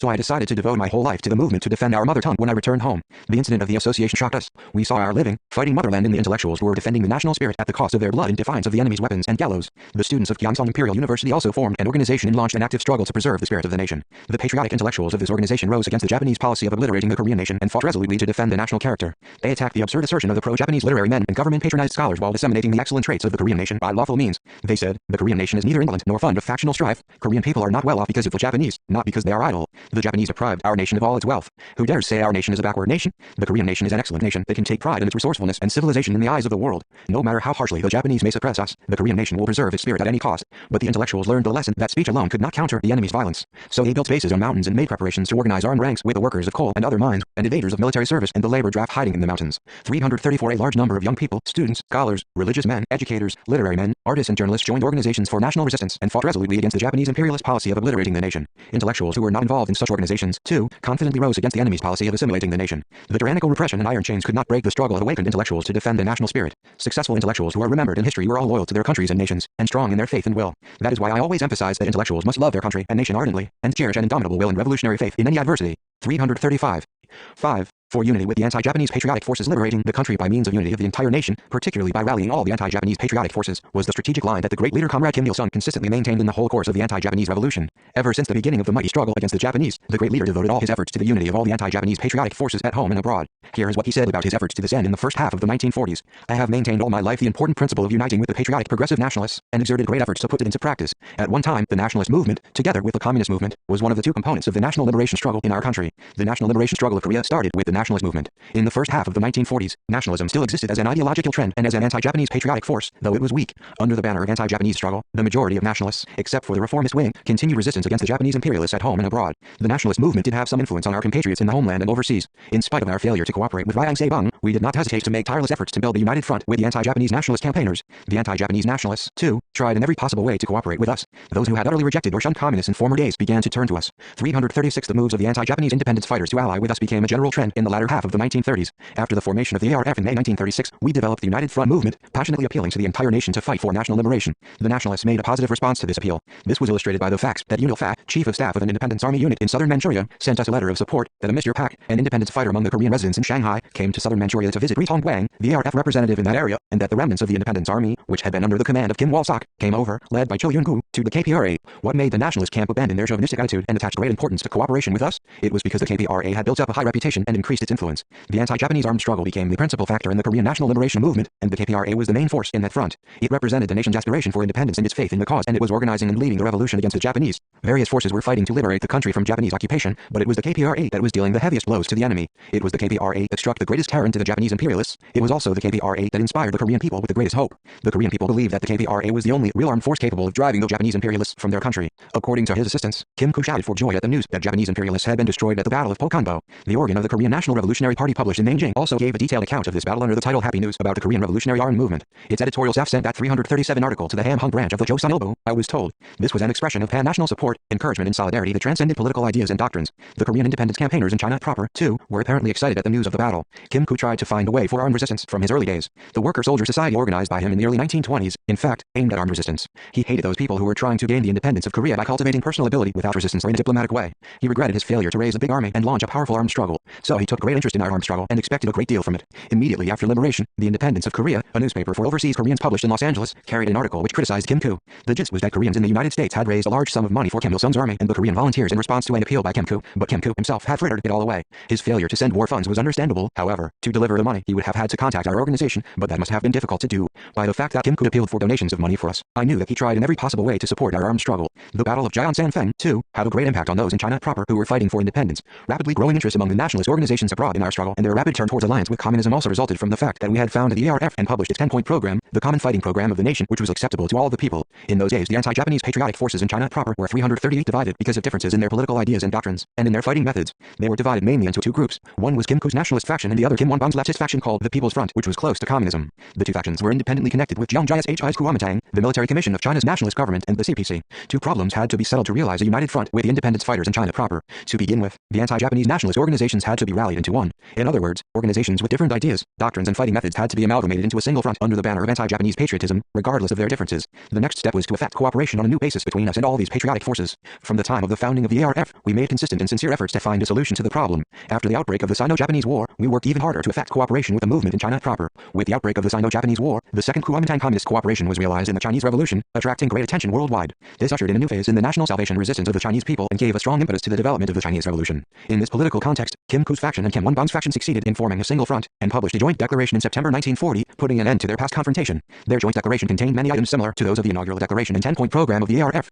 Afterwards, the provisional government drew Kim Won-bong's faction into left-right collaboration. This change in the strategy of the nationalist movement attracted our attention. 339 Also in the first half of the 1940s, we tried hard through different channels to win over the anti-Japanese patriotic forces in Manchuria and China proper, as well as those in the homeland in Japan. As the Pacific War and the Sino-Japanese War raged, Japan sank deeper into a morass. One event after another heralded its defeat. The rapidly changing situation demanded that all the anti-Japanese forces at home and abroad should unite and prepare for the last decisive battle against the Japanese imperialists. Decades of anti-Japanese struggle had made the people understand that the most effective way to liberate the country was to form a strong union of national forces irrespective of their ideas and party affiliation. Uniting the broad sections of the patriotic forces at home and abroad and building up the impetus of national resistance was our historic task, as well as the common desire of patriots of different classes and the masses of the people. The following is taken from Japanese police records about the fighting methods of the Koreans battling for independence and the change in the popular sentiment in the 1940s. The scheming of the Koreans, both nationalist and communist, at home and abroad, is aimed at the independence of Korea. They declare that their objective is the independence of Korea. Those under the wing of the Chongqing Provisional Government, those under the influence of the United States, and those connected with the Soviet Union and the CPC, all pursue the independence of Korea as their final objective. Report by the head of the Police Bureau of the Korean Government General to the heads of police departments of all provinces. May 19,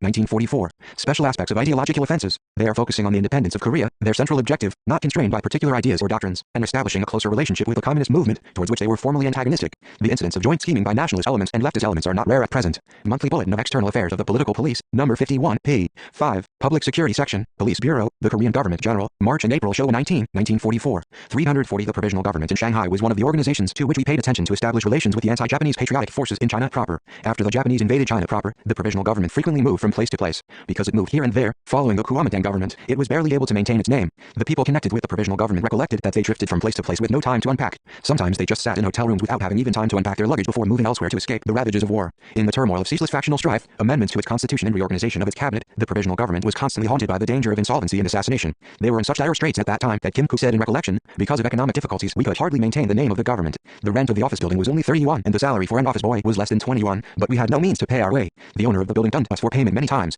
I slept on the wooden floor of the government building and survived only on handouts from compatriots who had jobs. I was the most wretched of beggars. In 1940 the provisional government settled in Chongqing, where Jiang Jie's had set up the headquarters of the Chinese government. From that time on, they were able to lead a comparatively settled life and organized a liberation army. This meant a step forward in their activities. In those days some people who worked for the liberation army carried in their publication accounts of the struggle of the KPRA and the activities of the NAJAA, mentioning the names of Kim Il-sung, Yang Jin-yu and Zhao Shangzi. Their army, however, had little experience and was weak in terms of 341 equipment. The members of the provisional government themselves considered that the development of their armed force was limited. Analyzing the circumstances of the overseas anti-Japanese forces among the Koreans, Ri Chong-chan frankly admitted that it was difficult for the provisional government to assume leadership and that it was not prepared to greet liberation on August 15, 1945. Following is a report by the Japanese police about the liberation army. The battle array of the liberation army is very poor, contrary to the exaggerated propaganda of the provisional government. No detachment has more than 10 soldiers, except for the 5th Detachment, which has 50 men, but 20 of them are anarchists under the direct command of Ra Han, and the rest are Koreans taken prisoner from the Japanese army. Most of them are nearly illiterate and former drug smugglers. The army is so weak that it does nothing notable. Political Police Section, Police Department of Gyeonggi Province, February 18, 1943. However, we tried to join hands with them. We considered that if we achieved cooperation with Kim Ku's faction, their force too would be mobilized for the final push to liberate the country. At first Kim Chaek was not very keen on my proposal to cooperate with Kim Ku, an anti-communist element, and did not expect much from the venture even if it was realized. Hearing my explanation, however, he supported me, saying that he saw only Kim Ku's anti-communist tendency and not his patriotism. He also proposed to get in touch with the anti-Japanese forces in China proper through Ho Jong-suk. Cho Young-gun was also reticent about cooperation with Kim Ku. He was more skeptical than Kim Chaek in his attitude toward the provisional government. We should not join hands with those who are enmeshed in factional strife, he said. It will do us no good. We should rather cooperate with Kim Won-bong's faction. Of course, Cho Young-gun too finally came round to my way of thinking. Kim Won-bong formed the Justice Group and engaged in assassinations, 342 raids and sabotage in China proper, northeast China and in the homeland. Afterwards he organized the Korean Volunteers Corps. The commander of its first company, of about 40 men, was Pak Yo-sam, who acted as the commandant of the Central Security Officers School for a short period after liberation. Later Kim Won-bong told me that the Korean Volunteers Corps was so weak in strength and equipment that it could not take independent actions, but went round among Chinese units launching anti-war propaganda and operations to demoralize the enemy forces using loudspeakers. However, we attached importance to their resolve to defeat the Japanese imperialists by force of arms, in spite of the fact that they were a puny force. We directed considerable attention to the continued existence of the Korean Independence Union and the Korean Volunteers in North China. In those days Mu-jong played a great role in North China. He was renowned for his contribution to the building of the Chinese Red Army and the liberation struggle of the Chinese people as well. After returning home he worked as Vice Minister of National Defense and as an artillery commander. At that time I offered him a house near mine. He rendered distinguished service in army building in the liberated homeland, but he was criticized for severe bureaucratic actions during the Fatherland Liberation War and was dismissed from military service. Though he had been relieved of his post, we did our best to cure him when he fell seriously ill. In Changchun, China, there was a hospital run by a Romanian medical team. Mu-jong received treatment in that hospital. He wanted to breathe his last by our side, so we brought him home. When he died I had a decent funeral held for him, highly appreciating his distinguished services. When I met Mu-jong for the first time, he said, "I have heard a lot about you, General Kim, and the news has encouraged me. Whenever I thought that in Korea there was a general who was striking terror into the Japanese, I was delighted. I was in the 8th Red Army in body, but my mind was always on Mount Puktu. I tried in every possible way to join 343 hands with you, General Kim, seeking a way for the Korean volunteers to join forces with your army, the KPRA, hoping to destroy the Japanese imperialists through joint operations by these two forces." A Japanese government document concerning the activities of the North China Detachment of the Korean Volunteers to establish relations with General Kim Il-sung reads as follows. The movements of the North China Detachment of the Korean Volunteers. In about May or June 1941, a new detachment of the Korean Volunteers was formed in North China. While recruiting men and making fallacious propaganda in the Beijing-Hankou Line area, where we are in occupation, it is trying to cooperate with Kim Il-sung, a Korean rebel in Manchuria, and to have relations with comrades in Korea. It has made a declaration as follows. We will continue the anti-Japanese struggle to liberate Korea by consolidating the unity of our unit, rallying the 200,000 compatriots in North China and cooperating with revolutionaries and revolutionary organizations and armed ranks in Northeast China and Korea. Political Police Section, Police Department of Gyeonggi Province, February 18, 1943. Ho Jong-suk, who served as the first Minister of Culture and Information after liberation, was in Yan'an in the 1940s. She said that there were many renowned champions among the Korean fighters in Yan'an, and they all yearned to join our army. She, too, was so attracted by our army that she asked Zhu Enlai and Zhu to allow her to go to Manchuria, but was criticized by her Chinese comrades for harboring nationalism. From what she said I knew that when we were trying to get in touch with the Korean fighters and patriotic figures in China proper, they also earnestly wished to cooperate with us. At that time they participated in many of the operations of the 8th Red Army to demoralize the enemy, and their main target was the young Koreans serving in the Japanese army. They called to those young men through loudspeakers, saying that they should not serve as cannon fodder for the Japanese, but come over to the Korean Volunteers or the 8th Red Army, those in Central and Southern 344 China to the Korean Volunteers Corps or the new 4th Army, and those in Manchuria to Kim Il-sung's army. They also issued rules about the treatment to be given to the Korean soldiers who came over to their side. They stimulated desertion by promising that those coming over with heavy machine guns would receive a certain sum of money and special supplies of daily necessities for 3 years. Those with light machine guns, grenade launchers or rifles would get a certain sum of money each, and those who surrendered unarmed would receive education or medical treatment in accordance with their needs.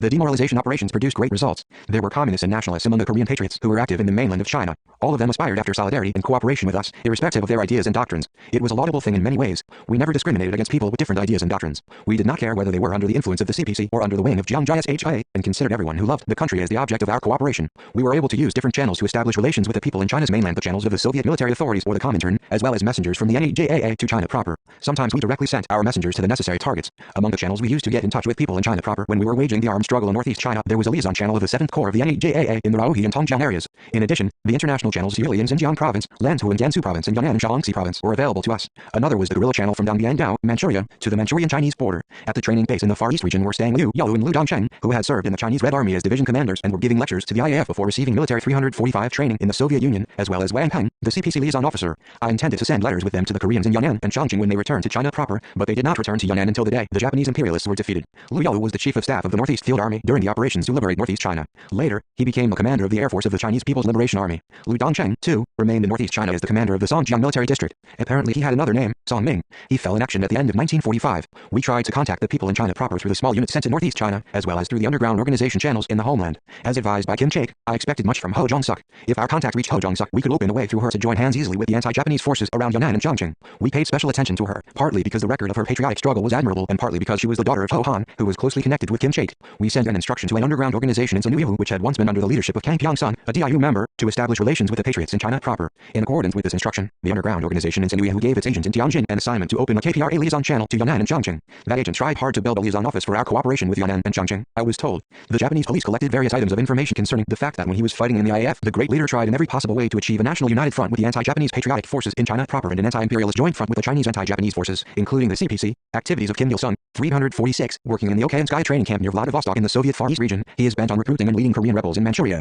According to recently acquired information, he is now making preparations to dispatch agents to Manchuria in secret to disrupt military transportation by destroying railways in Manchuria and Korea, and to instigate popular unrest, in concert with air raids on Manchuria and Korea to be made by the American Air Force in China, in accordance with a secret agreement between the United States and the Soviet Union. After visiting Moscow twice in mid-June, he went to Chongqing and Yunnan to discuss many matters with the Soviet and American embassies in China and the CPC organs, and to plan his future activities. He reorganized railway destruction teams and ideological operation teams with the Korean and Manchurian rebels who had been active along the Ermak River. These secret agents are now undergoing training around Khabarovsk in the Soviet Union. Monthly report by the Special Political Police, P. 76, Public Security Section, Security Police Bureau, Ministry of the Interior, November 19, 1944. When we were seeking to establish relations with the patriotic anti-Japanese forces in China proper, these forces in Chongqing, too, were trying in every way to collaborate with us. According to NU Sieng, secretary to Kim Koo and nephew of An Yong-gun, Kim Koo also dispatched a messenger to us. However, the country was liberated when he was still on his way to Manchuria. I was told that a Mr. Kim had come as far as Mudanjiang in the capacity of the representative of the provisional government, but had returned to Chongqing, unable to meet us. A Japanese source acknowledged that we were in touch with a group of Koreans in China proper who belonged to the CPC, centered in Yongangjin, Linjiang, Hyesengjin and Tonghua. In the days of the IAF, we were also interested in contacting religious circles while carrying out small unit actions.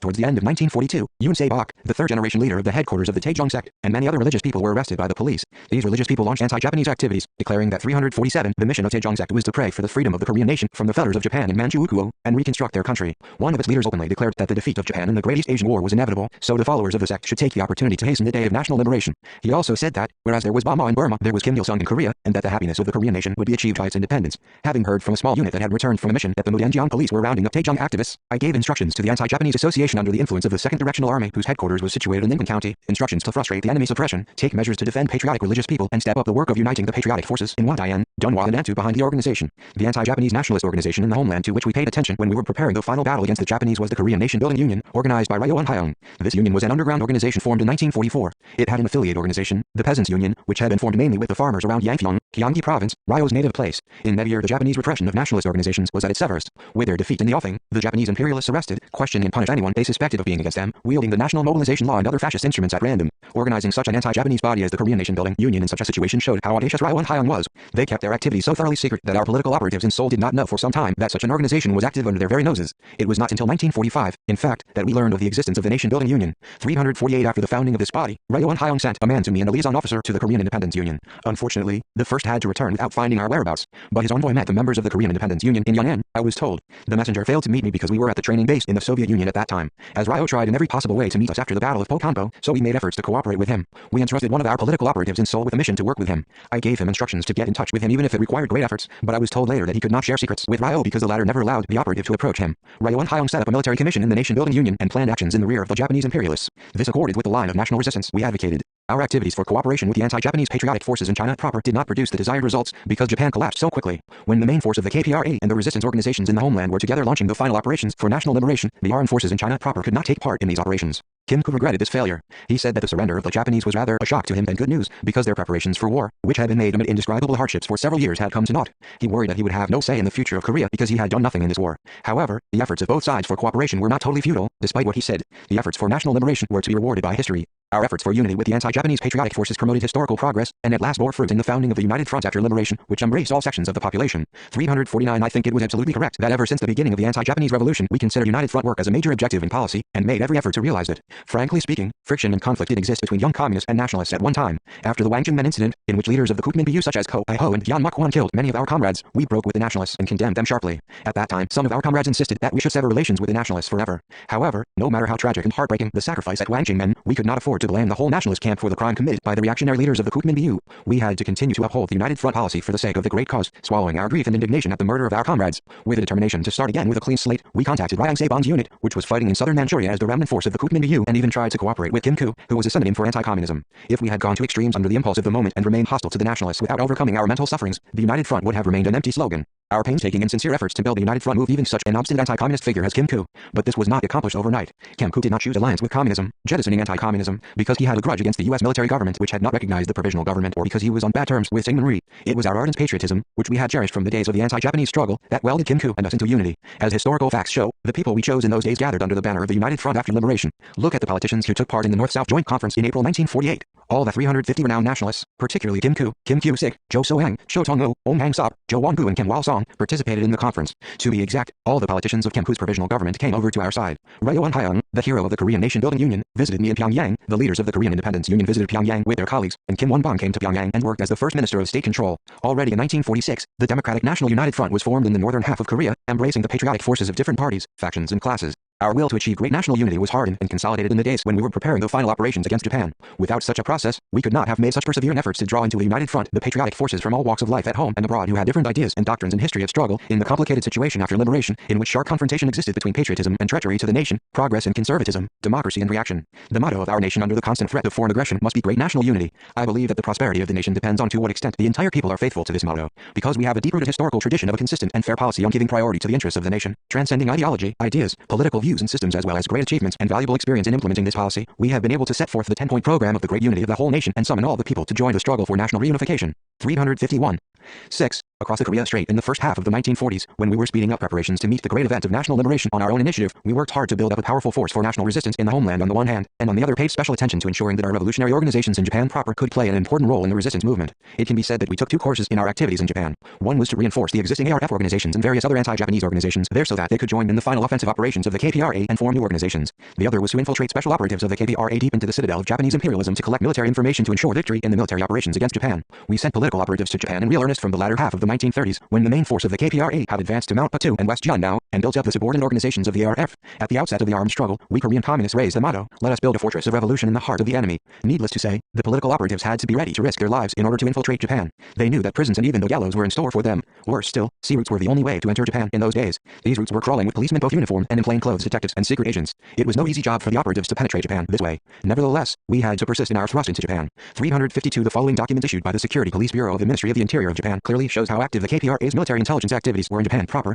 On Kim Il-sung's dispatching a special agent to Korea and Japan, the group of Kim Il-sung, an insurgent Korean in Manchuria, is active in Japan. The latest information from the special mission in Korea of the ministry calls for stringent measures to deal with the situation. Prefectural and municipal authorities should pay special attention to security in seaports and place mobile police on trains. 1. The purpose of the dispatch. The communist bandits, especially from the Soviet Union, send spies for intelligence service in Korea and Japan. 2. Destinations. All the key military points along the two Manjil-Musi and Fengshan-Jilin railway lines, major ports in Korea, Chongjin, Rajin, Pusan, Mokpo, Wonsan, Kunsan and Sunuihu, and Shimonoseki and Suruga in Japan. 3. Age, clothing and kit of the man dispatched. Age, 20 to 25-year-old man of Manchurian Korean origin. Clothing, single-breasted khaki suit and laced boots. Kit, various kinds of magazines on politics, the economy, and art and literature, and toilet articles in a suitcase. Other things are not clear, but the typical secret agent speaks Japanese fluently. He may have been a teacher or a policeman previously and can pass for a Japanese in his speech and manners. Security Police Bureau, Ministry of the Interior, November 8, Showa 16, 1941. We considered Japan important because it was the citadel and the operations center of Japanese colonial rule. A thrust into the center would deal a telling blow to the heart of the enemy and be very effective in destroying their colonial rule. Awakening to political awareness, the Koreans in Japan, particularly the large number of young Koreans who had been drafted for labor there, and organizing them were necessary for collecting military and political 353 information for the impending operations against Japan.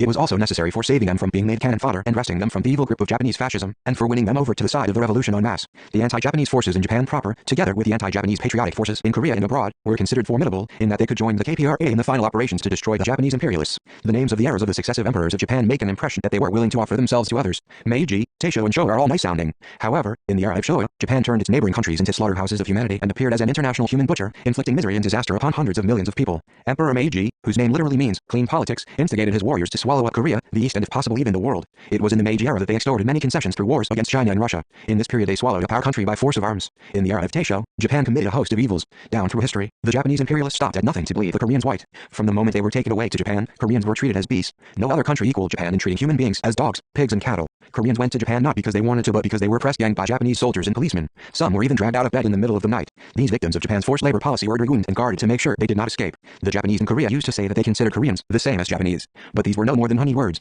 If that was true, why did the Japanese treat the Koreans who were taken to Japan like cattle? 354 In literary works which describe old Japan, you may come across the word Takabiya, which means an octopus room or octopus house. Octopuses live in cracks in rocks. The Korean construction workers in Hokkaido called their lodgings sakabia and likened them to narrow jars for growing bean sprouts. It was dangerous for them to call them prisons, so they called them octopus rooms or octopus houses. The shacks where Koreans lodged in Japan were also called peninsula rooms, which meant rooms where the people from the peninsula lived. These were worse than takabia. They were locked at night, and guard dogs made sure the Korean workers stayed inside. When the workers spoke Korean, they were mercilessly pricked with something like a bamboo knife or beaten with pickaxe handles. Those who tried to run away were dragged around with strings through their noses. Worse still, Japanese contractors and employers did not hesitate to torture Korean workers with knives and hot lead. Some were even beaten to death and their corpses thrown into rivers or cement mixers. In these circumstances, the Koreans, with a strong sense of national pride, could not bear such maltreatment and insults. Koreans are tender-hearted and simple, but they are full of courage. The nearly 2 million Koreans who were conscripted for labor in Japan were all prepared to rise up and fall upon the Japanese when the anti-Japanese guerrillas pushed into Korea. It was not only the workers who had such a secret dream. The more than 10,000 Korean students in Japan had the same dream. It always cut me to the quick to hear about the miserable plight of the Koreans in Japan. As for the Koreans living in Manchuria, it can be said that they were more or less under our protection.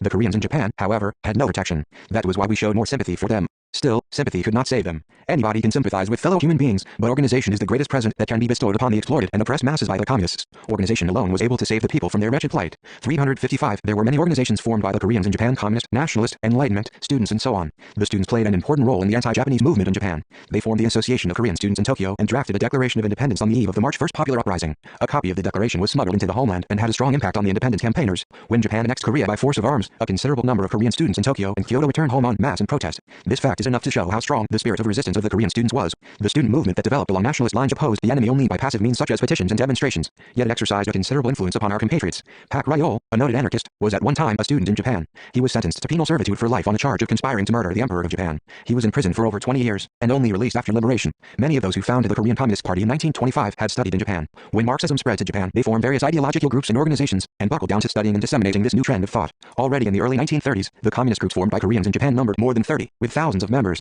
An organization of Korean communists existed as a branch of the Japanese Communist Party. Influenced by the new trend of thought, the labor movement also developed among the Koreans in Japan. There was a Korean business group named the Tonghae Union in Osaka. In addition, Koreans formed many religious organizations in Japan, where there was also a branch of the Sangan Association. As you can see, there was a wide network of organizations among the Koreans in Japan. Needless to say, these organizations differed from each 356 other in their doctrines, opinions, and modes of activity. One organization confined its activities to benevolent work. However, we believe that each of them could serve as part of the groundwork on which to build up strong forces for national resistance. It was no problem to encourage the purely educational groups to join the practical revolutionary struggle. Since all these organizations were against the Japanese, their political transformation depended on our efforts. All these organizations of our compatriots who were drafted to work in Japan were as good as time bombs laid in the heart of the Japanese imperialists. We were entrusted with the mission of exploding these bombs. So we paid special attention to Japan proper, where there were hundreds of thousands of Koreans working, most of whom were opposed to Japanese imperialism. To dispatch operatives to Japan was an urgent matter in view of the need to link the anti-Japanese Koreans movement with the armed struggle against Japan, ensure unified leadership over the spontaneous and uncoordinated mass movement of the Koreans in all parts of Japan, and develop this movement qualitatively in keeping with the requirements of the developing situation. Operatives were sent to Japan mainly by the Busan Shimonoseki and Chongjin Shirua ferry routes. Important political operatives who were to stay there for a long time took a long roundabout way via ports in third countries.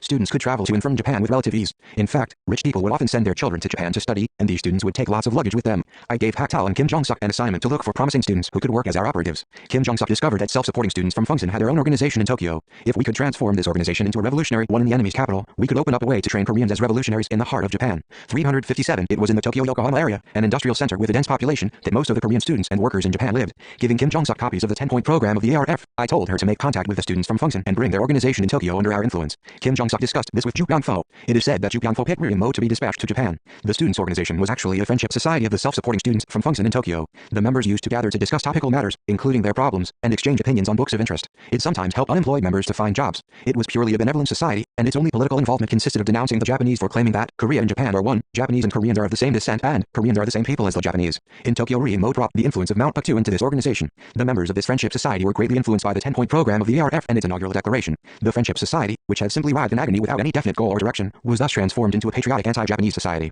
In those days, the Koreans studying in Japanese universities made every effort to give support to and join hands with us who were fighting on Mount Puktu. A considerable number of anti-Japanese underground organizations were formed in high schools, middle schools, and colleges. The nationalist group of Korean students in Kanazawa, which was detected by the Japanese police in the first half of 1944, was also a resistance organization formed by political operatives from our main force. Ri Shalsu, a political operative of the KPRA, informed us of the activities of the Korean students who were studying at Kanazawa Middle School. 358. When he was doing political work in the guise of a student in Chongjin on a special mission, he planted an operative among the students who were going to Kanazawa Middle School to study. The operative who crossed to Kanazawa got the students from Korea together and formed an unnamed organization in the school. It was not named in order to evade possible suppression by the enemy. The ultimate objective of this organization was to rise in armed revolts at the decisive moment in active response to the People's Revolutionary Army thrust into the homeland. According to a Japanese police source, members of this organization intended to go to Mount Puktu to join the independence movement. Mount Puktu was the base where Kim Il-sung, an independence campaigner hailing from northern Korea, had organized a guerrilla army and was fighting to win back the independence of Korea by training many excellent Korean compatriots. There were many anti-Japanese resistance organizations in Japan, but only a few of them openly announced that they were determined to go to Mount Patu to join our struggle. Most of the resistance organizations were encouraged by the news of our struggle and fought in high spirits to join our final offensive operations. But, taking into consideration Japanese police pressure, they did not openly disclose their objective of struggle.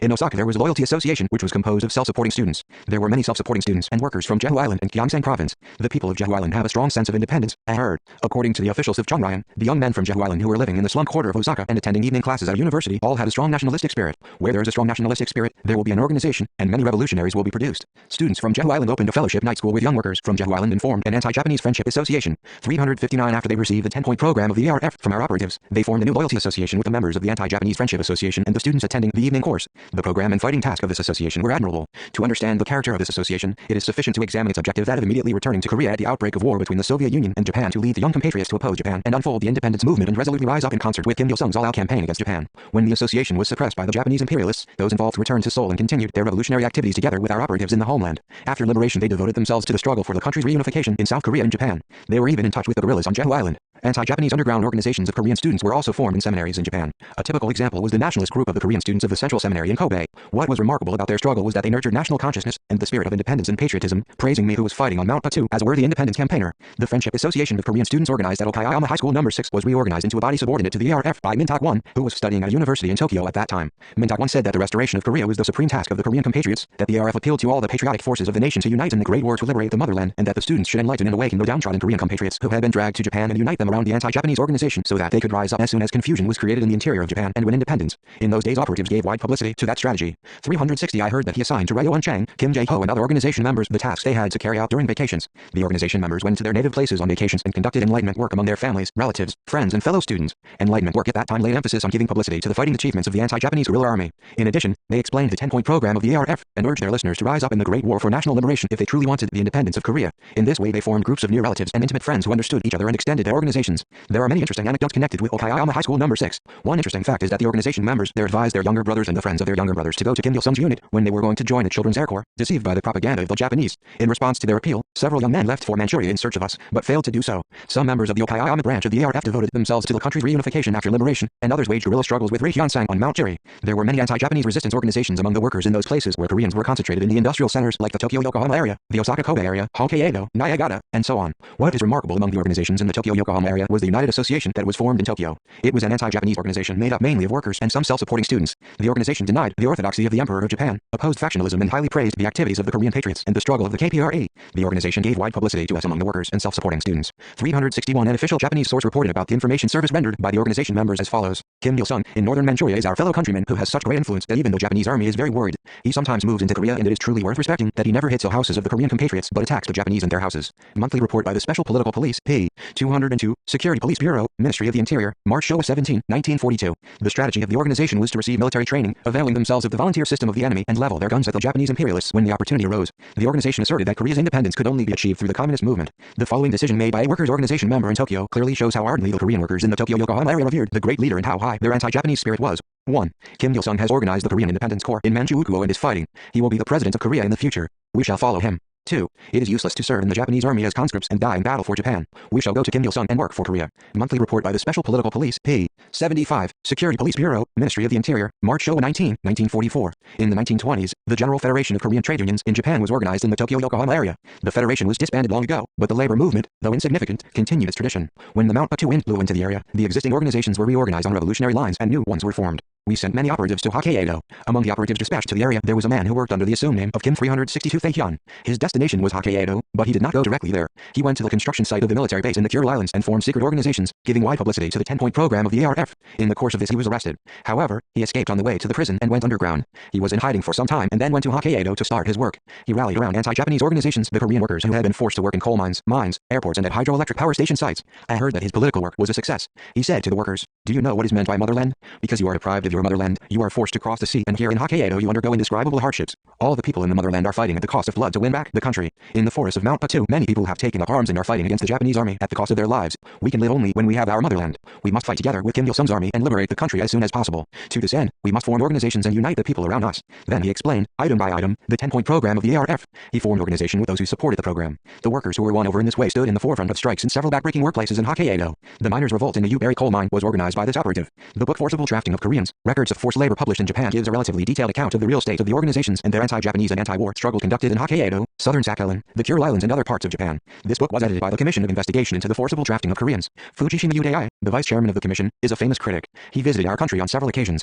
He was the first Japanese to visit the revolutionary battle sites in our country. 363 The book describes how our operative who infiltrated one of the construction sites in Hokkaido gave publicity to the activities of the KPRA among the Korean workers and inspired them to join the anti-Japanese struggle. He often organized sabotage of the production of war supplies and instigated the Koreans to run away. The runaways set fire to other work sites. In those days, the Japanese imperialists, with their defeat near at hand, desperately sped up the production of munitions under the slogan, produce, supply and win. The communists and anti-war forces in Japan fought under the slogan, cannot produce, cannot supply and cannot win. It greatly facilitated the defeat of Japan and the liberation of Korea that our operatives slowed down munitions production, enlisting anti-Japanese forces to this end. I heard that our operative who infiltrated Sapporo and Hokkaido formed an underground organization among the Korean workers drafted by force to the construction site of the military base there. He gradually expanded the organization and even hastened the preparations for an armed revolt. Our operatives were also active in schools at different levels, including the university in Hokkaido. Under their influence, Japanese workers and progressive youth and students also joined in the anti-imperialist and anti-war struggle. The Osaka-Kobe area, a major industrial center in Japan, was also greatly influenced by our operatives. What was striking among the organizations in this area was the Special Youth Conquered Training Force Association, which was formed by the Korean workers drafted into a factory in Hyogo Prefecture. The operative who infiltrated there was educated and trained by our political worker. His name is recorded as Ko Young-sok in a secret Japanese document.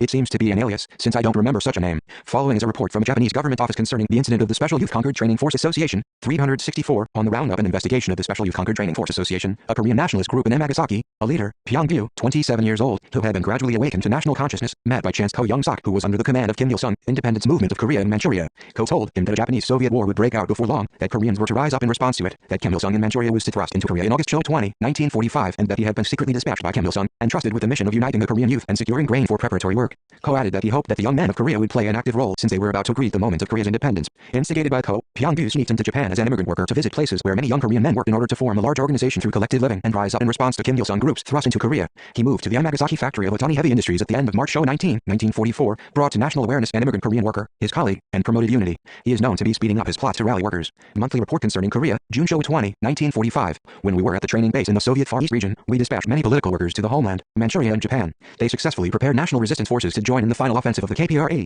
Among those political workers were people such as Kim Chang-guk, who had been dispatched by us, others who were sent by the Homeland Organization under our guidance after receiving our directives, and special scouts who were connected with a detachment of the IAF. In any case, all the political operatives played an active part in thoroughly preparing all the anti-Japanese forces in Japan, in keeping with our plan of national resistance. The Kim Il-sung Corps formed a powerful anti-Japanese force at the Niigata Iron Works and slowed down the production of major munitions, thus weakening Japan's war capability. It also succeeded in helping dozens of new draftees to escape en masse. The young Koreans working in Kyoto set an objective of helping to 365 achieve the independence of Korea with Mount Patu as their base in the future, and formed anti-Japanese organizations in several factories. Indeed, our organizations struck roots in all parts of Japan, from Hokkaido in the north to Kyushu in the south, wherever Koreans were living, and among university students, seminarists, coal miners and labor draftees. The following vividly describes how panic-stricken the Japanese police were at the infiltration of Japan by the KPRA political operatives and special scouts. A liner they plied between northern Korea and Japan needed additional seamen. Usually applicants were rare, but on this occasion there were 47 to 48 applicants in each port. These men seemed to be relatively educated and were fluent in Japanese. Suspicious, the ship's captain refrained from employing them. He explained his reasons as follows. According to information, they were all strongly imbued with nationalism. Knowing that crossing to Japan is not easy, they applied to become seamen, which would make it rather easy for them to sail to Japan.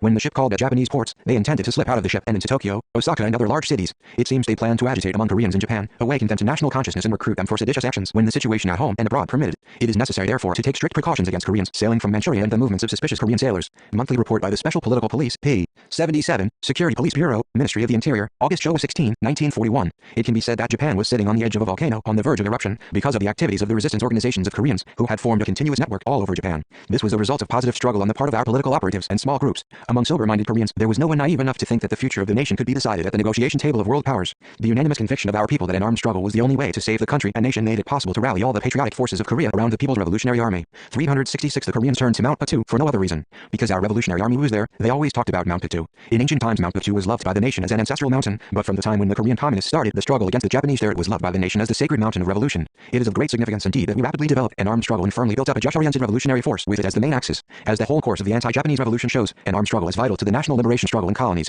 A powerful armed struggle can quickly awaken the people to political awareness and easily mobilize the broad masses to join a war of resistance against imperialist aggressors. The pride of our nation that had been damaged by the loss of its sovereignty soared up as a result of our armed struggle on Mount Patu. This revolutionary pride was incomparably more worthy than the simple national pride Koreans had cherished previously. That is why we can say that our people's genuine pride and love for the motherland originated on Mount Patu. Under the influence of the armed struggle against Japan, the national resistance organizations built up in Japan enhanced the consciousness of national independence through practical struggle in various forms and made contributions to hastening the defeat of the Japanese imperialists. But for such a history, the Chonglyan movement could not have developed as we see today. Chonglyan flourishes because it stands on a solid foundation. 367.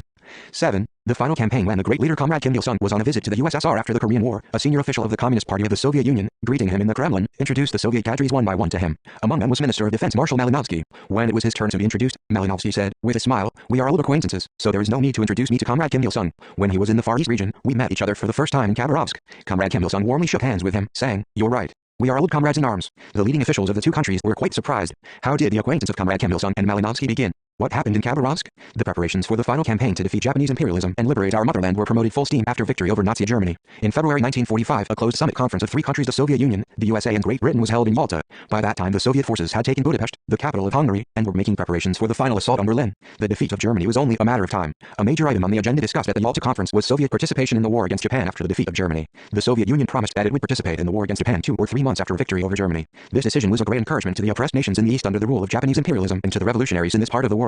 368. We sped up preparations for meeting the approaching great event of national liberation on our own initiative. Not long after the Soviet forces started their final offensive on Berlin, the headquarters of the Far East Front forces informed us of the defeat of Germany. The officers and men of the Soviet Army and the IAF held a congratulatory party all night that day. It seemed that they were emptying the stores and dispensaries of liquor. The Soviet people were heavy drinkers. The Soviets, Koreans and Chinese danced and sang in the joy of victory. We all regarded the victory of the Soviet Union as our own. Italy's defeat was followed by Germany's defeat, and it was clear that this would soon be followed by the collapse of Japan. The fascist forces that had once been rampant in the world were now tumbling one after the other to the grave in both the East and the West. Now it was Japan's turn to take the baton. We had to make preparations for expediting Japan's defeat and win the country's liberation. After the party to celebrate victory over Germany, the Korean commanding personnel in the IAF gathered and discussed for hours the operations for the liberation of the country. It was not a formal meeting, but its atmosphere was very sincere and solemn. Full of passion, everyone was keen to destroy the Japanese imperialists and win back the country. We were full of enthusiasm to cross the Tumen there and then make a thrust into the homeland. The focal point of discussion was the question of liberating the country by our own efforts and of national resistance. They said to the effect that we must all maintain the just-orientated stand that we must liberate the country by our own efforts. To this end, the political and military capabilities of the KPRA must be increased to the maximum and the resistance organizations in the homeland prepared to the full, so that when the KPRA launched the campaign to liberate the country, the entire nation would rise in revolt in response to the campaign, and we must strengthen our military ties with the Soviet and Chinese forces and make preparations for cooperative operations. 369 in the context of the overall operations of the Soviet Union against Japan.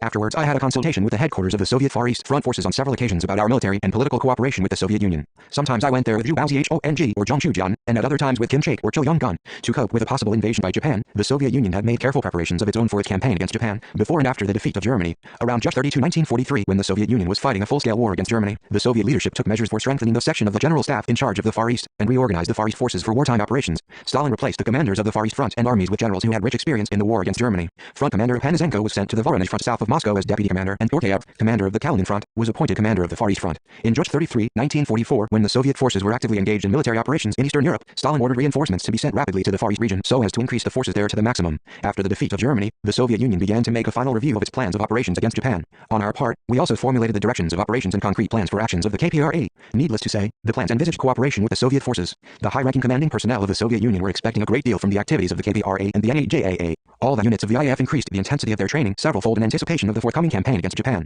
The military training in these days paid attention to making all the national units of the IAF keep in step in the joint campaign while sustaining their own characteristics. For the joint campaign to prove effective, it was important to define the 370 mission of the national units in the campaign and ensure cooperation between different arms and services. The IAF channeled its due efforts into solving these problems in training. The units of the KPRA and the NAJAA also made tireless efforts to perfect the tactics of guerrilla warfare created and practiced in the years of anti-Japanese war and to find out the methods of employing these tactics effectively in large-scale regular army operations. While promoting training in all forms simultaneously, we put emphasis on training for reconnaissance, engineering, wireless operation and airborne training skills badly needed for the campaign to liberate the country. We also made a full study of the latest experiences of the Soviet forces in the war against Germany, and the level of our assimilation of the experiences was high. In the early days of the IAF, the Soviet teachers at our training base had mostly been participants in the Civil War. But in the days when we were making final preparations for the campaign against Japan, most of the teachers were veterans of the Soviet-German War. As they had been tempered in modern warfare for some years, their lessons were fresh. In order to get the resistance organizations in the homeland ready, we dispatched operatives to many parts of the homeland, including the TTS and Secret Camp and Mount Kanvig. In cooperation with the political workers who had already been guiding the organizations, they stepped up preparations for the final campaign. Around this time I also went to the homeland to direct the activities of the units in the homeland in relation to the impending operations, and at the same time devoted much time to coordinating our operational plans with the overall preparations of the Soviet Union for its operations against Japan. In the summer of 1945, the Soviet Union organized the general headquarters of the Soviet Far East forces, with Vasilyevsky as the commander-in-chief, and put 3 large front armies under its command. The Zbayevo Front Army was commanded by Malinovsky, the 1st Far East Front Army by Merezkov, and the 2nd Far East Front Army by Perkayev, former Far East Front commander. 371 The theater of operations of the 1st Far East Front Army covered Korea and the northeast area of China south of Harbin, and that of the Second Far East Front Army was the northeast area of China west of Khabarovsk. The IAF were originally scheduled to operate under the Second Far East Front Army, but the units of the KPRA mostly kept liaison with the First Far East Front Army. After the general headquarters of the Soviet Far East forces were formed, I dealt mostly with Mertzkov and Stykov, commander and military commissar of the First Far East Front Army, respectively. I was on intimate terms also with Chistyakov, commander of the 25th Army, and Lebesov, one of its commanders. With the beginning of the campaign against Japan, they worked to push into Korea. The general headquarters of the Soviet Far East forces were situated in Khabarovsk. Frequenting the city, I became acquainted with Vasilyevsky and Malinovsky. In the summer of 1945, the general headquarters frequently convened meetings for the joint operations. Vasilyevsky explained in detail the operational plans of the general headquarters. He said that they planned to encircle the main force of the Kwantung Army and destroy it piecemeal. We consistently maintained our original operational plan for the liberation of Korea. We had planned to move the units of the KPRA that had assembled in the area of Mount Kanbei by prearranged routes to different provinces to liberate them, and airlift the units that remained at the training base in the Soviet Far East regions of Pyongyang and other areas to occupy the secret bases that had been built and launch military operations in full swing. In addition, the small units and political workers of the KPRA active in the homeland were to expand resistance organizations on a large scale and rouse the people to national resistance so that all the people would fight in response to the offensive of the KPRA all over the country. I still think this operational plan was absolutely correct, because it could ensure a quick liberation in the military and political situation of our country. 372 in those days. The airlifted paratroopers in cooperation with the national resistance forces in all provinces would strike the enemy from all quarters without difficulty. The Soviet forces were to attack the fortified zones along the coast after bombing and bombardment, and the infantry units were to push in waves across the frontier with armored vehicles in the van. These actions were promised by the Soviet Union. With the final campaign impending, we dispatched many small units and groups to the homeland. We also gave all the guerrilla units, People's Armed Corps and resistance organizations assignments to abolish the colonial ruling machinery after the defeat of Japanese imperialism, protect the people's lives and property, and set up party organizations and the organs of people's power. Of the commanding personnel of the Soviet forces in the Far East, I met Mertzkov most frequently. The general, with a little bald head, was in his late 40s. In view of his past record, I thought it was not fortuitous that Stalin had appointed him a front commander in the maritime region. Having served as an officer in a unit in the Far East, he had become the commander of the Leningrad military district. Then he commanded the 7th Army that fought in the main thrust in the war against Finland. He had once been chief of general staff of the Soviet Army, and before coming to the Far East, he had commanded the Karelian front northwest of Moscow. Seeing me, he shook my hands passionately as if he were meeting an old friend of his, saying he was glad to see me. Offering me a seat, he said, "In the war against Japanese imperialism, the Korean comrades are our seniors. Your role in the campaign against Japan is very important. We expect a great deal from your activities." After acquainting himself briefly with the activities of the Korean contingent in the IAF, he asked me to explain in detail the military and political situation in Korea. He and his colleagues showed great interest in the deployment of the military forces and Japan's method of administering 373 Korea, the Korean people's struggle against Japan, the distribution of revolutionary organizations and the activities of the Armed Corps associated with the secret bases. One day on the eve of the campaign, I went to Moscow with the commanding officers of the IAF for a meeting convened by the general staff of the Soviet Army. Merezkov, Stykov and other senior officers of different front headquarters related to the campaign against Japan were already there. It was there that I met Commander-in-Chief Vasilyevsky again. They all expressed their support for our plan of operations to liberate Korea by airborne operations. At that time the units of the NAJAA were given a mission to fly into major cities in Manchuria to open the routes for the advancing Soviet ground forces. In Moscow I met Zhukov. In those days he was commander of the Soviet occupation force in Germany and Soviet representative on the Allied Control Commission for Germany. I didn't know why he was in Moscow, but the meeting with him was very impressive. This famous veteran general was quite magnanimous and open-minded. The Soviet people accorded cordial hospitality to us, going far beyond diplomatic convention. During our sojourn in Moscow we visited the Lenin Mausoleum, the history museum and the famous battle sites related to the defense of Moscow. We again enjoyed the film Shapev. I did not know why, but even after the meeting the Soviet people showed us around Moscow without being in any hurry to send us back to the Far East. After several days they introduced us to Zhdanov, member of the political bureau and secretary of the Central Committee of the Communist Party of the Soviet Union. Stykov was already there, saying that he was meeting us, the envoys from the East. On behalf of Stalin, he highly praised the anti-Japanese armed struggle we had conducted. He had heard much about Kim Il-sung, the Korean guerrilla leader, from Stalin and Stykov, and he was glad to see me much younger than he had 374 heard, he said. According to him, Stalin was also showing exceptional interest in our activities. Our talk with Zhdanov began with the question of the present military and political situation.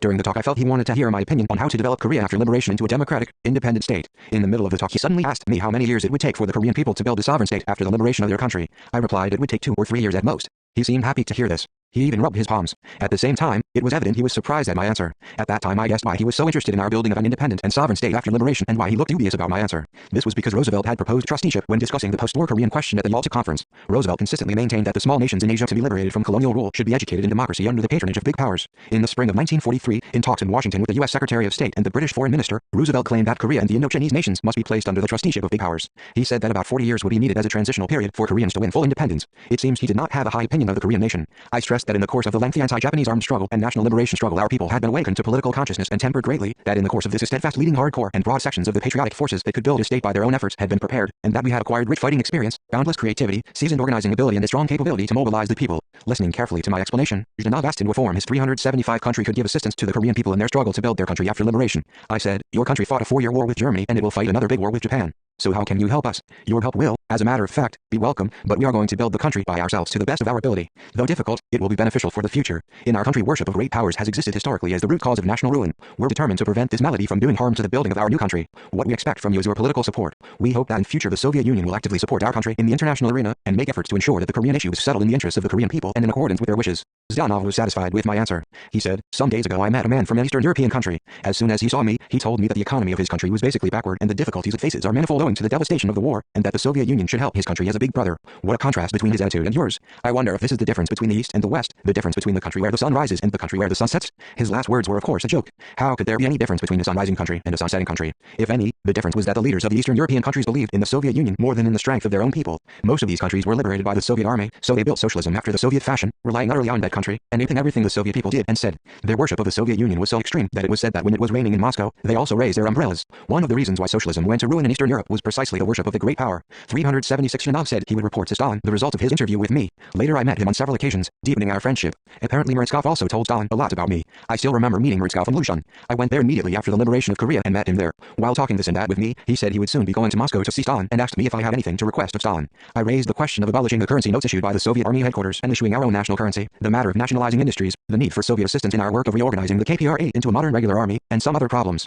In subsequent days, Meretskov helped us in our work in every way. When he was in command of the military district of the Maritime region, he often visited Pyongyang, and each time he would visit my house before visiting the Soviet Army headquarters. Once he came to Pyongyang with Malinovsky, the commander of the Soviet forces in Korea, tried to guide them to the hotel used exclusively by foreigners, saying they had come to visit me and would ask my wife to cook them dumplings. They declined his offer and came straight to my house. They did not care whether I was at home or not. They were quite magnanimous and unpretentious, but Kim Jong-suk was embarrassed as she had to receive the guests without any prior notice. Malinovsky told her that they had informed me when they were leaving for Pyongyang, and it seemed I was very busy as I had failed to come to the airport and I was not at home. He said they would help themselves to food without waiting for the busy man. He then asked Kim Jong-suk to bring Korean noodles and Korean bread. After the interview with Nov, I returned to the Far East region with Stykov. My friendship with Stykov, established in the Far East region, continued 377 in later years.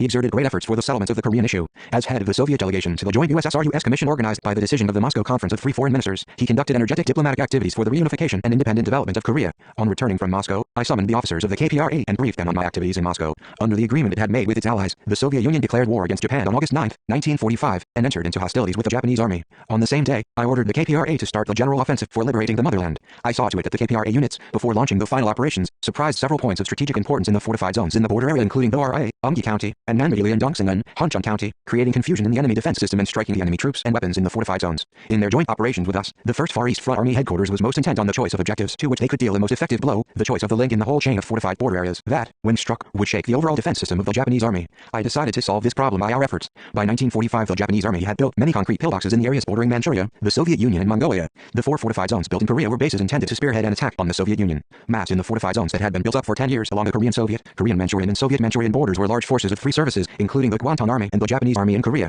The enemy boasted that these fortified zones formed an impregnable defense line. All these fortresses had been built underground and kept secret. To prevent the secret leaking out, the Japanese imperialists killed the people who 378 had been mobilized to construct the fortresses. These fortresses were the greatest obstacles to the campaign against Japan. The Soviet officers considered it a major problem to destroy the Kwantung Army behind the line of these fortifications, but I considered that the most difficult problem was to break through the line. So I thought it necessary to probe the fortified zones at a few points. When I suggested reconnaissance in force before starting the campaign, the high-ranking officers of the 1st Far East Front Army were dubious. I insisted that, in order to make a breakthrough for the campaign, we had to strike a few targets of military importance so as to expose at once the defense system the enemy had reinforced in secret and the troops and weapons under cover. Thus, one unit of the KPRA stormed Dora at a corner of the fortifications on the Tumen River in heavy rain on the eve of the campaign. Dora was situated at a vantage point between the Gyeongbuk fortified zone and the Umgi fortified zone. Our occupation of Dora would compel the enemy to retreat from a wide area around it and also would threaten the Gyeongbuk fortified zone. Our men set fire to the police station there and liberated the village. It was the first village the Revolutionary Army liberated in its final operations for liberating the whole country. The enemy dispatched reinforcements, but when they reached Dungsang Pass, they saw the police station in flames and retreated in fear. A Japanese publication carries the following account of the KPRA unit's raid on ORA. At 11:50 p.m. on August 8, a group of 80 Koreans, with Soviet soldiers, crossed the Tumen in speedboats and raided ORA. This village is within hailing distance of Soviet territory. The police station was the first to be attacked. Around 3 a.m. on the 9th, trucks were sent there, but it was too late, and the truck turned back at Dungsang Pass. Records of the conclusion of war in Korea, p. 29. The breakthrough made by the audacious actions of the detachment and 379 advance party of the KPRA carried out in cooperation with the Soviet forces was decisive in our effort to carry out the operational plans for concluding the war against Japan at lightning speed. The KPRA units which had been occupying offensive positions around the Kanbakesan secret camp for the final operation advanced as planned, strengthening their ranks. The units on the Tumen River broke through the enemy fortresses on the frontier with one fell swoop, liberated Gyeongbuk and Gyeonghung, and made a thrust into Umgi, liberating wide areas of the homeland. Some units, acting as an advance party of the landing force, landed at Umgi in close cooperation with the ground force and, exploiting this success, continued to advance to the area of Chongjin. Other units, having taken Jinchang, Dongning, Yang, Mulan and Mudanjing pursued the enemy troops and gave fatal blows to the Guantang army before pressing on towards the Tumen River. The small units and political workers from the KPRA who had been active in the homeland roused paramilitary corps, armed resistance organizations and broad sections of the people to armed revolt. They harassed the enemy in the rear by boldly attacking the Japanese imperialist aggressor troops, gendarmerie and police establishments, in strong support of the advancing KPRA units. Han Changbang from Taoquan fought outstandingly when attacking the fortress at Qianghong. As a member of the advance party of the IAF, he crossed the Tumen before anybody else. Having crossed the river, the advance party, with the help of the local revolutionary organizations, destroyed the enemy forts and pillboxes and liberated Wencheng. In the operation for breaking through the fortifications on the Tumen River, the Battle of Mount Mayu in Hunyang is a famous one. The enemy had bragged that the fortifications around TTS, Mayu and Wangyang were impregnable. Having blown up the bridge at Hanyang, the enemy entrenched themselves on the heights where pillboxes had been built and prepared for a do-or-die battle. Pak Kwang-sun and the scouts of the KPRA, disguised as Japanese, 380 crossed the Tumen in the dead of night and appeared at the back of Mount Mayu to reconnoiter the enemy's movements in detail. 2 enemy battalions were defending the mountain. The scouts transmitted the enemy situation to the unit and fought in the van of the unit that made a forced crossing of the Tumen. The People's Armed Corps in the area of the mountain blew up the enemy's powder magazines and ammunition dumps, rendering a great contribution to the victory of the overall battle. After raiding the RA, Opaek advance party performed fine exploits in the Battle of Manyang Pass. The pass was an important inland gateway, from which the enemy was able to keep the Yonggi Rajan fortress safe. When the unit's advance was frustrated at the pass, Opaek volunteered to destroy the enemy's pillboxes and gun emplacements on the pass with his advance party. Climbing the pass on all fours with his men, he blew up all the pillboxes and ensured the unit's advance. The Soviet officers and men, with their thumbs up, said the Korean guerrillas were the best. One of our men fell in action the day before the country's liberation. He was Kim Pong-sok, the orderly I treasured the most. He had performed many liaison missions for me. Although he was an orderly, he performed political work efficiently, to the surprise of many people. Everybody would be surprised if they knew that in the late 1930s he, along with Yoon Pyong-do, had gone on an assignment for Nichulongjing, a base of the enemy punitive forces, entered the middle school and worked among the young people and students there. It was also Kim Pong-sok who had gone to Seoul as an escort for Pak In-jin and attended a commemorative ceremony of Shintoist believers, exerting a revolutionary influence on the upper echelons of that religion. He fell in action on his way back after conveying an order from me to Opaek Ryong, who was participating in the operations for liberating the country. I had dispatched Kim Pong-sok to communicate to Opaek Ryong my detailed instructions for the joint operations with the Soviet army. Straight after he had performed his mission, Kim Pong-sok had turned back. 381 on his way back, he had popped into a house for a meal, but the owner informed the police. Kim fought with the pursuing policeman bravely before dying a heroic death. It was August 14, 1945. I was unable to find his dead body. I was told that the visitors to the Revolutionary Martyrs Cemetery would halt in front of his bust, deeply regretful for his death on the eve of the country's liberation. Rajan fell thanks to the Rajan People's Armed Corps. The naval force of the Soviet Pacific Fleet in charge of the operation for landing at Rajan thought that the operation would be difficult, for it was a large fortified area the enemy had built up with much effort. Enemy warships were at anchor all the time, and there was an anti-aircraft gun emplacement on a height near the town. When the Soviet force landed at the city, it had already been liberated. As the Soviet force opened fire from warships and planes on the city, the Japanese army entrenched. Their first thought it was a clash like the Janggofeng incident. They were resolved to defend the city at any cost. At this time a small unit of the People's Armed Corps stole its way into the city at night, fired upon the headquarters of the fortress, gendarmerie station and police station, and set fire to the munitions depot of the garrison. In the meantime, the main force of the Armed Corps, that had been waiting, entered the city and attacked the enemy from all sides. Here is the memoir of a Soviet officer who participated in the battle to liberate Rajan. As we approached the city, we could hear the crackle of machine guns and the roar of artillery fire. Korean peasants who had rushed to the outskirts of the city waved their hands, shouting, "Hurrah!" They told us Kim Il-sung's guerrilla army had been fighting against the Japanese army for 2 days. The small plazas and narrow streets were crowded with the enemy's military trucks and loaded carts. We realized that the Korean guerrillas had cut off the retreat of the Japanese soldiers so that they could not escape from the city. Pinned down by the guerrillas and us, the Japanese samurais threw down their arms and began to surrender. We saw about 100 armed men rushing 382 towards us from the outskirts of the city. We soldiers of Kim Il-sung's guerrilla army, said their commander to the colonel of the tank unit. Notes on Korea, Irish Lishili. The People's Armed Corps under various names took part in the battles to destroy the Japanese imperialists in nearly all parts of the Korean provinces. In North Hamgyong province, the People's Armed Corps organized in the area of Gyeongbuk and Unggi fought well from the first day of the campaign in cooperation with the Allied forces of Korea and the Soviet Union. The Armed Corps in Chongjin, Kilju and Songjin annihilated enemy stragglers, and before August 15th, the day of country's liberation, put factories under armed control and raided the police establishments. The Ikukabang Armed Corps organized by Cho Il played a great role in the final operation. Cho Il had been dispatched to the Horyong area in the summer of 1941. Opaek Ryangji's group guided him and assigned him to the area where he would work. He had formed an armed corps with charcoal burners, evaders of military service and a labor draft, and progressive young people, and was in command of the corps operating from Makachi Hill in Horyong. On the formation of the corps, they had read out their pledge and each of them had sworn an oath. The corps had tentative regulations and rules of conduct. Cho Il had been in touch with Pak Changbom, our political worker who had been conducting activities relying on the temporary secret base on Mount Kam, Rokiara, Gyeonghung County. The Ikukabang Armed Corps started combat actions before the beginning of the decisive battle, and when there were engagements in the northern border area, they attacked the retreating enemy soldiers in Wencheng, Chonghak and Mount Mayu, and blew up enemy powder magazines and an oil depot. Without waiting for the advance of the Soviet forces, they liberated Horyong by their own efforts. The enemy troops they destroyed in the area of Akachi Hill were quite numerous. They captured planes, anti-aircraft guns and quantities of clothing and equipment. The resistance organizations in Ryanggang and South Hamgyong 383 provinces destroyed many police stations and other organs of enemy rule before the arrival of the Soviet forces. The resistance organizations in Kolwon and Paptong and Kangwon province, and in Yamyu and Sayu in North Yannan province also fought well. The resistance organizations in Sinuihu, from the day after the order for the general offensive was issued, attacked local police substations and border guard posts, and occupied the provincial police department and provincial office building. They also disarmed enemy stragglers hiding at the airfield and handed them over to the headquarters of the Soviet forces that arrived there in the latter half of August. In South Pyongyang province in Pyongyang, a large resistance unit centering on the Fatherland Liberation Corps raided an arsenal, occupied the provincial and city office buildings, and arrested the defeated enemy soldiers. The resistance organizations in Gwangi province also attacked and contained enemy troops in various locations before the surrender of Japanese imperialism. What I feel to be regretful whenever I recollect the days of the final campaign is that the main force of the KPRA that had made preparations for the operations for liberating the country for several years at the training base in the Soviet Union failed to carry out operations as had been planned originally. While commanding our units engaged with the Japanese forces in the northern border area, I was putting finishing touches to the preparations for an airlift to Korea in command of the airborne troops. I partially reorganized the troops in keeping with the situation at the front and had them supplied with new weapons, ammunition and equipment. However, our airborne troops, who went to the airfield by truck, had to come back because Japan had surrendered so soon. When Japan's surrender became known to us, we found it difficult to believe for some time. It was beyond our imagination that Japan, the powerful enemy which had been so arrogant, so brutal and so tenacious, hauled down its flag within a week of the war. 384 But her surrender was a stark reality beyond all doubt. Japan's defeat was a wish our foreigners had aspired to even on their deathbeds, and the culmination of the resistance our people had put up perseveringly at the cost of blood for many decades while suffering terrible hardships and sacrifices. It opened a bright avenue of revival for our country and nation. Some people judge Japan's early surrender to be a product of a conspiracy between the United States and Japan. Whatever the inside story, we would have liberated the whole territory of the country if Japan had offered resistance for a few months. Here is material that deals with the situation created by Japan's sudden surrender, when Japan was gradually following the road of defeat and the Soviet Union was making preparations for attacking Japan with the weaponry of justice. General Kim Il-sung planned to destroy the Guantan army by dispatching his elite troops again to Manchuria. He deployed his army at all vantage points in Manchuria, and 20 planes were standing ready. This was a part of the plan to rise up in cooperation with the Korean officers and men in the Japanese army who had been mostly drafted. On the eve of executing this epoch-making plan, Japan surrendered and, to the regret of the would-be insurgents, the plan miscarried and was abandoned. Had this plan been set up a little earlier or had Japan surrendered a little later, General Kim Il-sung, by giving full play to his Protean strategy and tactics, would have entered Korea in state amid thunderous cheers accompanied by the whirling sound of airplane propellers or by the boom of guns. Not only for General Kim Il-sung but for all the Korean nation, this can be called a matter of regret that can never be soothed for thousands of years. On Kim Il-sung, an article carried in Manhwa Joseon, a magazine published in Tokyo, Japan, May 22, 1947. I heard that the whole country shed tears of joy on the day Japan's surrender was announced. I was also told dances were held all day long in front of the Ryangwon and Ono pavilions in Pyongyang. The cheers of joy of the nation shook the whole country, the nation that had put an end to the long, dark night and stifling slavery 40 years after the loss of its 385 sovereignty and 36 years after the annexation of its territory. Even after August 15, 1945, the day when the Japanese emperor announced the surrender, the Japanese forces continued to offer resistance. That was a product of a conspiracy by the two imperialist powers, the United States and Japan, to prevent Korea from being communized after the war and place an obstacle in the way of the independence of Korea. On August 16, 1945, the government general in Korea and the headquarters of the Korean military district issued the outline for controlling political movements and gave subordinate units in different parts of the country in order to suppress the liberation struggle of the Korean people.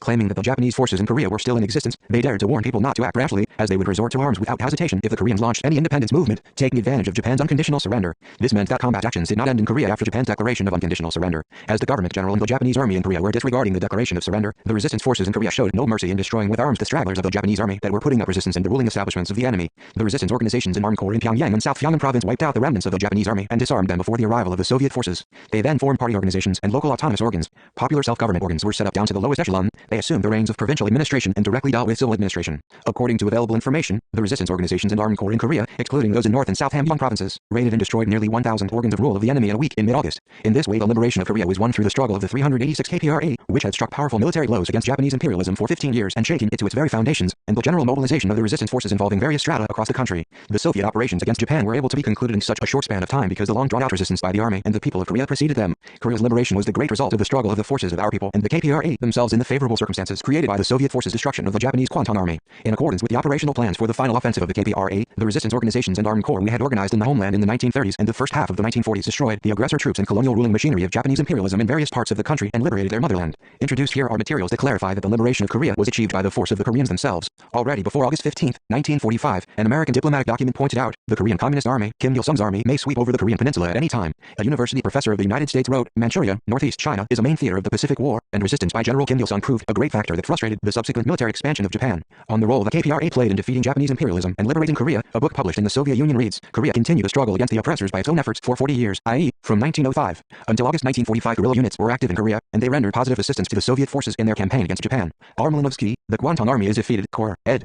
p. 311. After the defeat of Japan, General Take NATO, commander of the Pyongyang garrison of the Japanese army, confessed at his meeting with General Chistyakov, commander of the Soviet 25th Army, that Japan had stationed 7 divisions of 2 corps and a great number of gendarmes and police in Korea in order mainly to repulse the struggle of the Korean guerrillas as well as to get ready for war with the Soviet Union. 387 Our people have a history of struggle against Japan spanning hundreds of years. Already in the late 16th century, they fought a 7-year-long Imjin patriotic war against hundreds of thousands of Japanese aggressor forces. In modern times, the history of anti-Japanese struggle of the Korean nation can be said to cover a period of more than 70 years. When the Japanese ship Uno invaded our country in 1875, the Korean people put up armed resistance. Even Even though the ruling circles trembled at the strength of the Japanese aggressor forces, the army and the people resolutely fought against them. In later years, they fought tenaciously for many decades to drive out the foreign forces through violence and non-violence and through legal, illegal and various other methods such as the movement to defend justice and wipe out evils. 19. The Righteous Volunteers Movement, Enlightenment Movement and Independence Army Movement. As Mount Puktu, an ancestral mountain, commands all the mountains in Korea, so the anti-Japanese armed struggle we started and developed in the forests of Mount Puktu formed the mainstream of our people's struggle for national liberation and social progress. The liberation of Korea was the sum total of the anti-Japanese armed struggle spanning 20 years and at the same time a conclusion of the heroic nationwide resistance the broad anti-Japanese patriotic forces at home and abroad carried out for many decades at the cost of sweat and blood and with great sacrifices. 388. 8. The triumphal return in August 34, 1945, Korea was aflame with the joy of liberation. In the wave of excitement that enveloped the whole land of Korea, the people were waiting impatiently for the triumphal return of the national hero General Kim Il-sung. The ancient city of Pyongyang, where the leader of the nation was born, was astir even at night waiting for the arrival of General Kim Il-sung, who left his home in snowstorm in July 14, 1925. When would he come back? Tomorrow or the day after tomorrow? The 400,000 Pyongyangites were all waiting for him. In Seoul, Ryo Eun-hyun, Ho Han, Hong Myung-hoo and other leading figures of the national liberation struggle organized the preparatory committee to welcome General Kim Il-sung. Every day the Seoul railway station plaza was crowded with tens of thousands of people who were waiting for him. The hearts of 30 million people were throbbing in expectation of the moment of General Kim Il-sung's triumphal return home. At the news of Japan's unconditional surrender, the KPRA men at the training base were seized with excitement, preparing to return home. I also wished to return home as soon as possible, for I had lived in foreign lands going through storm and stress for 20 years. But we had to put off our return for some time, repressing the yearning for our motherland and native place. We knew how eagerly the people in the homeland were waiting for the triumphant return of the KPRA. However, we did not hurry our departure. We wanted to make better preparations before going to the homeland. We needed to prepare for the building of a new country. Now that we had carried out the strategic task of national liberation, we had to draw up a schedule to hasten the building of a new country.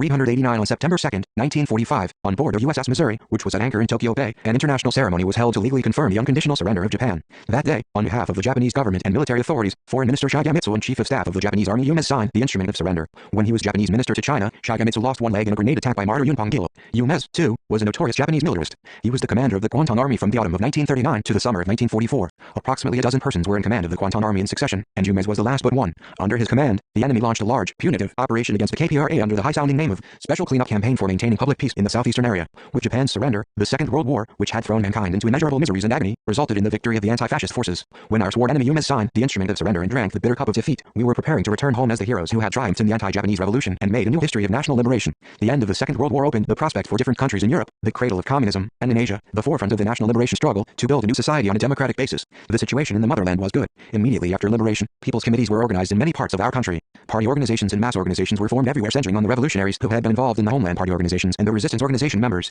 Literary men and artists at home and abroad gathered in Pyongyang, Seoul and other major cities, cherishing a new hope for building national culture. Workers formed armed guards and protected factories, enterprises, coal and other mines, ports and railways of their own accord. Our people's enthusiasm 390 for national salvation, which had been displayed in national resistance, was converted into enthusiasm for nation building with the liberation. From the viewpoint of both the immediate task of the Korean Revolution and its ultimate objective, the situation was very optimistic. However, we could not relax in the least. Though the Japanese imperialists had been defeated, the reactionaries did not give up their offensive against the revolution. Even after the Japanese emperor had declared an unconditional surrender, the remnants of the defeated Japanese army continued their resistance. Pro-Japanese elements, traitors to the nation and the representatives of the exploiting class were hatching a plot underground to disturb the building of a new country. Traitors to the revolution, heterogeneous elements and men of political ambition concealed their true colors and infiltrated party organizations and people's government organs. When we were in the Soviet Far East region, we heard the news that the U.S. Army would be stationed in Korea south of the 38th parallel. This meant that the troops of two big powers would be stationed in our country at the same time. It was a bad omen that the armies of two countries would be stationed in our country, which was not to defeat a nation, no matter what excuse they might make or how they might justify it. During the Peasant War of 189,420, Japan and China dispatched their armies to Korea, but the Korean people did not benefit at all from them. The dispatch of the two armies culminated in the Sino-Japanese War that devastated our country.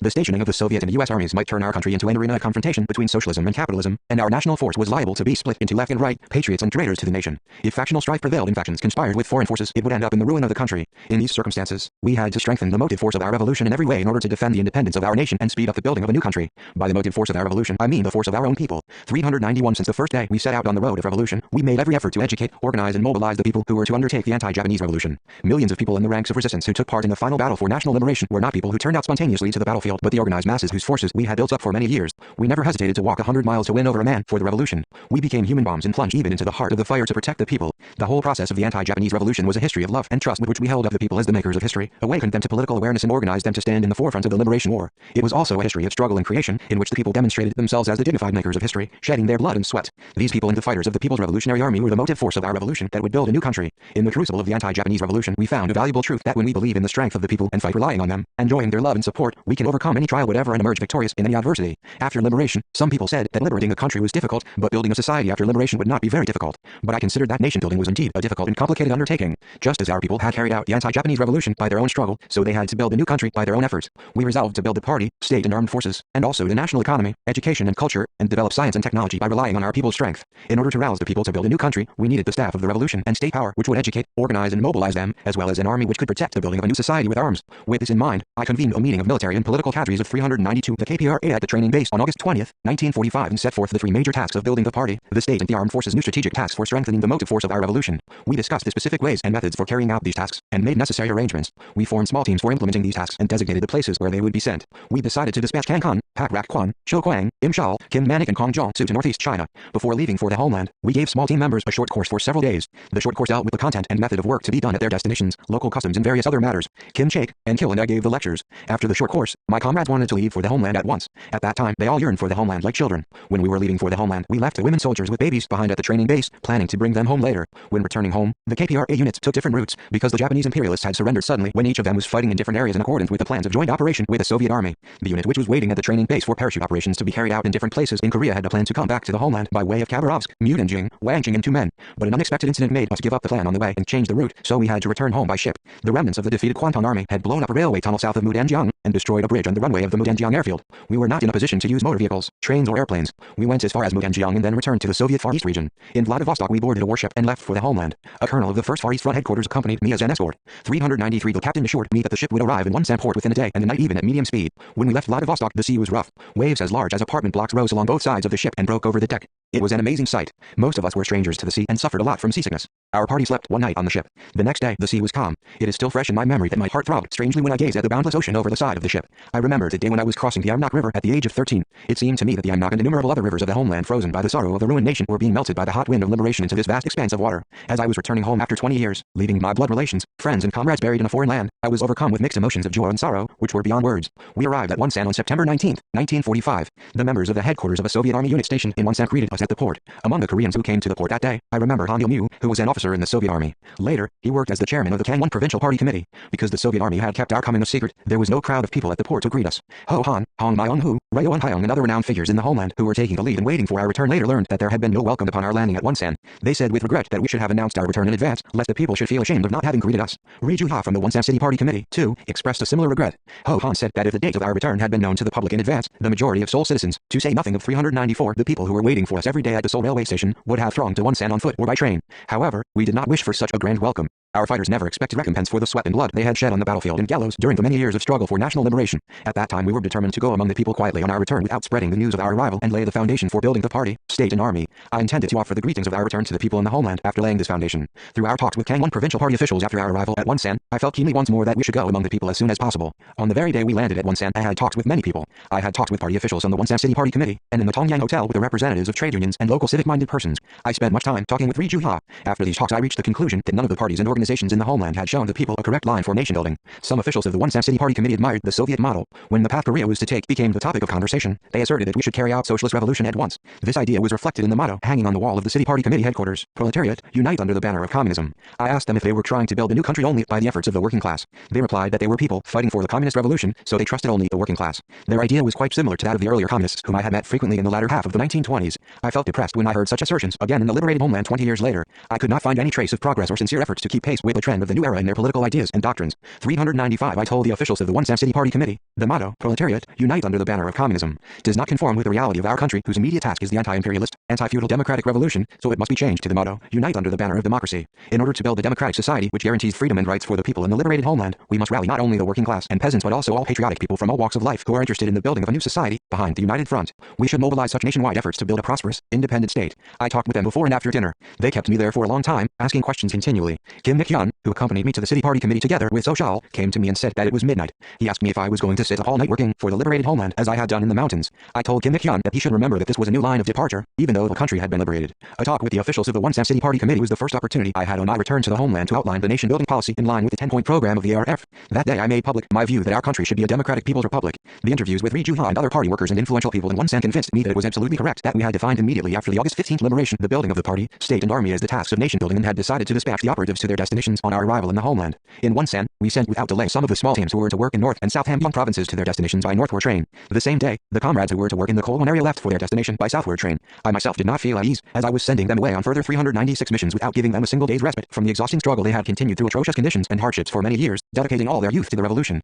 Moreover, the day we landed at Wonsan was the eve of the Harvest Moon Festival. I wanted to allow them to relax and enjoy the festival before departure, but the pressing situation at home did not permit it. The team which left for North and South Hamgyong provinces spent the Harvest Moon Day on the train. The train was crowded with passengers who were going to visit their ancestors' graves, I was told. Kim Chaek and Kil, Cho Chun-duk, Ryu Kyung-soo and Jo Jong-shal were among the team. They were very sorry to say goodbye to me. I also felt sorry to see Cho Chun-duk and Jo Jong-shal, who had received serious wounds in the war against the Japanese, limping up the carriage steps, helping each other, and waving to me. How many battlegrounds and thorny bushes they had trekked through with those legs that had undergone operations without getting even a drop of anesthetic. They naturally had the right to relieve their fatigue accumulated on the anti-Japanese battlefields, enjoying privilege as wounded soldiers for a few years in the liberated homeland. However, they left for their destinations in the north with smiles on their faces, having no time to relieve their fatigue. We had to cross many new peaks and passes to build a prosperous independent state. On that path they had to shed a lot of blood and sweat. The Great War against the Japanese had been an untrodden path, and so was the building of a new country. Had it not been an untrodden path, a thorny path, replete with difficulties and trials, we would not have made such haste. I urged Kim Chaek to pay a visit to his hometown when he had the time. I said the same to Cho Chun-duk, Ryu Kyung-soo, Jo Jong-shal and Riel Sal. They were all from North or South Hamgyong provinces, but they never visited their native places till they were called back to Pyongyang, not because they did not love their hometowns, but because they had a strong sense of mission and responsibility.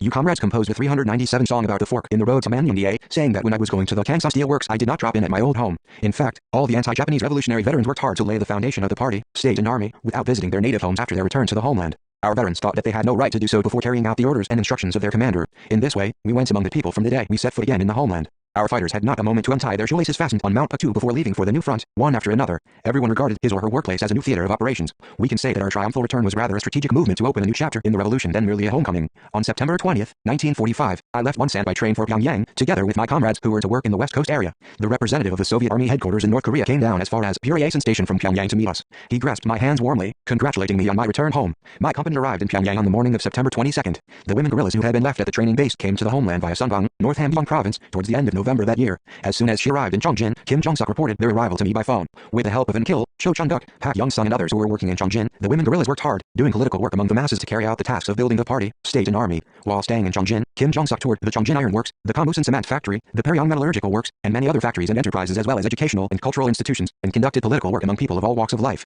She met many people, including workers, peasants, office workers, housewives, senior officials of the party, government and 398 working people's organizations, and even middle school pupils. I was told that the citizens of Chongjin warmly welcomed Kim Jong-suk at that time. The newspaper Sejil San highlighted her revolutionary activities under the title Half of the Career of Mrs. Kim. Her experience in the northern city was so impressive that she talked only about Chongjin for some time after her return to Pyongyang. She talked frequently about how she had had a photo taken with secondary school children and about the warm hospitality accorded to her and her group by the people of the Rajan Noodle House who gave a luncheon in their honor. Young Kim Jong-il, too, returned home with the women guerrillas. On the date I entered Pyongyang, together with my comrades in arms, I set about carrying out the tasks of building the party, state and army. That was one of the busiest days after liberation. In the homeland, too, I worked mainly among the people, among the masses, while visiting factories, rural communities and streets to meet people on the one hand. On the other I met various visitors from home and abroad in my office and lodgings, sharing bed and board with my comrades as I had done on Mount Paktu. Whenever they saw me, my comrades advised me to visit my grandparents at home, saying that it was my moral obligation to do so. As they were unable to persuade me, Rem Chunchu visited Manyundi in secret, acting as if he had dropped in by chance, and inquired after my family members. I later heard from him about my family in detail. I did not know how the secret leaked out, but towards the end of September rumors spread all over the city that I was in Pyongyang. Hearing it, Uncle Hyung-rak went to the South Pyongyang Provincial Party Committee and asked them to help him to see me. Rem Chunchu asked my uncle to tell him all that he knew about me. Hyung-rak replied, "The real name of my nephew is Kim Son-ju. In his boyhood in Manyundi he was also called Rung-san. His face dimples when he smiles." That evening Rem brought Uncle Hyung-rak to my lodgings. 399 when he met me, he said, "How much hardship you've gone through," and then he was choked with tears. Apparently he felt a lump in his throat remembering the days when he was pining for his blood relatives who had been left in an alien land as dead souls, experiencing all kinds of bitterness for 20 years. It is hard to describe the trouble he suffered. Until you liberated the country and came back, I looked after our home, so I failed to visit the grave of my brother and his wife. Why did they have to die so young? He gazed into my face. Your handsome face has become weather-beaten. The wind must be very rough on Mount Paktu. He looked sad, but my uncle's face was more ravaged than mine. While looking at him, who was twice as old as he had been 20 years before, tears formed in my eyes. His face was full of wrinkles, and I thought of how many trials every wrinkle represented. If Mount Paktu were near, I would have made even straw sandals to support your army, but I couldn't give you any help. You looked after our home, uncle, I replied, moved by his humble words. Uncle Hyung-rak and I shared our experiences all through the night. The next day, I sent him back to Manyundi. I asked him to keep our meeting to himself, and he agreed. However, he told my grandfather secretly that Sonju was in Pyongyang. My grandfather said with joy, "That's what ought to be."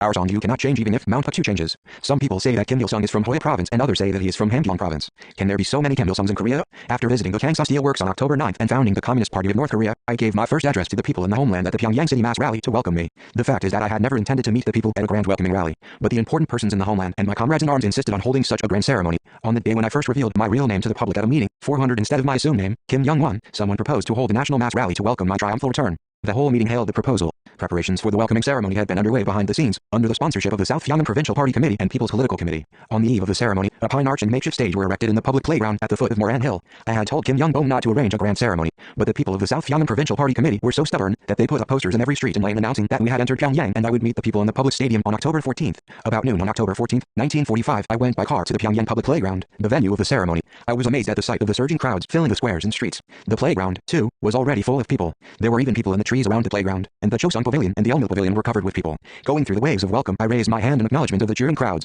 General Chistyakov, commander of the Soviet 25th Army, and Major General Rubezev were present at the mass rally. Many people made speeches that day. Joe Mansik took the floor. I still remember a passage of his speech which triggered laughter among the audience. He said in a merry voice that at the news of liberation he pinched himself to see if he was not dreaming and he felt pain.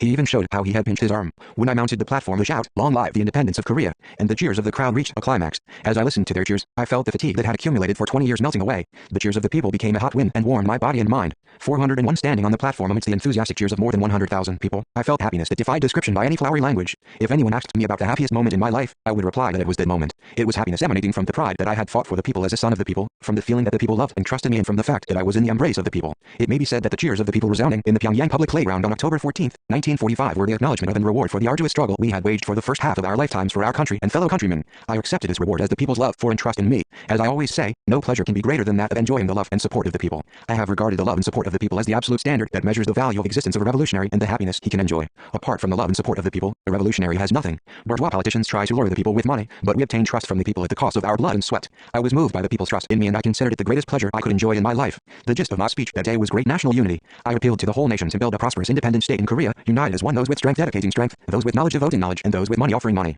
The crowd expressed their support with thunderous applause and cheers. The Pyongyang Minbo, a newspaper of those days, wrote about the site of the Pyongyang Public Playground on that day under the title "Cheers of 400,000 People Shake Korea, a Lovely Land." Pyongyang has a long history of 4,000 years and a large population of 400,000. Has it ever had such a large meeting as this? Has it ever held such an important meeting? 402. What gave historic significance to this meeting and turned it into a storm of emotion was that General Kim Il-sung, the great patriot of Korea and the hero whom Pyongyang produced, was present in person there and extended joyful and warm greetings and words of encouragement to the people. As soon as General Kim Il-sung appeared on the platform, the hero whom the Korean people hold in high respect and have been looking forward to seeing, a storm of enthusiastic cheers arose, and most of the audience were deeply moved to silent tears. As he touched the hearts of the masses with steely force, their thunderous cheers seemed to voice their determination to fight to the death together with this man. We can say that the mass rally was the start of a great march of our people towards building a new country. That day at the meeting place, I met my aunt, Hyun Yang-sin, and my maternal uncle, Kang Young-sok, when the ceremony was over. When I look back upon the moment when I met my aunt after descending from the platform, tears still well up in my eyes. I did not know how the old woman forced her way through the jostling crowds, but she was in my car shedding tears. I was told later that Ju Tweel had seen her squeezing her way with gritted teeth towards the platform and brought her to the car. She grasped my hands and said with deep emotion, "Nephew, how many years has it been? And you have had so much trouble looking after a large family alone." I said in greeting. "You suffered more in the mountains. Living in a comfortable room in all seasons, as I do, is no suffering. I was anxious while coming to the playground. Though your uncle said you had come, what if you had turned out to be Kim Il-sung from Hoi Province? How glad I was to find you, my nephew, on the platform," she said in excitement and in tears at the same time. Watching our reunion, my comrades in arms were also moved to tears. "And, why are you crying when the whole city is laughing and dancing with delight?" 403. You remind me of your father and mother. If they were alive and could have heard your speech today, how happy they would be. Our auntie, from today you shall take the place of my mother. When I said this, she threw herself into my arms and burst into tears. I knew well that she was crying at the thought of my mother. My mother and aunt were more intimate than real sisters. My aunt married into my family at the age of 15. She did not feel at home in so poor a family at first, but she became fond of our family through basking in my mother's love. My mother had loved my aunt very much. They had worked together in the fields, too. At break times my mother would often let her snatch a wink of sleep with her head on her own lap because my aunt always felt tired from want of sleep. And when she fell asleep, my mother combed her hair calmly. Since she began her life in our family enjoying such affection, my aunt could not forget my mother. She regretted very much that she had failed to go to Antu to pray for the soul of my mother when she died. Even 100 aunts cannot replace your mother. It seems that her soul has come flying to this playground and is staying with us. She dried her tears with the sleeves of her jacket. Laughing and crying by turns, she told about her quarrel with her husband. "That tricky old man came to the city and met you, nephew, without my knowledge. He kept it to himself until yesterday. So I protested, 'Old man, is Kim Il-sung only your nephew, and not mine?' He replied absurdly that an arm bends inwardly, not outwardly. In the afternoon, I went to Manyongdae with my uncle and aunt. We did not take the road which we use nowadays, but drove to the ferry on the Sunwoo River and went to Manyongdae by boat. Along the muddy lane to the landing place were stepping stones to be used when getting on board. This was where I used to catch crabs with my trousers rolled up to my knees in my childhood. The sound of a washerwoman's club and the smell of young pine trees on Manjiang Hill which greeted me that day are still fresh in my memory. That sound was so melodious and that smell was so fragrant. When a cow mooed on the Kalmayahi plain, I felt a lump in my throat at the sight of my native 404 place, something which I experienced for the first time in many years. I was now 33 years old, though it seemed only yesterday that in my boyhood I used to remain awake all night thinking of my father in prison. It was just like the people in the old days said, pitiless time was flying by. The 40 years it took to win back the lost country and the 20 years it took me to regain my native home seemed too long. That the sovereignty of a nation lost in a moment could only be recovered in 1,000 years was an important lesson I had learned during the 20 years of the revolution against the Japanese. I mean that it is easy to lose a country, but difficult to win it back. It is a grim reality of the world that it takes decades or even centuries to restore a country which was lost in an instant. It is well known that India won its independence from England after 200 years of colonial enslavement. The Philippines and Indonesia won their independence after 300 years, Algeria after 130 years, Sri Lanka after 150 years, and Vietnam after nearly 100 years. How expensive the cost of national ruin is. That is why I frequently tell the young people that a ruined nation is as good as dead, that if they do not want to be a stateless people, they must go all out to defend the country, and that in order not to end up as slaves, they must make the country more prosperous and collect even one more piece of rubble to build the defenses higher. Of the scenes of the day when I was visiting my old home, one is particularly fresh in my memory. A child of only 2 or 3 years old waved to our group. There was nothing special about this scene, but it had an impact on my heart. I felt as if I were seeing the symbol of a new Korea in the appearance of the child, who was waving his hands free from care in his cozy native village, in the center of a peaceful world. When I was entering the yard of my old home behind my aunt, my heart beat wildly. The yard, which had looked as wide as a city square 20 years before, seemed no bigger than the palm of my hand at that time. However, as I thought that it was the terminus of 20 years of an arduous, long drawn-out march, I felt as if I had landed after crossing a great ocean. 405 As I caught sight of the familiar eaves of my old home, I had hallucinations that my father and mother, who used to sing lullaby to me and breathe upon my frozen hands, my parents who were buried in their graves like fallen blossoms, revived in old images, were running towards me shouting, Songju, and embracing me in their broad arms. I could not step inside easily. My grandfather came out into the courtyard barefoot and hugged me. My eldest grandson has come home. Let me look. Let me look.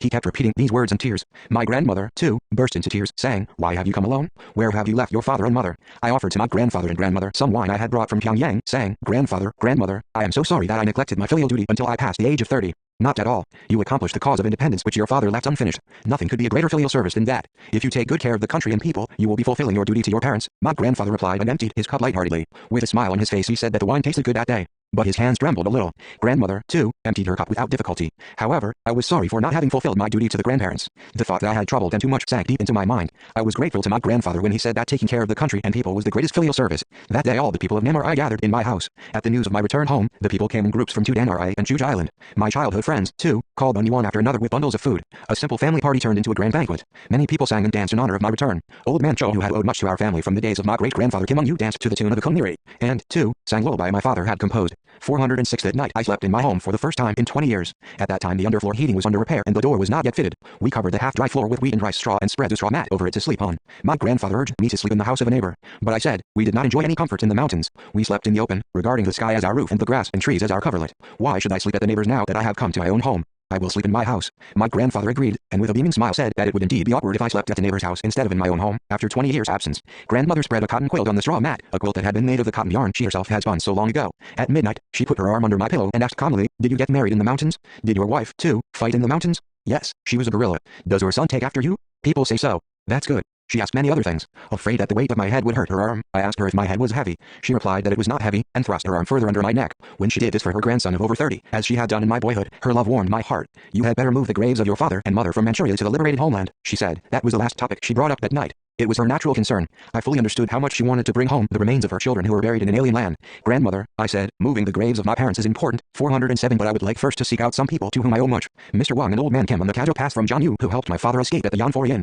Also an old man called Joe who saved me from the jaws of death when I had a bad chill. I must find them first and then transfer the graves of my parents. That's a good idea. If you do that, your father buried in Yangdakun will be delighted. I told my grandmother through the night about my benefactors, comrades in arms and friends who helped me in the days in June and Jiannao, and on Mount Paktu. I shed silent tears recalling my father and mother, Uncle Hyungwan and my younger brother Xiaoju, who were lying in graves far away from home. Grandmother, too, sobbed quietly. Then she stopped crying and comforted me, caressing my arms. Your father and mother are gone, but Jongsup has come into our family, and Jongyil was born to carry on the family line. Looking back upon our traces on Mount Paktu and the snow-covered plains of Manchuria, I imagined the faces of my comrades in arms who were not able to come back with me. I thought about the people to whom I owed much, recalled my childhood and planned the future of the country. That night at Manyundia, which I spent in the liberated homeland after 20 years' absence, was a peaceful night indeed. 2 months after the end of the Second World War and the liberation of the country, that 30 million Korean people were still intoxicated with the joy of liberation. None of these people, however, imagined that the liberation of the country would end in a territorial division and national split, resulting in a great national disaster lasting over half a century. NOTES.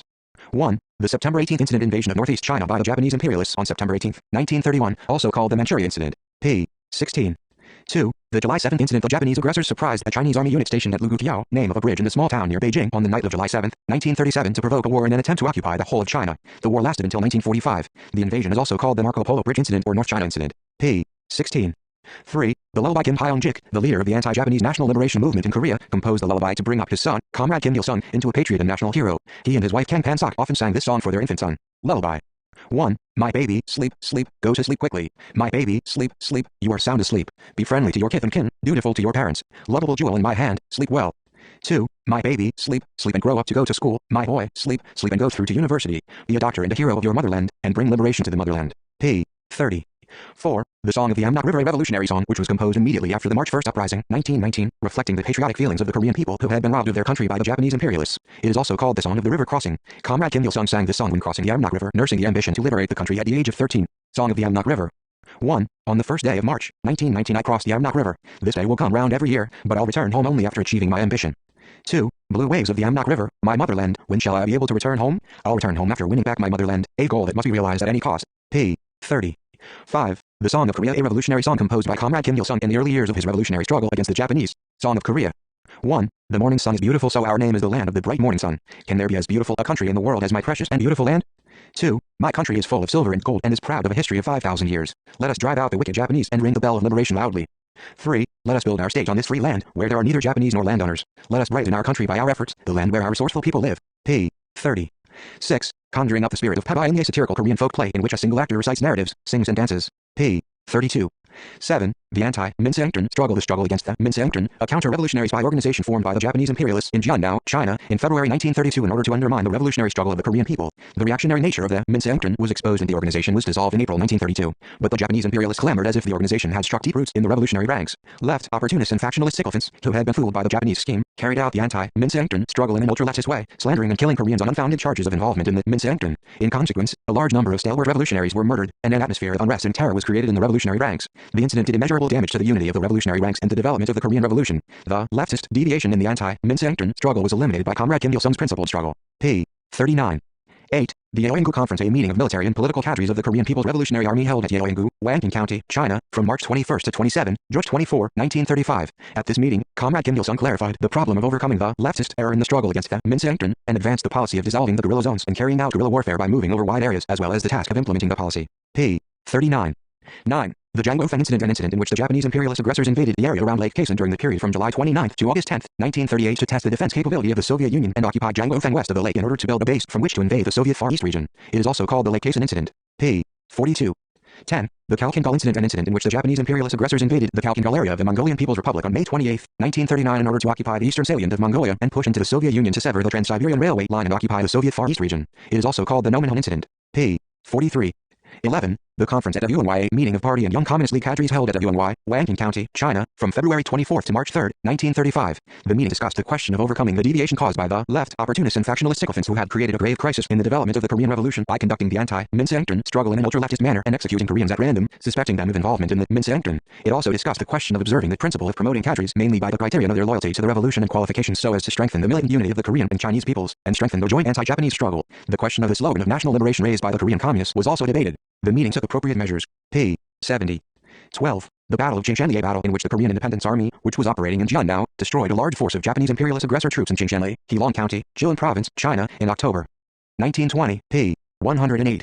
13. The Tuesday Group, early Korean communists, organized a new thought study society in May 1923 and renamed it the Tuesday Society in November 1924 after Marx's birthday, which happened to be Tuesday. It came to be called the Tuesday Group when several factions appeared in the Korean Communist Party, founded in 1925. This group split the working class movement and mass movement in the 1920s and, given to factional strife, contributed to the destruction of the Korean Communist Party, disbanded in 1928. After the liberation of the country on August 15, 1945, it destroyed the party organizations in South Korea and led the People's Revolutionary Struggle astray. Worming its way into the north of Korea, it worked to destroy the Workers' Party of Korea. During the Fatherland Liberation War, it hatched a plot to overthrow the party and government. The faction was purged at the 5th plenary meeting of the Central Committee of the Workers' Party of Korea, held in December 1952. p. 109. 14. The ML Group, the name of this group originated from the Leninist League, a faction formed in the mid-1920s. The work of the ML Group and other factionalists resulted in the dissolution of the Korean Communist Party, founded in 1925, 3 years after its foundation. Their factional strife continued even after the dissolution of the party. In the years after the liberation of Korea on August 15, 1945, the ML Group worked to destroy party organizations and sabotage the mass movement in South Korea. In the years of the Fatherland Liberation War and in the post-war years, it hatched a plot to overthrow the Workers' Party of Korea and the government of the Republic in conspiracy with the enemy. This faction was purged at the August 1956 plenary meeting of the Central Committee of the Workers' Party of Korea. p. 109. 15. The Three Warring Kingdoms, a Chinese novel that deals with the military and political conflicts among the local feudal forces of three kingdoms, Wei, Wu and Shu, over the approximately 1 century, 184-280, off their coexistence. p. 236. 16. Jo Ki-chun, November 6, 1913 July 31, 1951. He was born in Horyong, North Hamgyong Province. After Japan's occupation of Korea, he followed his parents to Siberia, where he spent his childhood. After graduation from Gorky Normal College in Omsk, he taught at the Korean Normal College in Central Asia for about 2 years. Around this time, he began to compose poems. With the liberation of Korea, he returned home and created many poems describing the struggle of the people who were building a new country and of the soldiers of the Korean People's Army during the Fatherland Liberation War. Representative of his works is Mount Patu, an epic that describes the Battle of Pokanbo, an important event in the revolutionary history of Comrade Kim Il-sung. He worked as vice chairman of the Central Committee of the General Federation of the Unions of Literature and Arts of Korea from March 1951. He died in an air raid perpetrated by the U.S. imperialists during the war. p. 253. 17. Jung Guangzhao, November 1916 December 1983, a painter hailing from Pyongyang. He was chairman of the Central Committee of the Korean Artists Union from 1949 to the last moment of his life. He produced a large number of pictures of various themes, among them Torchlight of Pokanbo, which describes the Battle of Pokanbo, which was organized and commanded by Comrade Kim Il-sung during the anti-Japanese armed struggle, and Steelmakers. p. 253. 18. KAPF, an organization formed by progressive writers and artists in 1925. It was dissolved in 1935 because of repression by the Japanese imperialists. p. 324. 19. The movement to defend justice and wipe out evils, an anti-aggression movement launched by patriotic Confucian scholars who were opposed to capitalist aggressors from Europe and the United States in late 18th century. As the Japanese imperialist aggression of Korea was stepped up in the late 19th century, some of the patriots participated in the anti-Japanese volunteer movement. p. 387. 20. The Peasant War of 1894, a war fought by the peasants in Hoya Province against the feudal rulers and Japanese aggressors, 1894-1895. p. 390, printed in the Democratic People's Republic of Korea.